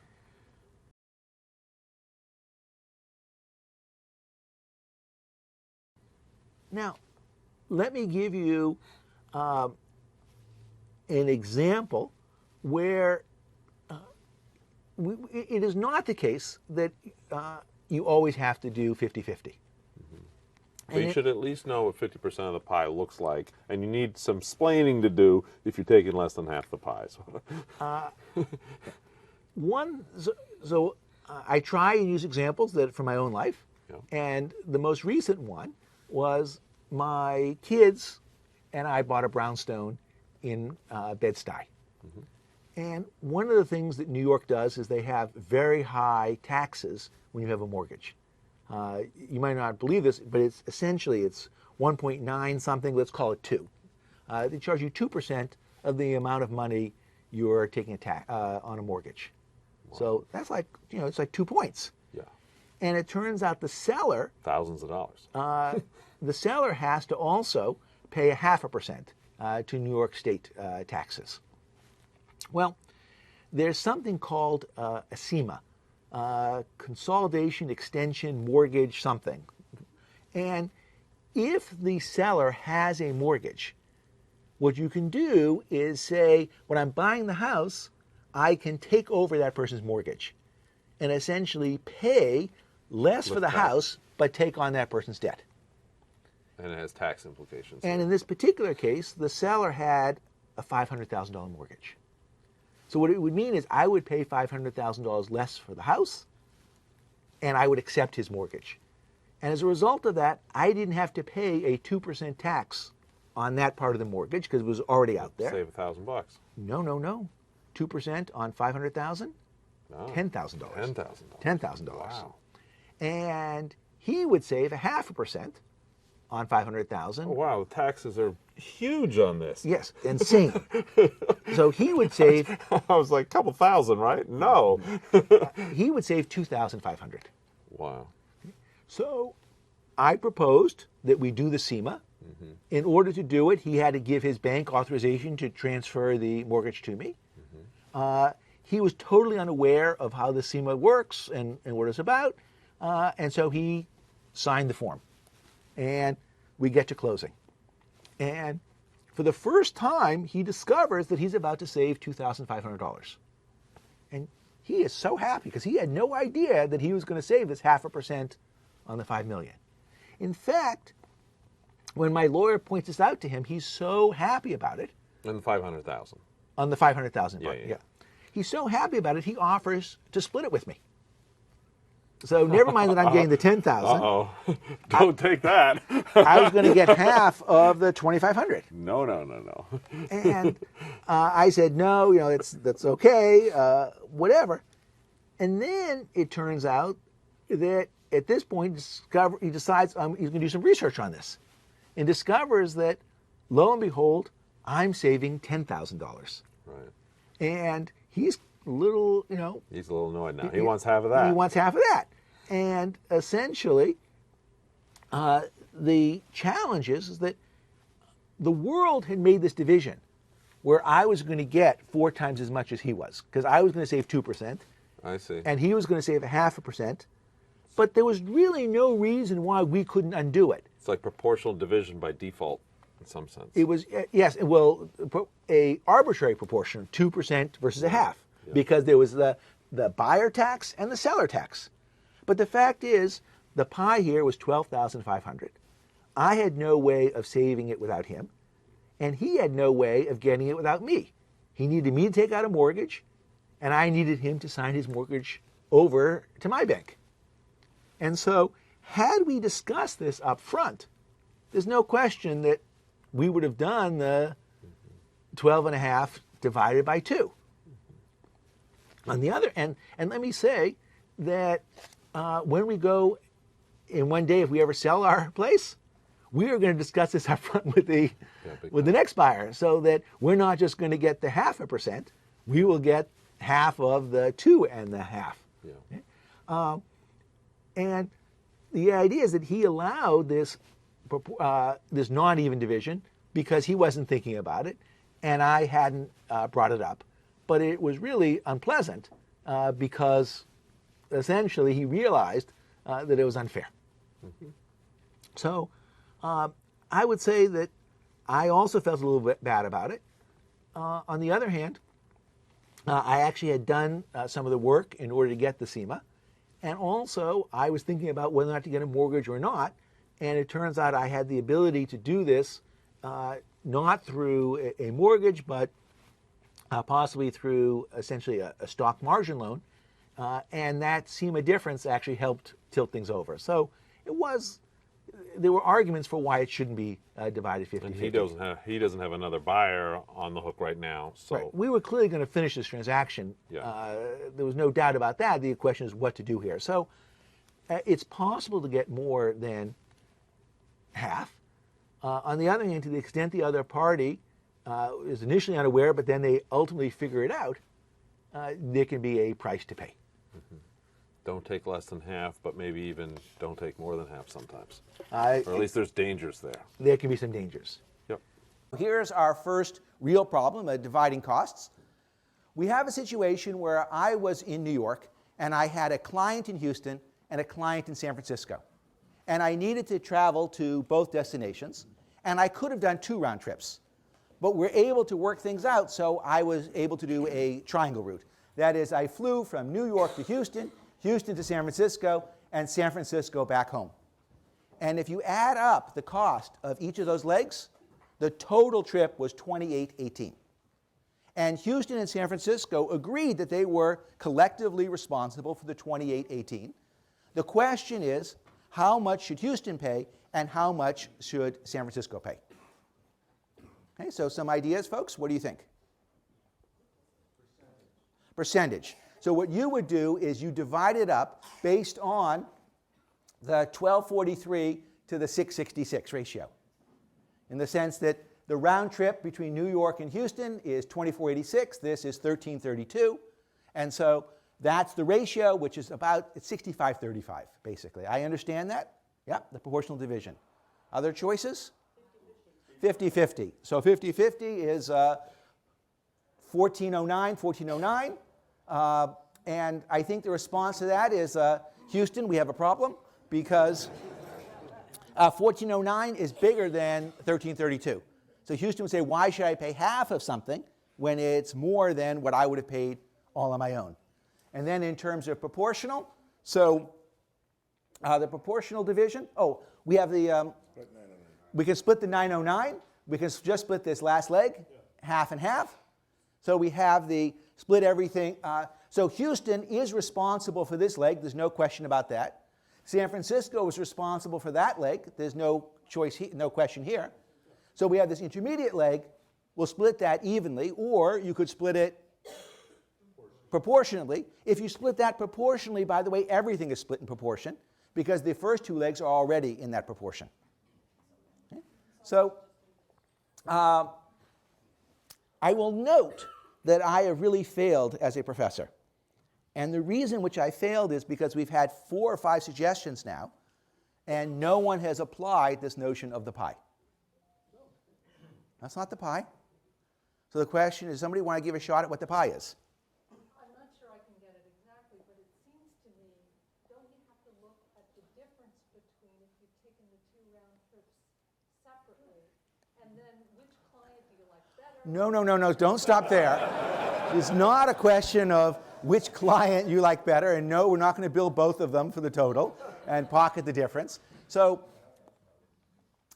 if you think about this, the best that Houston could ever do is 1332. Sorry, that's the most Houston would ever pay. In which case, if you were San Francisco, you say, look, you paid 1332, I'll pay the rest. And if San Francisco says that to Houston, Houston should respond, no, wait a second, let's go the other way. Let's have you, San Francisco, pay 2486, and I'll pay the difference. And if we go in between those 2 things, what we could really say is the following. If you add up the 2 round trips, they add up to 3818. The triangle route was 2818. So the difference is $1,000. That's the savings by doing the triangle route compared to the 2 round trips. Who is more responsible for that $1,000 savings, Houston or San Francisco? Equally, right? Because if Houston says Monday doesn't work for me, I got to move it to Friday, what happens to the savings? Goes away. If San Francisco says Tuesday doesn't work, I got to move it to Friday? Well, it does have something to do with, it's not just to my convenience, which is we save them $1,000. So, well, it depends on how we divide it up. And so I'm claiming there's $1,000 savings by doing the triangle route compared to the 2 round trips. Who should get the 1,000? My view is they should each get 500. And so therefore, Houston pays $832 and San Francisco pays $1986. And I'll note that isn't what any of you proposed when we started out. And so the natural thing is to divide it in 2, divide it proportionally. split one of the legs. We're trying to grapple and come up with some idea of something that's fair. And what proportional division does is treat each dollar of airfare the same way. But I don't know why we think fairness should apply to dollars of airfare. It should apply to people, because we need the two people to come to an agreement. And so once you see things in terms of the pie, then we can understand how to treat people fairly. Okay? And you'll see the numbers are actually a little different in the sense that if we split the Houston leg, Houston would pay $11.20. If we split proportionally, Houston would pay $9.83, whereas when we split the $1,000 savings, Houston pays $8.32. Now, of course, if you're negotiating with somebody who hasn't been in this session, then I would propose splitting the Houston leg evenly if I were San Francisco. I'm not against you trying to get more than half the pie, but when you're negotiating with somebody who is equally well understanding of the situation, then I think that's where you'll likely end up. All right. Now that we've done this a second time, let's keep trying other examples to see if we can really lock it in. We have a situation here of two airlines that have the ability to share a runway. And so airline A needs a runway of length 1, and airline B needs a runway of length 2. The cost of each length of the runway is 1. So how should the two airlines split the cost? How much should airline A pay and how much should airline B pay? I'm sorry? They each have one plane, if you'd like. They each have one plane. So 1 and 1 is what I heard. So I think Herb would have airline A pay for the first length and airline B would pay for the second. 75-25 is another solution.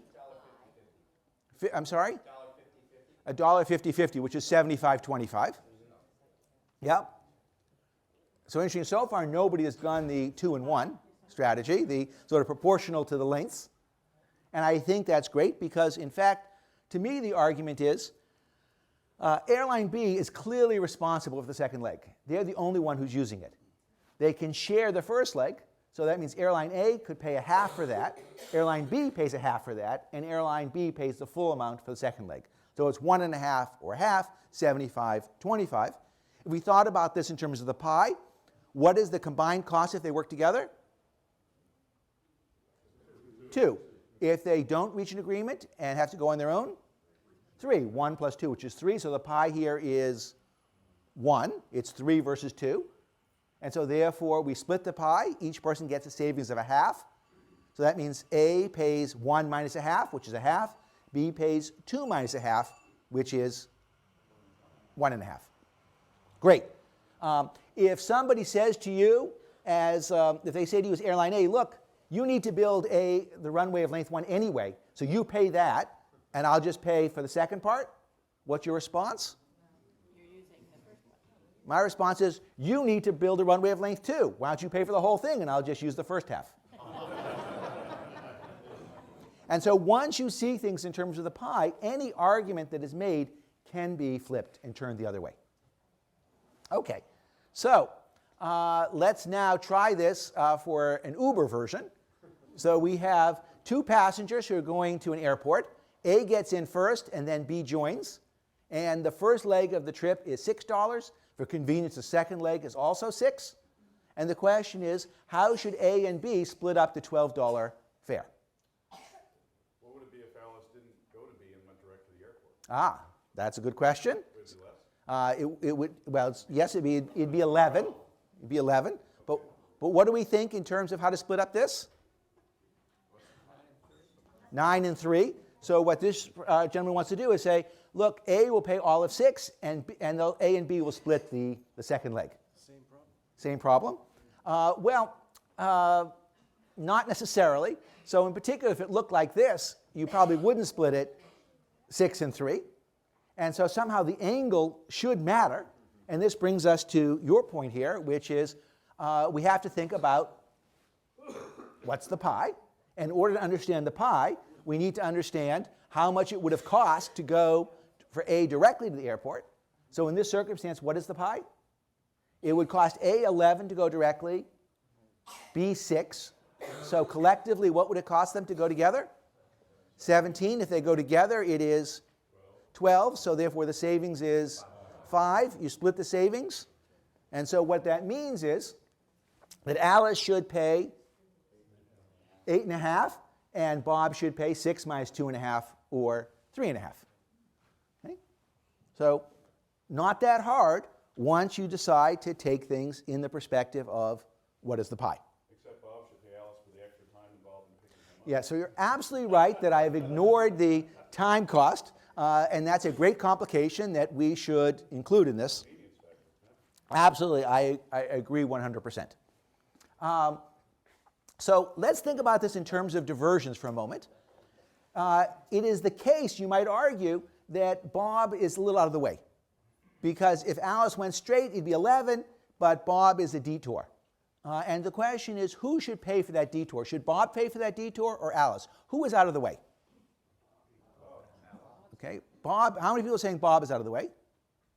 Okay, and the reason I think you're saying that is if only Bob lived right there, everything would be great. And there'd be no reason for a detour. But my response to that, if I were Bob, is Alice, if only you lived over there. Right? There'd be no reason for a detour. And so there isn't any sense in which Alice is out of the way any more than Bob is out of the way.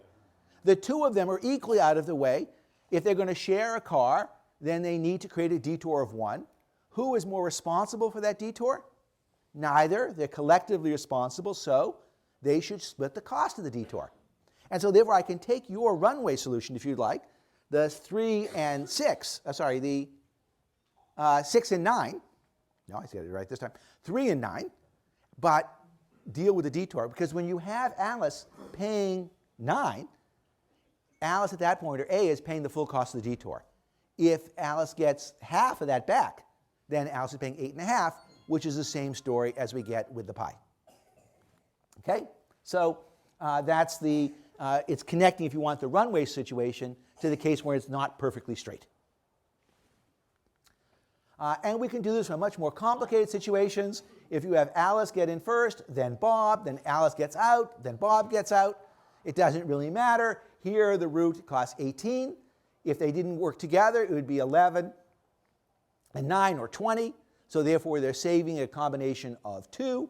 So the pie is 2. So you split it, each saves 1. In that case, A would pay 11 minus 1, which is 10, and Bob would pay 9 minus 1, which is 8. So all you have to do is say how much would it cost if they work together compared to what it would cost if they don't reach an agreement. The next and so, by the way, as you may know, Uber is doing Uber Pool, where you need to share rides. Right now, they're just making it a flat fee of $5 in Los Angeles anyway. But I think you may see something like this happen in the future. And one of the reasons is that they can tell you what it would have cost to go on your own. They can predict, based on traffic and their GPS software, how much the individual route would take. So they can say, here's the savings that you're going to get. Okay. Let me now apply the same approach to something perhaps more practical, or a story from one of my colleagues. After a concert in Lincoln Center, there's a limo waiting, not a town car, to take us back to, from New York City to New Haven. And seeing, as I'm about to get into the car, I see a colleague. And I realize this person is also going back to New Haven. And so there's room in the car. I like him, he likes me, it's all fine. The car service costs $150. It's worth $200 to me because basically it was late at night, the trains aren't all that frequent. So I was happy to have the car service. He was a little cheaper, he was going to take the train. And so the question is, should this colleague join me? And if so, how much should he pay? Drink is one answer. What other? The train fare? Nothing? The difference between the train fare and the limo? 75. Is it a man or a woman? 75. So I think 75 can't be the right answer because we don't know that this person values the car service at $75. And what we propose should be something that always makes sense. It should be, the rule that we're using should always lead us to have an agreement. What does the train cost? The train, let's say the train plus the taxi to the train station and taxi home is $40. So what is your answer, sir? $40. Okay? So I would say if we thought that that was all that mattered, then the pie is $40, in which case what should the person pay? 20. And if the person pays 20, how much is he ahead? 20. And how much am I ahead? 20. Okay? So, but actually the car is nicer than the train. And so let's say the car is $60 nicer than the train. And that he volunteers that. There's no strategy here. So now the savings is 40 plus a 60 comfort. So what now is the pie? 100. In which case, how much should he pay me? 50. How much is he ahead? He's paid 50 for something worth 100. How much am I ahead? 50. Great. Let's say he gets a little car sick. Not to the point where he's going to go further. And he thinks the train is $10 better than the car. Now how much should he pay me? He should just go on the train? Well, not quite, because basically, what's the pie? 30. In which case he should pay me 15. If he pays me 15, how much am I ahead? 15. How much is he ahead? Well, he saved 40, lost 10 from being slightly nauseous, lost 15 that he paid me, so on net he's also up 15. Okay, so I think one reason why we're hesitant to think about these payments is because we don't have this great framework for what's the fair outcome. Now, some of you said that, forget about it, what a jerk. I mean, just let the person come in for free. And if you think it's incumbent on me to say come in for free, how should my colleague respond? Thank you. But what else should the person say? Can I give you, let's do the case where the person values at 100. I don't think the answer is he should volunteer to say 50. I think he should volunteer and say, let me give you 100. Yeah. Because if you think it's incumbent on me to say, here, you can have the whole pie, then what should he say in response? No, you can have the whole pie. So I offer free. He says, no, let me pay 100. And where do we settle? We settle at 50. But it only costs 150. That's true. He doesn't know that it's worth 200 to you. The fact that it's worth 200 to me is not relevant in this particular case, because that's not part of his pie. I'm going to get the 50 surplus, the difference between the cost of 150 and the value, whether or not he comes on board with me or he doesn't. So that 50 is not available to him. So the only thing we're really arguing about is how to split up the 100 that he brings by joining me in the car. Yes, and that's where the 60 came in. The value of time is why it went up from $40 up to 100. Yes, in fact, we did, and so I'm saying he valued that at $60. Yes, and more comfortable, and my company is worth something. Now, what actually happened in the situation is that my colleague offered the ride for free. The passenger sent her a $100 bottle of wine, but she doesn't like wine. And the whole thing would have been much better and simpler if they just agreed that he gave her $50. And which tastes the same as the $10 bottle of wine. It tastes the same as the $10 bottle of wine. Thank you. So here is a problem that I've adapted from the Talmud. And in the Talmud, they give you some examples of how to divide up a pie. They don't necessarily give you the rule, they just give you the numbers. And here's a situation that they present. We have a project which, if is done, will benefit partner A 100 and partner B 200. And in those days it was zuz, but it doesn't matter what the units are. If you like, you can think about this project as a software program that will save you $1 per employee in terms of payroll costs. And Division A has 100 employees, Division B has 200 employees. So Division A will get half the benefit as Division B. And in a circumstance where this project costs $50, it should be split up 25-25 in terms of the cost. So equal. In the case where the project costs 150, then the division should be 50 and 100, which looks like proportional. And in the circumstance where the cost is 250, then the claim is it should be split up 75 and 175, which looks like God knows what. And the question is there a unifying principle for all three of these rows, all three of these examples? And of course the answer is yes, and what do you think it is? It's the pi. And so let's try and calculate the pi in the first row. So what do we think the pi is here? 300 aggregate savings. 300 aggregate savings. 300 is the aggregate benefit to the two parties if they do this. 250 would be the number once you take into account the cost. Okay? But that's still not the pi, because 250 is the value they get if they work together. But what else do we have to consider? What happens if they don't reach an agreement? And if they don't reach an agreement, what are they going to get? Not quite zero. What will A do? A will do the project on its own and get 50, and B will do the project on its own and get 150. So therefore, collectively, they will get 200 if they don't reach an agreement, 50 and 150. If they do reach an agreement, they will collectively get 250, the 300 minus the 50. So therefore, working together gets them an extra 50.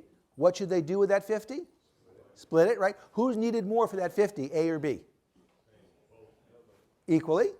Okay? So therefore, we split it 50-50. That means A gets as a net benefit the 50 from itself, from doing it on its own, plus the 25 from splitting the pie, or 75.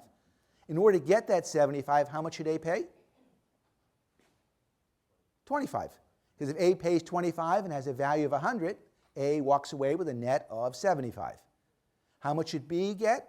Well, if B is getting 175 in total benefits, the 150 on its own plus the 25, that means B is going to pay 25. So therefore, it's perfect. 25-25 is that division of the pie. Okay? Can I have somebody try the middle row for me? What is the pie in the middle row?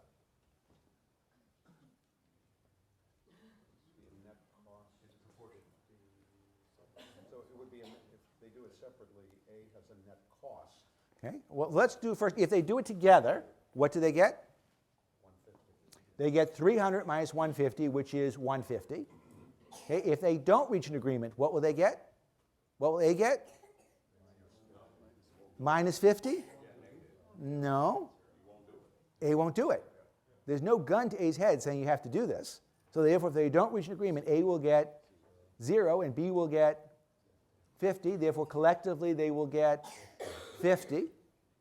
Therefore, the gain from working together is 150 minus 50, which is 100. They split that evenly, which is 50-50. Therefore, A gets 0 plus 50, right? 0 on its own plus 50, which is 50, which means A pays 50. B gets the 50 from its working on its own plus 50 from working together. So that's 100, which means B pays 100. Where have you seen this problem before? Not quite the Uber ride. The town car back from Lincoln Center. The value was 200 to me, 100 to my friend. The cost of the car service is 150. If we don't reach an agreement, my colleague won't do it. He'll get 0. If we don't reach agreement, I'll still take the car and make 50. Working together brings us an extra 100. So we're all good. And by the way, if I go back to that first line, you can think about it this way. What is really going on here? If we work together, we don't have to buy 2 copies of the software. Each copy of the software is $50. If we don't reach an agreement, we buy 2 packages. If we coordinate, we buy 1. So therefore, the savings is the avoiding the duplication. So avoiding $50. Who's responsible more for avoiding the 50? Split it. So that's why it's 25-25. Okay, how about the last row? What's the pie in the last row? Yes, please. The Okay, so therefore, if we work together, what's the pie? The pie is 300 minus 250. 300 minus 250, which is 50. If we don't work together, what will A get? 0. And what will B get? 0. So 0 plus 0 is 0.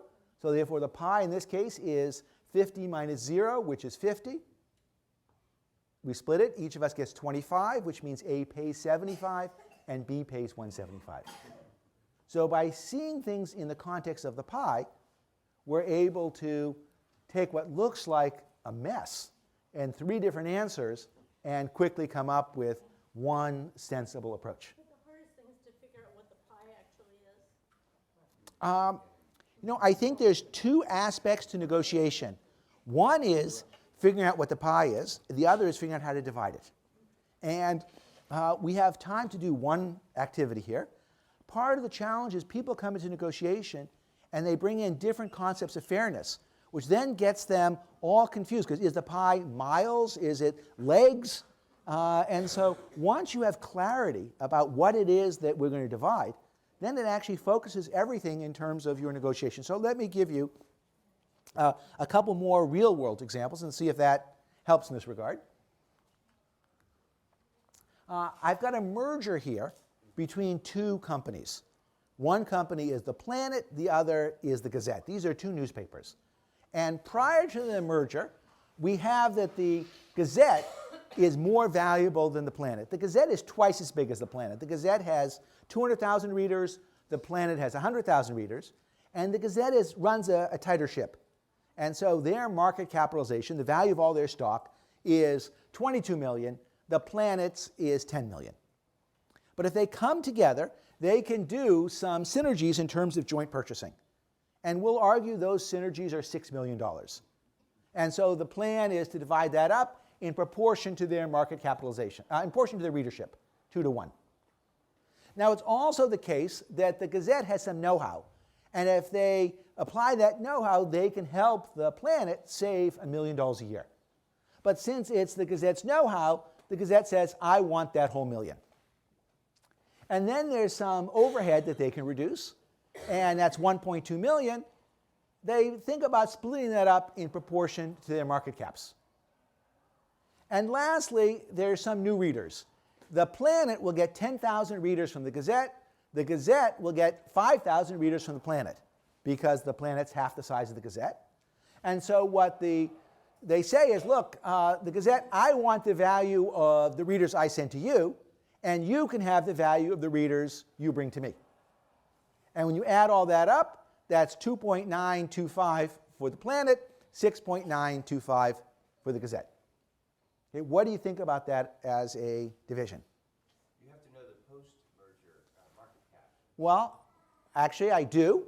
The post-merger market cap is 32 million plus 9.85. So, and I'm thinking about how we're going to split up that 9.85. That's the pie. What do you think about these arguments I've just given you?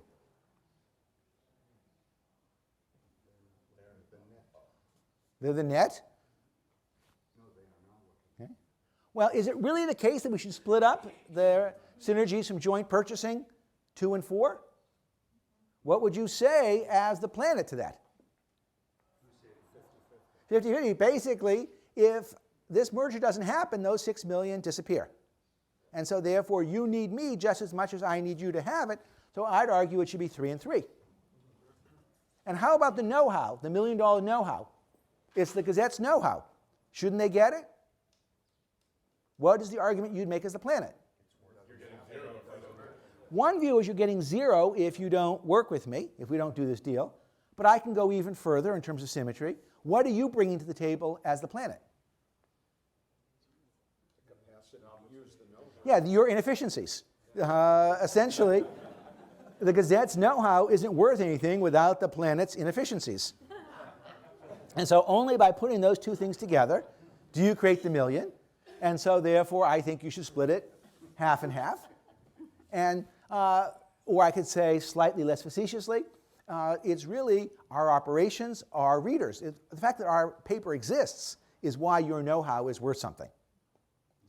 If I thought about the Overhead, I'm going to split that 50-50. I have no particular reason to do it in terms of market caps. If we do readers, what's the argument to the, it looks like this is fair. Each side is getting the value of the readers they bring to the other. So if you are the Planet and the Gazette says, well, I want the value of the 10,000 readers I sent to you, you can have the value of the 5,000 readers you sent to me. How do you respond? The deal didn't happen. None of this would go through. But even more than that, what about the 10,000 readers that you sent to me? I'm sorry, you still have them? You still have them, but they're now buying a second paper. So what's the argument here? It's not just that, yes, you sent me the readers, but I gave them something to read. Okay, so it's not enough just to have your readers. It has to be my content. So only by putting those two things together do we create that value. And so I want to split the value of the readers that you brought to me with my content, and I'll also share the readers I sent to you because they were my readers and your content. So we split everything. And so my point here is that you're thinking about this negotiation, the standard approach would be to argue over everything line by line and come up with arguments that seem fair in terms of we'll split production cost savings in proportion to market caps, overhead in proportion to market caps, volume discounts in proportion to readers, know-how based on where it's coming. But ultimately, instead, what you should do is just ask, what's the total savings that are created? In short, what's the pie? Here it's 9.85 million, and divide it up 50-50. But that's not the way people normally look at this negotiation. They normally argue every bit by itself, and that creates great difficulties. It makes things just much harder to do. So yes, we have to challenge ourselves to figure out what the pie is, but boy, life is easier once you have a sense of what you're going to be doing with it. And let me take an example of this. One response here is that every argument can be turned around. And in particular, once you see things from the perspective of the pie, there's never an argument for why one side should get more than half. So let me take you through an example of this from my own life. Some of you may know that along with being a professor here at Yale, I started a tea company with one of my students, Seth Goldman, class of '95, and it's called Honest Tea. Honest Tea, I guess, recently sold its billionth bottle, so things are looking good. And we have some product for you after the session here today.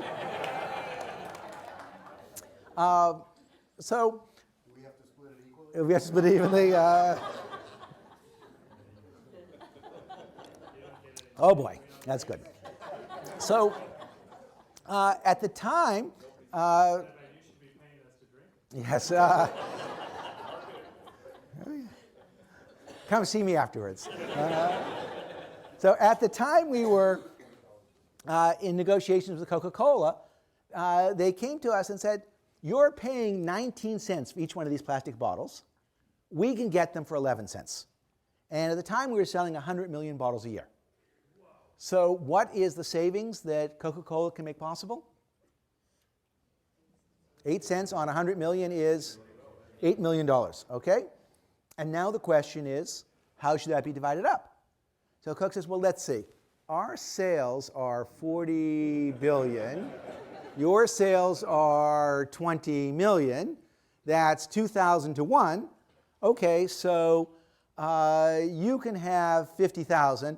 We'll have 7,950,000, which doesn't really seem fair. And so one of the things I point out is that what might look like it's fair in terms of dividing up the cost between the Gazette and the Planet in terms of sales, when it's kind of 2 to 1, once you realize when it's 1,000 to 1, 2,000 to 1, those arguments clearly break down. But a principle shouldn't really depend on the ratio. And so what's my response to that? Should be 50-50. And they say, well, wait a second, you can't get those savings without us. And what's the response? It's your know-how, but it's all those consumers who like drinking that expensive, organic, delicious tea. And without those 100 million consumers out there, your cost savings don't really help. And so then they say, well, okay, look, we're Coca-Cola, you're Honesty. For us, $8 million isn't even a rounding error on a rounding error. Whereas for you, $1 million really matters. So we'll take 7, you can have 1. And what's the response? It's a rounding error and a rounding error, so give it all to us. Who will notice? Right? So you can't really make the argument that something doesn't matter to you, therefore you should get it all. And my point again is once you see something in terms of the pie, then everything really ends up being symmetric. Now that story turns out to be a little bit embellished because ultimately what happened is that Coca-Cola ended up buying the company. And so therefore what really mattered wasn't the cost savings just for the bottles, but how much they ended up paying for the company as a whole. And here is a case where we really did apply this principle of the pie. And so Coca-Cola wants to buy the company. We're saying we're not really quite ready to sell. We're having too much fun, but we're willing to sell to you in 3 years. In the meantime, Coke is going to help us with lower costs. They're going to give us their distribution. And they say, okay, but we don't want to pay for sales that we end up making possible. So how should we structure the deal? Split the gains. So basically we say, okay, here's our proposal. What you do is you pay us the market multiple on sales up to X. And any sales above X, you should pay us half the market multiple. And what is X?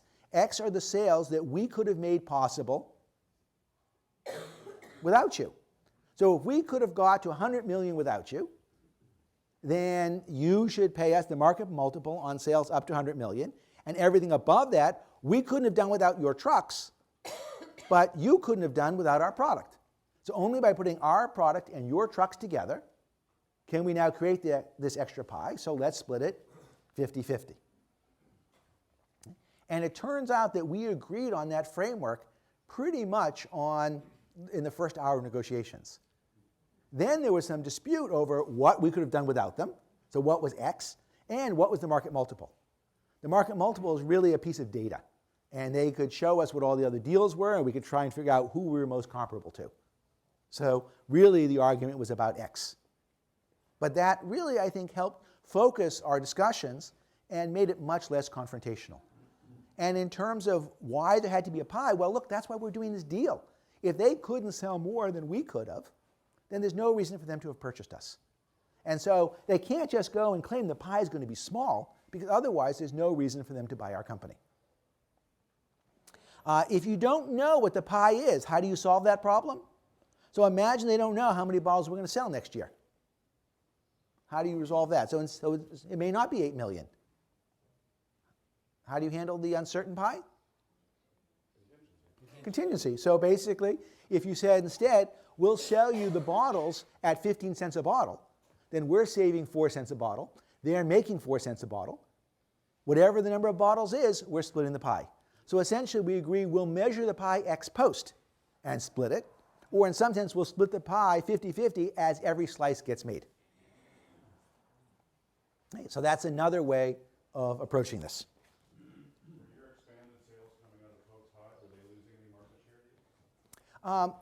This product is incredibly not sweet. And so it was their first organic, we call it just a tad sweet product. And so we're really going after the Snapples and Sobeys of this world, not going after the Coca-Cola drinkers. So we like to think we're expanding the pie, but I'll let you be the judge. Another example you can think of is a merger between Rio Tinto and BHP. So these numbers, it's crazy to think how big they are, but Rio Tinto is worth about $160 billion. BHP is about $240 billion. They thought by coming together they could create $30 billion of synergies in the Pilbara, the Australian outback. And so the question is, how should they split up that $30 billion? And what would be the natural way of doing it? They'd split it up in proportion to their market caps, which is 3 to 2, or 12 billion to Rio and 18 billion to BHP. And what do I think the answer should be? 15. So what's that worth? 15 billion compared to 12 billion, that's worth $3 billion. So if only I could get a little piece of that. Unfortunately, this merger ultimately was blocked by the European Union, so it ended up being an irrelevant question. But this perspective of the pie can really make a difference when you're doing negotiations. So when people traditionally go this way, they can yell, they can bully, they can do the 5, 4, 3, 2, 1, but that's not an argument. The folks you're going to be negotiating with are going to be receptive to principled arguments. And once you have this perspective of the pie, I think you have the ability to persuade people. But isn't your goal to get the best outcome for you? Mm-hmm. Your BHP. I would not if the table with the proportion of your Rio Tinto when you come to the table. I completely agree with you. As BHP, proportional division is the way I see the world. And I would not present this lecture to those folks. But if I'm Rio Tinto, I would make this argument. And more than that, having made it, I don't have a counter as BHP. Okay, so I think the BHP story, the proportional, ultimately does not carry water. It is not, and you can see that when you take the extremes as example with the 40 billion, 20 million Coke and Honest Tea. So people think it's fair. It sounds fair, but that doesn't mean it really is. And so if you like, essentially, when people do negotiations, they try and make arguments about fairness. And that before today, I think you had one argument of fairness, which was proportional division. And I'm not against proportional division. It may suit you well in some circumstances. But today, I've doubled your options because I presented this idea of the pie. And once you see things in that perspective, life gets much simpler, and it allows you to think about what is a truly fair division, which is 50-50.